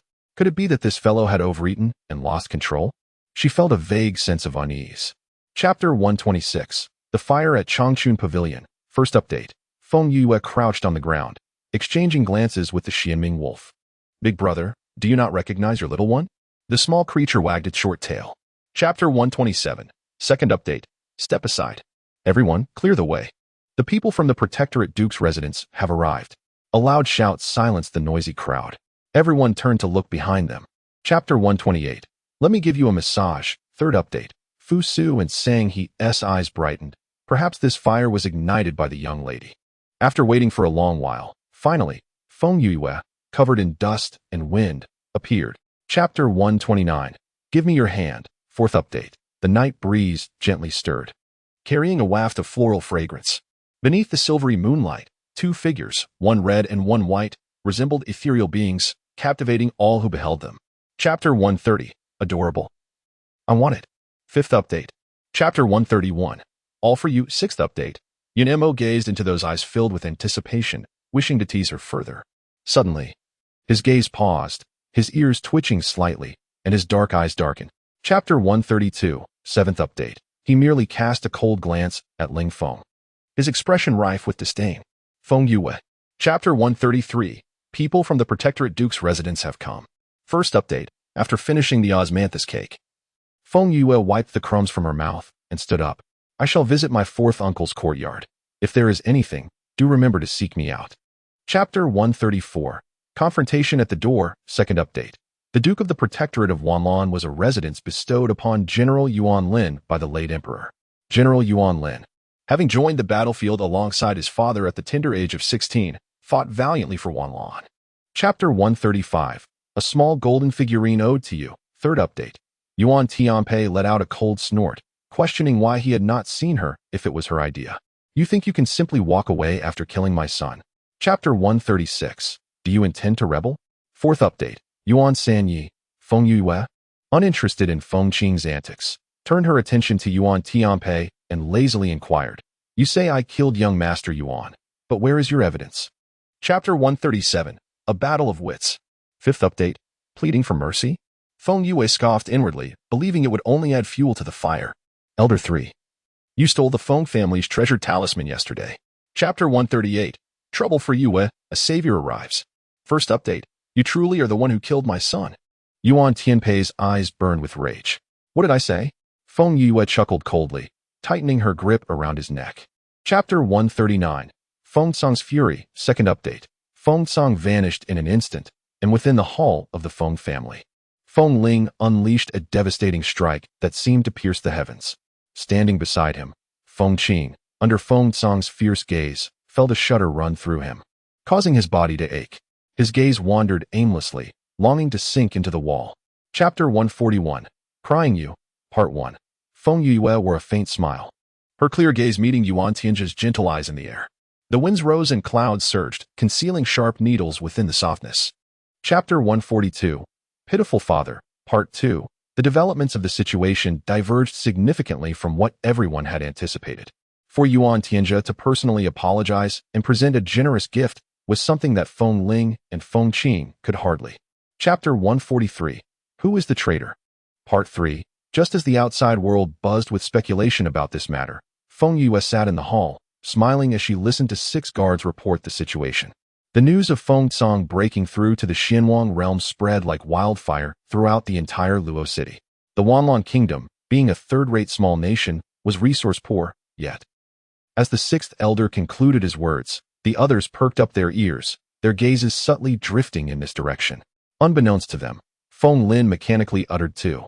Chapter 146. The Truth, Part 3. The man crashed heavily to the ground, letting out a pained cry. Several elders were startled, momentarily stunned. Chapter 147. The Slap Begins, Part 1. Several elders nodded in agreement. Feng Qingyan, as the chief officer responsible for the procurement at the Feng residence, usually delegated tasks to others while he remained within the estate. Chapter 148. A Slap in the Face, Part 2. Feng Yolua's expression shifted dramatically as she exclaimed. This does not prove that I am the traitor. Just because the steward's office is involved doesn't mean there is an insider. This is a plot against me. Chapter 149. Double Slap, Part 3. Feng Fei's demeanor darkened, his eyes clouded with concern. As merely a second-tier guard, he had little interest in the internal struggles of the Feng family. However, this incident had piqued his awareness of the larger dynamics at play. Chapter 150. A Series of 4 Strikes, Part 1. The guard raised his head, gazing at Feng Fei for a moment, his expression somewhat bewildered. Miss 6. I was standing at a distance. I can only confirm that the other party was also a second-tier guard. Chapter 151. The Final Blow. Part 2. No one doubted Feng 13's words. The elite guards of the Feng family were its most vital strength. These individuals had been chosen at a young age, separated from their parents, and had entered training alone. Chapter 152. All is Lost, Part 3. Upon hearing this, the man immediately sealed his lips, no longer feeling any pain or making a sound. What a shameless scoundrel. Feng Yue shot him a disapproving glance. Chapter 153. The Dust Settles, Happy Birthday. As she spoke. Chapter 154. The Second Elder, Feng Lin. Part 1. The alchemy chamber of the Feng family is situated at the far eastern edge of the estate, a location that is quite secluded, removed from the usual hustle and bustle. Pushing open the door to the alchemy chamber, one is greeted by. Chapter 155. Borrowing the Chaos Fire, Second Update. Feng Lin furrowed her brow slightly. Something essential was missing. The complete formula for the carefree pill indeed included these medicinal ingredients. However, to successfully concoct it. Chapter 156. Changes in the landscape, naming Third Update. As dusk fell, a gentle night breeze swept through. After dinner, Feng Yue, holding the refined elixir, made her way to Qingba Courtyard. By chance, she encountered. Chapter 157. Do you have any misunderstandings about naming? Fourth Update. Boss. The baby doesn't have a name, the little one said in a soft, childlike voice. Feng Yue touched her nose, pondering over it for quite a while. Chapter 158. Breakthrough. First level of Grandmaster. Fifth Update. Time flew by, and only 3 days remained until the commencement of the 5-year competition. The number of people in Luocheng gradually increased. Countless. Chapter 159. Tianlong Courtyard. First Update. Before the 5-year competition, Feng Qingyan achieved a breakthrough to Grandmaster, astonishing everyone. Although he was not eligible to compete, the 38-year-old Grandmaster. Chapter 160. Stirring of the Four Corners. Shangguanyu. Second Update. Upon witnessing that Yu Chun was genuinely angry, Duo Shou fell silent and ceased his disruptive antics. Soon, the waiter brought forth delectable dishes. Young Master Yu. Chapter 161. Eve of the competition. Third Update. 1 day later, on the eve of the 5-year competition, Feng Yue finally concluded her seclusion. Pushing open the door, a girl clad in crimson attire swung her arms. Chapter 162. The beauty of Yun University has arrived. First Update. Fu Su and sang he prepared a sumptuous feast, and Yu Chun, unreserved, indulged heartily. After the meal, as twilight descended, Chapter 163. My Yuer is the best. Second update. Indeed, when she departed from the Wanlong Kingdom 4 years ago, she was already a first-tier mystic master. It is likely that her current prowess has significantly advanced. Yuchen felt a twinge of concern, despite Yu Yue's strength. Chapter 164. A headache. Third update, nevertheless. That being said, I cannot accept it. Feng Yue pressed her lips together, resolutely declining Yun Mo's generous offering. At present, she lacks sufficient. Chapter 165. Will you come? First update. Although the man's words were somewhat nonsensical, they miraculously calmed Feng Yue's anxious heart. She gazed at Yun Mo, whose mischievous smile was infuriating. Chapter 166. A human masterpiece. Second update. Master. In the blink of an eye, Yun Mo appeared before the two. Ling Feng and Jing Lei knelt on one knee, their voices laced with profound reverence. Chapter 167. The grand competition begins. Third update. The crowd swelled increasingly, with bettors crowding the gambling houses to capacity. In no time, the gaming tables were piled high with various mystical. Chapter 168. The Yi family. Yi Bu Sun. First update. Laughter erupted, stirring a wave of excitement. Shortly after, the imposing figure of Feng Tsang appeared atop the combat stage, draped in a deep blue brocade robe, amidst a gentle breeze. The Tianlan Arena, vast in its expanse, features a prominent central platform adorned with numerous chairs, all of which are currently occupied. Chapter 170. As several individuals exchanged words, additional teams entered the arena. Beyond the 4 esteemed families, many other smaller clans also took part in the grand competition. This. Chapter 171. Nangong, Lai has returned once more. First update. The eunuch's sharp and melodious voice shattered the awkwardness in the air. At the entrance of the arena, a vibrant yellow team made its slow entrance. Chapter 172. Visitors from the 7 stars. Second update. A university from the North Yu domain, a minuscule third-rate nation. In the minds of the 2 elders, the ruler of Nangong, Wuqing, might still be considered insignificant.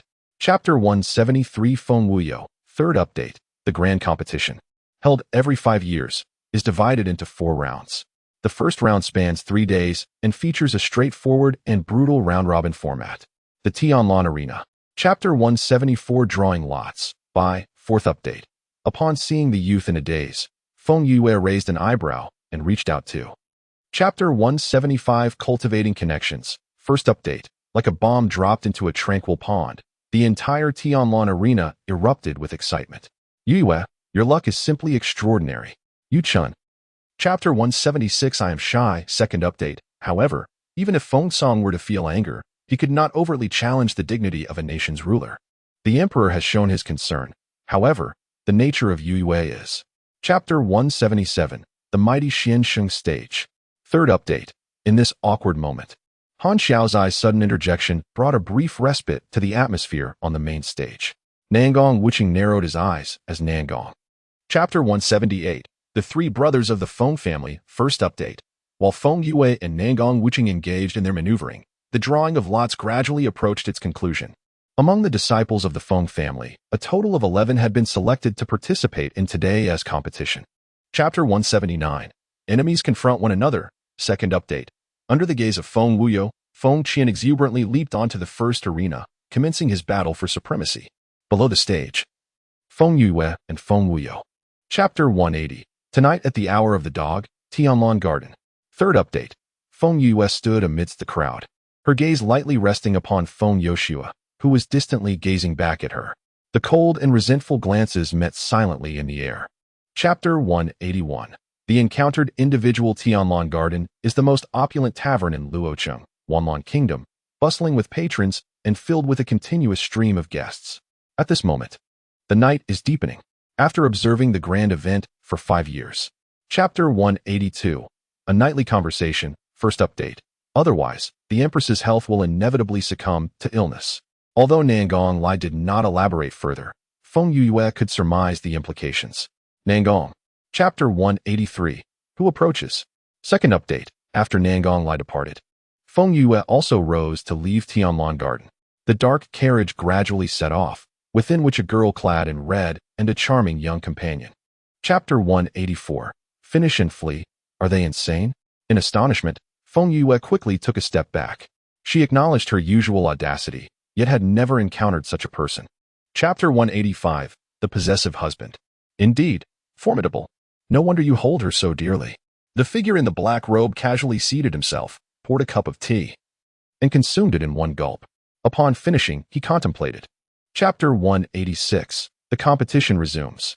Shangguan Tao, a disciple of the Shangguan clan, possessed remarkable cultivation talent. Of course, he could not compare to the likes of Shangguan Yu, a true prodigy, but among the common folk, he stood out. Chapter 187. What to do about a sore face? Yu Bushuan was momentarily taken aback by the words, furrowing his brow as he pondered. Could this lad be the grandson of the incessant old Yu? Feng Tsang twitched his mouth, casting a glare at him. Chapter 188. Quite unattractive. The moment those words were uttered, the crowd was nearly rendered speechless. Such blatant admiration, could it be? Had this little chubby fellow encountered an extraordinary stroke of luck? Chapter 189. A fierce and unusual flower. The individual seemed to sense the unusual gaze and turned to look at Feng Yue. Then, he furrowed his brows and glared. Chapter 190. Depart, you miscreants. In the midst of the crowd, Nangong Qin was approaching with deliberate steps. He donned a resplendent light yellow brocade robe, his jade-like handsome visage sparkling under the sun. Chapter 191. The first round concludes. First update. Nangong Qin found himself at a loss for words, his gloomy gaze shifting away. Chapter 192. The conspiracy. Third update. Feng Qingyan raised his wine cup, taking a sip before continuing. Yuan Tianzhi's ambition far surpasses that of his father. Over the years, had it not been for General Yi and his mutual understanding. Chapter 193. Past events. First update. The second round of the grand competition commenced under the watchful eyes of the multitude. The Tianlan arena was a sea of people, with cheers resonating throughout. Chapter 194. Lord Feng is so handsome. Second update. This was the first time Wu Qian had seen Feng Qingyan since her marriage. After several years, he seemed unchanged, though he carried an air of profound maturity. Chapter 195. A stroke of luck. Third update. Meanwhile, some women cast disdainful glances at Su Guanalong. It was rather unbecoming for a husband to flaunt himself while his wife was newly pregnant. Chapter 196. I can prove it. The sixth Mrs. Luck was indeed remarkable. A remark made with a hint of sarcasm. She had drawn fortune in both rounds consecutively. Chapter 197. Bloodshed. First update. On the main stage, a group of 6 landed firmly on the ground. All eyes swept over them, drawing a collective gasp from the crowd. Chapter 198. Finding a venue for you. Second update. Yoyu? Feng Yoyu. The crowd collectively shuddered, their faces etched with disbelief. When did Feng Yoyu become associated with Qi Shui? At this moment, Mu Yi stepped forward, a smile gracing his lips as he patted his shoulder. My elder brother's words may not be pleasant. Please do not take offense. Master Sunday Chapter 200. Shangguan Yu. Confrontation. First update. The woman on the arena wore a fitted black outfit, accentuating her graceful figure to perfection. Her beauty, while not as stunning as Yuan Ting or Feng Yushui, could be deemed. Chapter 201. Call me Daddy. Second update. The following day, after a restful night, everyone arrived at the martial arts arena once more, brimming with vigor. Today's competition was highly anticipated. Chapter 202. Battling the Sun family. Third update. Ahem, this lad is quite distinctive. Feng Qingyan lightly cleared his throat, contemplating for a moment before offering a compliment. Feng Yuyu's eyelids flickered as she chuckled. Chapter 203. Fifth Order Xian Beast, Imperial Serpent. Fourth update. The contest between Feng Qian and Sun Tingshan commenced amidst the discussions of the crowd. On the spacious arena, the two stood opposite each other, both eyes glinting with vigilance. Chapter 204. Sound attack. First update. Feng Qian's voice was drowned out by the deafening hiss of the Imperial Serpent. Sun Tingshan darted forth like an arrow released from its bow, his hands weaving a rapid series of hand seals, his entire being radiating a profound mystical light. Chapter 205. A critical juncture. Golden opportunity. Feng Xian violently coughed up blood, her countenance ashen, and she plummeted to the ground like a discarded rag. Qi Tian, slay him. Slay him. Sun Tingshan strained. Chapter 206. A wolf in fox's clothing. The farce concluded with Feng Tsang's imposing and awe-inspiring presence. Sun Tingshan, having attempted a lethal strike even after Feng Xian's concession, contravened the competition's regulations. Chapter 207. A midnight visit. A plea. Feng Qingyan wished to remain unobtrusive, silently observing, but his niece's actions prevented it. Chapter 208. Has that person arrived? As dawn broke, the first rays of sunlight pierced the horizon, bathing the land in a golden glow. The city of Luo was once more abuzz with activity. After several days of intense competition. Chapter 209, raised on filth subsequently, as Shang Wanyu departed from Wanlan. Shang Wanyu's capabilities gradually became apparent. The Shangwan family began to hold Shang Wan Yi in high regard, especially in recent times. Chapter 210, the esteemed one appears. Upon the dais, the patriarchs of the various noble families displayed a range of expressions. Wu Zhuan, the Wu family's head, frowned and prepared to challenge Feng Song. Chapter 211, Yun Mo is the esteemed one. Feng Yue found the voice vaguely familiar, but after searching her memory, she could not place it, shaking her head to dispel her confusion. Chapter 212, Little One, do you miss me? Second update, Yun Mo is indeed the esteemed one. She has stolen from the esteemed one. Chapter 213, a fatal series of slaps. Third update, as soon as the words fell, slap. Wu Shui was momentarily dazzled, her face tingling. Chapter 214, the protective husband. First update, Yun Mo's reaction left the Wu family in a state of despair. Wu Shui was utterly bewildered, unable to comprehend where she had offended the esteemed one. Chapter 215, envy. Second update, Yu Chen stuttered, unable to articulate his thoughts. He attempted to point towards the main stage, but upon recalling the other's identity, he swiftly retracted his hand. Chapter 216, the benevolent esteemed one. Third update, the first match held little suspense, as Shang Wanyu triumphed over Feng Yuan, successfully entering the top 10. The members of the Shangwan family erupted in ecstatic cheers. Shangwan. Chapter 217, Feng Yue takes the stage observing Feng Song's reverent expression. Yun Mo's heart twisted in turmoil, yet her face remained inscrutably enigmatic. Ling Feng and Jing Lei followed closely behind. Chapter 218, the duel. First update, this was Feng Yue's first encounter with Shang Wanyi. He bore a slight resemblance to Shang Wanyu, both possessing a resolute and distant air in their brows and eyes. Chapter 219, Blazing Whip versus Azure Sword. Second update, no one was more astonished than Shang Wanyi. He could distinctly sense that Feng Yue had not exerted her full strength. The unique heat of the chaotic fire accompanied by a gentle breeze. Chapter 220, Evil. Lotus Fury. Third update, a collective gasp arose among the crowd. Feng Yue was in peril. Feng Song's large hand crushed the teacup, his eyes fixed intensely on Shang Wanyi's iron grip. Chapter 221, Battle against the Azure Jade Bird.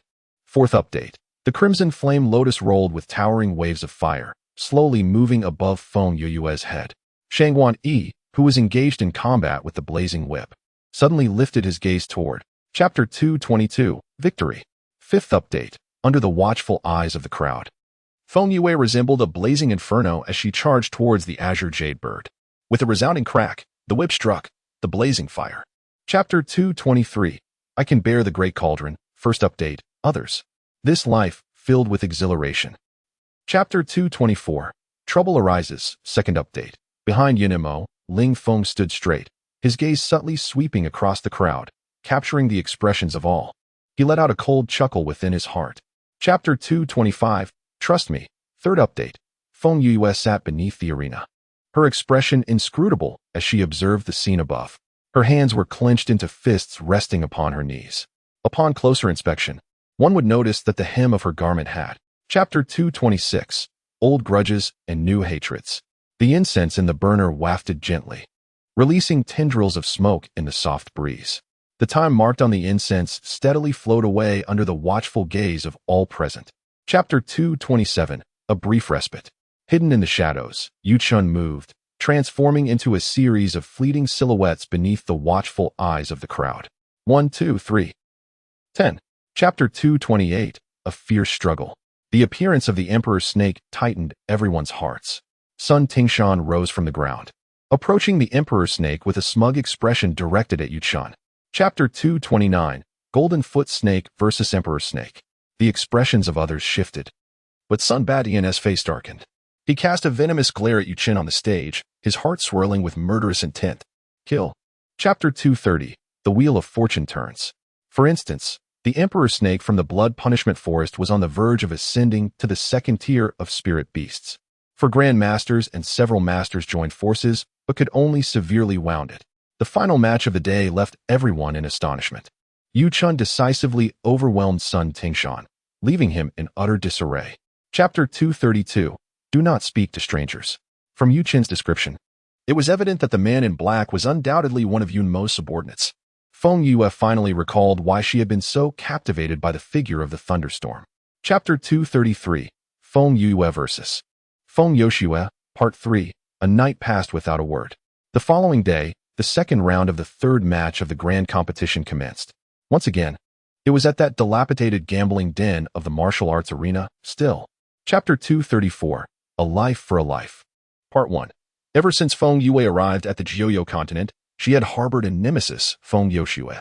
To others, it seemed that Feng Yoshue and Feng Yue were merely.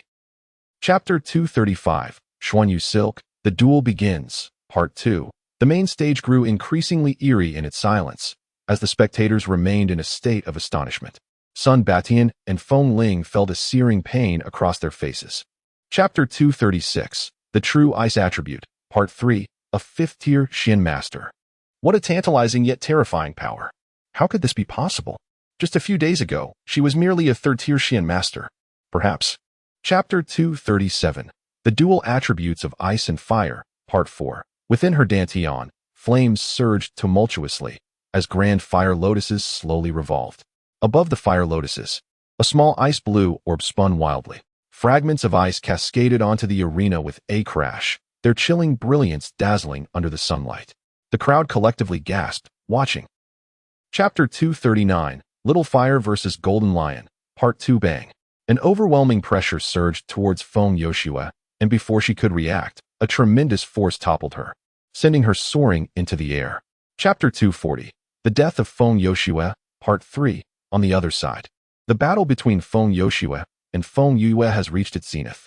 A brilliant icy blue radiance surged forth as the ice sword danced in the air, producing numerous frost blossoms. Chapter 241, Death without a complete corpse time seemed to come to an abrupt standstill. Feng Yoshue slowly lowered her head, her eyes wide with disbelief as she gazed at the frost-long sword piercing through her chest. Chapter 242, Essential information regarding the launch event. After more than 3 months since its inception, Evil Consort will finally be available for purchase tomorrow. I extend my heartfelt gratitude to all the lovely readers who have accompanied me on this journey thus far. Once the work is launched, it will transition to a paid format. Although this may result in a potential loss of readers, I am profoundly thankful to those who will continue to support me moving forward. Here are the details of the launch event, which is a must-read. Event duration, January 5th to January 8th, until midnight. Eligible participants, legitimate readers from QQ Book City and Xiaoxiang Academy. Event details. The top 3 on the fan value leaderboard will receive a jar of small cakes and a box of handmade nougat. Additionally, 3 legitimate readers will be randomly selected from the comment section to receive a box of handmade nougat. Note, the final rankings on the fan value leaderboard will be based on the last update at 9 a.m. on January 9th. The winners will be announced then. So please keep an eye on my Sina Weibo, Gongzi Anya, and send your address via private message. Furthermore, as a full-time author, I find it challenging to write. So I kindly ask for your support of the original work. I bow in gratitude. After more than 3 months of preparation, The Evil Concubine will finally be launched tomorrow. I would like to extend my heartfelt gratitude to all the lovely readers who have accompanied me on this journey. Thank you. Following its release, The Evil Concubine will be available for purchase. While I may lose some readers, I am profoundly grateful to those who will continue to support me. Below are the details of the launch event, which is essential to note. Launch event. Duration, January 5th to January 8th, until midnight. Target audience, official readers from QQ Book City and Xiaoxiang Academy. Thank you for your support. Event details. The top 3 in the fan value leaderboard will receive a jar of small pastries and a box of handmade nougat. Additionally, 3 legitimate readers will be randomly selected from the comment section to receive a box of handmade nougat. Note, the final ranking of the fan value leaderboard will be based on the last update at 9 a.m. on January 9th. At that time, the list of winners will be announced. Winners, please promptly follow the official Weibo account, Gongzi Ini, and privately message your address. Furthermore, as a full-time author, it is not easy to write. I kindly ask for your support of the original work. Thank you sincerely. Sending hugs. The novel Evil Concubine will finally be launched tomorrow after over 3 months of writing. I am grateful to all the lovely readers who have accompanied me thus far. Thank you. After the launch, Evil concubine will become a paid work. While I may lose some readers, I am even more thankful for those who choose to continue this journey with me. Below are the details of the launch event, which you must read. Launch event. Event duration, January 5th to January 8th until midnight. Target audience, legitimate readers from QQ Book City and Xiaoxiang Academy. Event details. The top 3 in the fan value leaderboard will receive a jar of small pastries and a box of handmade nougat. Additionally, 3 legitimate readers will be randomly selected from the comment section to receive a box of handmade nougat. Note, the final ranking of the fan value leaderboard will be based on the last update at 9 a.m. on January 9th. At that time, the list of winners will be announced. Winners, please promptly follow the official Weibo account, Gongzi Ini, and privately message your address.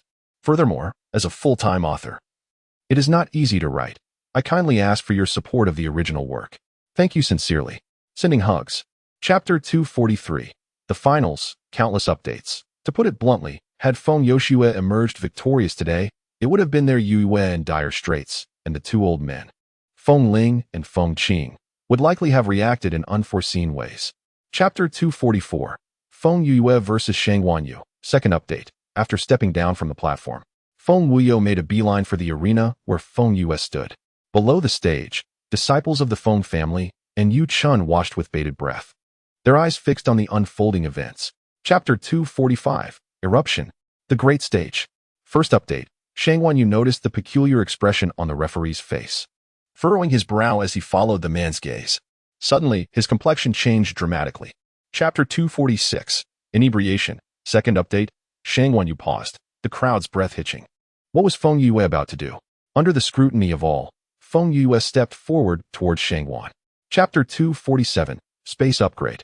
Surprises abound. Third update. The following day, Feng Yue was roused from her slumber by the melodic chirping of birds outside. Struggling to open her eyes, she was overwhelmed by the discomfort of a hangover. Chapter 248. The Soul Extinguishing Blade. A visitor arrives. Fourth update. It can be said that only upon entering the great stage can one truly be considered a practitioner. Chapter 249. Another guest arrives. First update. Feng Yue slowly widened her eyes, uncertainly inquiring once more. What did you just say? How audacious. Cheng Feng's brows knitted together. His heart. Chapter 250. A distinguished guest approaches. The second update. The entrance examination of Qixing Academy is a long-standing tradition for assessing new students, regardless of whether one is a noble or a commoner. Chapter 251. Dinner together. The third update. Feng Song was also taken aback. How did it suddenly turn into a matter of kinship? The rapid development of events left him somewhat unprepared. Master, please calm your anger, Yue urged. Chapter 252. The Imperial Banquet. The fourth update. One day later, the grand banquet at the palace finally commenced. The fervor from the 5-year competition still lingered, rapidly spreading to other regions of the Wanlan Kingdom. Chapter 253. A disturbance at the palace gates. The first update. A cool night breeze swept through, sending shivers down the spines of those present. Before the grand palace gates, 2 carriages stood opposite each other, the atmosphere tense and charged. Chapter 254.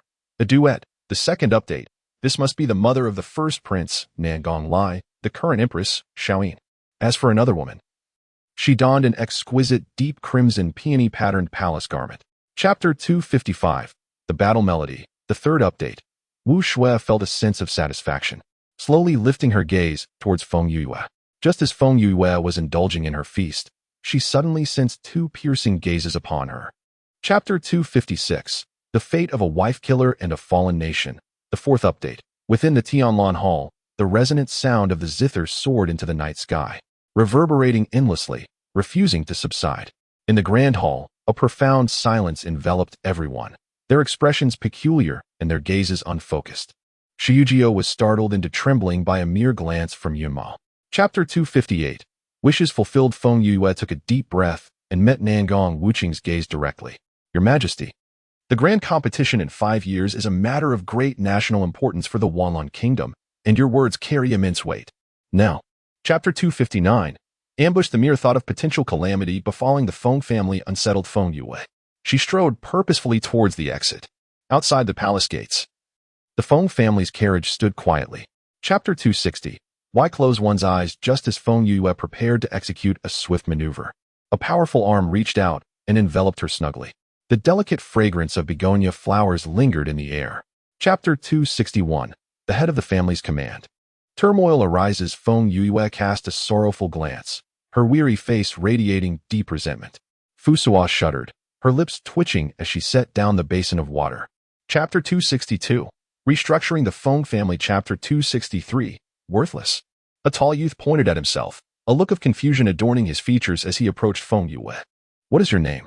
she inquired. Chapter 264. Have you forgotten your medicine? As the haunting sound of the bone whistle faded, 100 warriors, led by Feng Tianbao, surged forth with an intensity that resembled a flurry of steel blades piercing through their adversaries. Chapter 265. The collapse of the second elder. Feng Yuyang clutched his stomach, as if he had just heard an utterly amusing jest, laughing with exaggerated fervor. Feng Lin coughed softly and shot him an annoyed glance, feeling a mix of exasperation. Chapter 266. A breakthrough. Level 3 alchemist. The formula he had acquired was identical in every respect. Observing Feng Lin's despondent expression, Feng Yue was filled with confusion, asking, "Second elder, what troubles you?" Chapter 267. The beauty of shattered mirrors. In succinct terms, Feng Lin elucidated the esteemed status of the spirit-preserving pill within the third-ranked kingdom. Noting the lack of reaction on Feng Yue's face, he let out a deep sigh, pondering the weight of his words. Chapter 268. Roasting the whole wolf. On a night shrouded in darkness and foreboding winds, a ghostly figure crept out from the Feng residence. In the Luo City Inn, the lights had been extinguished, plunging the place into complete obscurity. At this moment, the entire atmosphere was thick with silence. Chapter 269. Cooking noodles for Yu Yun. Mo resolutely dismissed the academic inquiry regarding the male and female wolves, extending his hand to summon Xiaoming, who promptly leaped into his grasp. What a jest! How could one possibly? Chapter 270. Honor your elders. Feng Yue offered a smile, remaining silent as she extended the book in her hands.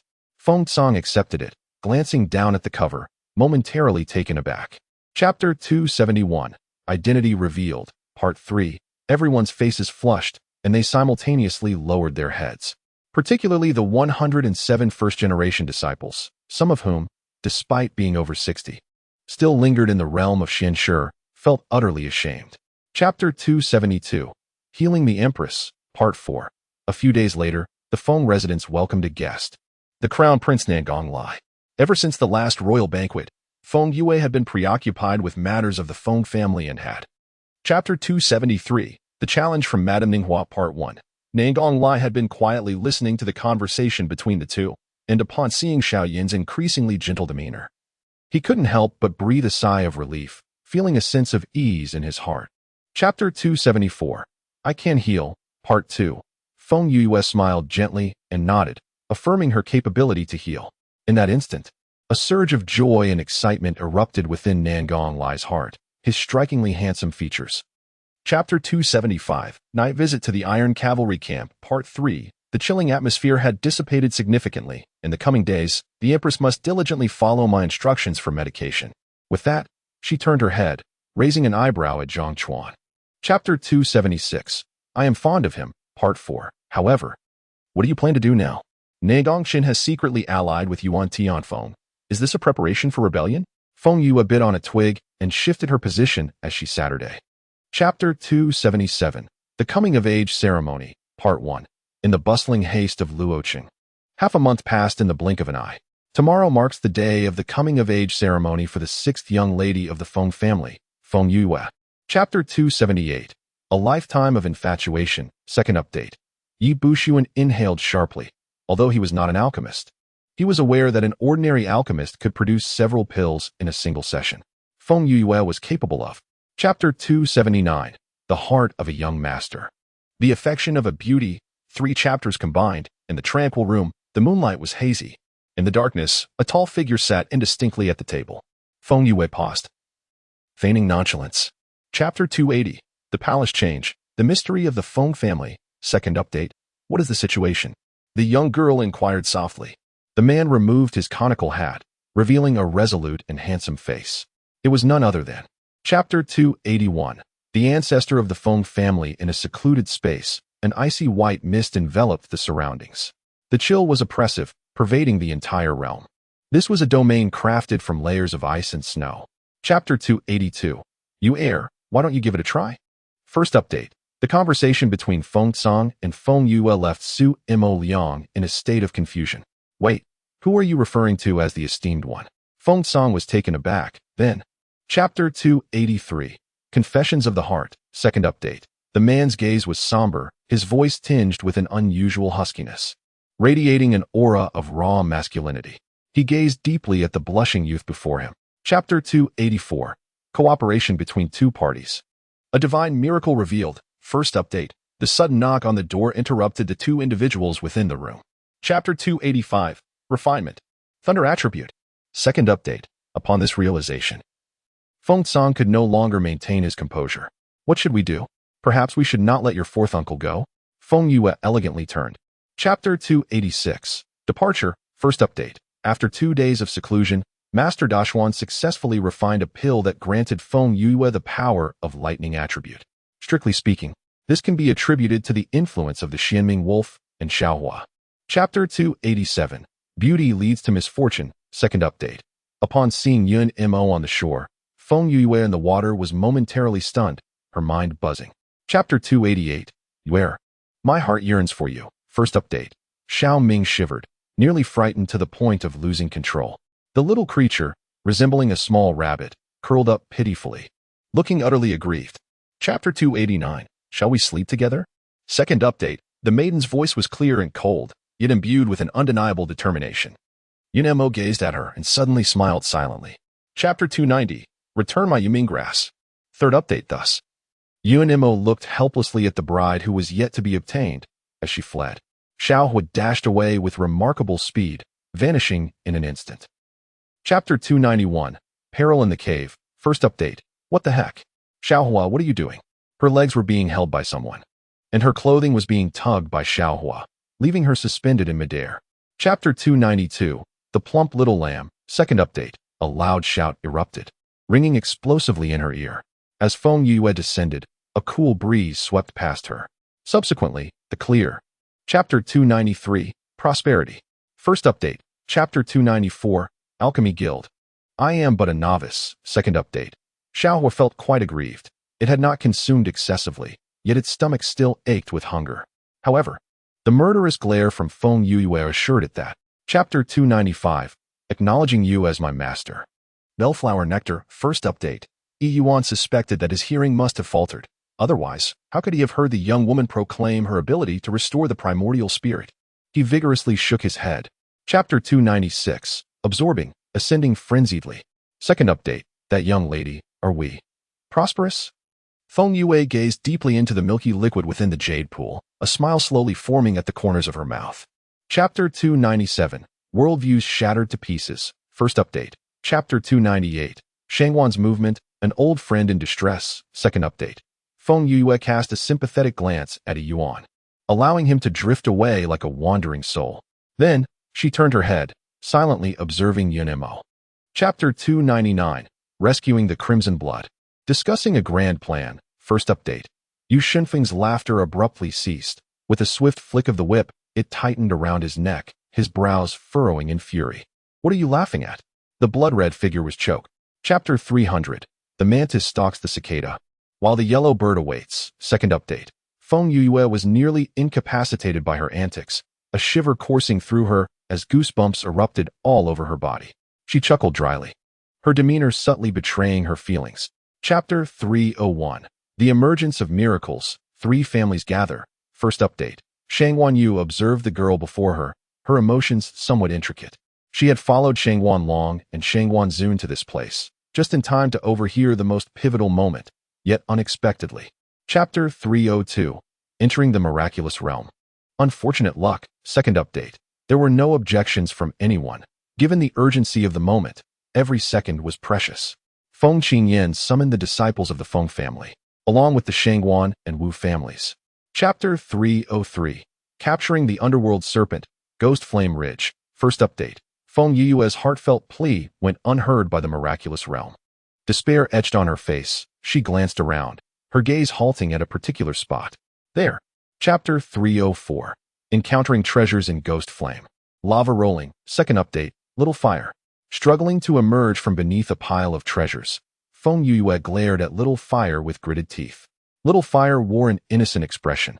Its tiny paws. Chapter 305. The Millennium Spirit Tree, a fortuitous encounter with Yi Yuan. First update. Wow. Boss, what are you doing? Run. In the space. Little Mischief saw Feng Yue suddenly halt, anxiously on the verge of pulling out her little braids. Little. Chapter 306. Peril in the Forest. Swallowed whole. Second update. Had Feng Yue not evaded moments ago, she would now be pierced through like a sieve. She inhaled sharply, her breath betraying her composure. Chapter 307. What a stroke of bad luck. She finds herself within the belly of the Forest Lord. That trembling, crimson orb is none other than its heart. The red veins. Chapter 308. Shadows of difficulty in an instant. The crackling sound of thunder erupted amidst the chaotic air, reverberating throughout the purple thunder abyss. Simultaneously. High above in the sky. Chapter 309. Trust in him. The red phoenix star moves others may be unaware. But Yunimo comprehends that the so-called search for a host and recognition of ownership by the Thunder Spirit Pearl are entirely different matters. The search for a host refers to Chapter 310. Encounter with Qing Yin. Feng Yue was oblivious to Yi Yuan's nonsensical lamentations. Had she known his thoughts, she would have wasted no time and taken action, striking him without hesitation. Chapter 311. Entering the divine altar in the shadowy forest. An overwhelming number of serpents enveloped the ground, towering trees and grass. They bore exquisite and enchanting patterns, with triangular heads. Chapter 312. Convergence. The four of them emerged from the stone chamber, once again standing at a crossroads, entangled in indecision.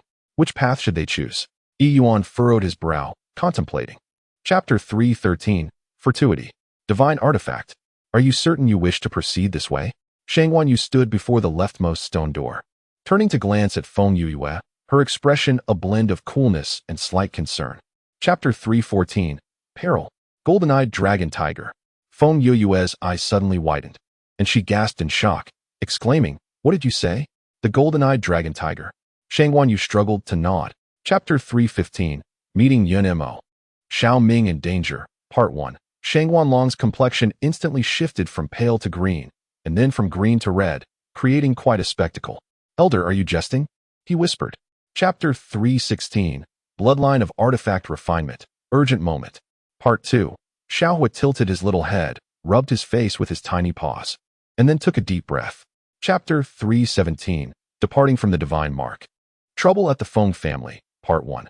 The seal on the throne was finally unraveled at the last moment, and Feng Yue felt utterly exhausted, collapsing onto the ground. Eldest. Quickly check inside. Chapter 318. A wave of fierce attacks. Part 2. As soon as the words fell, the disciples of the Feng family unleashed a barrage of round projectiles from their hands. The ammunition fell to the ground at an astonishing speed, producing a resounding boom. Chapter 319. Feng Tsang's self-detonation. Feng Yue returns. Part 1. Ah, interesting. The burly man chuckled lightly, his eyes reflecting a sense of nonchalance. Yet he remarked, "Still too weak." Just as he finished speaking. Chapter 320. On this day, the Wu clan is annihilated. Part 2. The two guards were taken aback, puzzled by the situation. Why flee when everything is fine? Wu Kun, seeing their lack of reaction, grew frantic and coughed up a mouthful of blood. Chapter 321. The young master's kiss, the maiden's embarrassment. First update. Feng Yue lifted her head. Her brows furrowed in disapproval as she gazed at Yu Chun. "Do not act recklessly." "I am not being reckless," Yu Chun replied, kneeling on the ground. Chapter 322. A great surprise, the crowd stunned. Second update. Elderbot chuckled with composure, his entire being radiating profound energy in an instant. Feng Yue's eyes narrowed, brimming with astonishment. Half-step, Xianwang level. Chapter 323. The Ancestor Awakens. First update. Upon Feng Youyang's reminder, everyone began to realize that Feng Yue had indeed mentioned something earlier. "Child, did you truly tame the thunder?" Chapter 324. Awakening leads to advancement. Second update. Good. Feng Changhao felt somewhat dazed. He had merely taken a nap, and now 3 Xianwang-level individuals had emerged in his household. The kingdom of Wanlan had become remarkably formidable. Chapter 325. Such magnanimity. First update. Nangong Lai did not anticipate that Feng Yue would intend to manipulate his koi delicately, leaving him bewildered and shaking his head in disbelief. This is mine. Chapter 326. Booking a room, resting, second update. The innkeeper's expression immediately shifted from disdain to obsequiousness as he bent forward to lead Feng Yue and her companions upstairs. Yuan gazed at the pile of red crystal coins, his heart. Chapter 327. The Incident in Luo City. A World Upside Down. Climax. Xiao Ming possessed the bloodline of a divine beast, inherently infused with formidable elements. His lethal style was equally fierce. Little Fire, by nature, is playful and unrestrained. Chapter 328. The Ancestor emerges from seclusion. The Xian Wang stage. Second update. He halted, his tone frigid, devoid of any warmth. Feng Song paused, gazing at the armored figure before him, whose eyes alone were visible, his expression heavy. Chapter 329. The Return of Yue. An eerie silence enveloped the crowd as they all simultaneously looked up, fixated on the black-clad man engaged in battle. Suddenly, a voice cried out. Chapter 330. The Dust Settles. A Turmoil in Luocheng. First update. Feng Yue halted her steps, her sharp phoenix eyes narrowing slightly, as icy words flowed from her crimson lips. You threaten me? Nangong Chun tightened his fingers in response. Chapter 331. Reluctance to defile. The Heart of Nangong. Second update.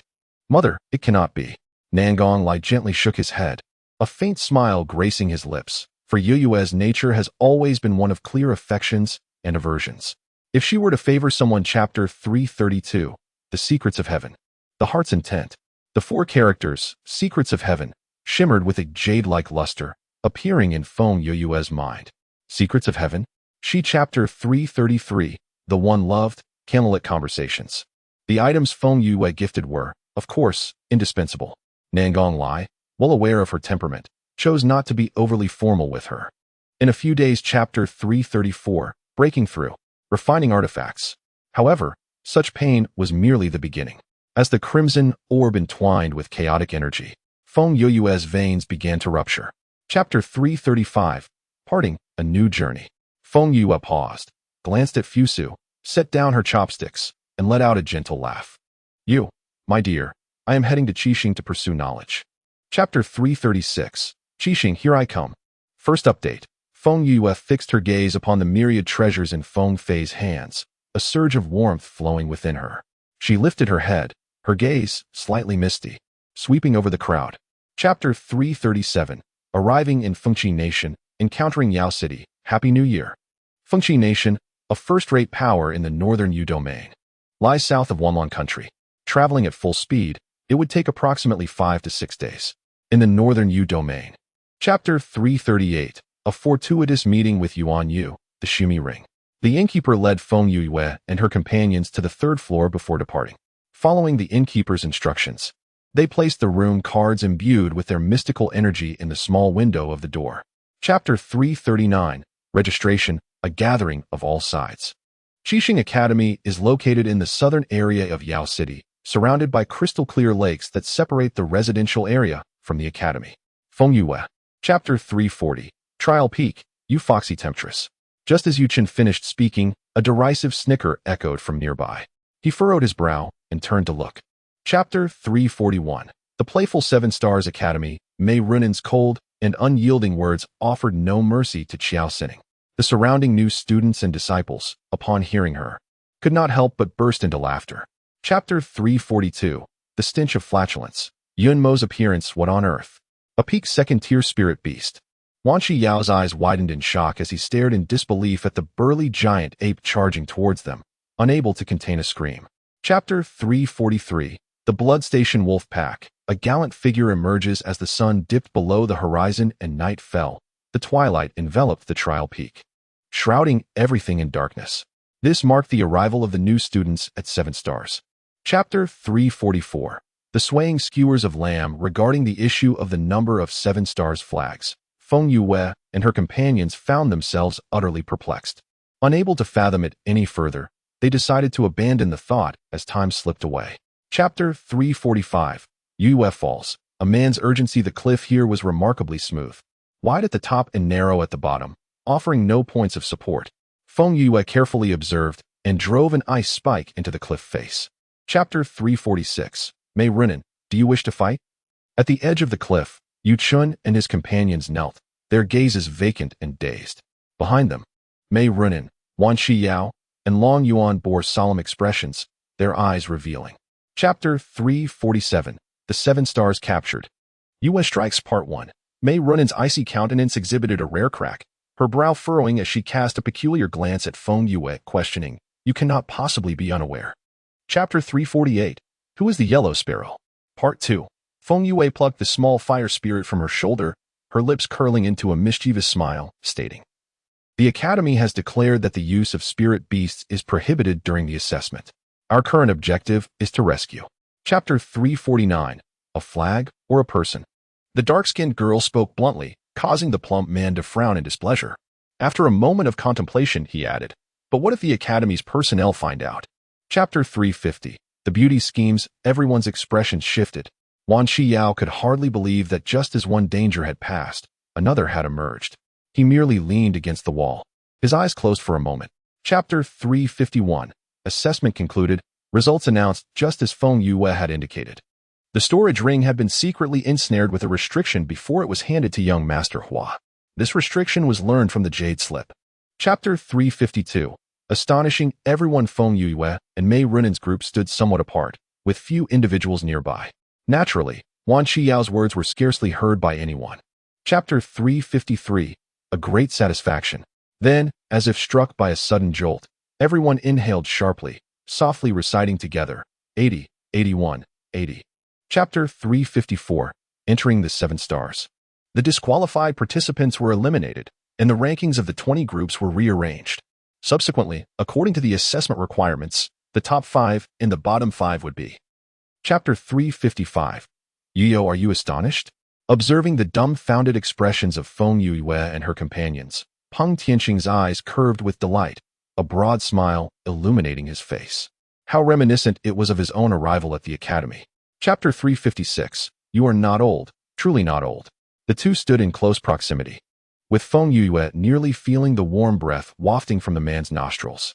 Chapter 357. Those who lack awareness. Feng Yue inwardly scoffed from below the stage, while on stage. Song Xingzi waved his hand with a smile. There was no need for excessive formality. Everyone may take their seats. The Elder. Chapter 358. A purity level of 10? Feng Yue absorbed these words, her brows furrowing slightly, and she could not help but feel a tinge of awe. Who claims that ancient people are narrow-minded? The people of the 9 Nether Continent.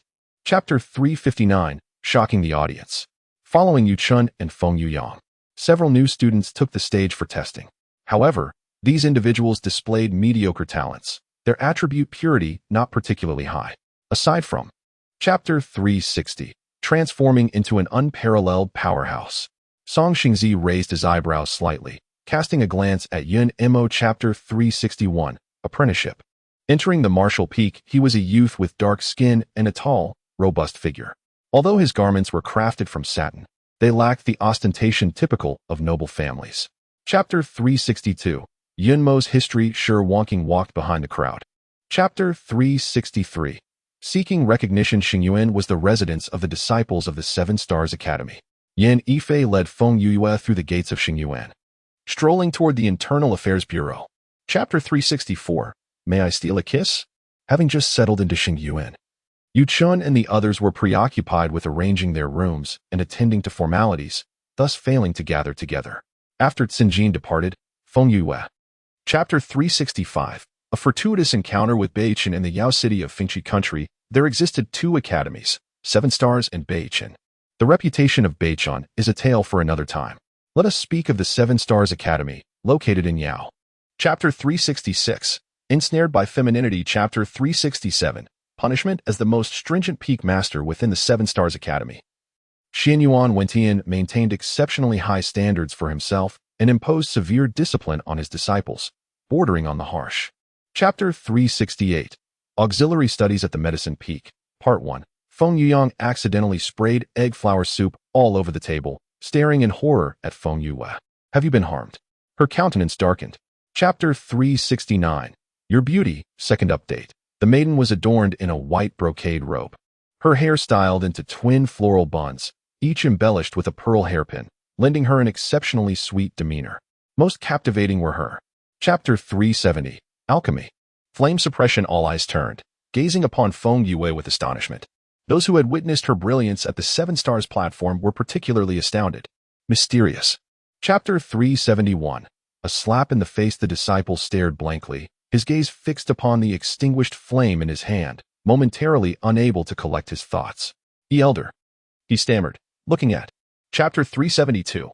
Renewed fame. Qiao Qiao, her cheeks resting in her hands, gazed at Feng Yue with adoration, her eyes sparkling with starlight. A beauty is indeed a beauty, she mused. Blessed with looks and talent, even her alchemy is. Chapter 373. Terrifying weapon crafting. Bloodline. Feng Yue was taken aback. Her clear, watery eyes blinked in confusion as she gazed at the crowd. The silence within the tavern struck her as peculiar. She raised her head. Chapter 374. A feast for the eyes. There is no need for concern. You have only just embarked on this path and cannot yet command the power of your bloodline. Once you have discovered its secrets, all will resolve itself. Remember, the bloodline is.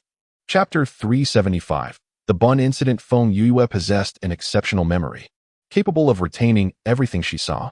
Yesterday, after class, she dedicated her free time to memorizing the entire book. Chapter 376. A surge in attendance. The number of disciples attending the class steadily increased, and soon the grand hall was filled to capacity. The supplementary courses at Shuangge are among the most popular across the various peaks and pavilions. Chapter 377. A second surge. This enigmatic elder Yun is known for his ruthless decisiveness. Although he often wears a smile, it carries an unsettling tremor that instills fear. Today, his smile. Chapter 378. A third surge. According to the regulations of the 7 Stars Academy, there is a break every 9 days. On this day, disciples are free to engage in outdoor activities. However, per the Academy's rules, just. Chapter 379. A fourth surge. Bug catching.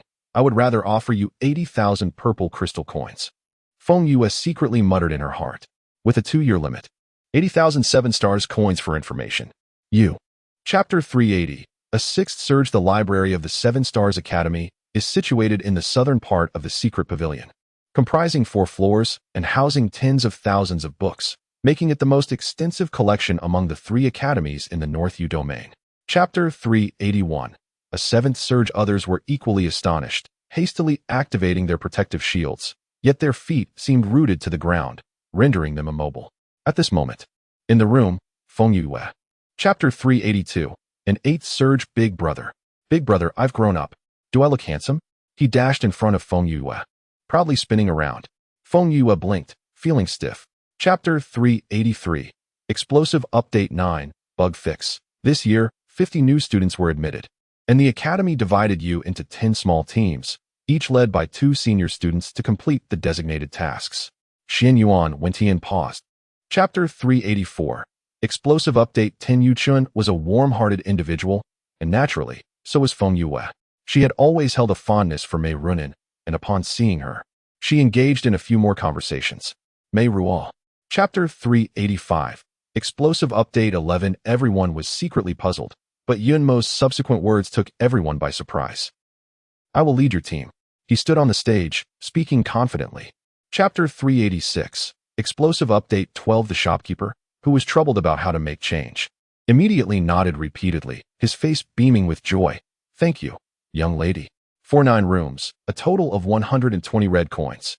Chapter 387. Explosive Update 13. After a day of rest, everyone rose early the next morning to continue their journey towards Tsangnan Peak. In less than half a day's time, they finally entered the Golden. Chapter 388. Explosive Update 14. Feng Qian and Lu Yizhou's expressions changed drastically, and their pace quickened even further, wishing they could soar like thunderous wings. The Heavenly Remnant Bee, a first-tier spirit beast. Chapter 389. Explosive Update 15. Go, she suddenly exclaimed, as a dense net of crimson light surged forth towards the swarm of heavenly remnant bees at an astonishing speed. The vast net hung suspended in the air. Chapter 390. A surge of Update 16. The most terrifying aspect was the visage of the Azure Fang beast. Its eyes, shaped like greenish vertical slits, would appear crystalline and translucent if they belonged to a cat. However, they were not. Chapter 391. A surge of Update 17. Yunimo slowly opened his eyes, his lowered eyelids concealing the chill that lingered beneath. Sister Yao, I merely spoke in passing. There was no need for such a reaction. Chapter 392. A surge of updates 18. Just then, a bloodied azure fong beast emerged from an unknown source. Chapter 393. A surge of updates 19. As they continued onward, the three suffered various injuries, with only Feng Qian remaining lively. Consequently, the responsibility of caring for the others fell upon him. Chapter 394. A surge of updates 20.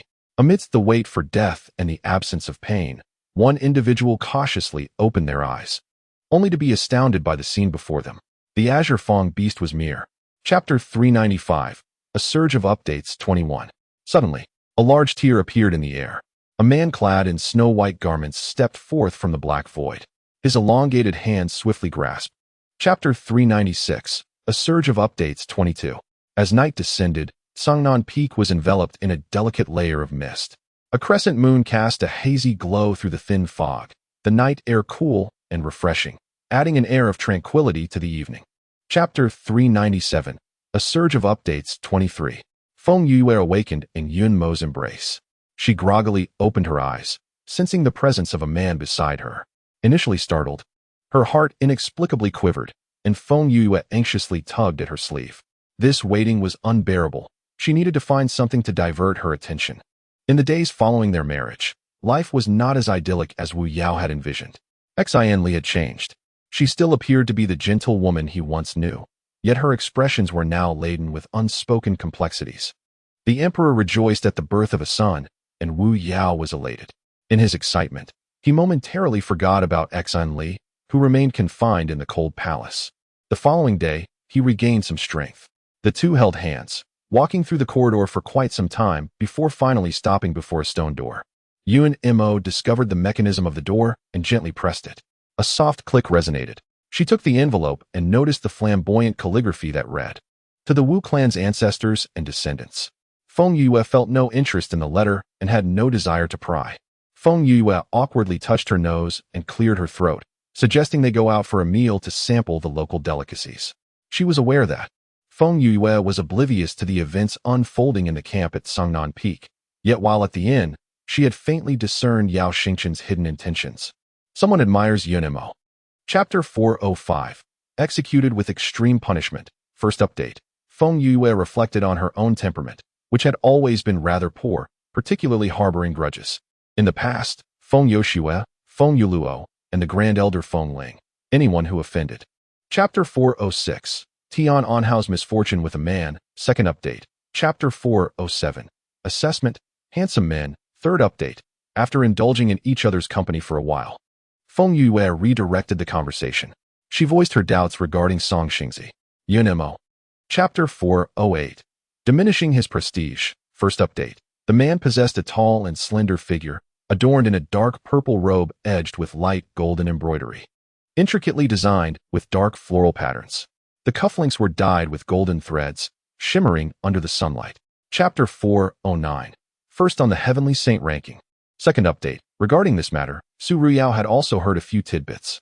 Those on the Heavenly Saint ranking were unlike other disciples. They seldom discussed such trivial gossip. Chapter 410. Stage examination. Third update. Gu Yi's words left the elders perplexed, all turning to gaze at him. Why did Elder Gu speak thus? One inquired. Gu Yi's depth was inscrutable. Chapter 411. Astonishing scores. First update. The attendants distributed the examination papers. Feng Yue quickly scanned hers, a hint of surprise raising her brow. She lifted her eyelids to glance at the crowd beyond the barrier. This. Chapter 412. Major projects. Second update. He was unexpectedly surpassed by a minor disciple, still a mere third-tier alchemist. Shui Qingchen's expression was as gloomy as water, teeth. Chapter 413. Without shame, the acts of a cursed being. Part 3. Feng Yue paused, touched her nose, feeling uneasy under the gaze of everyone. Beautiful, beautiful. At that moment, Xiao Qiao resembled a small cannonball. Chapter 414. The perfect stage. The radiance of elixirs reappears. Shui Qingchan gracefully ascended the stage, his naturally handsome visage, coupled with his noble lineage, bestowed upon him an extraordinary demeanor, causing many young maidens to swoon. Chapter 415. The first to be slapped. Part 1. All the elders abruptly stood from their seats, their gazes lifted skyward, exhilarated by the rare spectacle unfolding before them. The Elixir's Radiance. Chapter 416. The Azure Dragon Guard. Part 2. This child is remarkable, his gaze pure, devoid of malice. Chapter 417. I'll take it all. Part 3. The 7-Star Academy's respite lasted 2 days, and to give the Azure Dragon Guard a splendid start, Feng Yue resolved to remain in Luoyuan for the entirety of this period. Chapter 418. Dealing with the Scoundrel. Part 4. The servant was instantly overjoyed. This was a significant client. He enthusiastically and meticulously packed all the garments, and even offered complimentary gifts. Chapter 419. Accepting the mission. Heading to the Mercenary Guild. Part 1. Feng Zhou's words left Feng Yue with an expression akin to having consumed something foul. Yet the other party took pride in his actions, incessantly boasting. Chapter 420. Being bullied. Second update. Feng Yue stood outside for a while before entering alongside Yunemo. Upon stepping through the grand entrance of the Mercenary Guild, they found themselves in an exceedingly spacious hall. Chapter 421. Devouring the sky. Black Rock. Hong Ji held the medicine in his hands, blinking in a daze, his heart trembling. A 4th-tier alchemist? Such a young girl? Chapter 422. Little Black, who is this man? Why did I not perceive him earlier? The aura surrounding him causes my very soul to tremble. The Devouring Sky. Black. Chapter 423. Swallowed whole. First update. The two factions were at a stalemate, with the Feng Tian members unable to advance or retreat. To continue would risk offending the 7 stars. To leave felt equally daunting. Chapter 424. Who is that disciple? Second update. Yunemo observed the girl's mischievous grin and gently poked her nose with his finger. You ungrateful little thing, I worry about you yet. Chapter 425. The destruction of the Phoenix Blood Sword. First update. The lion stood over 3 meters tall, its immense form draped in a coat of hardened ice blue fur, resembling blades of steel that glinted with a chilling sheen. Its eyes. Chapter 426. The artifact acknowledges its master. Second update. The beleaguered Devouring Sky. Black Rock, unnoticed by everyone, silently fell victim to poison, and then quietly collapsed. Fortunately, Feng Yue had previously. Chapter 427. The Celestial Battle Spear. First update. Feng Yue walked forward in a daze, when suddenly, a glimmer of white starlight appeared amidst the dense black fog. She paused momentarily, then quickened her pace towards. Chapter 428. Acknowledging Mastery. Demonic Obstruction. Second update. Feng Yue's expression sharpened, her heart ablaze with combat intent.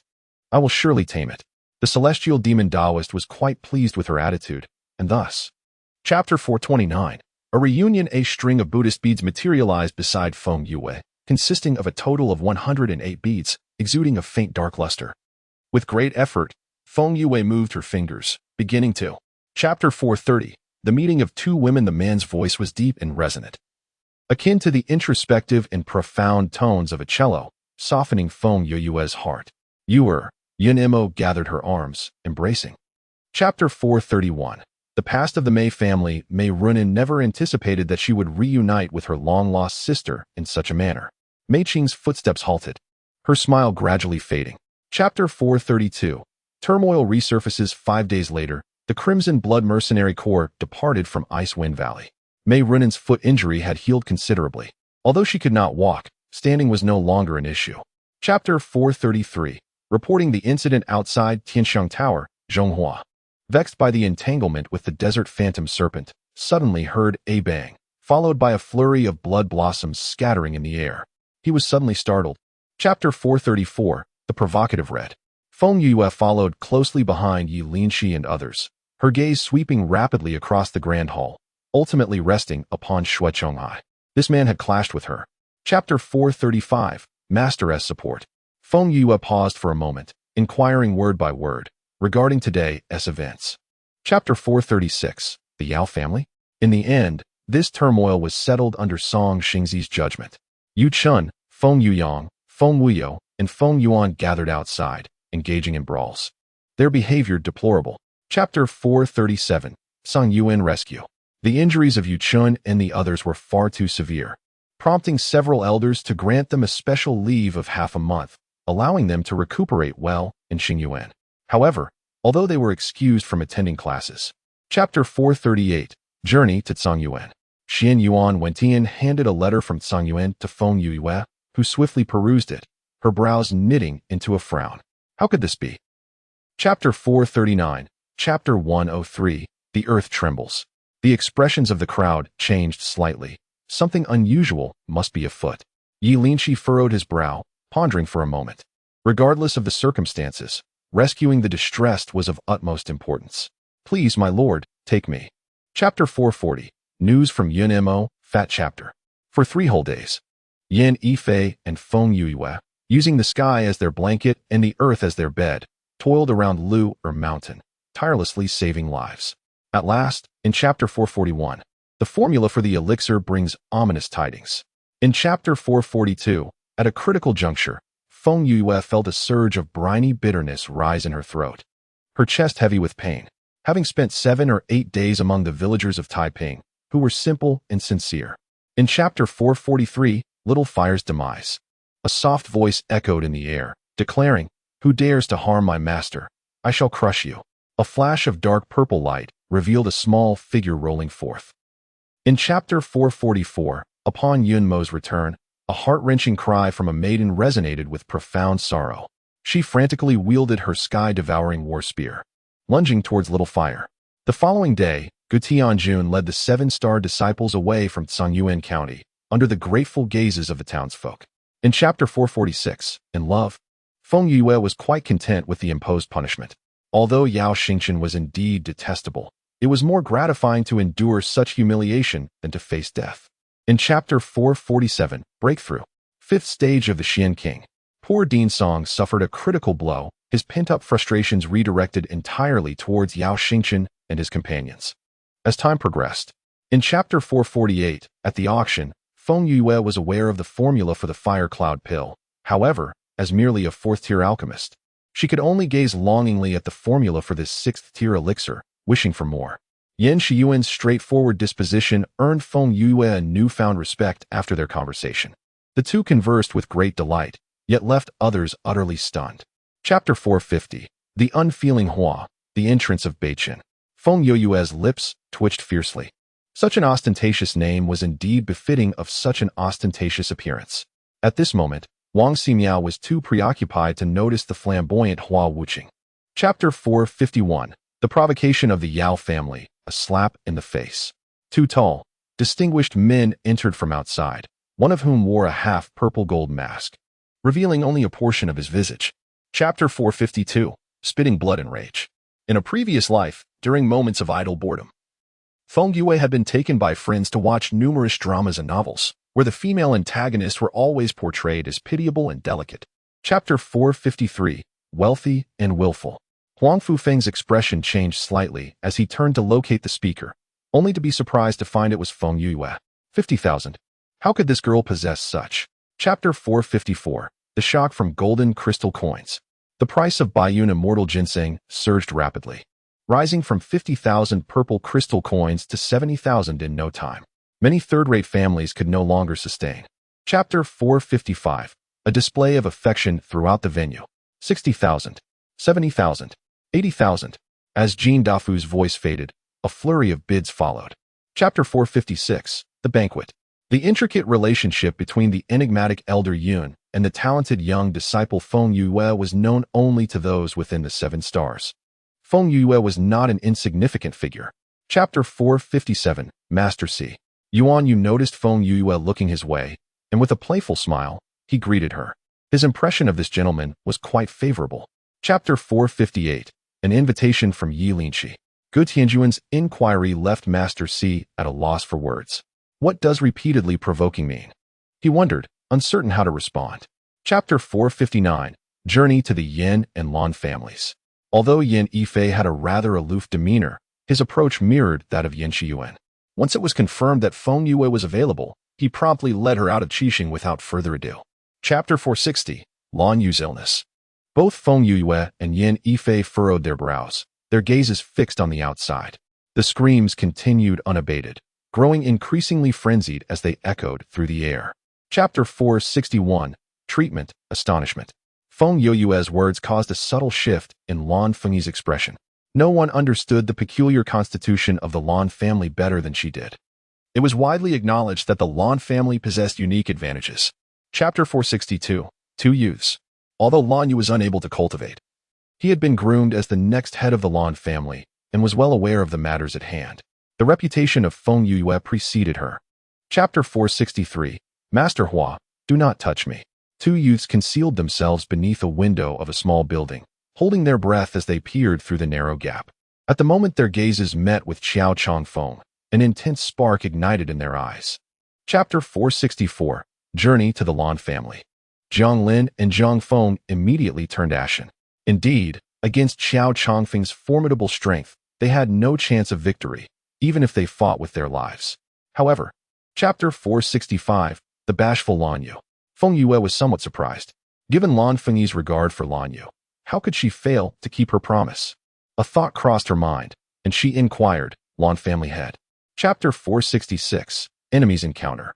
As long as it can be treated, that is all that matters. Chapter 467, Secrets of the Lan family. Lan Fenglong clearly recognized Feng Yue. He had attended the last auction alongside Lan Fengyi and had a profound impression of the girl who had shone brilliantly at the event. Chapter 468, Ethereal Physique. It was also during that opportunity that many formidable experts emerged. However, the good times were short-lived. As such, spiritual energy lasted only a little over 1,000 years before dissipating. The Lan families. Chapter 469, The Key, The Source. The ethereal physique bears some resemblance to the chaotic physique, both being rare manifestations birthed from the heavens and the earth. However, unlike the chaotic physique, which can encompass all things, the ethereal physique. Chapter 470, It Still Lives. Yes, as long as Lan Yu can be cured, Lan Fengyi will agree to anything. She rose, leading Feng Yue out of the observation hall. Lan Yu and Lan Zhong. Chapter 471, Lan Fengyi's Promise. Feng Yue lowered her gaze. For there was still a word left unspoken. If that little beast were merely. Chapter 472, The Transformation of Xiaohua. Oh, very well. See you tomorrow. Xiao Qiao waved her hand and skipped away. After the disciples departed from the Peak Master's Hall, Feng Yue approached Yi. Chapter 474, The Millennium Herb. Due to the scarcity of resources in the Northern Yu domain, the overall level of alchemists is relatively low.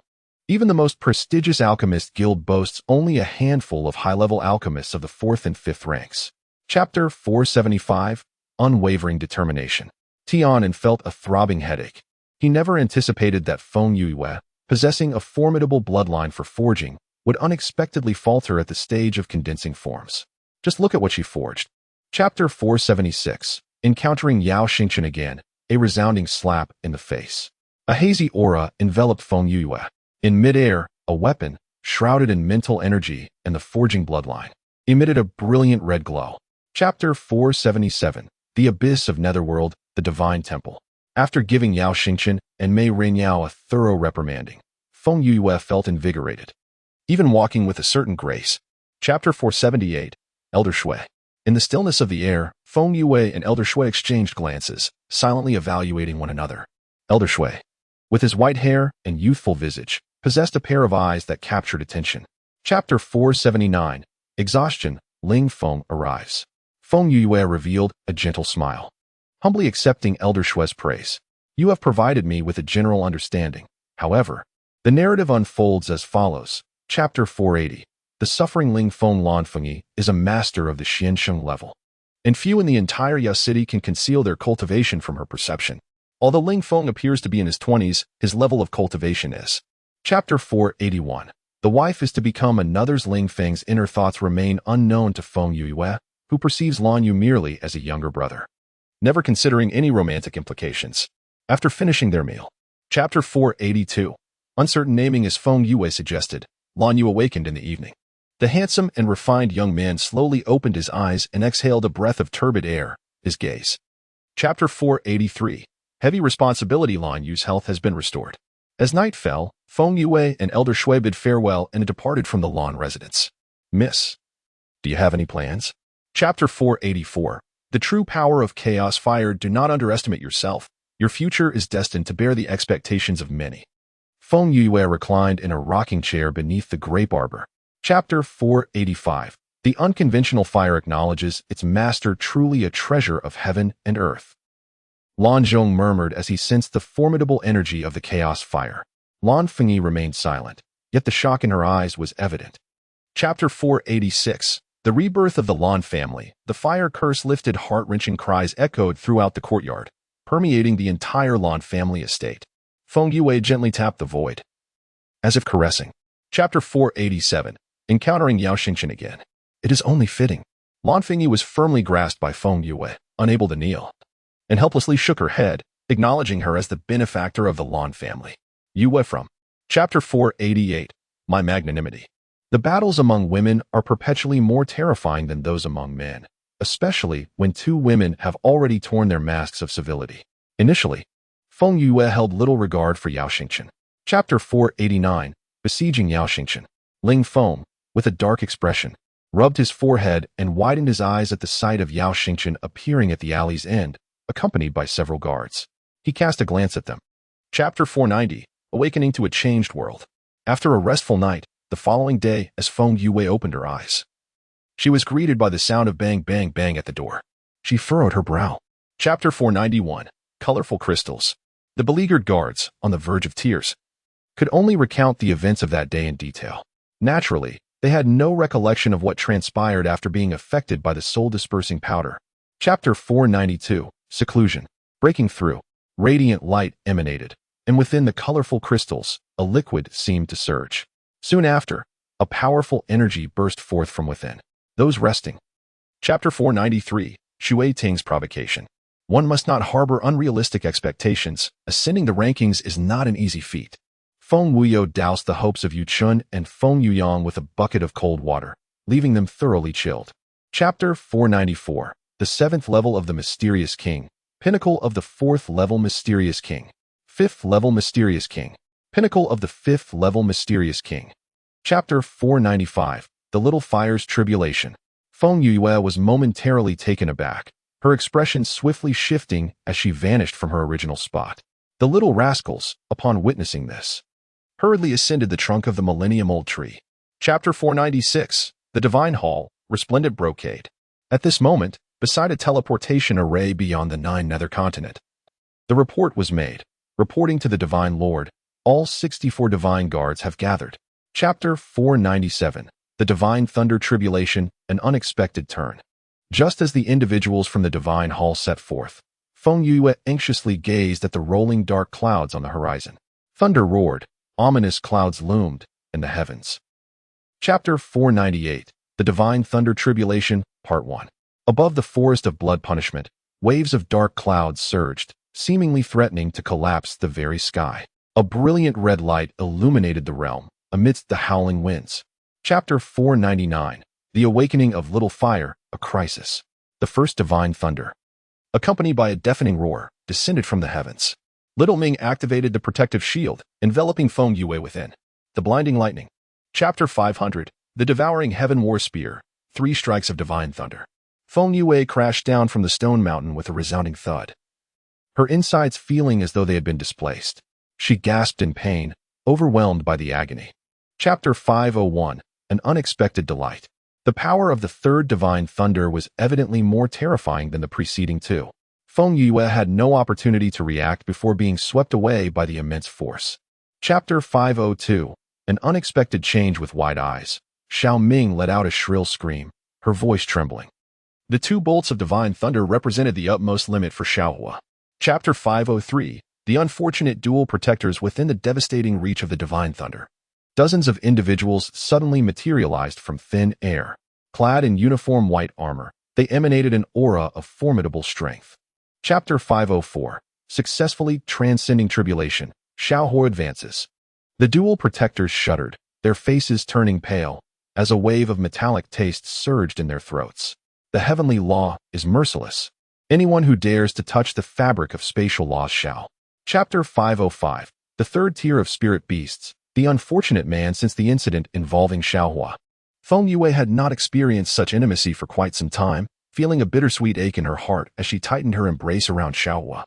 Chapter 506. Jealousy meeting the all-seeing gazes of the 2 little ones. Feng Yue smiled with brazen confidence, feeling no pressure whatsoever. Indeed, she bore no ill will towards this outsider. Chapter 507. An arrogant countenance. Those individuals did not overtly confront Feng Xian. Rather, they engaged in subtle machinations. spreading rumors detrimental to Feng Xian. Some. Chapter 508. Dual Protectors, Great Fortune You Heir. A magnetic and melodious male voice emanated from the communicator, imbued with a subtle rasp and charm, as if a delicate hook were incessantly scratching at the heart. Chapter 509. Returning home with you. The lingering tone evoked a sense of bittersweetness in Lingfeng. Chapter 510. The Remnant Leopard. The black-headed one, Cloud Mo, felt a sense of grievance regarding his lack of recognition, yet he comprehended Feng Yue's perspective. He merely seized the opportunity to voice his discontent, seeking a semblance of acknowledgement. This expedition to the Blood Punishment Forest was not solely driven by a whim to capture the black-headed one. Feng Yue had also undertaken a 3-star quest from the secret list to acquire 3 silver cloud beasts. Chapter 512. A fortuitous encounter with Hua Wuqing. Could it be the black-headed one? A thought flickered in Feng Yue's mind as she allowed Xiaohua to guide her toward that direction. A quarter of an hour later, Xiaohua led her to. Chapter 513. Hua Wuqing. Injured Feng Yue was not one to meddle in the affairs of others. Had the situation involved someone else, she would not have offered assistance. Yet, the individual in question was someone who had once aided her. Chapter 514. Women are tigers. Feng Yue sighed, relieved it was herself in this predicament. Had another taken the energy stone, Hua Wuqing would undoubtedly have suffered today. Chapter 515. Am I so feeble? Under the watchful gaze of the crowd, Feng Yue commenced her healing of Hua Wuqing's injuries. To ensure absolute certainty, the man with the folding fan, also known as the esteemed figure of the divine demon sect. Chapter 516. Drink up, plain vegetable kanji. The members of the divine demon sect were taken aback. Did they hear incorrectly? A 16-year-old 5th-level alchemist? Miss Feng truly is extraordinary. Chapter 517. The emergence of the celestial leopard. Having finished their meal, Hua Wuqing also awoke, and Feng Yue prepared to depart. Depart? Hua Wuqing set down his bowl, raising an eyebrow. Miss Feng, are you leaving? Chapter 518. A fierce battle with the celestial leopard. The celestial leopard, immense in size with robust limbs, was entirely cloaked in golden armor. It slowly emerged from the underbrush, its golden eyes with vertical pupils. Chapter 519. A Pyrrhic Victory. The blazing bow is a manifestation of the essence of chaotic space, though not a divine artifact. Its power is immensely terrifying. The blazing arrow pierced through the celestial leopard's protective barrier, heading straight for. Chapter 520. Intermediate 5th-level alchemist. Boss, Xiaoming exclaimed, tossing aside a lotus leaf and leaping onto her. You could. Chapter 521. The Rules of the Grand Exam. Boss, are you alright? Seeing Feng Yue lost in thought, Xiaoming, concerned, inquired, thinking she had been affected. Feng Yue shook her head. Chapter 522. The Gathering of Great Deities. Since the Academy's suspension of classes, the disciples have enjoyed ample freedom to engage in various activities. As the crucial examination approaches, everyone is devoid of the spirit for frivolity, instead engrossed in their preparations. Chapter 523. The Tales of the 7 Stars. Chapter 524. The Nasal Intrigue. During that significant examination, Li Qiushui astonished all by forcefully usurping the top position on the Tianxing rankings, emerging as a new powerhouse. Meanwhile, the typically arrogant Shui.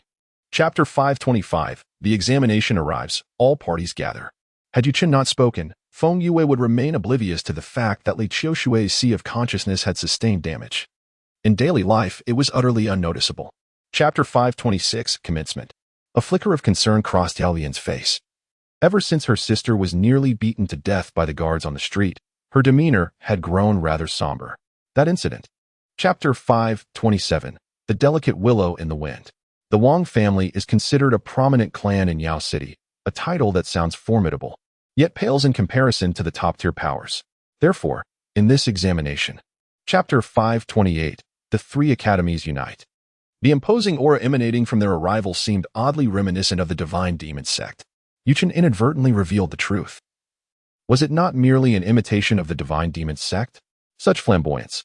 Chapter 529, the Sinking Moon. In contrast to Beichen Academy, which also resides in Yao City, Feng Yue possessed limited knowledge of Qingyun Academy, only aware that the academy's head had a favorable relationship with Song Xingzi. Chapter 530. Folding space. Seated upon the back of the golden imperial phoenix, Song Xingzi gazed down upon the assembly, fortuitously catching sight of Feng Yue's dejected expression. A subtle twitch played at the corners of his mouth. Chapter 531. Disheartening results. The theoretical examination at the Xian Pavilion comprised a total of 300 questions, with answers directly input into the flowing light stone, a method both convenient and straightforward. However, to complete all 300. Chapter 532. A War of Words. As one of the auxiliary disciples of the Xian Pavilion, Yao Xingqian and Mei Ranyao garnered significant attention from the elders, particularly Yao Xingqian, whose talent was commendable, even within the Xian Pavilion. Chapter 533. Feng Yue takes the stage, Part 1. Master Hua is truly humorous. Wang Ximiao forced a smile, awkwardly attempting to alleviate the tension. Yet, Hua Wuqing had always acted according to his whims. Chapter 534. Chapter 198. The Comparison That Breeds Resentment, Part 2. Yao Xingqian, 137 points. Feng Yue raised an eyebrow, her expression unchanging as she continued to read. Then, her gaze fixed firmly. Chapter 535. The Resentful Woman of the Deep Boudoir, Part 3. Yu Chun observed her with a mixture of astonishment and longing, unable to suppress a swallow. Yue, when did your appetite become so insatiable? Chapter 536. Be Good, Yuer, Part 1. Master, we shall arrive in 2/4 of an hour. Ling Feng's voice drifted in from outside the palanquin. Yun Imo lifted the curtain of the small window, her gaze falling upon. Chapter 537. A Perfect Counterattack, Second Update.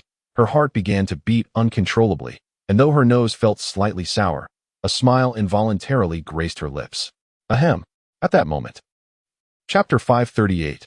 Who has such insight? Third Update. Tisk, Yu Yu's score was merely a point less than Yao Xingqian's. One could only wonder if she would be driven to exasperation. Yu Chun took delight in her misfortune, his expression betraying his amusement. Chapter 539. The Refinement Peak Examination begins. Fourth Update. Today marks the Refinement Peak Examination, which has garnered even greater anticipation than the Xian Pavilion.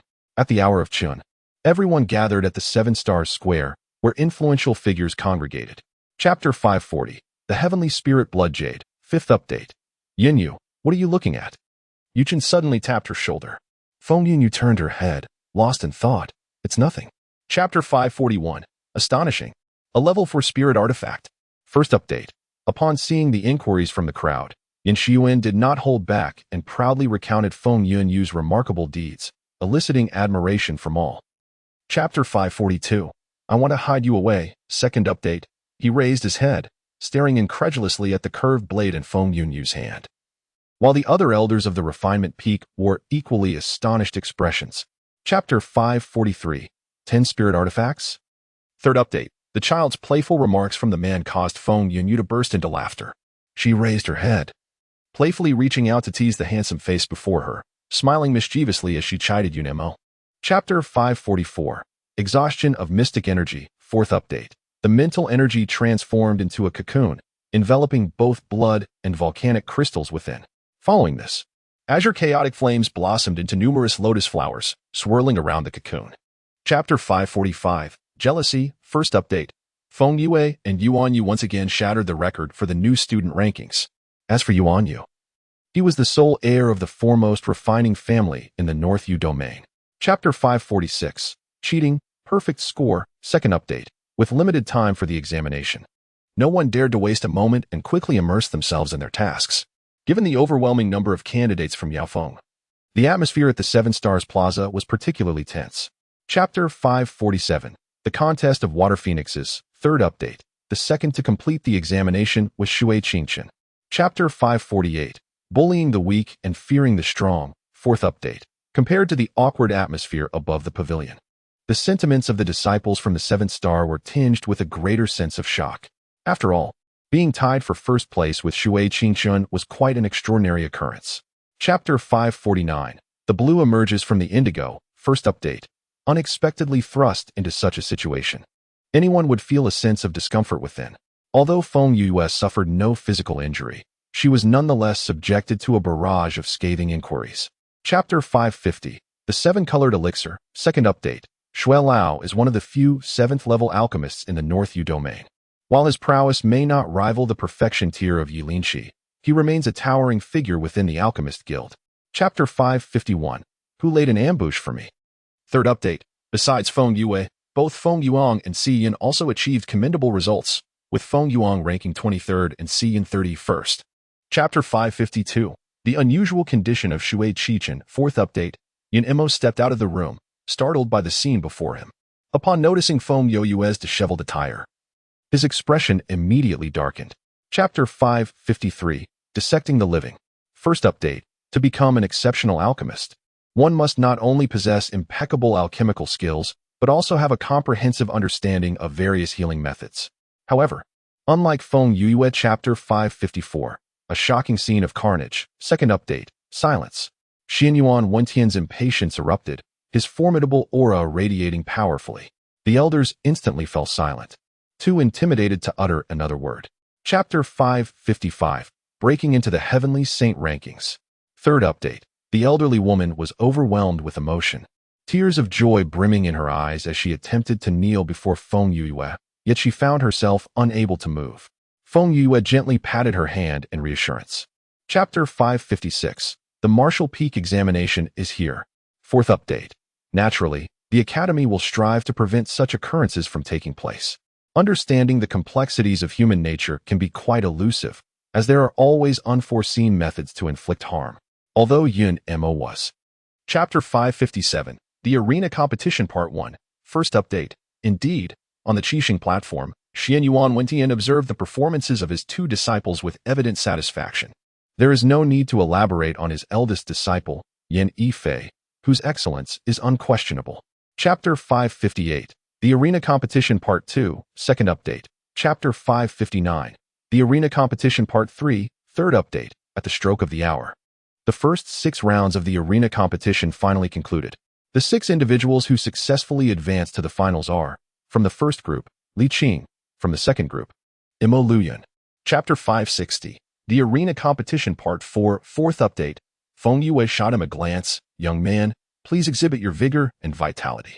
Feng Yuan. After a moment of preparation, the bell tolled. Chapter 561. The Top 20 of Qixing. 1st update. The battle between Qin Wuye and Feng Yue lasted no more than 15 minutes. Once the results were announced, everyone was left in astonishment. Feng. Chapter 562. The finals commence. 2nd update. Yan Yifei, as the defender of the 8th group, ruthlessly defeated all challengers, effortlessly securing his place in the finals. Shangguan Yi and Wan Qiyao. Chapter 563. Feng Yue vs. Mei Rinyao. 1st update. As a competitor who has consistently ranked among the top 20 for 3 consecutive years, Mei Rinyao's cultivation is directly proportional to her notoriously bad temperament. In the recent 7-star examination, she. Chapter 564. A Piteous Situation. 2nd update. Feng Yue triumphed over Mei Rinyao, who ranked on the Songlong list, once again creating a marvel.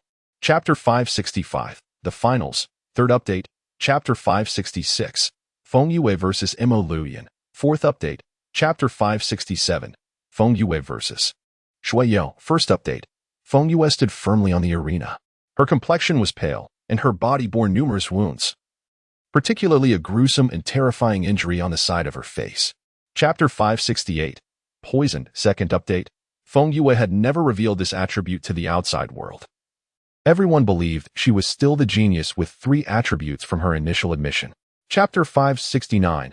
I Surrender. 1st update. The duel between Lan Mogu and Jiang Yuan concluded swiftly, with Lan Mogu emerging victorious, while Jiang Yuan awaited further determination. Next, it was Feng Yue's turn to face Zhong Jian. Feng Yue opened her eyes. Chapter 570. The examination concludes. The Poisoner. 2nd update. Newly admitted students, in less than half. Chapter 571. Caught in their grasp. 3rd update. The fear-dispelling powder is colorless and odorless, dissipating into the air within a quarter of an hour. Therefore, proving that Shui Yao had poisoned was virtually impossible. Moreover, the opponent. Chapter 572. Let us sprinkle some dog food. 1st update. That evening, Feng Yue received a scolding from Yun Mo, and after repeatedly assuring that she would never act recklessly again, she begrudgingly escaped from calamity. Upon awakening the subsequent morning, Phoenix Yue discovered the antidote for her lingering trepidation gracefully arranged upon her table. A delicate smile graced her lips as she beheld the exquisite vial containing the remedy. Holding the coffer, Yun Mo regarded the young woman's thespian display with amusement, finding it particularly diverting. After a moment of composure, Phoenix Yue quelled the tempestuous emotions within her heart. The chaotic space underwent a frenzied convulsion. What paradigm does a spiritual energy ratio of 1 to 50 represent? A single day of cultivation within this realm equates to assimilating 50 times the spiritual energy of the outside world. Elixir of myriad beasts? Phoenix Yue exclaimed in astonishment, her eyes widening as she swiftly perused the inscribed characters. Indeed, it was precisely what she had surmised. The chaotic energy within her surged forth with unrestrained vigor, causing the once-dim, ebony monolith to emanate a radiant golden luminescence. The golden effulgence intensified with each passing moment. Upon emerging from the chaotic space, Phoenix Yue found that 2 days had elapsed. Subsequent to her return, she first assuaged Yun Mo's concerns and then conferred with Yu Chun and the others to ascertain. At this juncture, within the Phoenix family estate of Luo City, in the spacious and grand hall, a man clad in a deep blue brocade robe paced nervously, muttering incessantly to himself. Chapter 581, The Explosion of Luocheng, Second Update. Chapter 582, The Imperial Banquet, First Update. Feng Yue had not even had the chance to eat before she was ushered to the front hall by Feng Qingyan. Within the grand hall, Feng Tsang and the 4th and 8th elders were busy receiving guests. Chapter 583, The Chaos of Fallen Petals, Second Update. The following day, Feng Yue personally visited the training grounds to assess the cultivation progress of the Feng family members. She was not disappointed. The disciples of the Feng family had worked diligently over the past 6 months.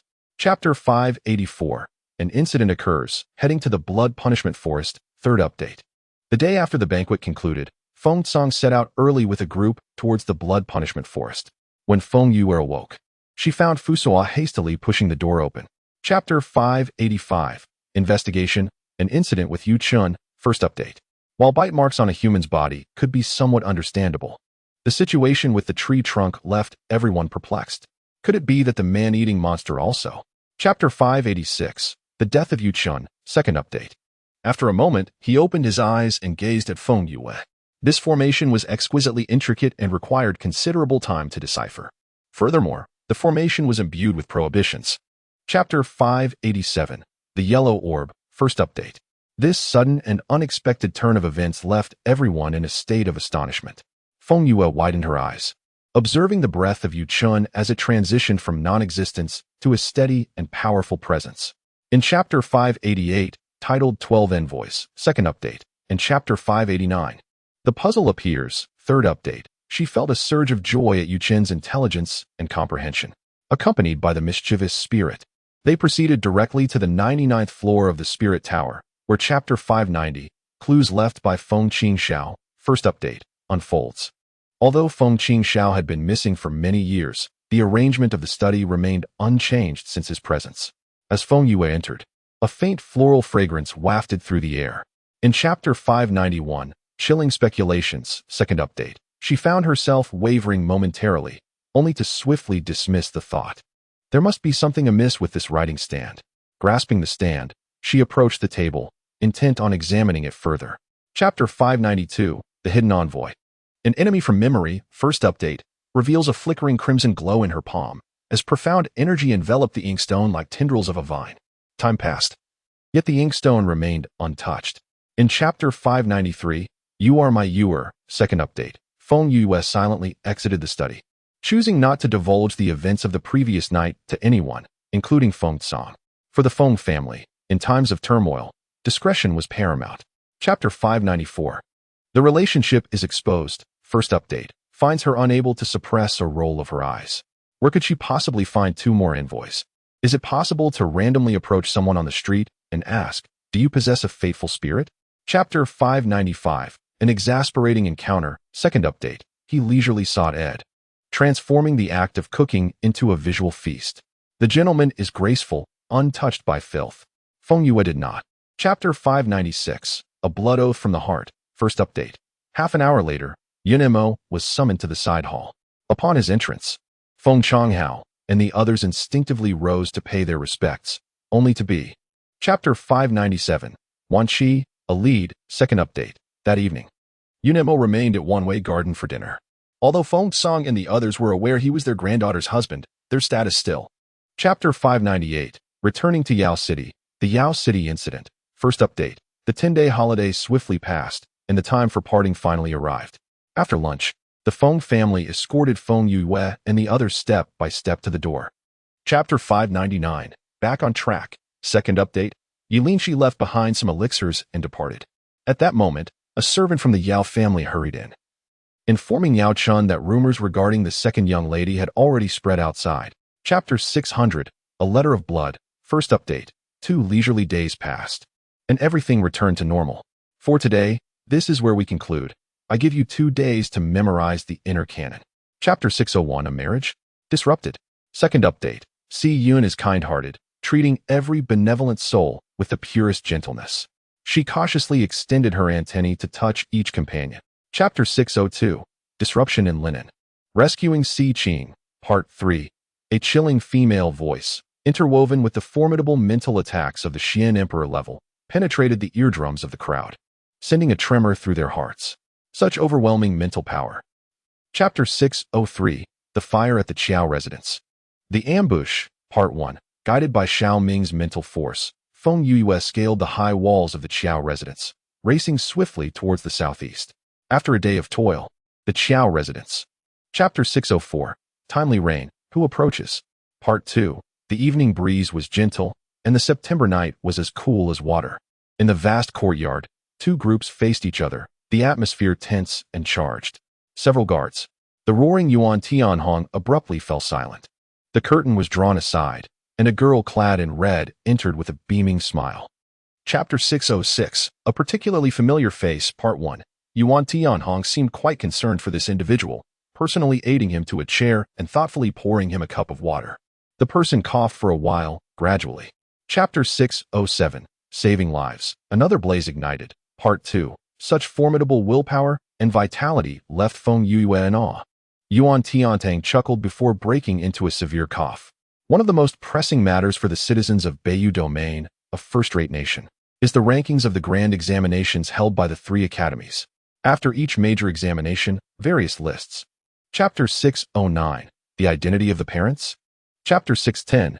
Yun Mo remained silent. Song Xingzi leaned closer, tilting his chin towards Yun Mo. Speak honestly with me.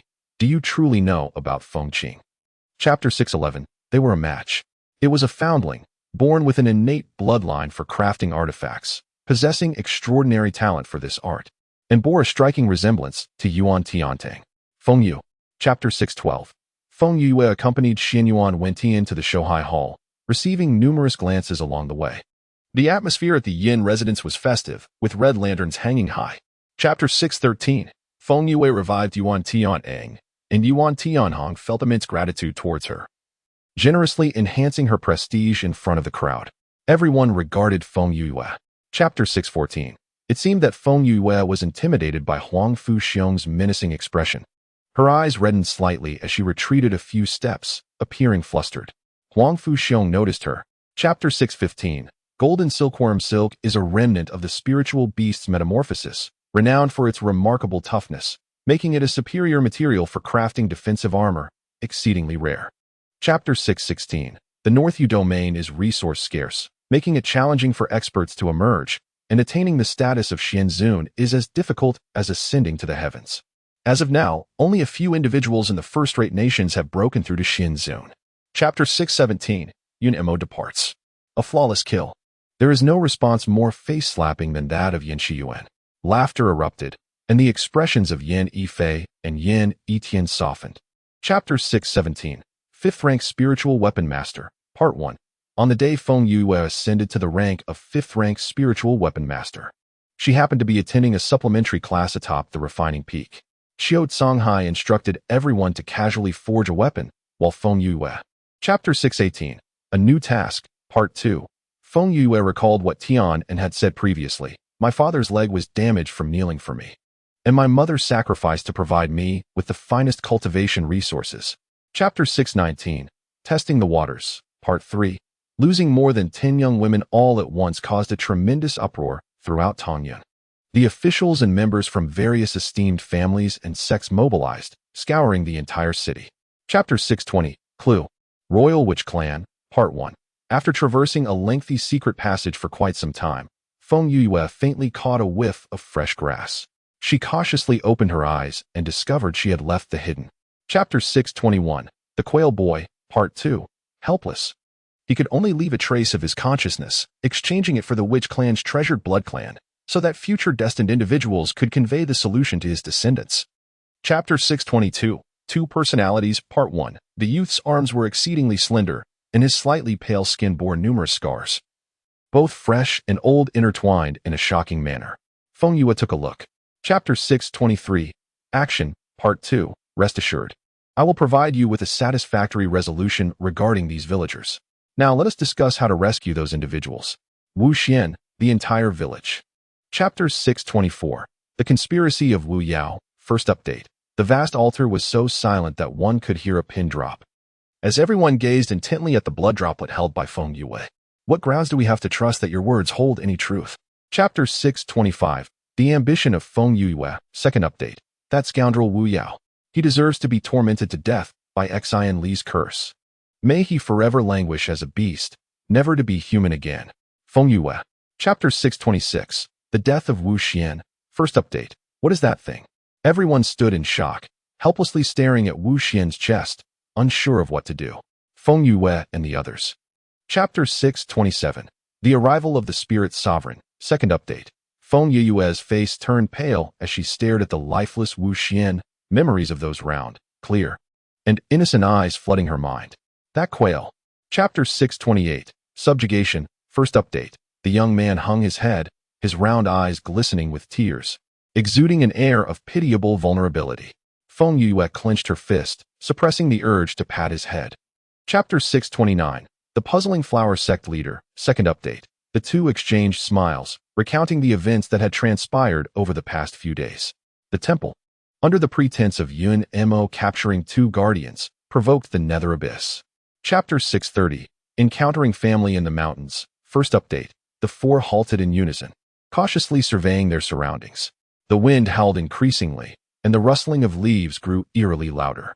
Chapter 631. The Scheme of Shanyang, Second Update. Ugh. A relatively young boy's complexion changed, and he rushed aside to vomit. Feng Yue also found the scene somewhat gruesome. Chapter 632. Encountering Danger. The Nine-Colored Two-Headed Leopard, First Update. With the inclusion of the Shanjia family, both Hua Wuqing and Feng Yue remained rather taciturn throughout the journey. 2 hours later, the already dimly lit Crow Peak. Chapter 633. Beauty Rescuing Beauty, Second Update. Hua Wuqing is a formidable expert at the Xianzun level. However, no matter how powerful Jiang Yunfei is, his mental prowess cannot surpass that of a first-level divine beast. Soon enough, indeed. Chapter 634. The Lake of Stars, First Update. Shan Lin stared blankly at Feng Yue, observing her tie together two split earth pigs with an impressively bold motion. At that moment, a sound came from not far away. Chapter 635. Peril Abounds, Second Update. Before them stood a pitch-black stone door, grand and intricately carved with complex patterns.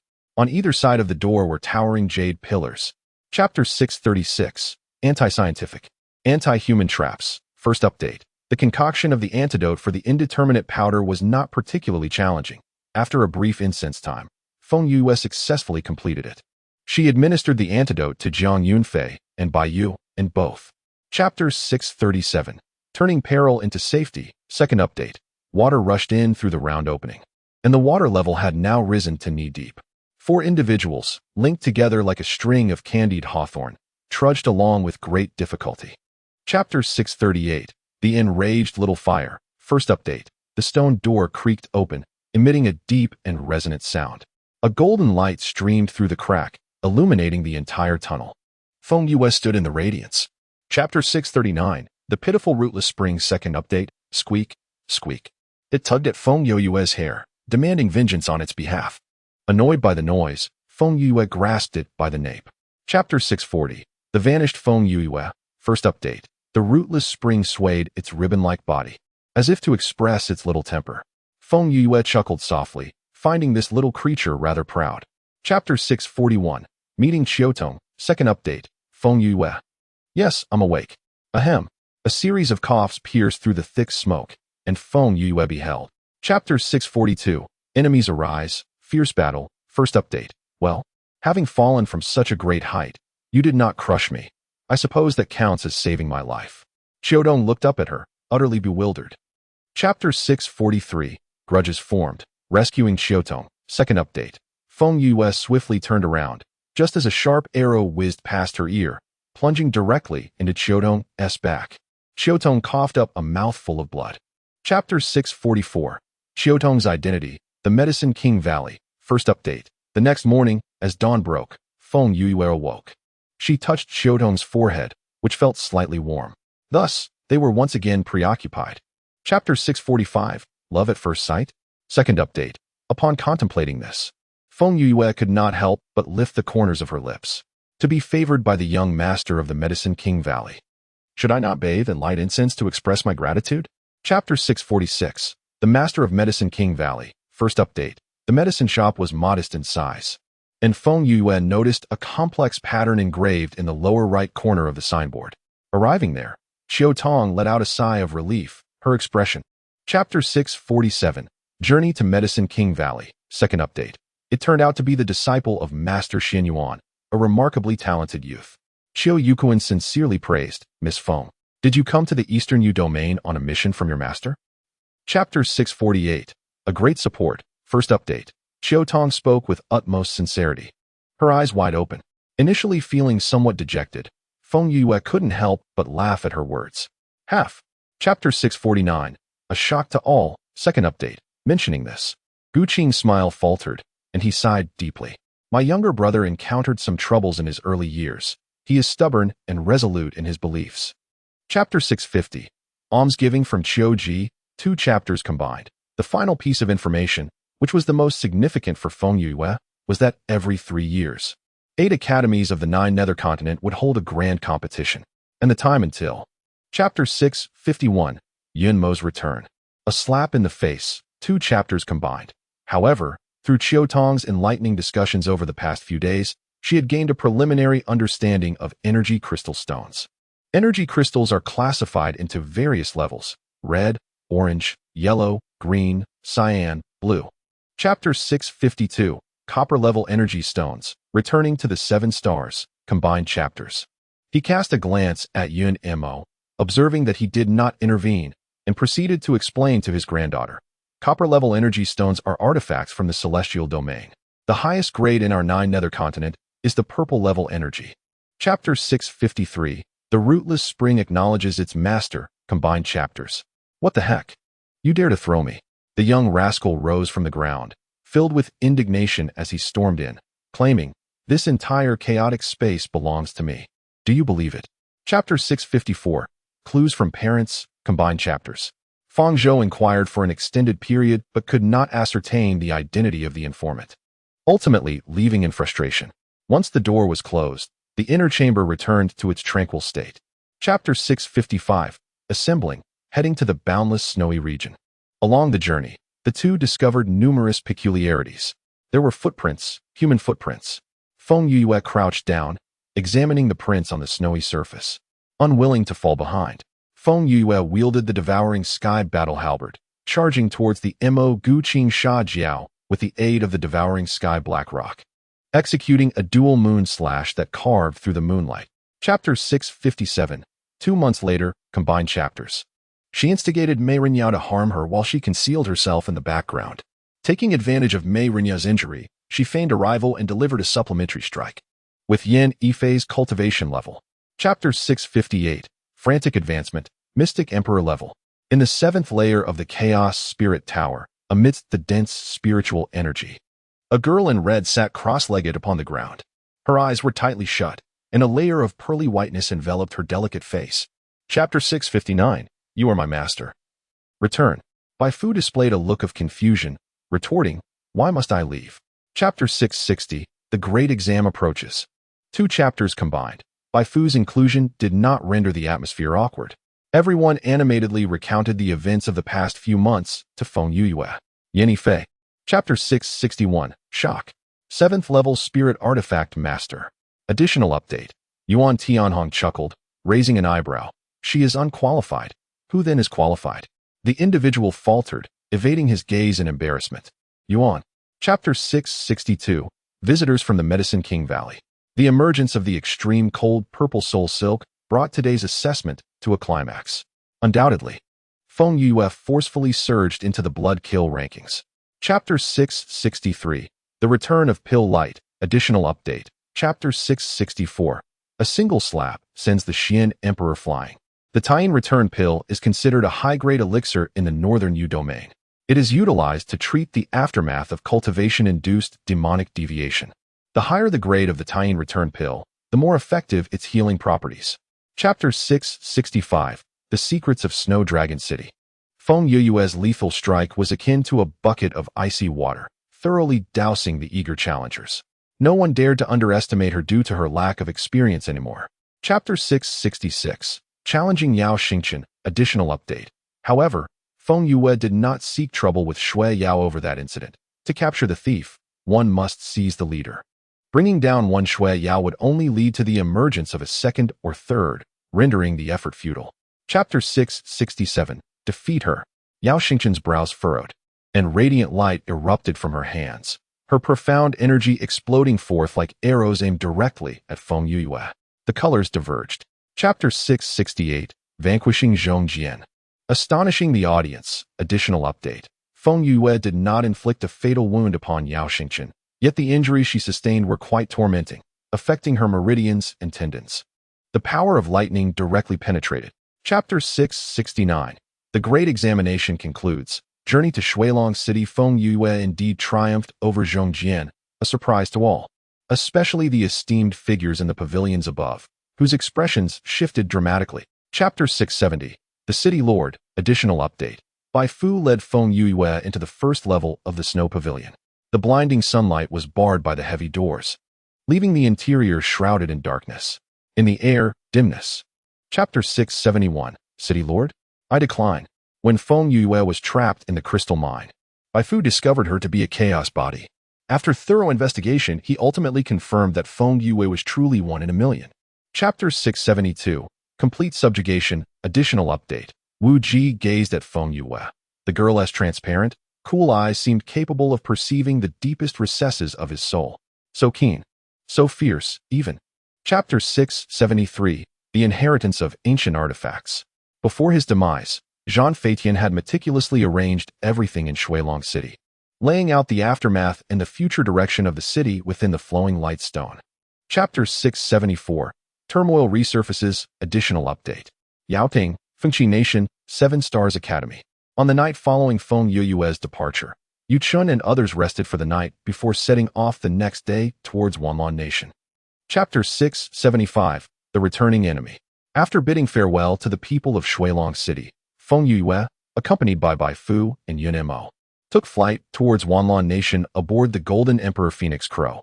The speed of the Golden Emperor Phoenix Crow. Chapter 676, At a Critical Juncture. The hem of his garment swayed without the whisper of wind, centered around Feng Tsang, as a tremendous current of air surged skyward. His aura escalated at a visible pace. Chapter 677, Nangong Chen's Fate, Additional Update. In the guest room, Qingfeng dampened a cloth in water, wrung it out, and approached the bedside to wipe the fine sweat from the forehead of the unconscious individual. Footsteps echoed outside the room. Chapter 678, Eliminating Traitors. Securing the Feng family. In the back courtyard of the Feng residence, there were 2 adjacent courtyards to the north. This area had seldom been visited and had essentially become a forbidden zone over a year ago. Feng Yue. Chapter 679, Returning to Yaoting, Additional Update. Upon seeing Feng Yue, Yuan was momentarily taken aback, followed by an awkward chuckle. Chapter 680, Traces. Feng Yue once more sought an audience with Tianan, rapping upon the portals of his abode. However, instead of the master of the house, it was Yuan Yu who presented himself. Chapter 681, A Harrowing Salvation, Bonus Chapter. Impossible. Yi Linshi demurred, articulating that the forfeiture of one's smithing lineage was akin to exsanguination, precluding any such phenomenon even when immersed in water. The present predicament posed 2 potential avenues. Chapter 682, Tianan, startled. Yun Mo, having just completed his culinary endeavors, was urgently summoned by Xiao Ming. Scarcely had he crossed the threshold when he beheld Feng Yue, transfixed in astonished silence. What transpired? Chapter 683, Yi Linshi's Invitation, Bonus Chapter. Tian, and profoundly shaken, was led by Feng Yue into the Tower of Chaos, his spirit seemingly adrift.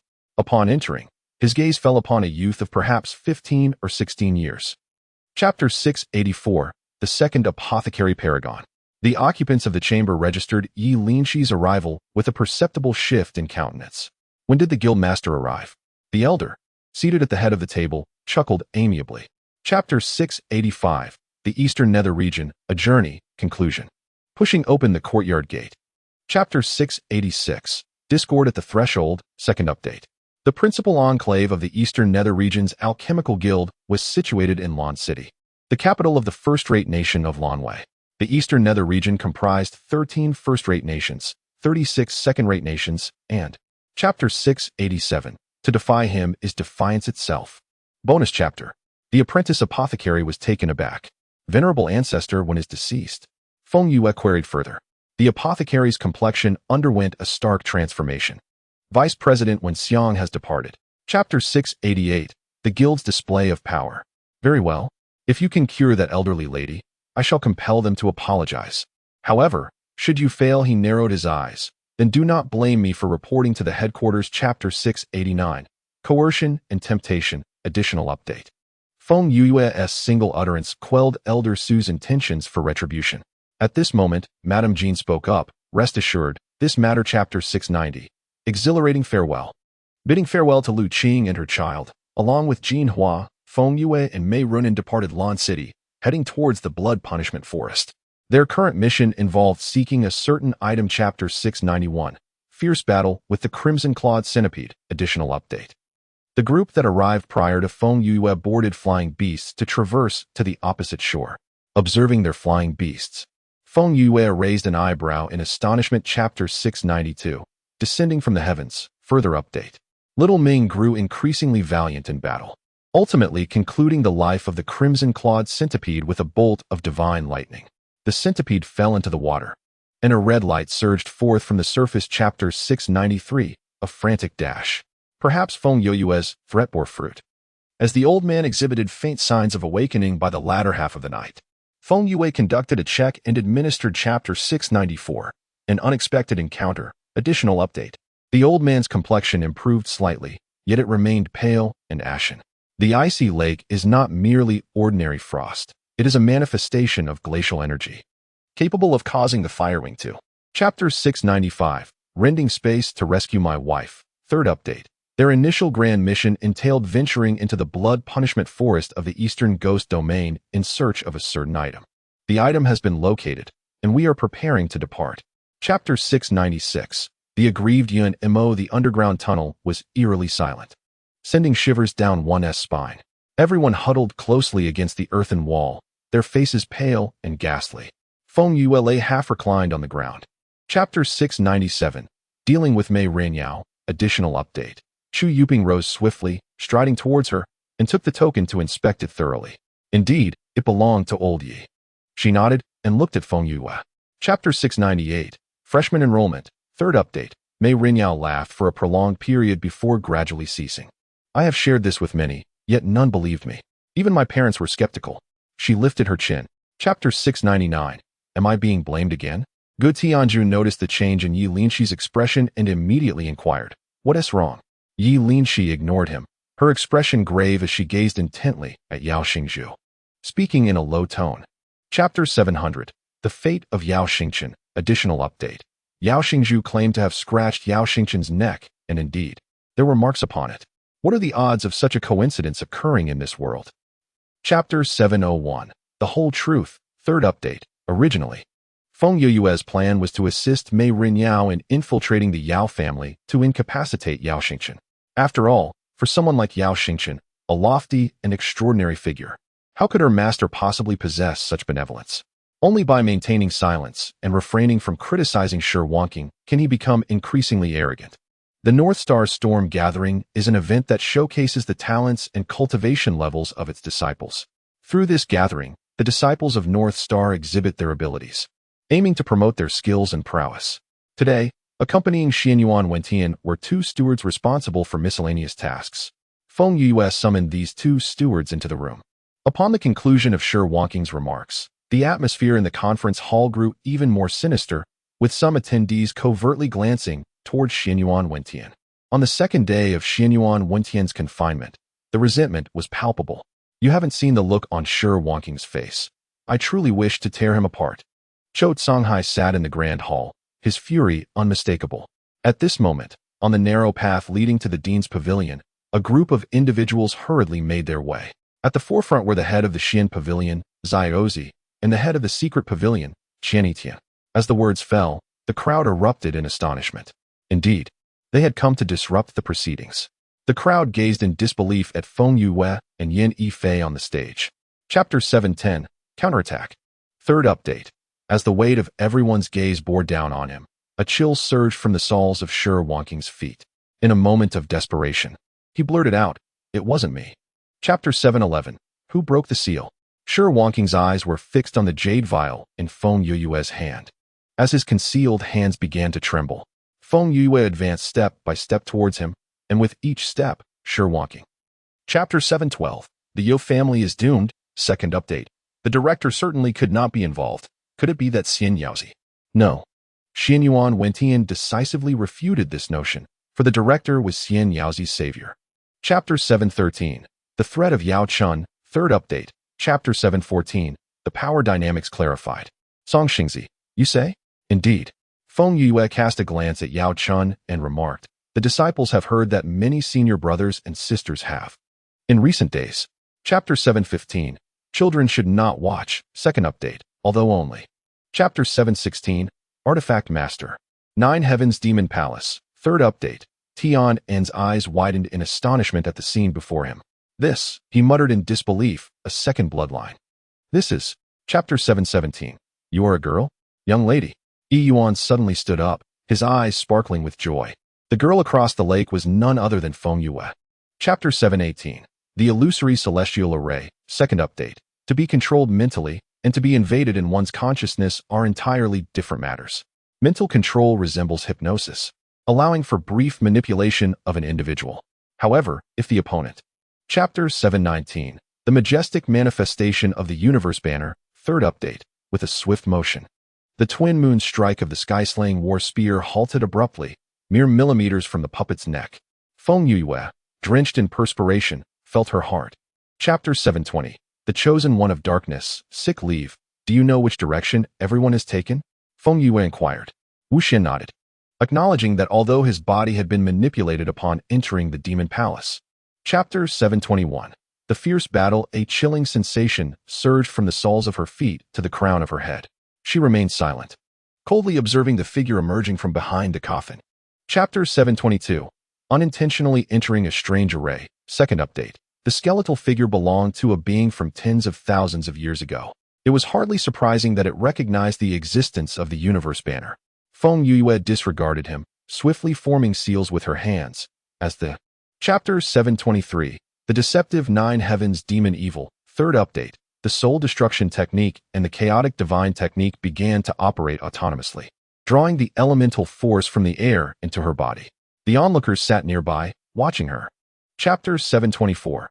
Assistance from Yun Mo. Feng Yue couldn't help but marvel inwardly. This innate demonic energy was truly remarkable, nearly rivaling that of energy crystals. She raised her head, glancing at the lecherous brute. Chapter 725. Absorbing the demon crystal. Second update. As she spoke, a flash of light appeared, and Xiao He, Lao Sha, and Xiao Ho materialized out of thin air. The sudden sight of so many living beings startled Mo Sha, causing him to jump back. Chapter 726. Escape. Third update. Did I call it wrong? Mo Sha inquired cautiously. Feng Yue coughed lightly and shook her head. No, that name suits it quite well. I have already gathered all the demon crystals. Chapter 727. Yun Mo being teased Dong Yu domain. Lan Wei Kingdom's capital, Lan City. It had only been a few months since their departure, yet they found themselves back again. Feng Yue and Yun Mo strolled hand in hand through the streets. Chapter 728. Heading to the auction house. Second update. Lu Ling, who was closest to Yun Mo, distinctly felt as if an invisible hand was gripping his throat, poised to crush his bones. The others. Chapter 729. The auction. Third update. Feng Yue readily agreed, as long as she could secure a good price. It mattered not who was watching. Master Duan offered his apologies and exited the room. Before long. Chapter 730. An astounding bit upon hearing her words. Yunemo couldn't help but chuckle. He pinched her cheek, his smile tinged with a hint of pride. Our Ewer is truly remarkable. Once you arrive at Chapter 731. Clue to the Poison Tower. Second update. Outside the desolate city, two figures stood facing each other. Yunemo stood a short distance away, hands clasped behind his back, exuding an air of tranquility, showing no signs of tension. Chapter 732. One-sided domination. Third update. The generosity of Xiang Villa truly opened my eyes. Feng Yue chuckled softly. Yet I must apologize. That egg is something I must possess, and I cannot allow. Chapter 733. The current situation of everyone. Guild elections. Upon returning to the inn, Feng Yue eagerly took out the egg and carefully placed it on the table. She began to engage in a silent stare down with the egg. Chapter 734. The judge from Yaowang Valley. On that morning, under the eager gazes of the crowd, Feng Yue made her way to the competition venue. To everyone's surprise, the location for this alchemy guild competition was Chapter 735. The Shadowless Buddha Pill. Second update. The competition stage was expansive, with 7 participants in each row. Feng Yue occupied the penultimate position in the last row. After arriving at her designated spot, she lifted her gaze towards the grand. Chapter 736. In Rich Hues. Third update. After the judges swiftly scored Shui Qingchen, they hurriedly resolved the remaining competitors, impatiently making their way to Feng Yue. Chapter 737. Of varying magnitudes, Yi Linshi felt a tinge of worry as he closely observed Feng Yue's movements. Feng Yue reached into the box, but did not withdraw her hand for quite some time. Chapter 738. Simultaneous refinement in 2 furnaces. Astonishing the crowd. Second update. Although the praise was not directed at himself, Song Xingzi couldn't help but smile broadly, his eyes gleaming with joy at the accomplishments of his academy's disciples. Chapter 739. Self-inflicted wounds. Feng Yue exhaled a breath of frustration and wiped the sweat from her brow. Under the gaze of all present, she first opened the alchemy furnace lent to her by Elder Luo. Chapter 740. Rebirth from ruin. To set aside for the moment the fury of Lu Litian, who had crushed several teeth in his rage after multiple confirmations by the judges.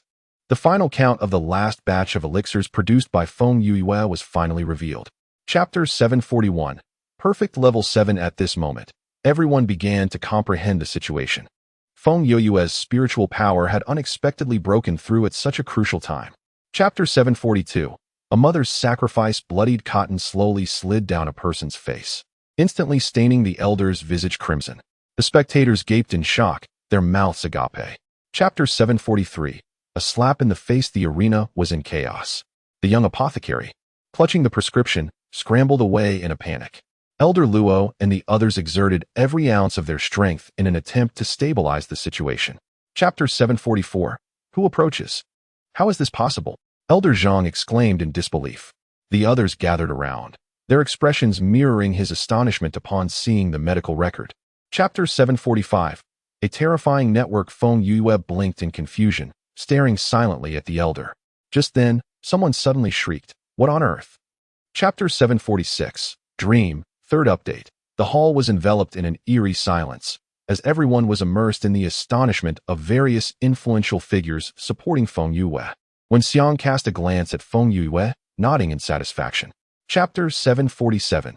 Expulsion. First update. Although Feng Yue was regarded as a simpleton in her youth, her memory remained intact. Moreover, the portraits of Feng Qingxiao and Rong Yuxian still adorn the walls of the Feng residence, serving as reminders of her past.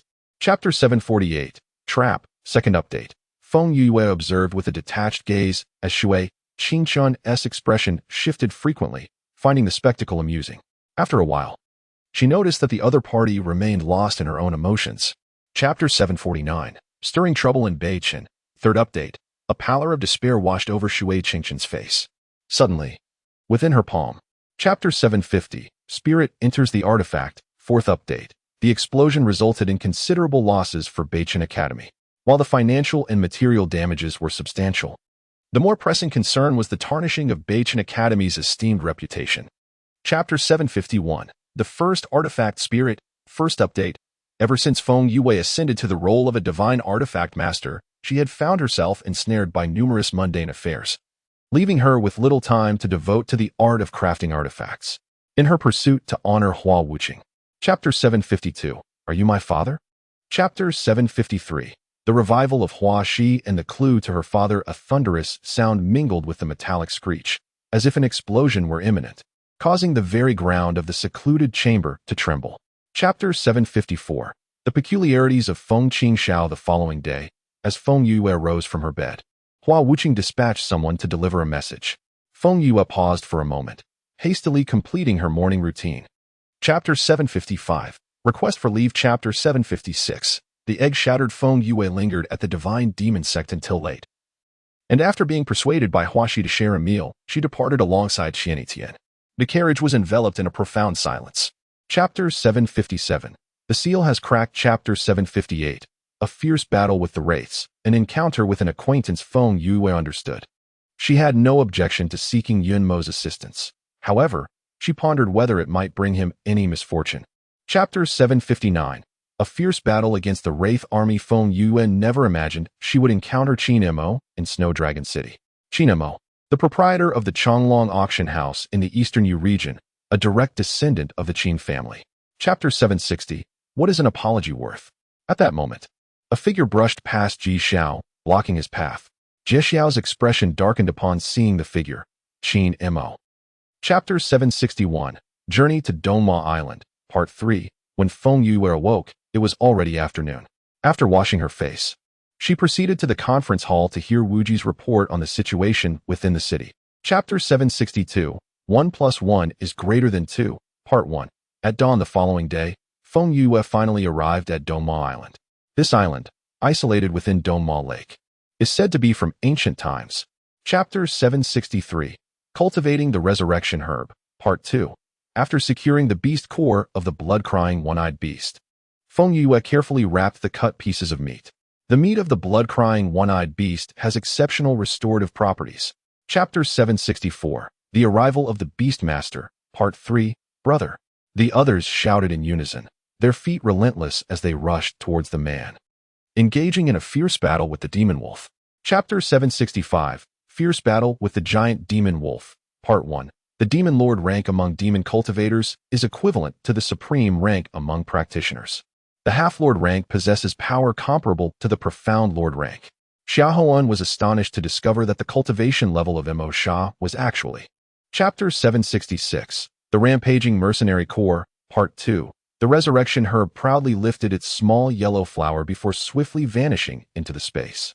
After a while, the life force of Xiaohuan finally stabilized. Chapter 767. An awkward encounter. 3 updates. Generally speaking, when a demon cultivator loses their corporeal form, their primordial spirit, after recovering their cultivation, will seize the bodies of other cultivators. The more malicious among them might even usurp the body. Chapter 768. Imprisonment. Sick leave. Qin Mo felt somewhat bewildered, with his hands and right foot resting on the tree trunk, unsure whether to ascend or descend with his other foot. The scene was rather awkward. Chapter 769. Waters of the Nine Heavens Galaxy. 1 update. Passing through the circular hall, there lay a crescent-shaped archway adorned with red crystals. Beyond the palace gate, there was a passage wide enough to accommodate 3 individuals walking side by side. Chapter 770. Golden Element. Frantic advancement. 2 updates. The words of the little rascal sparked a revelation in Feng Yue.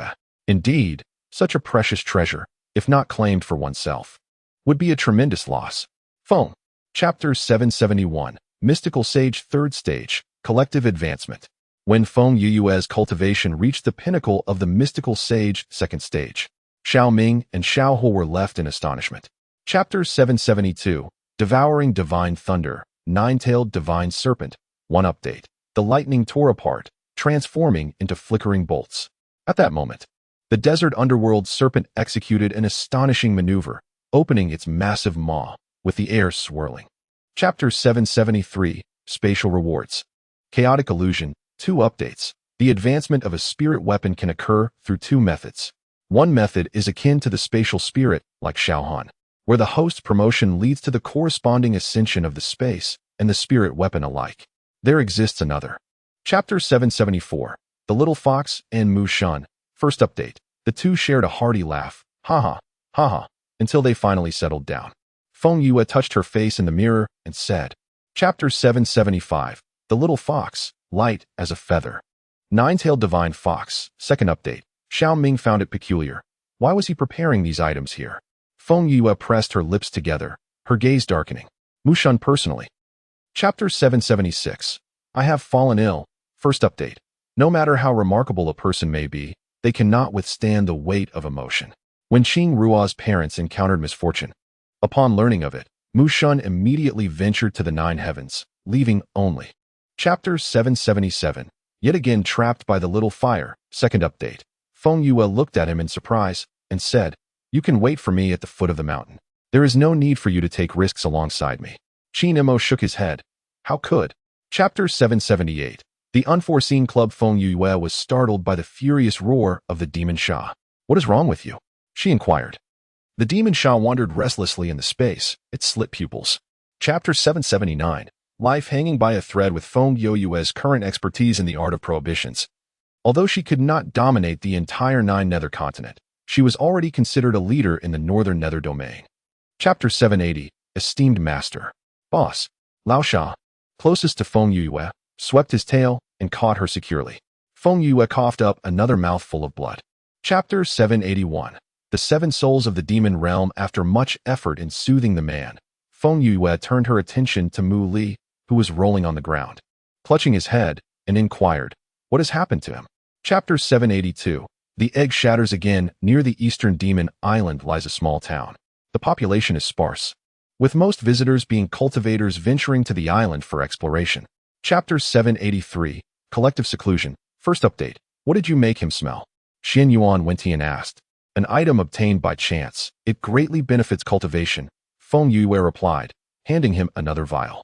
Chapter 784. The True Status of the Underworld Abyss. Second update. In the following days, Feng Yue traversed between the Academy and the Alchemy Guild.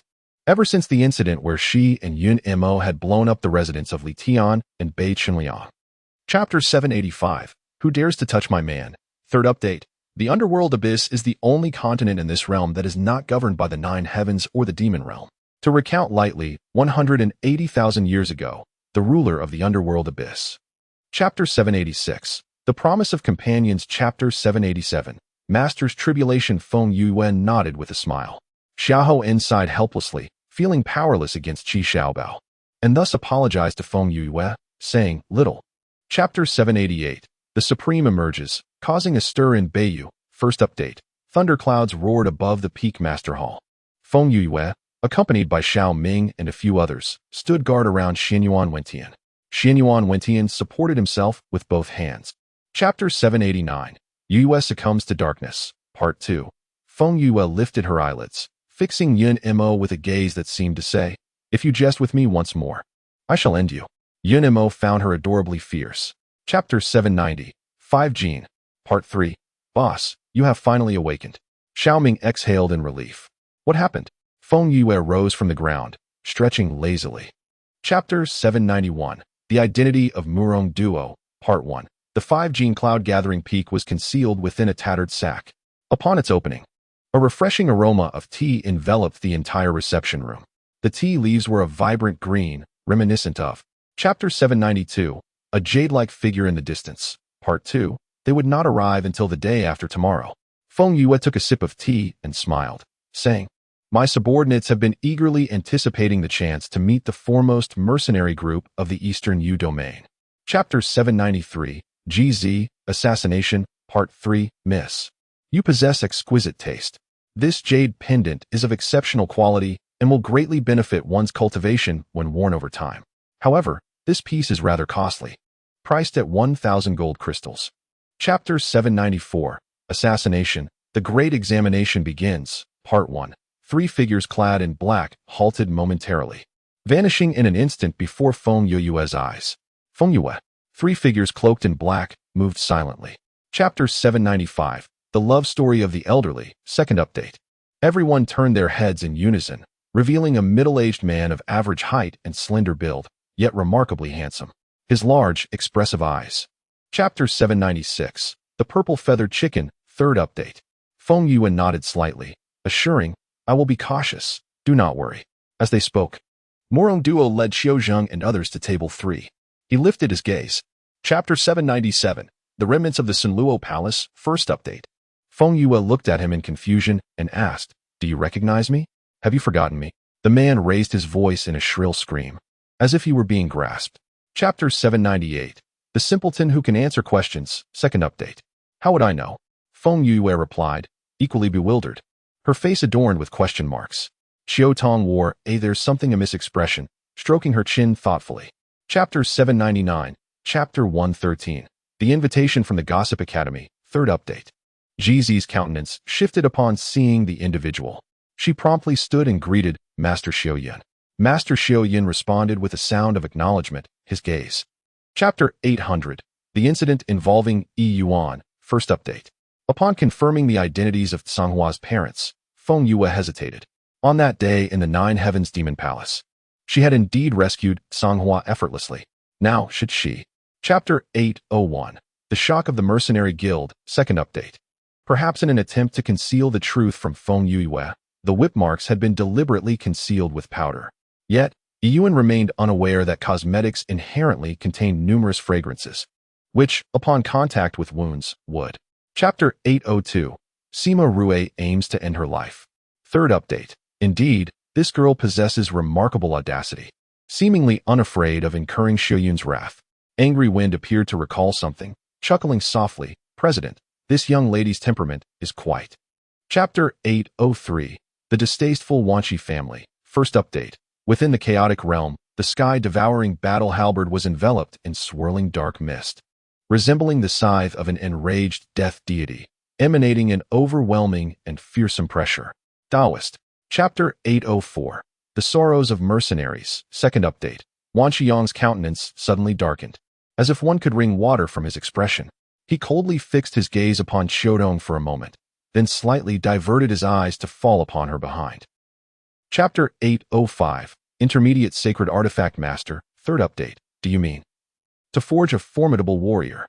Feng Yue regarded him, contemplating the prospect of a mercenary emerging akin to the remnant Emperor's Palace Master. Chapter 806. The Might of Artifact Refinement, First Update. The head of the Liu family, Liu Hurong, graciously accepted the congratulations from everyone. Feng Yue turned to glance at Liu Hurong, who truly embodied the dignity befitting the head of the Liu family. Chapter 807. The Unfortunate Wanshi Jia, Second Update. As Wanshi Jia's words fell, silence enveloped the surroundings. Countless peculiar gazes were directed at her, ranging from mockery and indifference to derision and disdain. Chapter 808. Meeting Song Hong, Part 3. Having reached this point in the conversation, Feng Yue, not one to dawdle, readily nodded in agreement. "Then I shall trouble you, madam."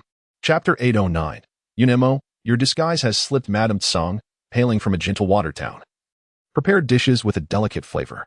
Feng Yue initially anticipated a struggle to adjust, but upon tasting the first bite, she was pleasantly surprised by the other's culinary skills. Chapter 810. An Unexpected Visitor, Part 1. Perhaps due to the previous day's commotion caused by Wan Qiyong and Wan Qijia, no one came to trouble Feng Yue today. With a heart full of contentment, Feng Yue. Chapter 811. A Curious Illness, Part 2. Little Meng Meng, bewildered, was placed before two children. Upon seeing the shimmering little cat, the previously wailing toddlers fell silent. Feng Yue secretly sighed in relief. Chapter 812. A Full Examination, Part 3.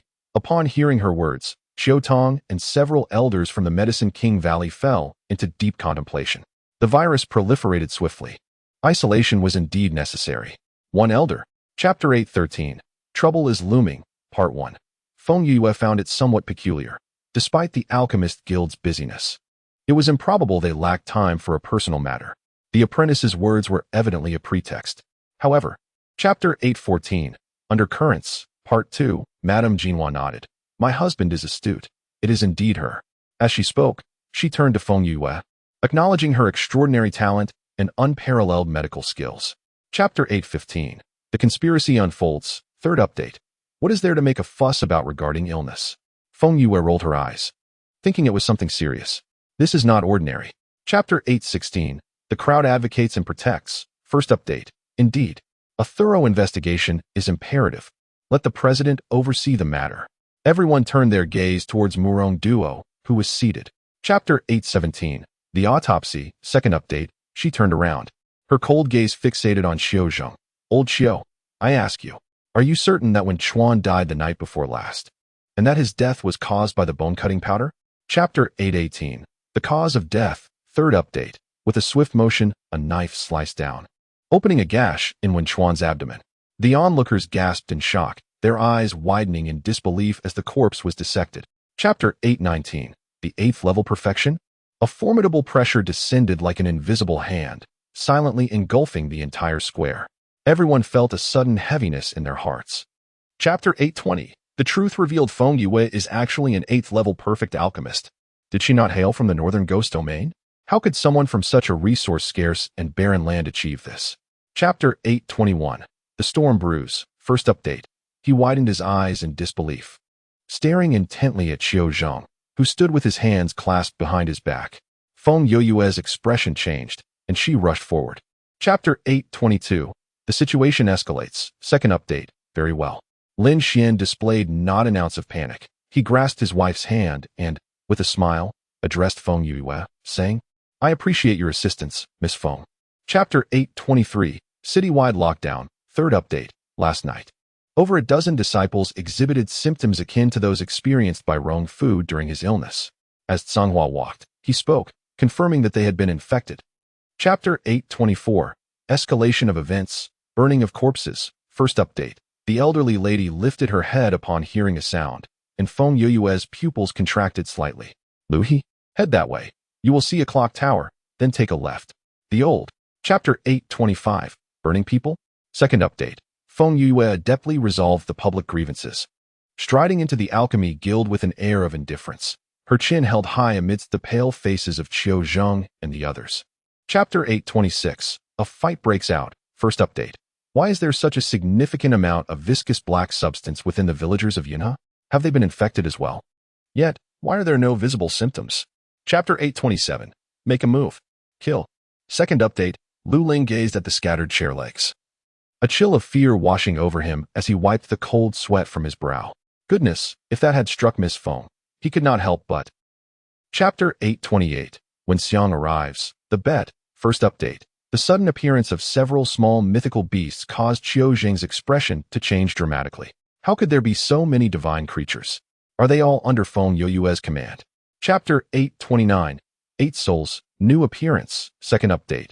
Gentlemen, please temper your anger. I am fully aware of this matter. It is not a mere impulse. Feng Yue poured tea for both of them. You are aware? Chapter 830. Exiting seclusion. The slapback begins. Third update. Feng Yue rolled her eyes and sat down with a thud, exclaiming irritably, what on earth is happening? I am pressed for time, so please focus on the essentials. Xiao Tong. Chapter 831. Counterattack. First update. Without further ado, Feng Yue produced silver needles and swiftly inserted them into the patient's acupoints. Then, she retrieved a jade vial. As the cork was removed, an unusual fragrance wafted through the air. Chapter 832. Elder Feng fainted? Second update. Once Feng Yue completed her first batch, Lao Sha, with a basket containing Tian Ci Dan hanging from his neck, leisurely emerged from the seclusion chamber. Outside the chamber, the flow. Chapter 833. The dust settles. Afterthoughts. Third update. Chu Yuping suddenly understood. Indeed, during the guild election, Feng Yue had concocted 500 pills within just a few hours using dual furnaces. Chapter 834. Farewell. Never depart. First update. The darkness vanished, and the residents of Yunhe village returned to normalcy. The affairs of Lan City finally came to a resolution. The common folk once again embraced their tranquil lives. However, Chapter 835. Forced into a master-servant contract. Second update. With the 2-day holiday concluded, Feng Yue had not even caught her breath before the semi-annual examination of the 7 Stars Academy commenced. Yan Yifei and Feng Yue were utterly immersed in their journey. Chapter 836. The Army of Divine Beasts. For the first time in her life, Feng Yue experienced the sensation of being compelled by a divine beast to acknowledge her as its master. Wuji, Chang'e, Bai Jiao, Sun Yuan, Kong Yun. Chapter 837. Absolute Domain. A golden radiance illuminated the entire barrier. At that moment, the black bell once again resonated with a deep hum, and a colossal character representing warriors soared forth from within the bell, crashing heavily. Chapter 838. The Resurrection of Snow Dragon City. Exhausted, Feng Yue swallowed a handful of medicinal pills and collapsed to the ground, gasping for breath, before finally managing to rise unsteadily. The sealing process had been completed. Xiongqi. Chapter 839. Exchange, Clue to Father. The city lord is aware of the primordial bottle? Wuji was momentarily taken aback, then his eyes widened in astonishment. Xing Tianmu. Moon poison vine and Guiyuan burning pill were precisely the ingredients for refining. Chapter 840. Does Feng Qingxiao know the Remnant Emperor? Feng Yue inquired. Her uncle hinted that my father might be acquainted with the Remnant Emperor. This possibility lingered in her mind. Qian Etian analyzed. Chapter 841. Lessons and Return Home. Su Wei blushed at the flattery, her affection for him soaring.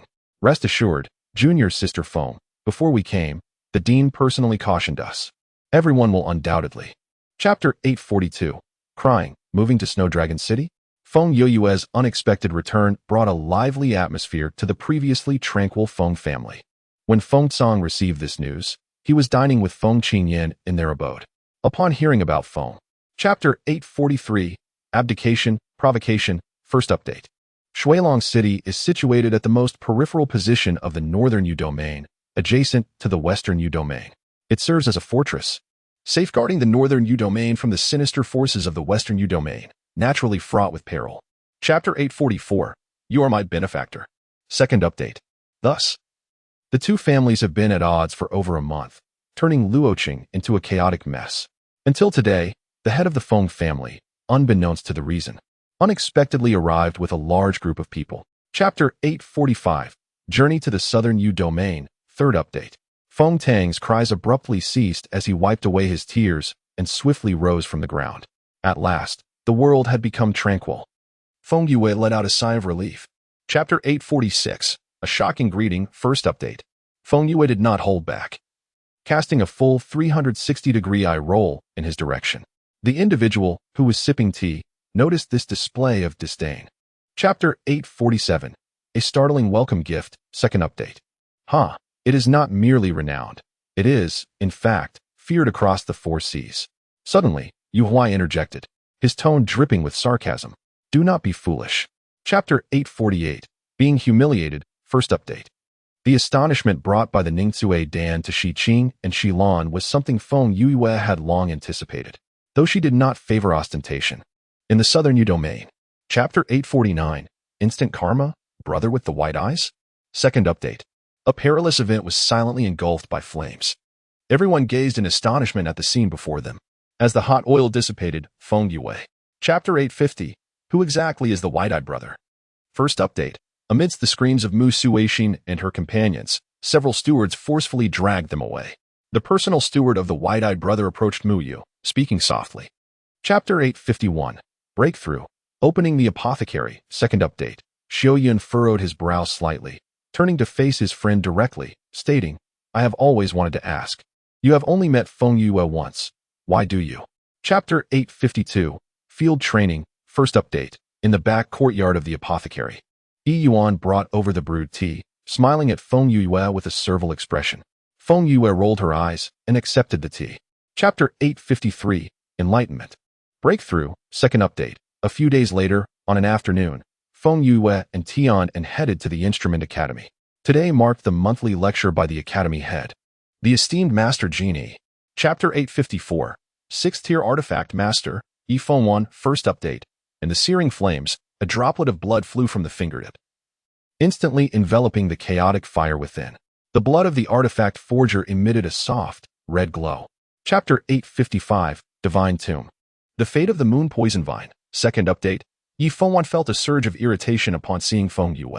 This girl had many admirable qualities, yet she remained utterly oblivious to the intricacies of the mysterious arts.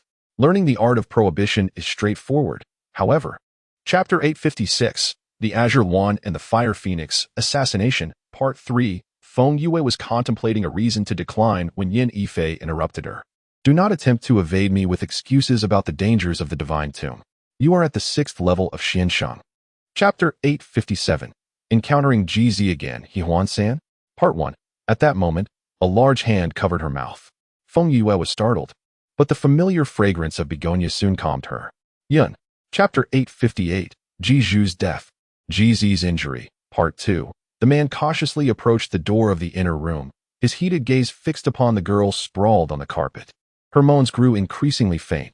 Chapter 859, Xiaotong's Danger, Sandstorm Approaches, Part 1. Due to Ji Zhu's unexpected demise and Ji Zi's injury, the people from Xiang Mountain Manor left in a dejected manner with their master, with the absence of the Ji siblings, Fengyu. Chapter 860, His Strength. Disappearance, Part 2. Indeed, under the watchful eyes of Feng Yue and her companions, Ling Feng produced a disc. The disc was black, composed of crystal, adorned with numerous. Chapter 861. With those closest to her, Part 3, Xiaotong nodded earnestly. Yes, I will remain on the shore. Should anyone else come, I will surely hear them. Moreover, with Yoyue's cultivation, it is impossible for her to approach silently. Chapter 862. This is true power. Knight Fengwan, who had always been playful and cheerful, was somewhat taken aback. He had not anticipated that Feng Yue would confide such a significant secret to Yun Mo. Chapter 863. 12 Envoys. Professional competence at last. I have seen the light of day once more. Feng Yue could not help but exhale deeply. Chapter 864. The Divine Tomb appears since your calculations were not erroneous. Why has the Divine Tomb not yet manifested? Feng Yue countered.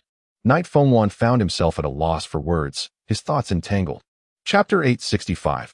The battle against the jawed beast. Feng Yue was in such agony that she could not even cry out, clutching her head and gasping for breath. Just then, an immense force yanked her forward. Before she could. Chapter 866. Avalanche. Autumn Tong, witnessing this spectacle, gasped in astonishment. What extraordinary item is that? How remarkably powerful. Chapter 867.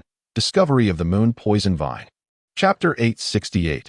Bloodlust. Chaos flames erupted around the devouring heaven war spear, bursting forth in fiery blossoms, the air resonating with a muffled sound.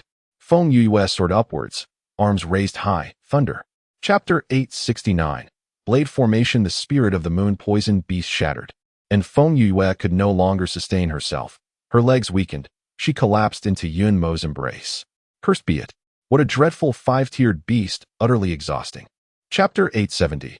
A Great White Face. Second update. The Golden Emperor Phoenix soared majestically, carrying the group through the cloud layers towards a resplendent palace in the sky, bathed in golden light, surrounded by ethereal clouds, like a dream. Chapter 871. Am I hallucinating? Third update. Oh no. A mournful wail echoed as that enormous face came crashing down. Without a moment's hesitation, Feng Yue lifted her foot and kicked out fiercely, propelled by an immense force. Chapter 872. Autumn Tong in trouble. First update. Although these explosive projectiles could not bring death to the mercenaries, they were capable of inflicting injuries. Currently, Autumn Tong and Yi Fei were lost, unaware of their perilous situation, lest they inadvertently fall into this abyss. Chapter 873. A Peak 7-tiered Divine Beast. Second update. Upon witnessing the sharp claws piercing through Autumn Tong's shoulder, Feng Yue's eyes turned a vivid crimson. Abominable creature, she roared, gripping the sky-devouring war spear and launching herself. Chapter 874. An Unexpected Individual. Third update. Feng Yue awoke from her stupor, her entire body aching as if crushed by a carriage. She could not help but let out a few groans, straining to open her eyes. Chapter 875. The Remnant Emperor's Company. First update. During the last great examination of the Songhai, Feng Yue first encountered the Remnant Emperor, feeling an overwhelming aura emanating from him, indicative of his high cultivation. It was only later, through Autumn Tong's introduction, that she learned of his true identity. Chapter 876. The Remnant Emperor provides water. Second update. The Star Moon Illusion Array is one of the ancient divine formations, with no records whatsoever in the Nine Nether Continent. She became aware of it from the Jade Slip of Heavenly Secrets and Mysteries. Chapter 877. I refuse. It's all for you. Third update. Upon entering the archway, a long corridor came into view. The floor and walls of the corridor were adorned with white jade, pristine and elegant. Chapter 878. I have struck it rich. First update. In a moment of shock, Feng Yue forcefully pushed the stone door open, with a thunderous grinding sound. Everything within the stone door was revealed to the two. Chapter 879. An Unexpected Turn. Intruders shall perish. Second update. Ahead lay the center of the tomb. The remnants of the emperor spoke. Feng Yue glanced at Xiaotong lying on the back of the demon. Her complexion still quite chapter 880, the 12 envoys of the foremost. Third update. A massive hand, formed from concentrated spiritual energy, emerged from thin air and seized Feng Yue, pulling her inside. Boss. The demon held chapter 881, the chaos divine mark, crucial, fourth update. Feng Yue stood to the side, anxiously watching Qiutong and the man. A sphere of white light slowly emerged from the man's brow, and Feng Yue clearly saw chapter 882, seizure of the body, backlash, fifth update. Oh. He descended from the high platform, his eyeless white orbs deeply fixed upon her. Chaos body? Ha! Excellent, truly excellent. It turns out to be chapter 883, breakthrough, mystic spirit tier. Sixth update. Thunder rumbled as a tsunami swept through.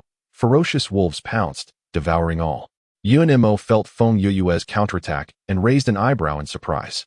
In chapter 884, the agreement with the remnant sovereign, seventh update, she danced with joy, as if she had achieved a breakthrough herself. Feng Yue and she laughed and played for a while before they set up their tent.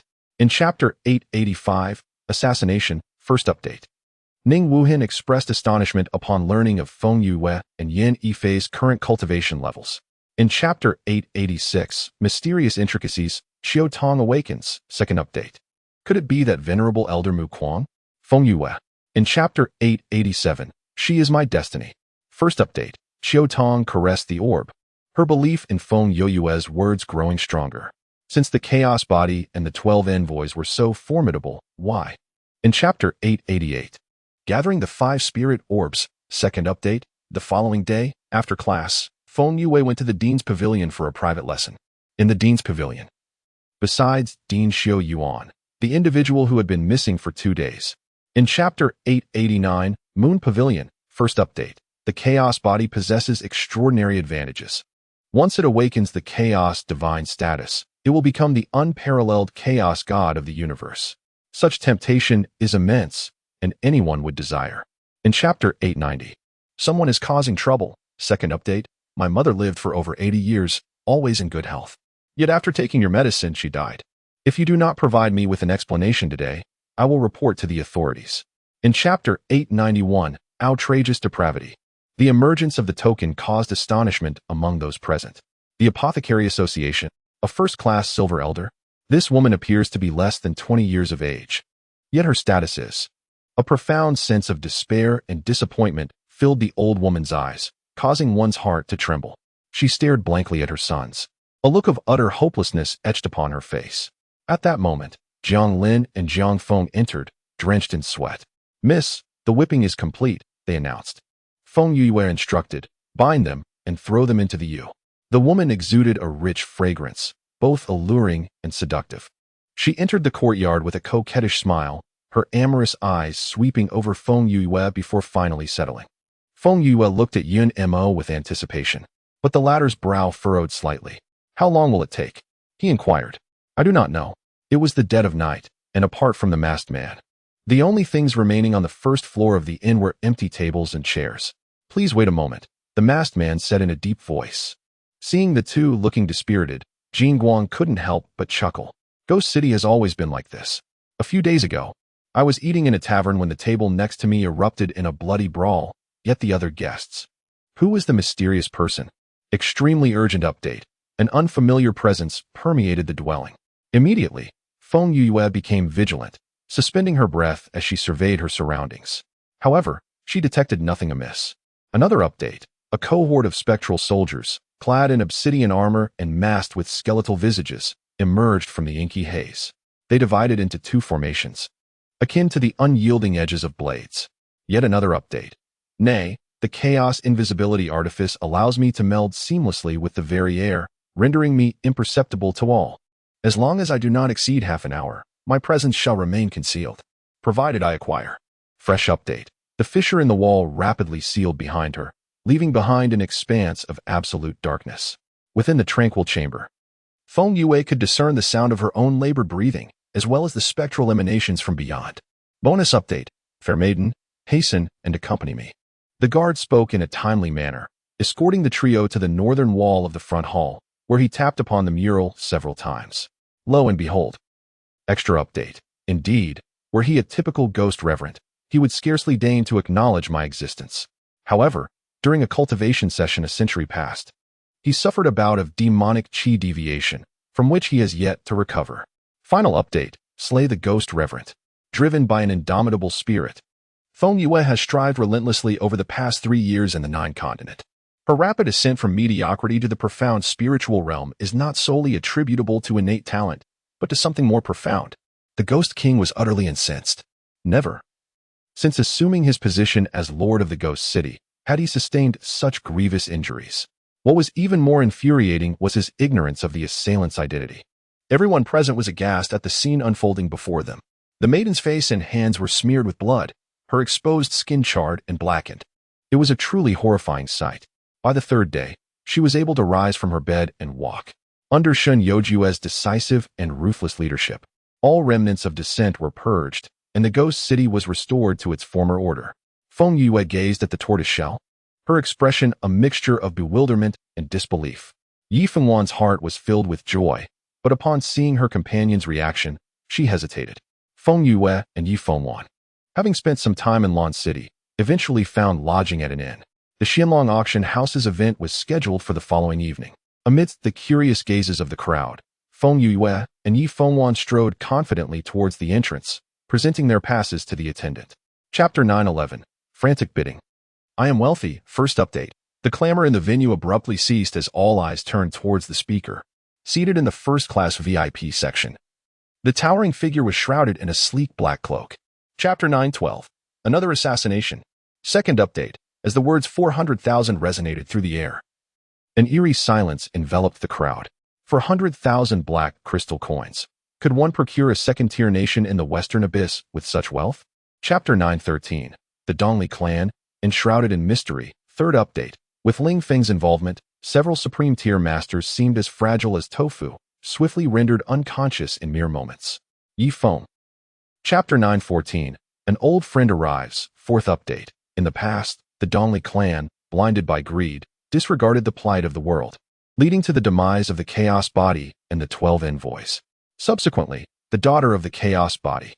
Chapter 9:15. Rescuing someone. First update. The remnants of the Emperor immediately discerned her thoughts. He shook his head helplessly, his icy gaze fixed upon Yun Wu. Master of the dance sect, refrained from speaking recklessly. Chapter 9:16. Entering Wuyo City. Second update. Young lady, please wait a moment. The elder hastily called out to her. Feng Yue turned around, her expression filled with curiosity. Is there something you wish to discuss, elder? Chapter 9:17. Encountering danger. Third update. Everyone produced their passes, stepping forward one by one to embed their passes into the energy crystal orb at the city gate. The energy crystal orb radiated a dazzling blue light. Chapter 9:18. My family owns a mine. First update. The sound of wind howled past her ears as her body plummeted at an astonishing speed. Through the thick ice layer, Feng Yue could sense the searing heat generated by the friction against the cliff. Chapter 9:19. A critical moment. Second update. Feng Yue's eyes widened in surprise. From the heavenly domain. Indeed. Yi Fengwan nodded, pointing at the crystal within the stone wall, smiling as he remarked about the wealth of the heavenly domain. Chapter 9:20. The mysterious old Feng. Third update. Girl. Yi Fengwan shouted loudly. Yet his hands were firmly gripping the stone wall, rendering him unable to assist. Feng Yue's pupils constricted as she moved with utmost speed. Chapter 9:21. The unfortunate Yunwu. First update. Yi Fengwan clearly heard it as well. Their expressions changed as they dashed towards the source of the sound. Passing through the dilapidated flower corridor and turning the corner, Feng Yue. Chapter 9:22. An enemy approaches. Second update. The remnant emperor was momentarily taken aback. How do you? Before he could finish, the memories from the illusion surged into his mind like a tidal wave. His expression shifted. Chapter 9:23. A surprise attack. Life in jeopardy. First update. The volcano roared, magma erupted, and amidst the sweltering night, a purple bird and a black rock unleashed blinding brilliance as they clashed violently in the air. Chapter 9:24. Sinking into the fiery abyss. Second update. Navigating through the irregular paths and evading the flames erupting from the ground. Feng Yue finally beheld the small root spoken of by the demon Sha. She crouched down to observe. Chapter 9:25. Merging. The chaotic divine essence. Third update. The expression on Qianlong's face shifted dramatically. Jing Lei cast a glance at him and continued. Now that the sovereign's cultivation has been completely dispersed, even if we summon him, he lacks the strength to rescue the Empress. Chapter 926. Yuan Mo's emergence from seclusion. Fourth update. At the pinnacle of the second stage of Xianling. The third stage of Xianling. The peak of the third stage of Xianling. Chapter 927. Xianzun. Spatial advancement. First update. Yuan Mo took a deep breath, suppressing the turmoil and anxiety within his heart. 2 days passed. Chapter 928. The five sons of the Feng family. Their home abounds with wealth. Second update. Feng Yue gazed in astonishment, raising her brows. They actually possess different attributes. Incredible, and they are all dual attribute. Dual attribute supreme at the pinnacle of the seventh stage. Chapter 929. The return of Yuan Mo. Third update. At this moment, Feng Yue had no inclination to pay attention to the little rascal. With wide eyes, she observed everything before her, feeling as though she were living in a dream. The brilliance. Chapter 930. A reunion with Elder Feng. Fourth update. Feng Yue lifted her chin slightly, a triumphant smile gracing her lips. Of course. If I do not progress swiftly, how could I ever catch up to you? Yuan Mo's laughter grew even more joyful. Chapter 931. Let us seek revenge. Chapter 932. Saving Zhanqi. First update. Just as Feng Yue was conversing with Yuan Mo, the door swung open, and the little leader stepped inside. In that fleeting moment of the door opening and closing, Feng Yue caught sight of the interior. Chapter 933. Displaying wealth. Second update. Cooperation?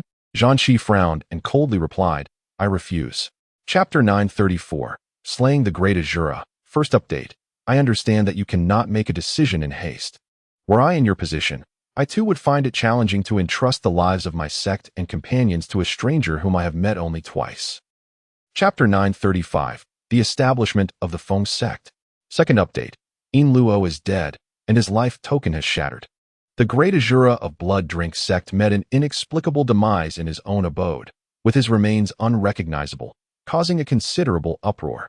Chapter 936. The Dragon Clan's Pill. First update. The news of the Blood Drink sect's name change spread throughout the nameless city a day later. While everyone was astonished, they were also filled with confusion. How could such a sudden change occur? Chapter 937. Divine Beast of the 5th rank. Second update. Should he unexpectedly perish, it would undoubtedly provoke the wrath of the two patriarchs. Thus, these two old gentlemen must also be dealt with. However, currently, Chapter 938. Dragon Slaying. Third update. Feng Yue was somewhat taken aback. She was aware that the little phoenix was lively and affectionate towards others. However, Xiao Wan has always been aloof. Even towards the few rascals, he has never shown any warmth. Chapter 939. They are all dead. First update. Who are you? The two elders of the Long family looked on in terror at the two children who had inexplicably appeared in the room, a chill surging from their feet to the crown of their heads. Chapter 940. You vile woman. Second update. Feng Yue gazed upon the corpses of the Long family, as if she were once again witnessing Wen Chuan's tragic demise. She closed her eyes, striving to expel the haunting images from her mind. Chapter 941. The Ruins of the Rakshasa Gate. First update. Chapter 942. She cheated. Second update. Back in Wuyo City, Yin Wu took advantage of the Remnant Emperor falling into a trance to drug him. How could the Remnant Emperor possibly tolerate such treachery? Nevertheless, given the Remnant Emperors. Chapter 943. Re-examination. First update. A scoff escaped from Mu Yu's lips. Chapter 944. Kneel. Second update. They stared in disbelief as the luminous stone in Feng Yue's hand transformed into a series of vivid images, each face reflecting their astonishment. If her previous victory was due to Chapter 945. She is still a child. First update. Before the re-examination, Feng Yue unilaterally proposed a pact to Mu Suixin. Should she emerge victorious, she would require an apology in the form of kneeling. Now, Feng Yue has indeed triumphed. Chapter 946. Apex Sacred Artifact. As Xiao Yun was present, Feng Yue refrained from explicitly disclosing the matter of the Chaos Godhead to Yi Fengwan, vaguely stating that the item had been located. Chapter 947. The continent's foremost figure. The orb of light quivered intensely for a few moments before being steadfastly stabilized by Feng Yue's mental fortitude. Frustrated by the lack of the anticipated outcome, the muffled thunder seemed somewhat displeased. Chapter 948. Yun, the eternal child. While others remained unaware, Zhanqi and Feng Yi were privy to the truth. In recent days, Zhangqi couldn't help but seethe whenever he heard news regarding the Long family. Chapter 949. The top-ranked challenger. Beneath the stage, the two senior brothers surreptitiously wagered their money. Above, Feng Yue had already entered the examination space, fully prepared. As the bell tolled, the examination commenced. Chapter 950. 3 moves to obliterate you at that moment. A tall man with striking features scoffed, "Since no one is stepping forward, I shall ascend." With that, he raised his long leg. Chapter 951. Clash of Sovereigns. This eerily bizarre scene captivated the attention of everyone present. The energy orb released by Chu Jing impacted countless clones, causing them to dissipate like mere bubbles. Chapter 952. Overnight fame. Feng Yue's gaze sharpened as 2 wisps of chaos fire emerged. Simultaneously, she leaned her upper body backward, plummeting rapidly as if experiencing weightlessness. Chapter 953. The red-clad malevolent spirit. Third update. The commotion stirred by Feng Yue could not possibly escape the notice of the remnants of the royal court. He had already sent a message to her well in advance. Warning. Chapter 954. Retribution for hatred. First update. The presence of an individual who clearly should not be here sent a chill down Yunwu's spine. She abruptly turned, fixing her gaze intently on. Chapter 955. Retribution for grievances. Second update. A soft laugh resonated in the quiet room. Elder Mu displayed remarkable temper. The figure of the young girl appeared mysteriously before the 3, her smile radiating. Chapter 956. The Overbearing Moon Pavilion. Third update. Chapter 957. Returning in Glory. The 7-star Overlord. Fourth update. The letter was penned in the royal court's own hand, bearing only the 8 words. Already departed, do not dwell. Chapter 958. The King's Return. First update. Today coincided with the rest day of the 7-star Academy, bustling with activity. The shout from several patrolling stewards carried like a tempest, swiftly disseminating the news. Chapter 959. The Fate of Yao Xingqian. Second update.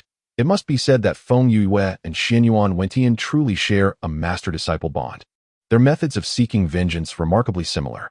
Chapter 960. Promotion to Elder. Third update. With her current cultivation and prowess, she had become unmatched within the 7-star Academy. Do not speak of ordinary matters. Chapter 961. Departure. Fourth update. In the past 6 months, Hua Shi and Qian Yitian have not been idle, relentlessly seeking clues about Feng Qing Xiao, yet to no avail. Hua Wuqing gently patted her shoulder. Chapter 962. Journey to the Poison Tower. First update. Upon returning to Yin City, Feng Yu immediately inspected the training progress of the Songlong guards. After countless purple-tier energy crystals and high-grade elixirs were accumulated. Chapter 963. Old Friend? Second update. Unexpectedly, within the heavily guarded Poison Tower, the 91st floor was devoid of any sentinels. Feng Yu stood at the staircase entrance, observing for a considerable time. Chapter 964. Leader of the Poison Tower. Third update. Years ago, she had pursued him to the outskirts in an attempt to seize the egg, and upon discovering he was affiliated with the Poison Tower, she spared his life. Little did she expect that today he would personally. Chapter 965. Father. Fourth update. Feng Yu gazed at the door, her surprise prompting her to turn to Yun Mo.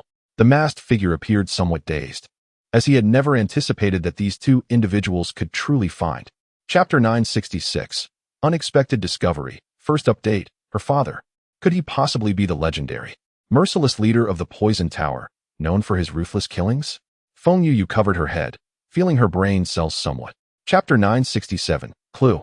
The Grand Elder. Second update.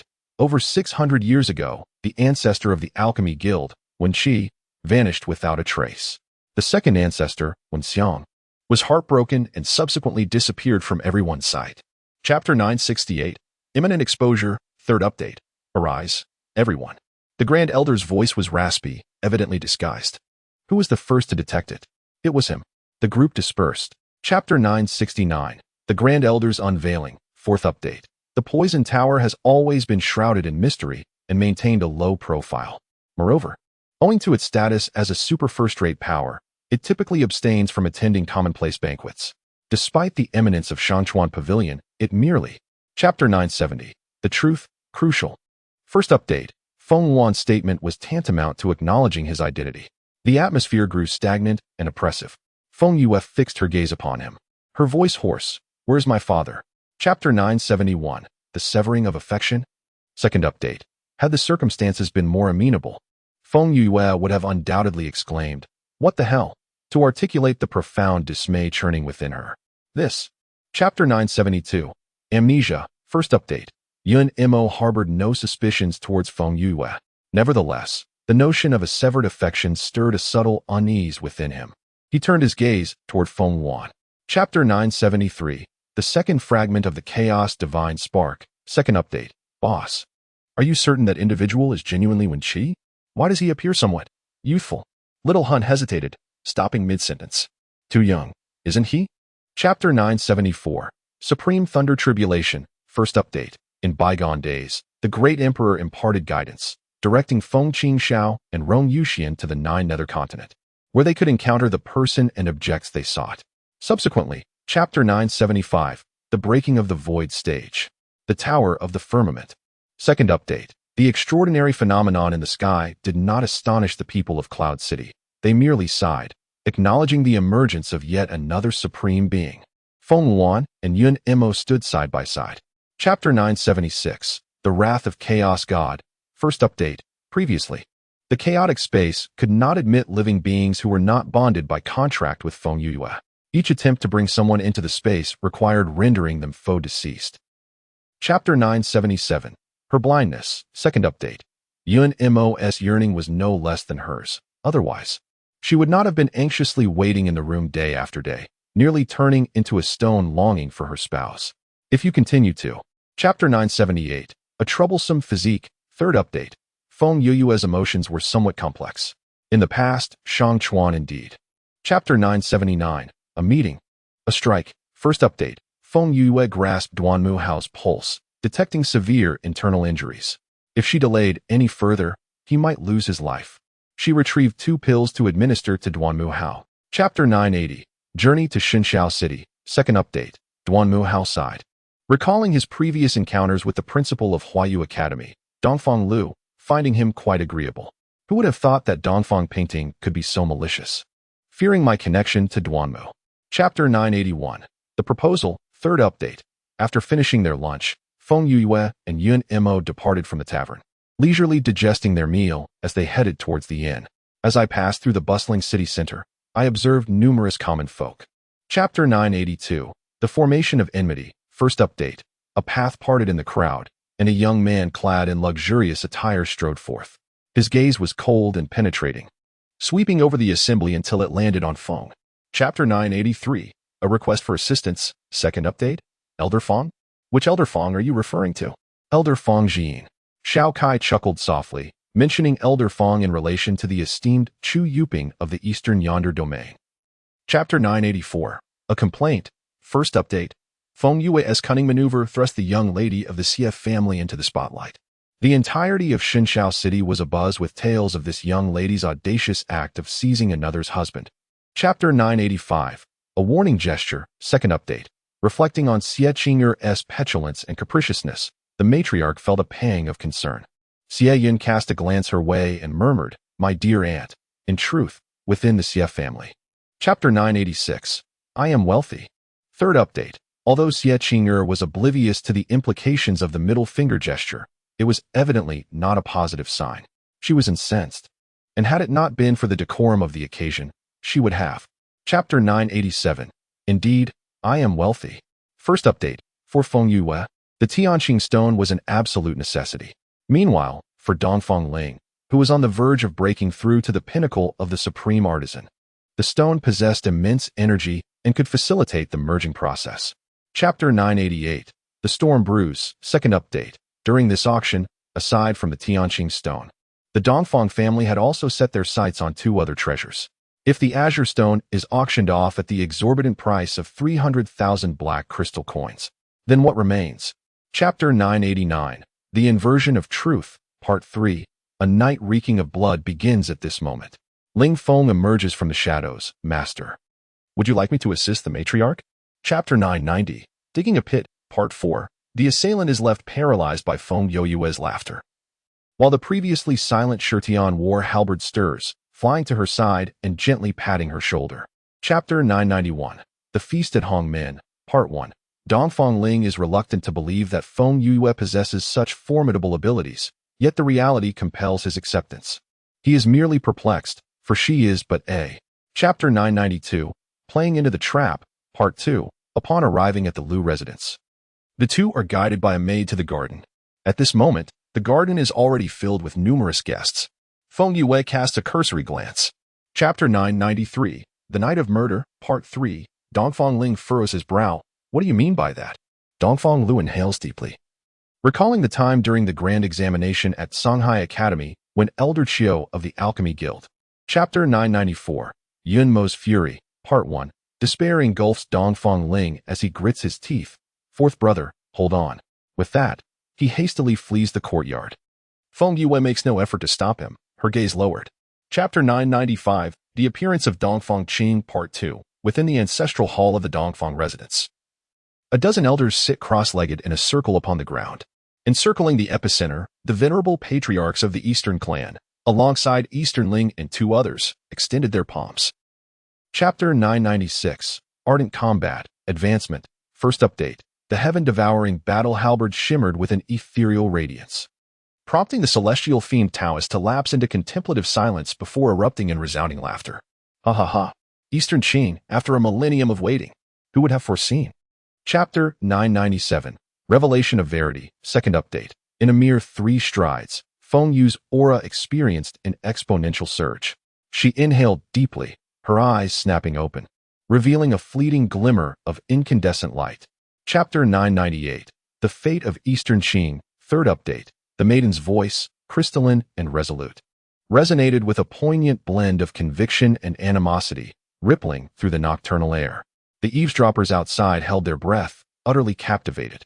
Chapter 999, Acclamation of Renown, First Update. Xie Qing'er expectorated a mouthful of blood. Not yet satiated, Yan Mo advanced towards her, his hand seizing her throat in a vice-like grip. Chapter 1000, Provoking the Unprovocable, Second Update. The mere mention of Xie Qing'er reignited the recently quelled rage of Qiutong. Damn her audacity, to dare covet my sister's paramour. Does she presume to trifle with the scion of the Valley of the Medicine King? Chapter 1001, A Game of Deceit, Third Update. The headquarters of the Alchemist Guild. An institution that has endured for millennia on the 9 nether continent. In days of yore, it was here that ancestor Li Jiang gradually expanded the Alchemist Guild, transforming it. Chapter 1002, Turning the Tables, Fourth Update.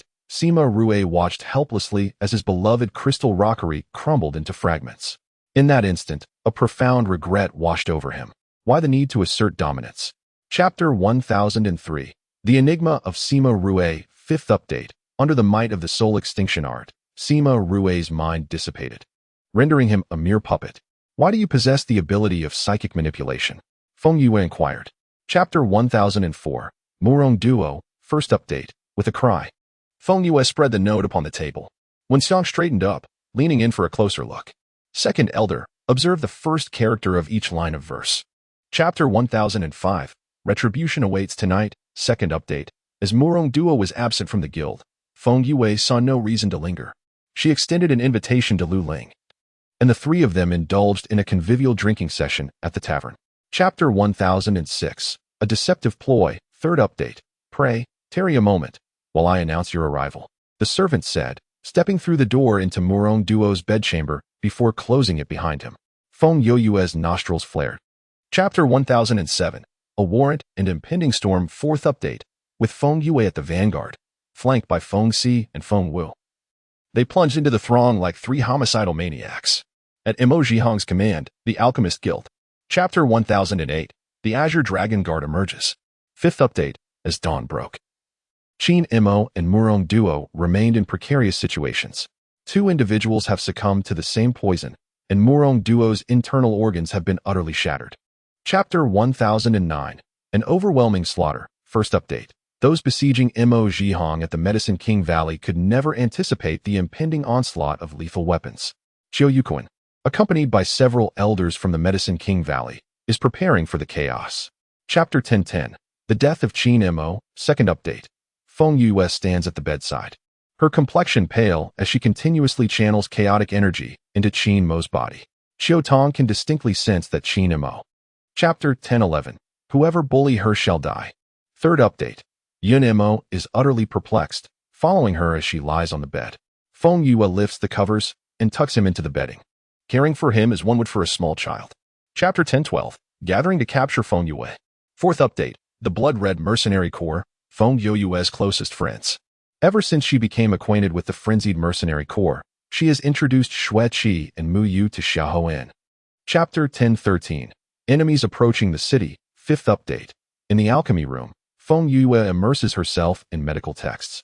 The elder, aware of the external situation, exchanges worried glances with others. Chapter 10-14. Assistance from all sides. First update. If one were to inquire about the greatest expertise of the Songlong guards, it would be killing. Their favorite pastime? Assisting young ladies and vanquishing evildoers. Chapter 10-15. The 9-9 Summoning Array. Second update. In the Jiuyu continent, only the Qin family from the Dongyu region possesses such a multitude of golden Luan divine beasts. The voice just heard belonged to none other than the head of the Qin family. Chapter 10-16. Yunma takes action. Uncle? Third update. Jin Yufeng let out a long howl towards the heavens, leading the other 8 divine beasts in an assault against the members of the Medicine King Valley. The terrifying pressure enveloped the surroundings, and in an instant, the sky turned ominously dark. Chapter 10-17. The Gift of a Straight Man. Fourth update. To his surprise, upon entering the Medicine King. Chapter 10-18. Borrowing a corpse to return to life. First update. The death of Sima Rue left the Alchemy Guild's members scattered like loose sand, unable to coalesce into a formidable force. However, everyone was somewhat bewildered within the Alchemy Guild. Chapter 10-19. Uncle. Second update. The remnant soul of the fallen emperor attached itself to a deceased body, having slept for several decades before finally awakening. Thus began a long journey of searching and waiting. He continued on in this manner. Chapter 10-20. The truth behind Wenqi's disappearance. Third update. Chapter 10-21. A vast prairie in the heart. Fourth update. At that time, Shang Chuan remarked, Ancestor, I. Chapter 10-22. Half a year later. First update. The Qin family possesses great wealth and power, and Qin Mo has a certain understanding of the chaotic body. Yet, he never imagined that such a noble responsibility and mission would. Chapter 10-23. Collective Breakthrough. Second update. Feng Yue specifically selected 500 individuals from the Feng family, blindfolding them and leading them into the Celestial Tower for a rigorous training period lasting 6 months. Tower of the Firmament. Chapter 10-24. The Current State of Affairs. Part 3. The following day, when Feng Yue arrived at the 7 Stars platform, she was taken aback by the spectacle before her. A sea of people surged and thronged, as far as the eye could see. Chapter 10-25. The Great Examination of the 8 Institutes. Part 4. 3 days later. Feng Si, bearing the items entrusted to him by Feng Yue, made his way to the Ghost City in the western Yu domain. Years ago, Feng Yue had aided Xin Yojue in seizing the title of Ghost King. Chapter 10-26. Turmoil resurfaces. 8 Souls. Part 1. The events surrounding the Great Examination of the 8 Institutes did not significantly disrupt Feng Yue's life. According to Song Xingzi, the specific examination location for the 8 Institutes had yet to be determined. However, Chapter 10-27. Miss GZ pays a visit. Part 2. Indeed. Ling Feng nodded, revealing that the 8 souls had a penchant for cross-dressing and were fond of cosmetics.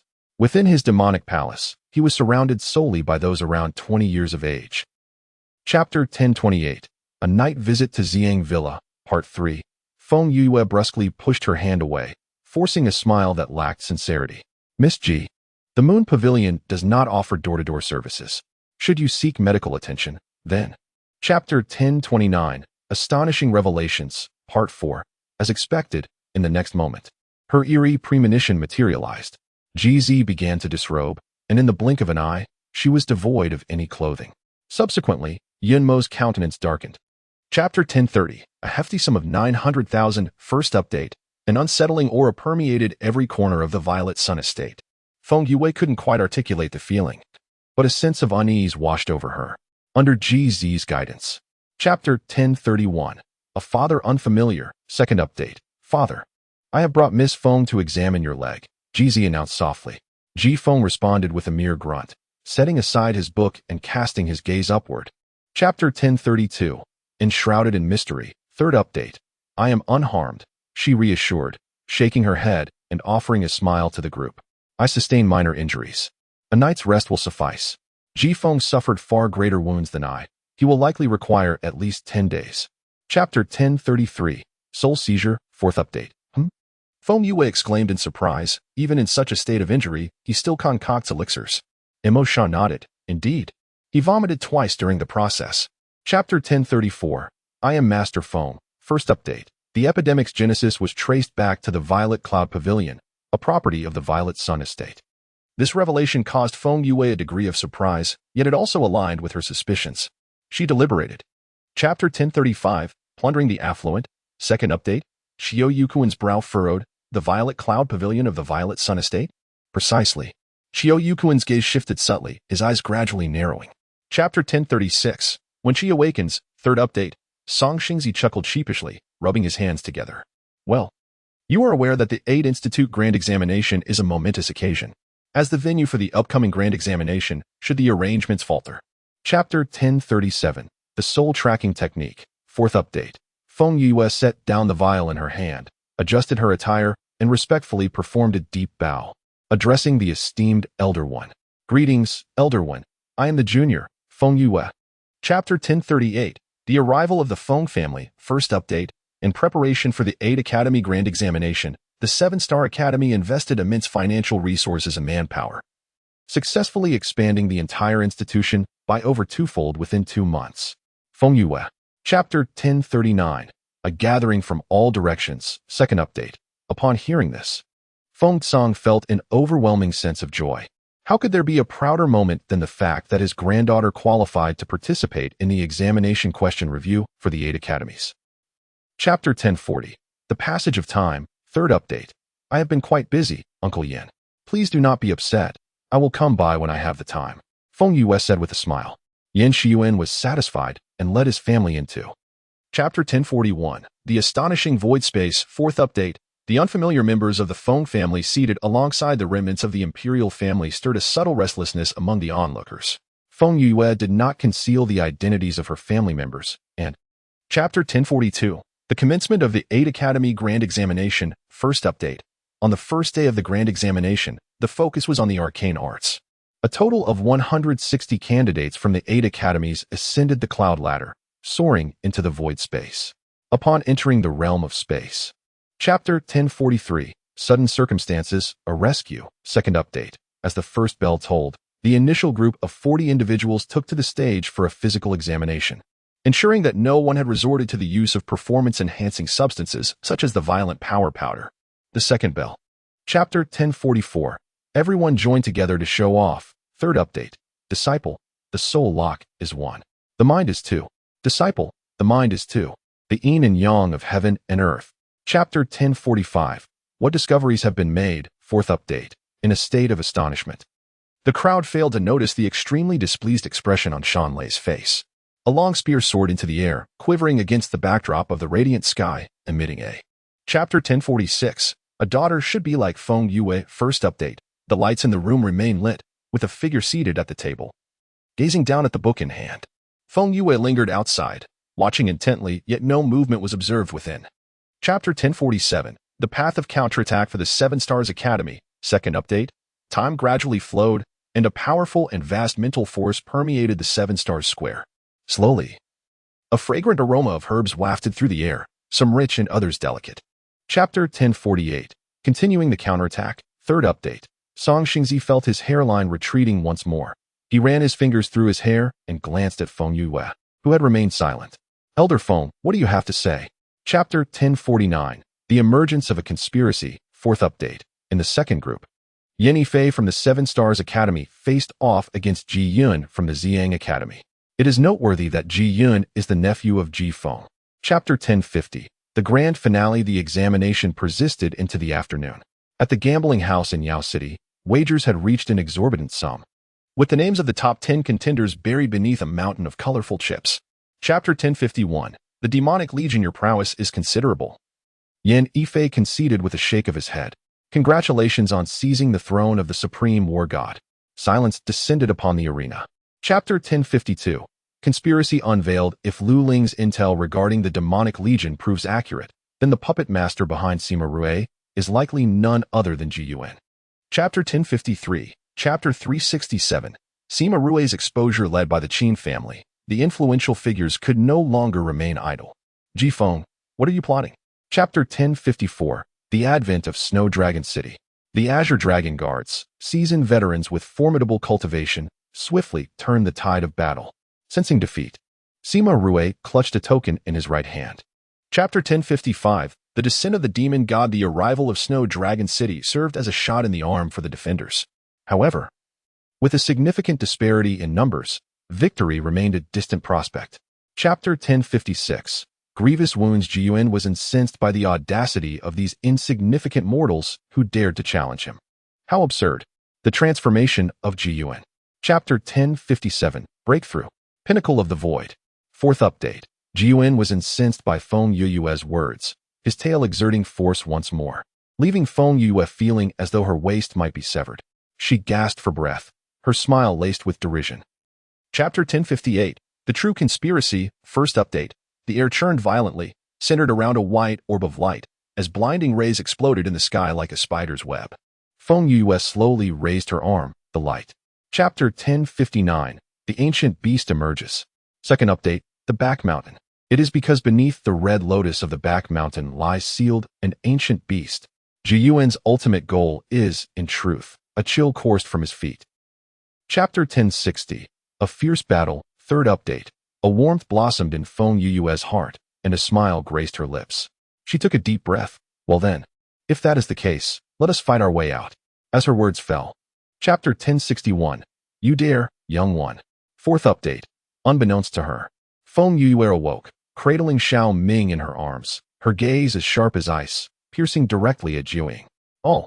Chapter 1062. Your disguise has been revealed. My lord. First update. A roar shook the heavens, as the preparing Mu Nu was sent flying by a terrifying force. The man in midair narrowed his eyes dangerously, alertly surveying.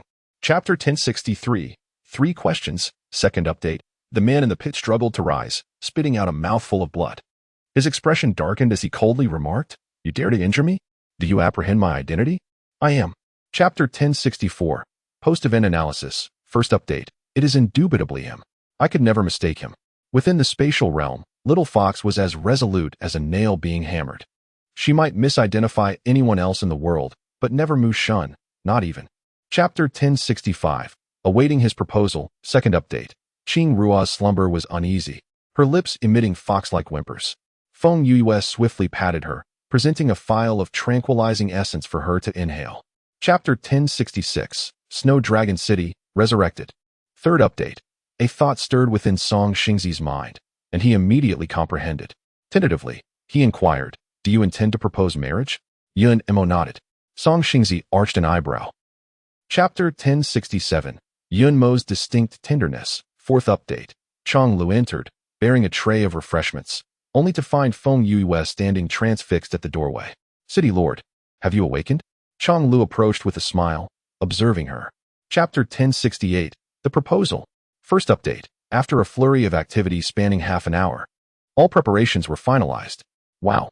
All eyes fell upon the maiden before the dowry chest, collectively releasing a sound of awe. Chapter 1069. Wedding preparations. Second update. With a flourish, the chest was opened, and Duanmu Hung produced a voluminous inventory, unfurling it with a dramatic sweep. The list stretched endlessly. A cursory glance revealing an array of invaluable treasures, each capable of shattering the zenith of cultivation. Chapter 1070. Chapter 384. The Nuptials. Third update. The Feng household was abuzz with fervent activity. Everyone is eager to contribute to Feng Yue, resulting in an unexpectedly high efficiency in their tasks. Outside the courtyard, a cacophony announced the arrival of the wedding procession. All right, dear girl, it's a splendid day. No tears allowed, Feng Song gently reassured Feng Yue. The 3 captains of the guards harbored inner reluctance. Losing a few feathers was not dreadful. But how could they secure brides if they were left entirely bare? Yun Mo also shared the concerns of his 3 subordinates. Oh dear. The groom seems excessively enamored with the bride, his gaze glued to her, unwilling to part for even a moment, Aunt Xiao Qian teased. Although it was the night of the wedding, Feng Yue awoke early the following day, her eyes fluttering open to behold the vibrant crimson canopy above her. After several elders sipped their tea, they joined Feng Yue and Yun Mo for breakfast. Following the meal, the group gathered in the backyard to discuss plans for the future of the newlyweds. Suddenly, a tempest arose, with thunder crashing and the world spinning wildly. As lightning illuminated the sky, Feng Youyue's fingers stirred slightly, gradually rousing her from unconsciousness. Chapter 1077, An Unexpected Turn, 3 updates. Upon their initial arrival, the newcomers, devoid of cultivation and foundation, are most wary of becoming targets.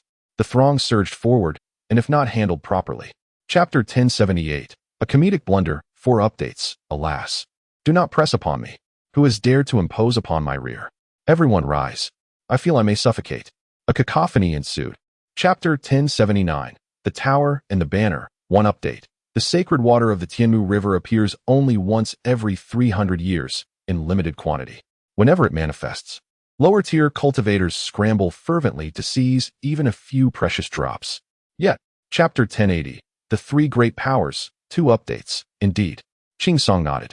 For Lady Feng may be unaware that within this celestial realm, while no nations exist, all cities are divided among 3 formidable powers. They are: Chapter 1081, The Coercion of Maidens, 3 updates. Feng Youyue discerned the situation with clarity.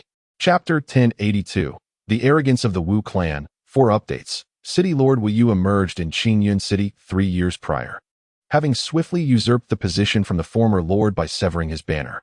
Wu Liang is his youngest son. Chapter 1083, To the Bitter End, 1 update.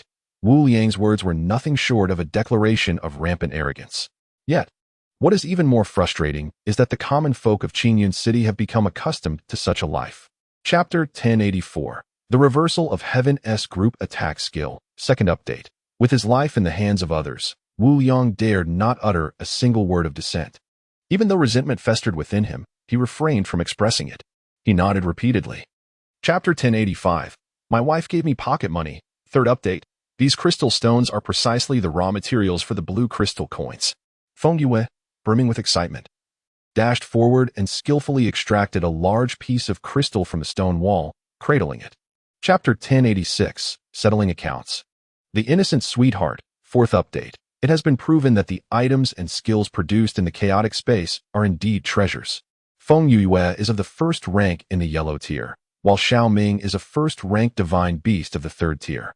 Chapter 1087, A Challenge Issued. 5th update. Wu Yu closed his eyes, attempting to erase the image of the foolishly sweet Qing Gang from his mind.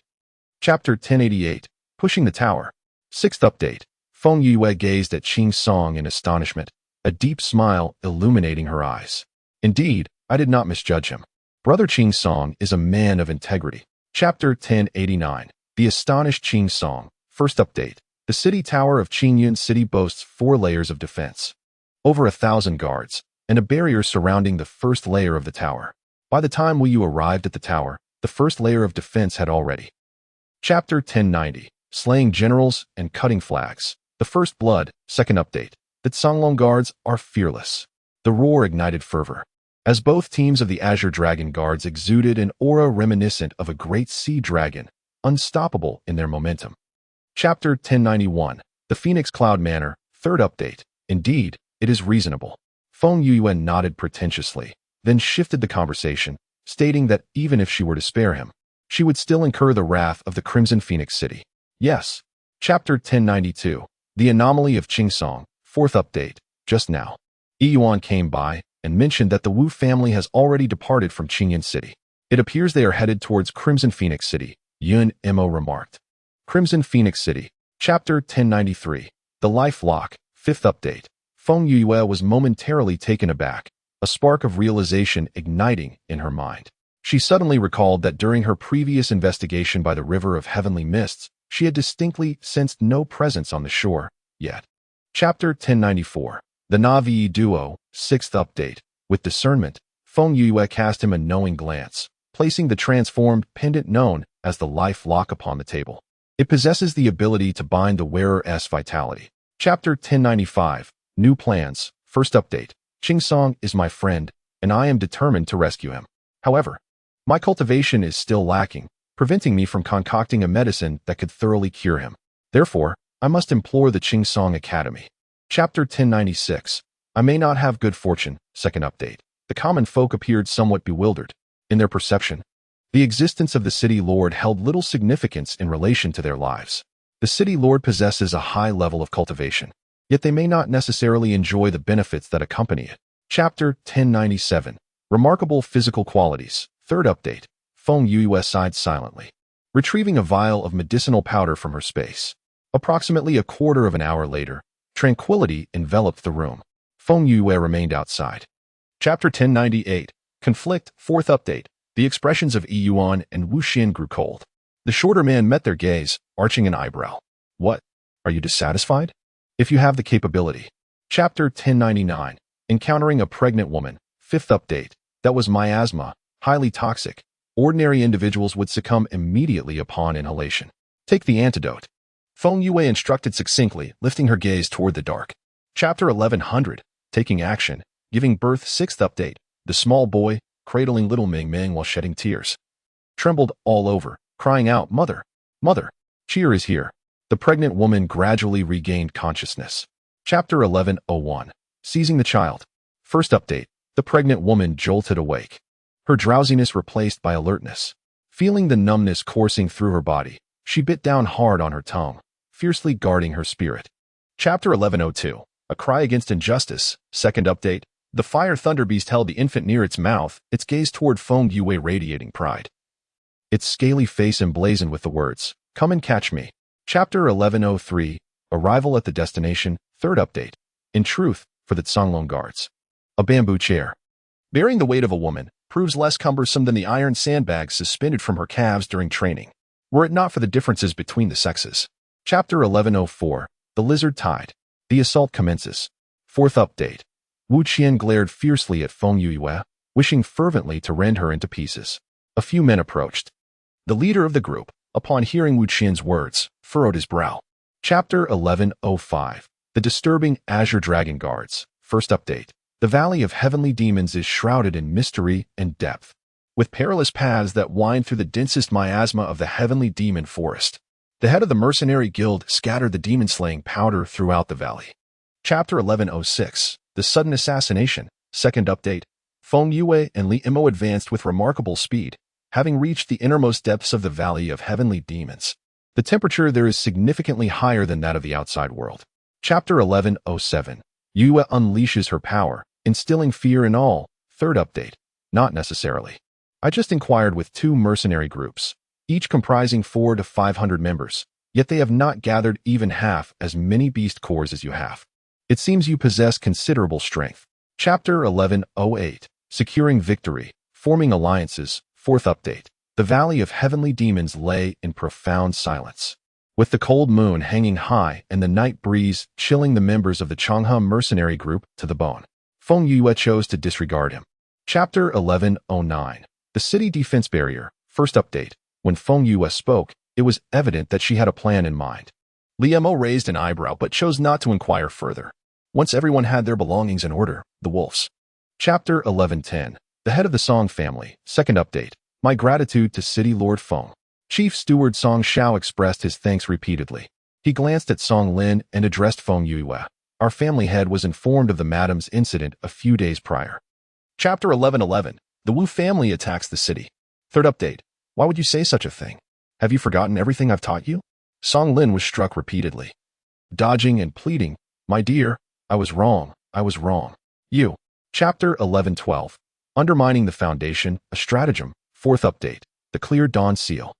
Wu Ning immediately recognized that the city defense barrier originated from the Clear Dawn Seal. Veins bulged on his forehead, and his teeth gnashed together.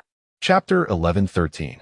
The Fall of Crimson Phoenix City. First update. On the battlefield, roars, explosions, and the clash of weapons blended into a deafening cacophony.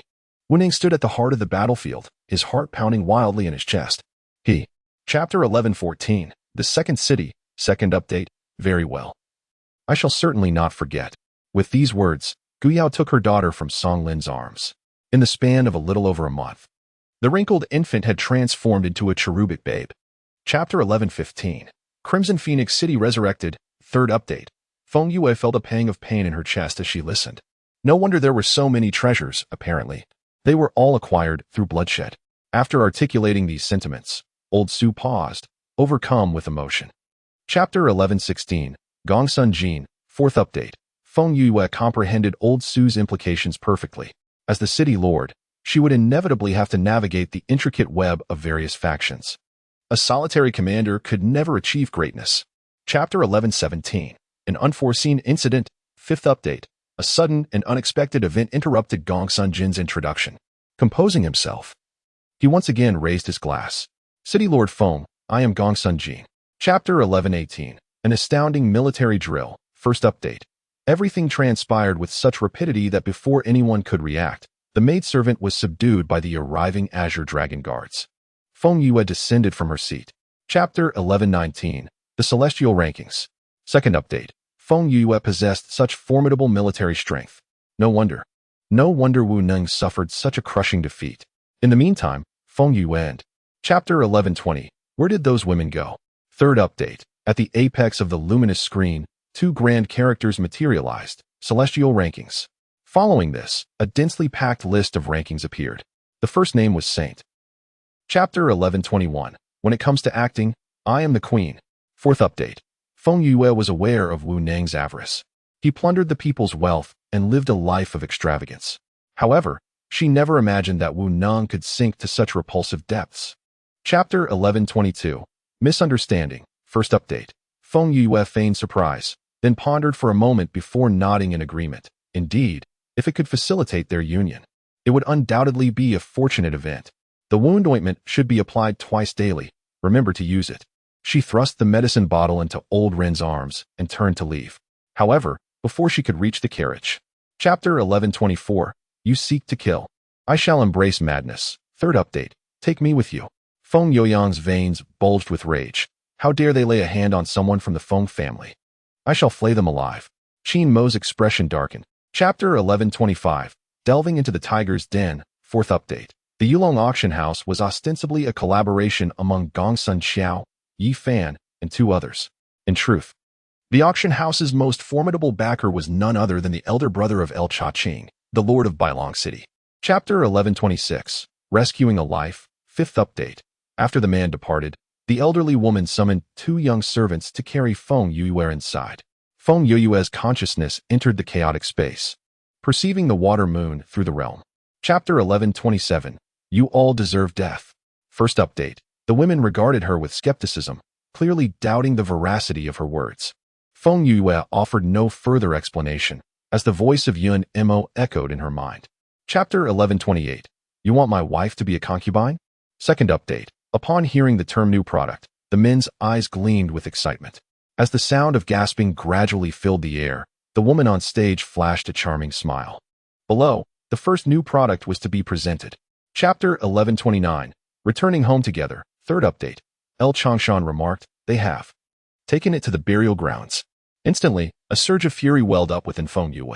The burial grounds. Chapter 11:30. Life for life. Debts paid by offspring. 4th update. He crouched down, trembling as he reached out to touch her. Chapter 11:31.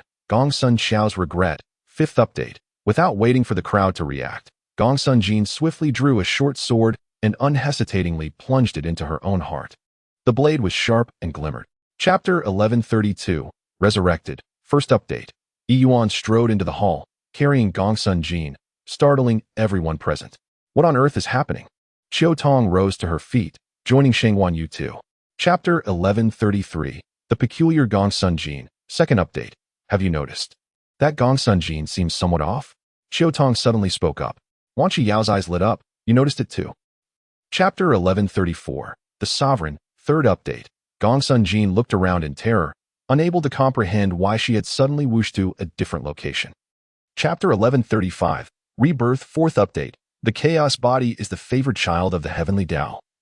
Once it merges with 5 pieces of the Chaos Divine fragments and cultivates the Chaos Divine art to its peak, it will become the God of Chaos.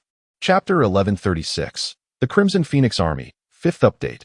Gongsun Jin's revival was not concealed by Feng Yue. After all, once the spiritual banner of the city lord's residence was lowered, this matter could no longer be kept secret.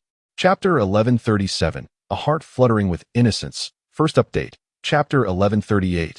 Life is not worth it. 2nd update. I am hungry, she murmured. Yun Mo chuckled softly, pulling her close and pecking her on the lips. The food was warming in the pot. I will attend to it shortly. Chapter 1139. Go to the study. Third update. Junior sister, there are matters in the military camp that require your attention. However, you should rest for a while first. Feng Yue was bewildered. Why should I rest? Chapter 1140. The Mercenary Guild, Heavenly Pearl, fourth update. The chaotic body was surrounded by peril, with numerous individuals coveting the chaotic divine status. Additionally, the impending calamity yet to manifest posed challenges that must be faced in the future. Chapter 1141. Chick's Beak. Pig Snout, first update. Half an hour later, Hua Chun and the others rose to take their leave. Feng Yue escorted them to the door, watching them depart. Miss Yi Yuan approached. Chapter 1142. The Great Battle Against the Fire Dragon, second update. After lunch, everyone continued their journey. The sun gradually shifted from directly overhead to the west, and the originally azure sky had unknowingly been tinged with a soft blush of pink. Chapter 1143. The Mistress is Climbing the Wall. Third update. Everything is well, everyone is fine. Hua Chun cupped his hands in gratitude, acknowledging the assistance of the City Lord of Feng. The City Lord, possessing formidable strength, coordinated seamlessly with the brothers of the Zhanglong Guard. In Chapter 1144, The Fiery Skies, Part 4. Oh, miss, is that you? Feng Yue paused, nearly singeing her fingers with the spark. She discarded the fire stick and turned to see. In Chapter 1145, The Unfortunate Lu Yong, Part 1. The group sat within the barrier, the cool ice beneath them, savoring delectable roasted meat and sipping sweet fruit wine. While outside, flames danced chaotically across the sky, cascading like.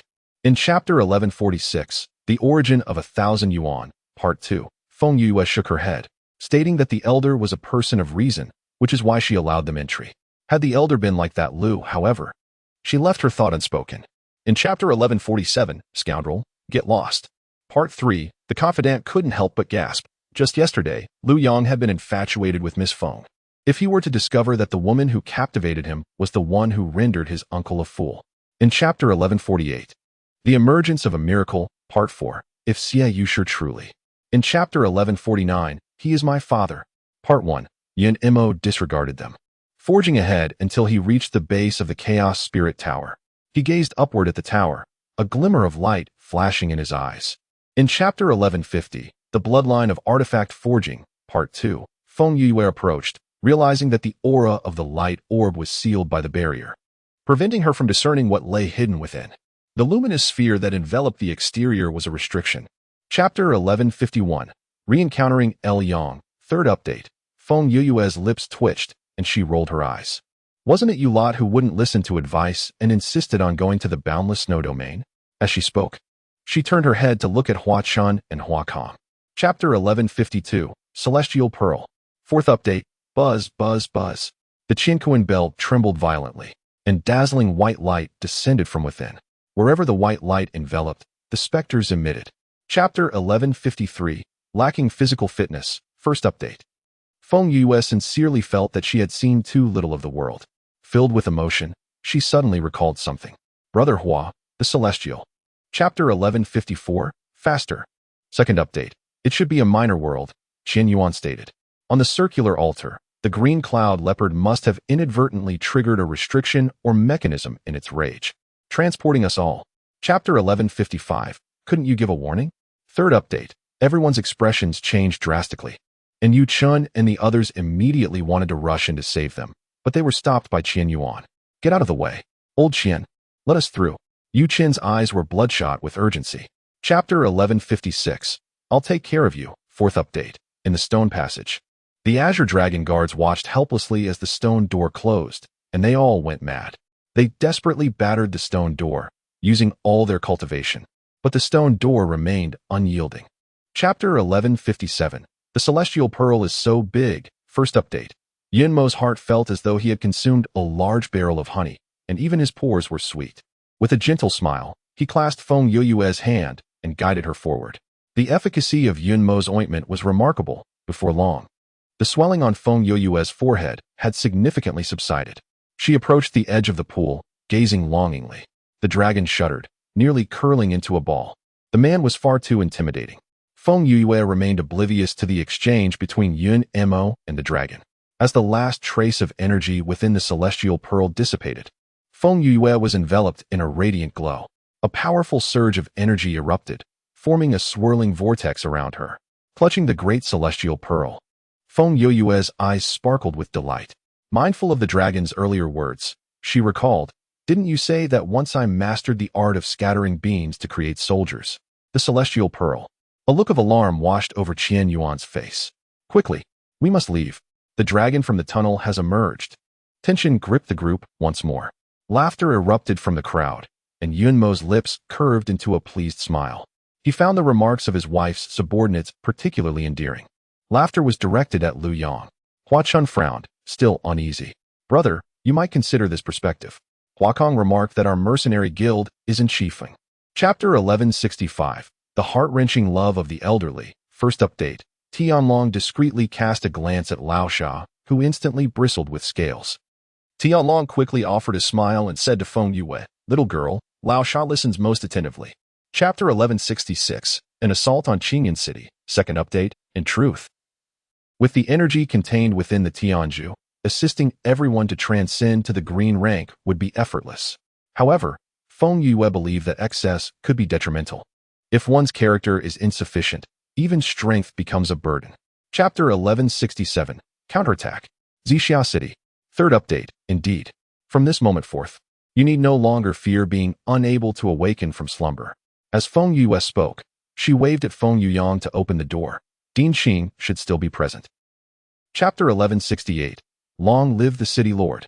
Fourth update. Qin Mo narrowed his eyes, preparing to release a third arrow.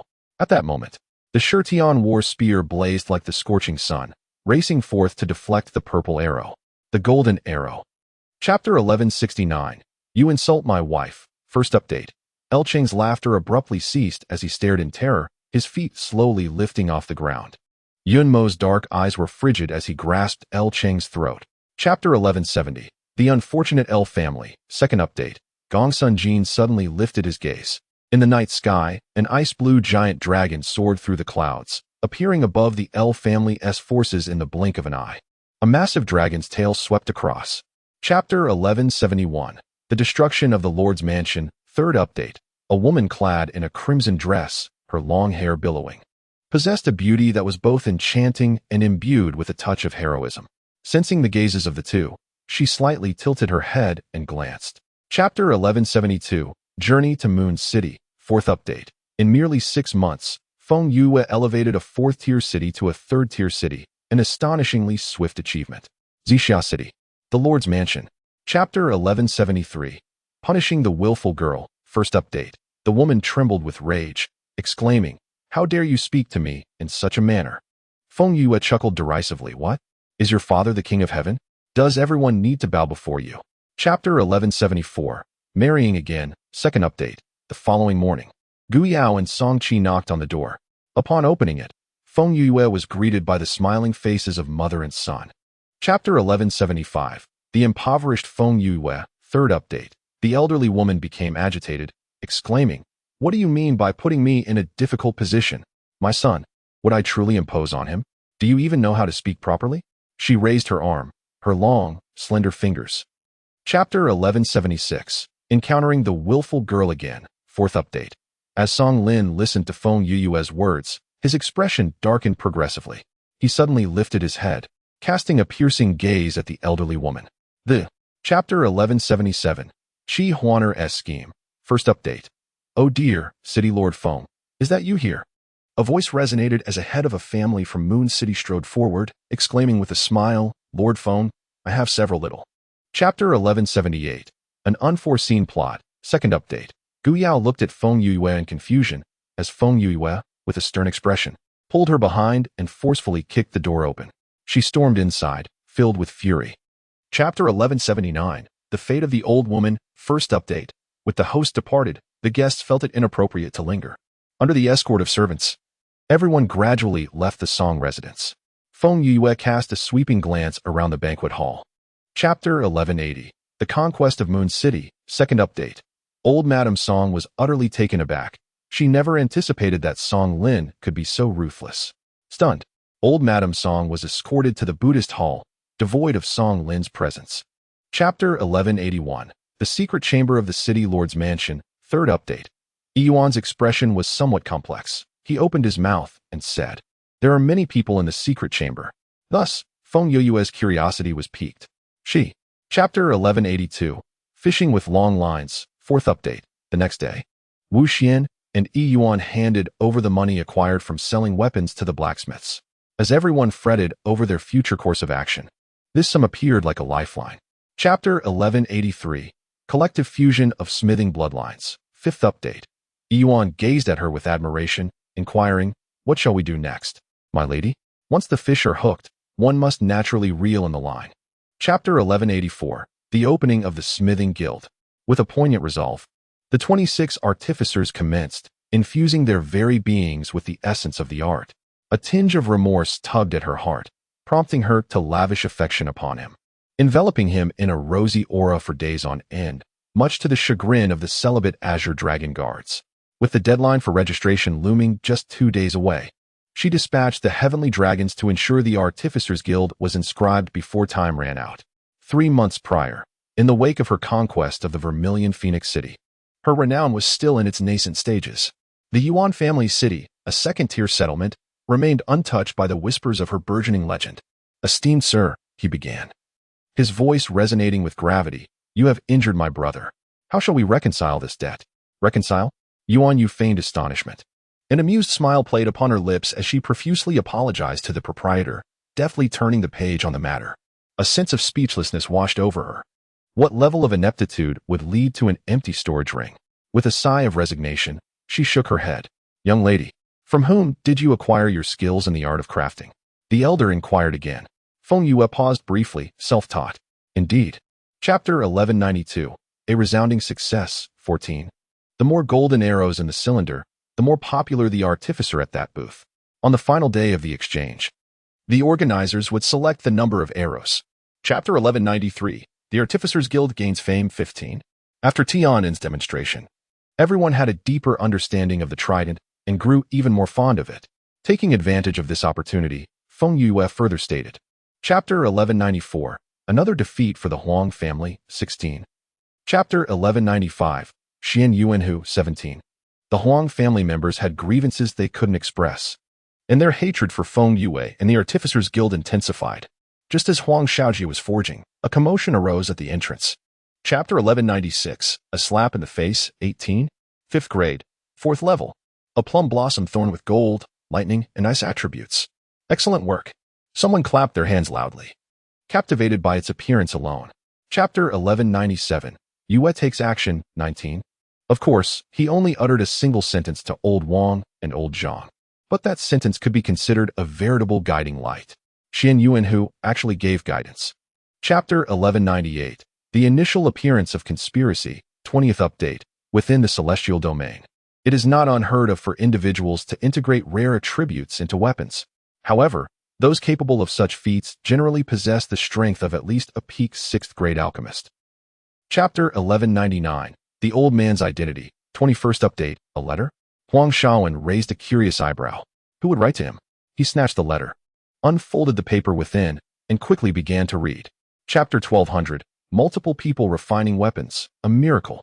22nd update. Proceed according to the plan we devised last night, he stated gravely, his stern gaze sweeping quickly over Feng Yue's direction. 2nd brother, 3rd brother, 4th sister, 5th sister. Chapter 1201. Slap in the face. 23rd update. Buzz. A tremendous hum resonated in everyone's ears as a golden spear shot forth from the light, darting through the hall like a swimming dragon. Chapter 1202. Holding a grudge. 24th update. Since the door is unlocked, let's depart swiftly. Guild leader Feng. Will you accompany me? Xian Yuanhe inquired. Feng Yue nodded. It would be my honor. Chapter 1203. The Alchemist Guild is cheating. 25th update. Those who were initially unable to make a purchase were now satisfied, expressing their intention to visit. Guild leader Feng. Moon City is quite a distance from here. Why don't you consider? Chapter 1204. Conclusive evidence. 26th update. Amidst the widespread indignation, Feng Yue rose to her feet, pressing her palm down in the air. Silence. Suddenly, the members of the Refining Association fell silent. Chapter 1205. Feng Yue strikes back. 27 updates. Chapter 1206. The mysterious figure appears. 28 updates. In front of everyone, Xianyuan Mu infused his mental energy into the water moon mirror. Chapter 1207. The Yuan family. 29 updates. The old man hurriedly approached, respectfully addressing him as ancestor. Feng Yue was on the verge of madness at this scene, with his entirely white hair. Chapter 1208. The fate of the Huang family. 30 updates. Fortunately, Feng Yue refrained from bowing, not wanting to provoke Huang Shaoan further. However, the unfriendly gaze of Yuan Mingjing was far more terrifying to Huang Shaoan than any bow from Feng Yue. Chapter 1209. Who is young Master Yin? 31 updates. Feng Yue smiled and nodded, expressing gratitude to the ancestor. The audience, listening to the conversation between Yuan Mingjing and Feng Yue, was so astonished that they nearly dropped their chopsticks. Chapter 1210. The fate of Qi Wang. 32 updates. The younger generation acknowledges him. However, my understanding of Qi Wang differs significantly from what the Yang family head has heard. Your wayward nephew has actually been expelled by me. Chapter 1211. The death of Qi Wang. 33 updates. A glint appeared in Feng Yue's eyes as a pitch-black dagger flew forth, swiftly piercing through Qi Wang's forehead amidst his horrified gaze. Chapter 1212. A vexing old codger thereupon, Xianyuan Mu became quite smug, incessantly flaunting his discerning judgment before Xianyuan Hu. The latter, amidst his amusement, quietly etched Feng Yue into his memory. Chapter 1213. A Crimson Spectre. Feng Yue was amused. Very well, should time permit, I shall certainly visit you. Xianyuan Mu was grudgingly appeased. After a moment's contemplation, he retrieved an item from his ring. Chapter 1214. Breakthrough. Subsequently, his eyes rolled back, and he breathed his last. The woman in red was momentarily stunned, her pallid fingers probing for a pulse. Deceased? Chapter 1215. The matter of progeny who could fault Song Lin and Gu Yao for their perspicacity in forging a bond with Feng Yue when she was bereft of all possessions? For it is in adversity that true friendship is revealed. Chapter 1216. A rescue patriarch Song. It would behoove you to remain. I shall venture forth to rescue Cheer. The Song household is in such disarray. As the cornerstone, you cannot depart. Furthermore, the manor. Chapter 1217. An enlistment of 2,000. The local garrisons of Moon City and the other 3 cities cannot serve as her personal confidants for expeditions. And the Azure Dragon Guard, numbering only 300, is far too few. Feng Yue. Chapter 1218. The Azure Dragon Army, the Azure Dragon Guard.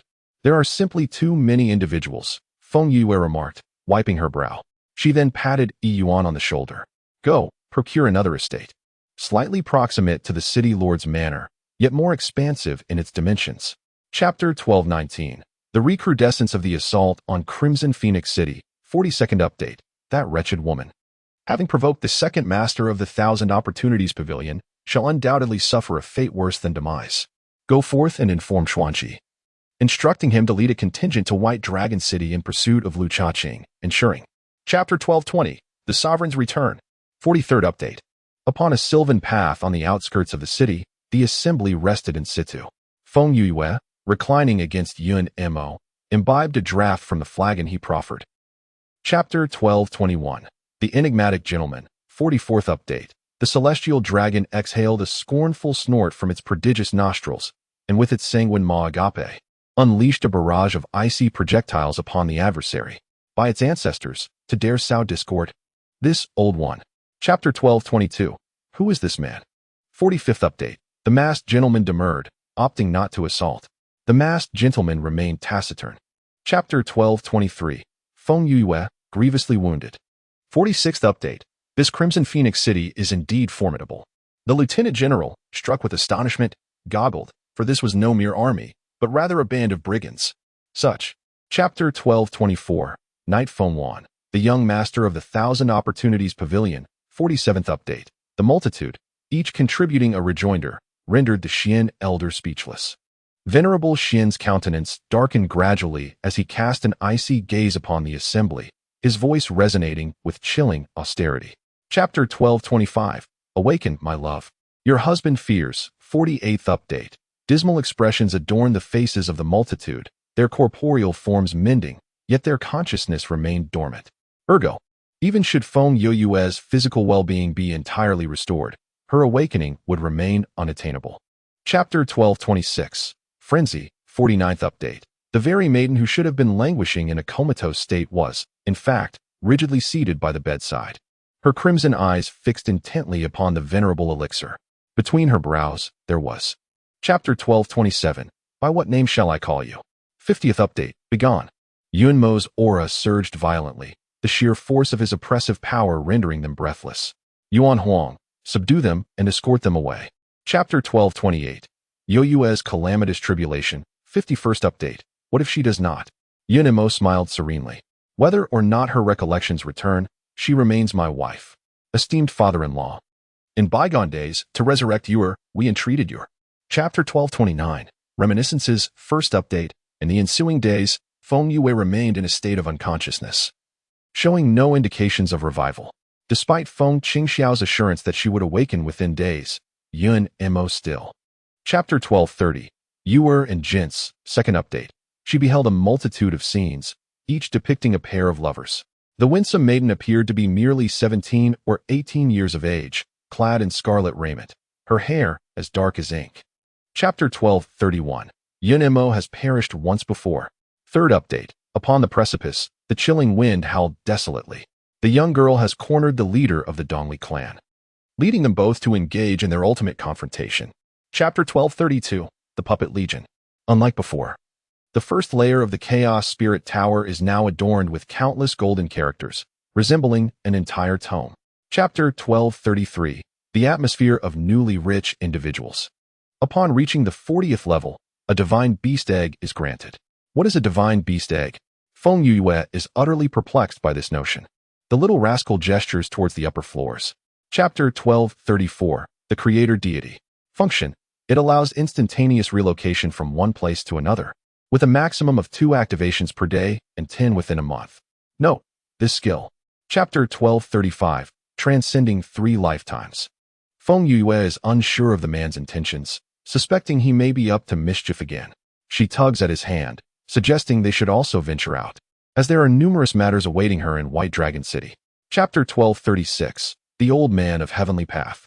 Do not fret, Yuer, Yun Mo reassures, playfully twirling her hair with his fingers. The divine essence is intact, merely sustaining some damage. Chapter 1237. The True Form of Yun Mo. The Crimson Dragon nods, affirming his recollection. Yun Mo then inquires, are you aware of the last remnant of power that Yuer possesses? Chapter 1238. The Siege Begins, Part 3. Although White Dragon City is a second-tier city, with the experience of managing the 4 cities of Red Phoenix City, Feng Yue navigates her duties with remarkable ease. She first gathers. Chapter 1239. Momentum like a rolling tide, Part 4. This girl is actually at the peak of the blue grade.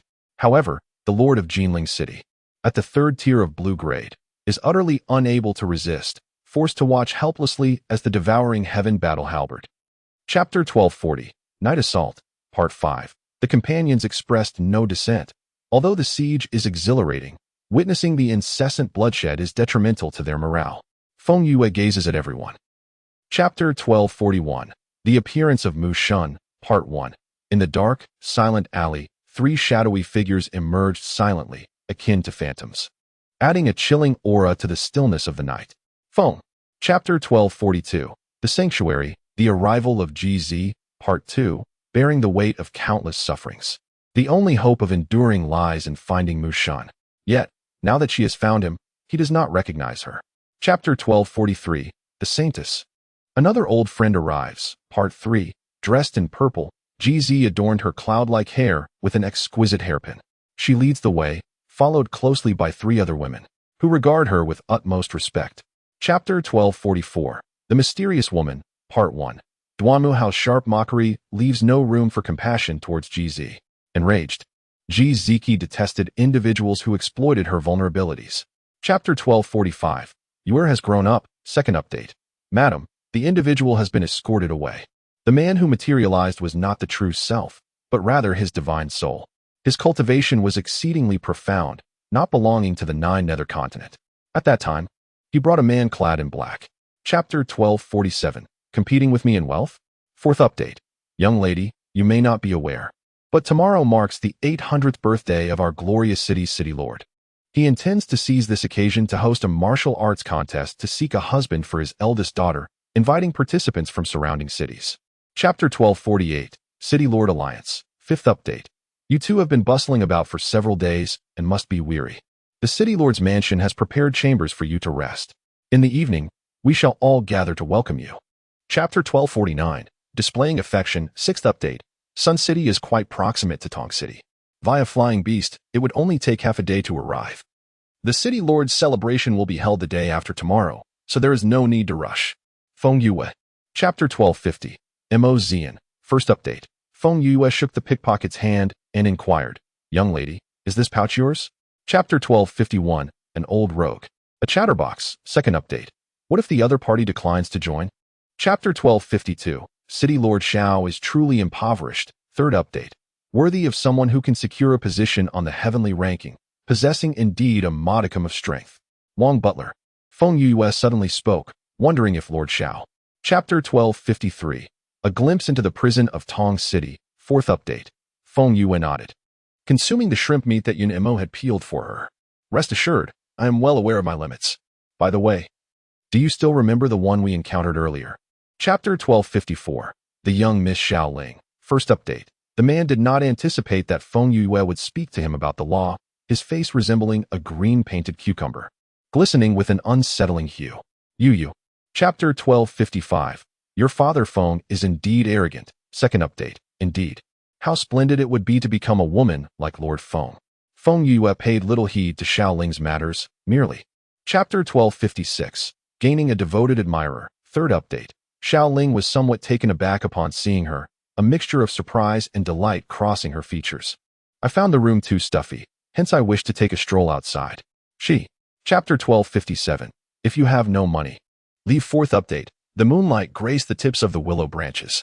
Tong City is situated within the sphere of influence of the Thousand Mechanisms Tower, near the central area.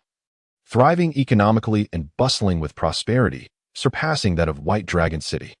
Chapter 1258, Inflicting Misery on the Despicable, 5th update. If one were to inquire what Xiaoying despised most in her life, it would undoubtedly be her own identity. She was born of a concubine, a child of lesser status. Even though she was greatly cherished by her mother, there remained. Chapter 1259, Unworthy of Fatherhood, 1st update. The radiant moonlight cascaded like a silver river, illuminating the striking figure clad in red. Chapter 1260, Eventually Underfoot, 2nd update. Yun Mo draped his outer robe over her shoulders, speaking softly, I cannot bear to let you go alone. Let us go together. Feng Yue nodded, supporting. Chapter 1261, The City Lord's Assembly, Turbulent Undercurrents, 3rd update. Attendees gradually arrived for the City Lord's Assembly. Amidst the melodies of silk and bamboo, Xiao Etian entered, accompanied by a stunning woman, Xiao Yin, and a young man. Chapter 1262, A Slap in the Face, 4th update.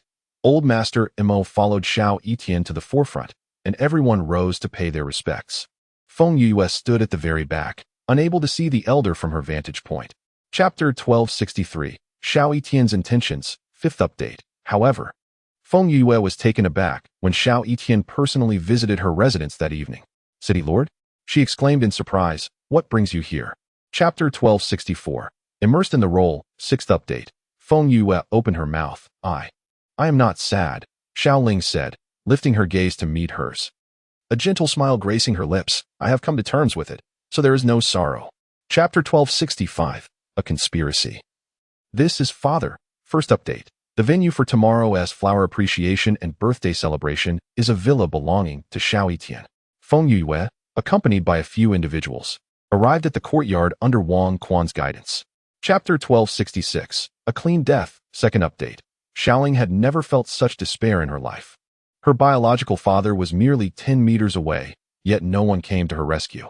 Chapter 1267, The Siege. 3rd update. At this moment, the flesh on Xiaoling's body had been entirely flayed, revealing the ghastly, shattered white bones within. Even the ancient medicine, having lived for over 100,000 years, found this sight horrifying. Chapter 1268, 30 Cities Demand a Person, 4th update. Xiaoyu let out a heart-wrenching scream, his face growing increasingly purple from the tightening of the whip. Let go of me. Please, let me go. He struggled with great effort. Chapter 1269, A 3-Day Truce. Self-provided accommodation, 5th update. The jest from Yi Fengwan elicited uproarious laughter from the crowd. Feng Yue shook her head in amusement, and with a resounding clap, she slammed the city lord's order onto the table. Chapter 1270. Impeccably fortified. First update. The moment the banner was unveiled, an eerie silence enveloped the entire venue. The soldiers who had been shouting and cursing moments before were now rendered speechless upon seeing the 8 bold characters inscribed on the banner. Chapter 1271. Cutting off the source. Second update. Emo Xian's eyes widened gradually, an overwhelming sense of shock surging within him. Nearly 20,000 men had all been defeated. Emo Xian. Chapter 1272. A sensation in the celestial domain. Third update. The woman in red stood amidst the night, her hair gently dancing in the breeze. Upon hearing the inquiry from Emo Xiang, she delicately raised an eyebrow, her smile radiant yet beguiling. In Chapter 1273, the return of the Chaos Divine Envoy, the elder Emo inquired, what purpose does she have in taking Xiao Etian out? Emo Xiang hesitated slightly before responding, Granduncle.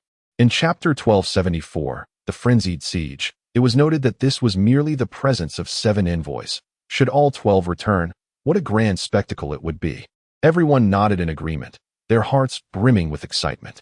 In Chapter 1275, the death of Xiao Etian, Xiao Ling was astonished to find herself still alive. It felt as if she had traversed a long, harrowing nightmare, engulfed in darkness, with countless shadows lurking in the abyss. In Chapter 1276, spring has arrived.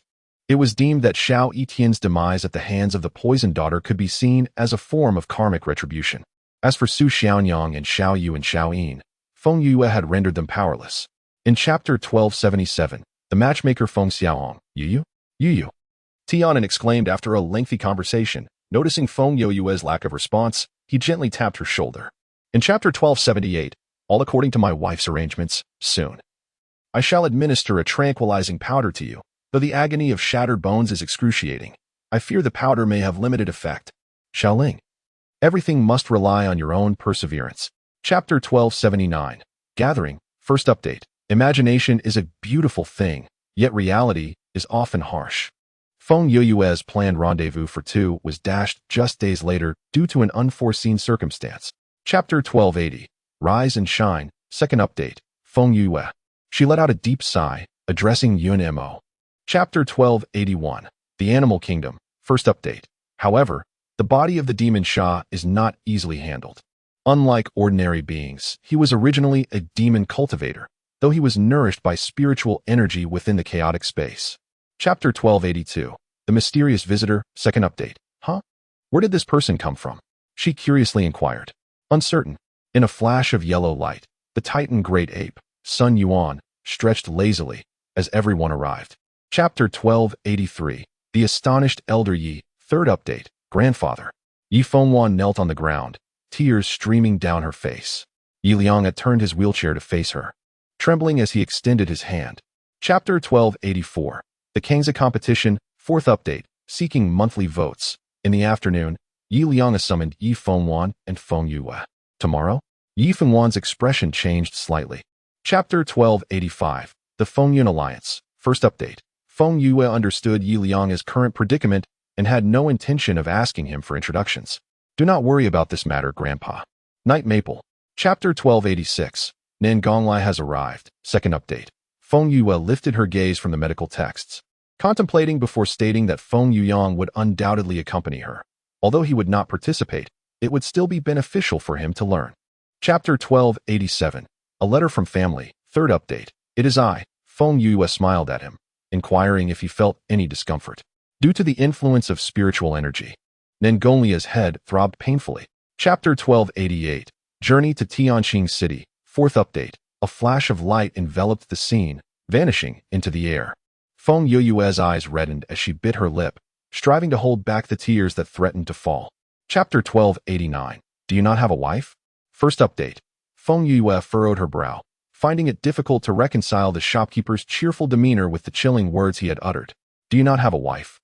Chapter 1290. Who compensates whom? Second update. The pallid face of the blood-losing pregnant woman gazed at the tiny infant before her, tears of excitement streaming down her cheeks. Hold on. Feng Yue's medical skills are. Chapter 1291. A gray shadow. Third update. Miss Su San was taken aback. What? Feng Yue kindly reiterated, I saved your person and helped you eliminate your life debt. You. Chapter 1292. The competition begins. Fourth update. The young girl gratefully accepted the address of the Yuan family's villa, expressing her thanks. Feng Yue gently patted her shoulder. I must take my leave now. The innkeeper. Chapter 1293. A remarkable woman. First update. Feng Yue slowly turned around and beheld Su Man standing not far behind her. How small the world is. It turns out to be Miss Su San,